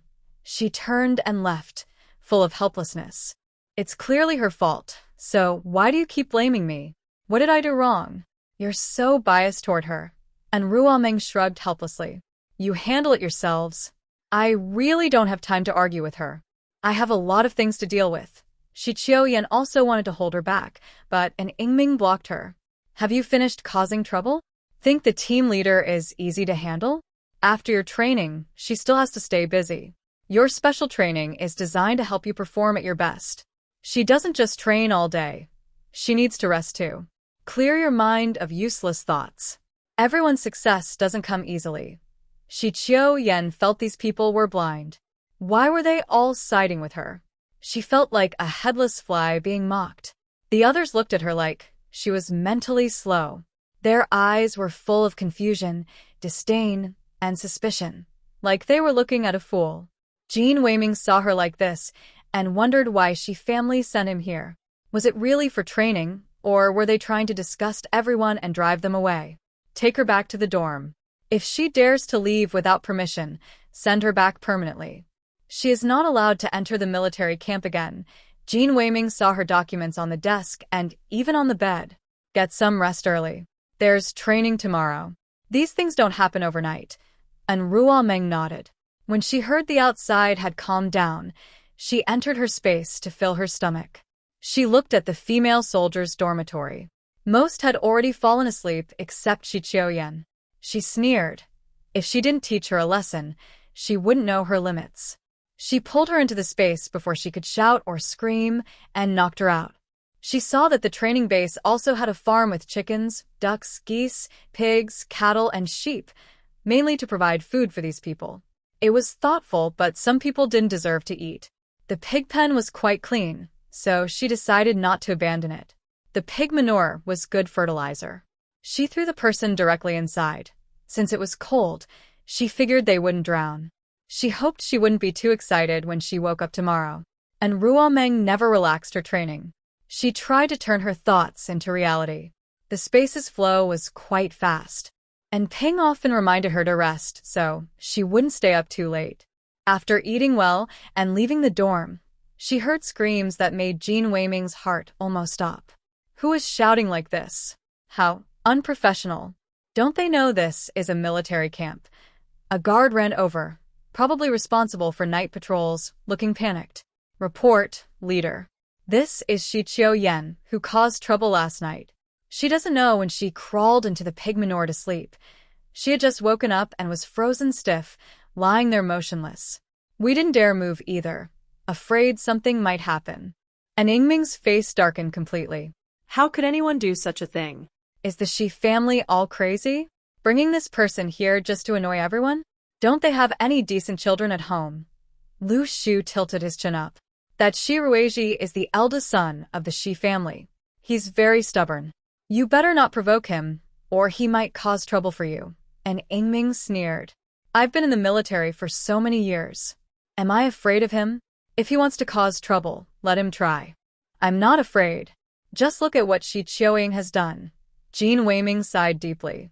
Instructor Wen Yu and the guard should take her to the medical room first. Check if she's okay.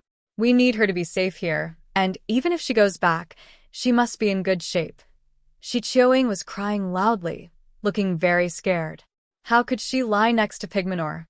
She was so frightened she almost lost her life, her body stiff with fear.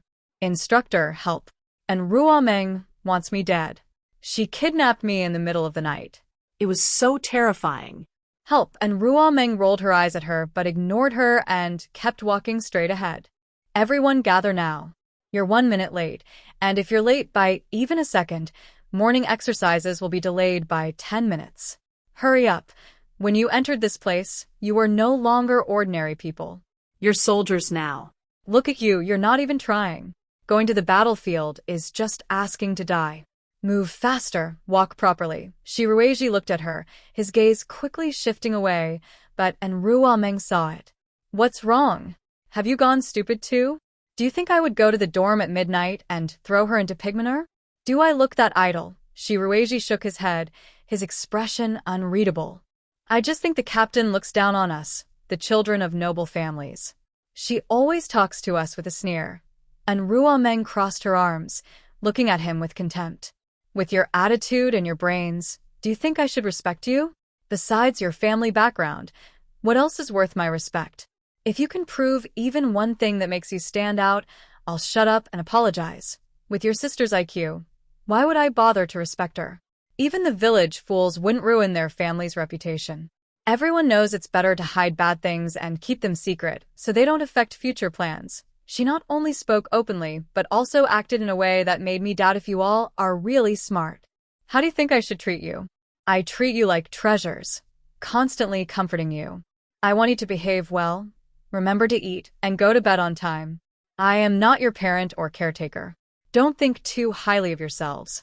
If your elders weren't war veterans, I could easily discipline you severely. I've tolerated Xiaoyan's antics in front of me for a long time. I've already shown respect to the elders.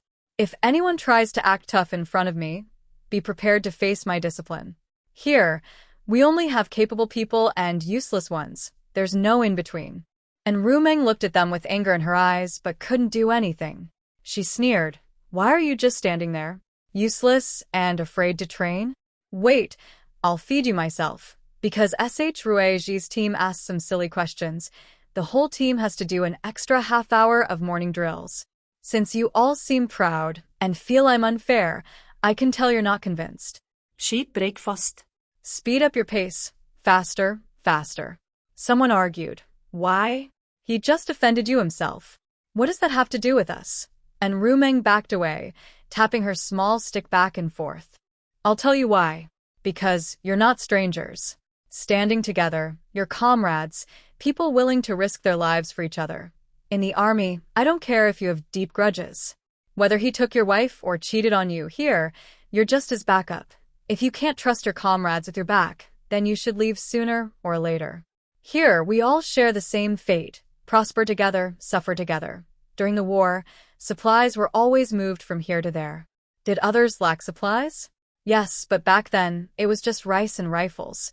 But everyone in the country shared the same belief, fighting the war. Here, you also have a belief to stay with your comrades and be among the few who survive. If you're stronger than him, you should stay. If he's wrong, then all of you are wrong. Your comrades, part of the same team.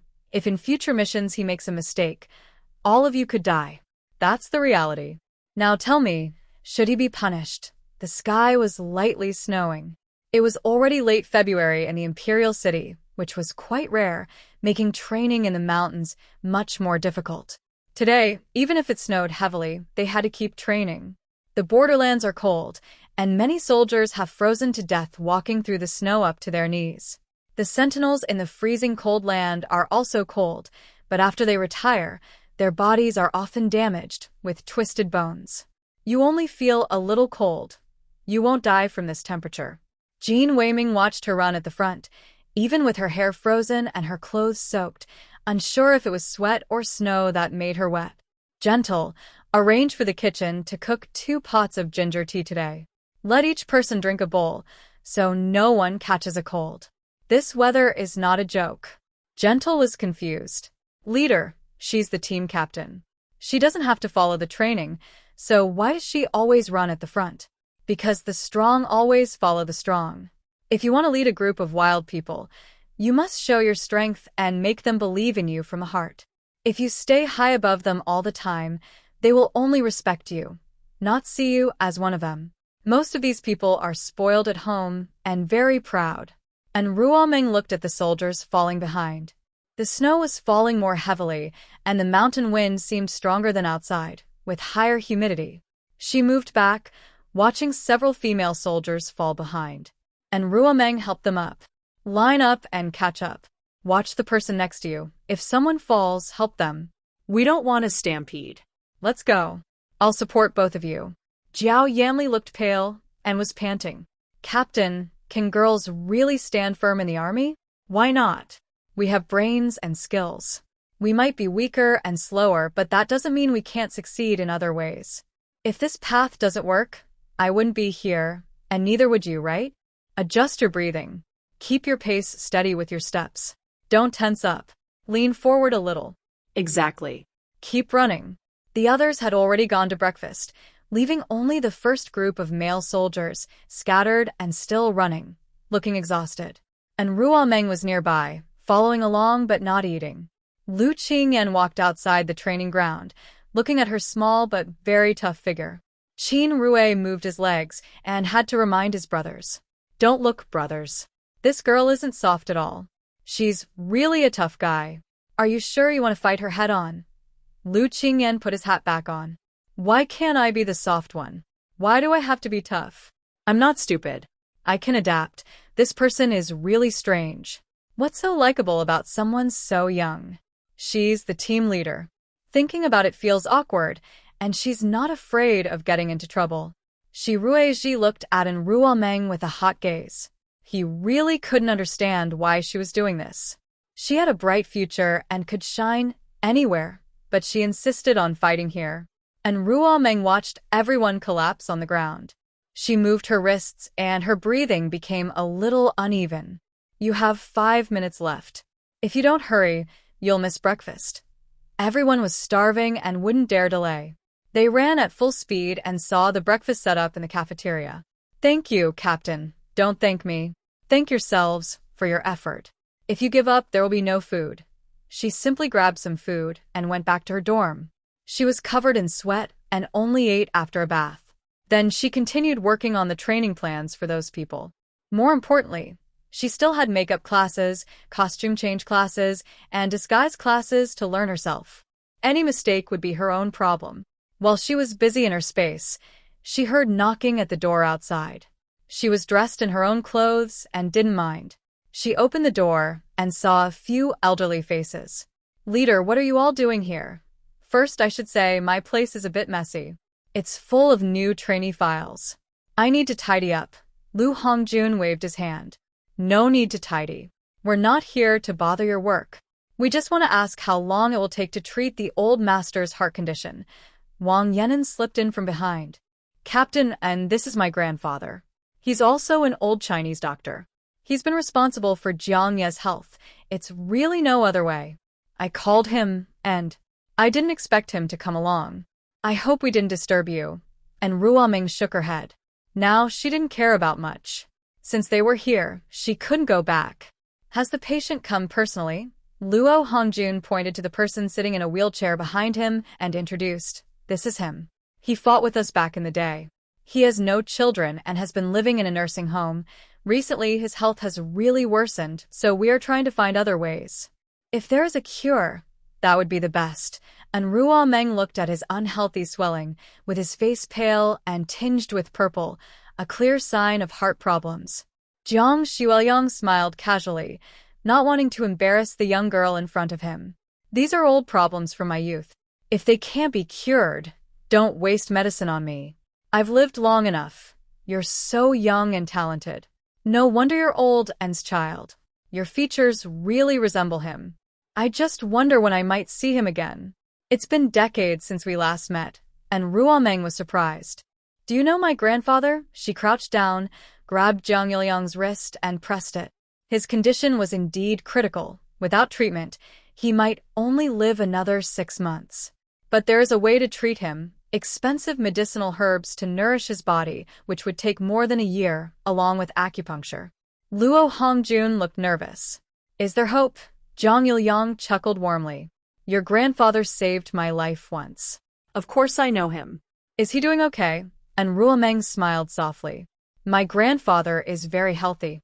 He can eat, sleep, and even drink a little wine every day. He's now a team leader, busy all the time. Your health is quite serious, but it's not impossible to treat. The herbs need to be very old, at least 100 years. My master still has some stored. I'll have someone send it over. Follow my recipe for 3 months, and his condition should improve. But to fully recover to good health, at least a year and a half of proper care is needed. If you listen and cooperate, living to 80 or 90 isn't a problem. Wang Baishu's eyes widened in shock, doubtful of what he heard, his words tinged with disbelief. Really? I've studied traditional Chinese medicine my whole life, and I haven't cured his condition. Don't joke with us, girl. We're almost ready for the afterlife. And Ruo Meng sat at the table, wrote a prescription, and handed it to him. He looked at it and nodded. Old sir, take a look. This should be suitable to help restore his health. Wang Baishu carefully examined the prescription while wearing glasses, eager to understand it thoroughly. Wow, this is really clever. How did you come up with it? I've never seen such a formula. Although it has strong effects, it balances itself well and truly benefits the body. Who is your master? I'd like to meet your teacher. They must know a lot. And Ruo Meng smiled helplessly. My master passed away a long time ago. I am his last disciple. The other senior brothers and sisters are scattered across long country practicing medicine. The country won't face big dangers unless something major happens. Traditional Chinese medicine like yours, with more experience, understands more. We all like to improve our formulas. All these are my own modifications. What works for Grandpa Jiang might not suit others. It depends on his health condition. His blindness in the right eye is partly related to his health, but mostly it's because he was injured when he was young. There's some blood stagnation inside. Now, it's pressing on the nerves, causing temporary blindness. 3 acupuncture sessions should be enough. It's not the main illness.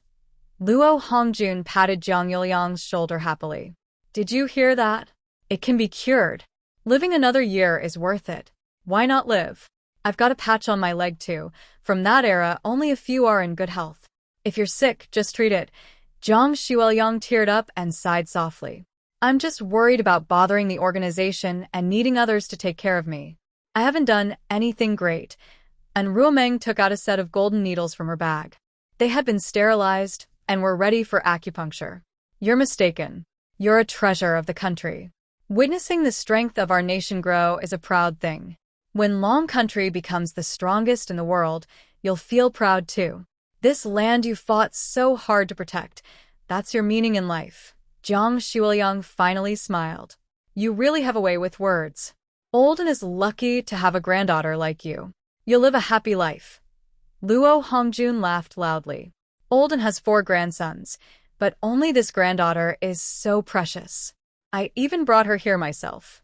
He'll probably come back in a few years. Take good care of your health. We'll see each other again. And Ruma looked at the several people, noticing that most of them had some health issues.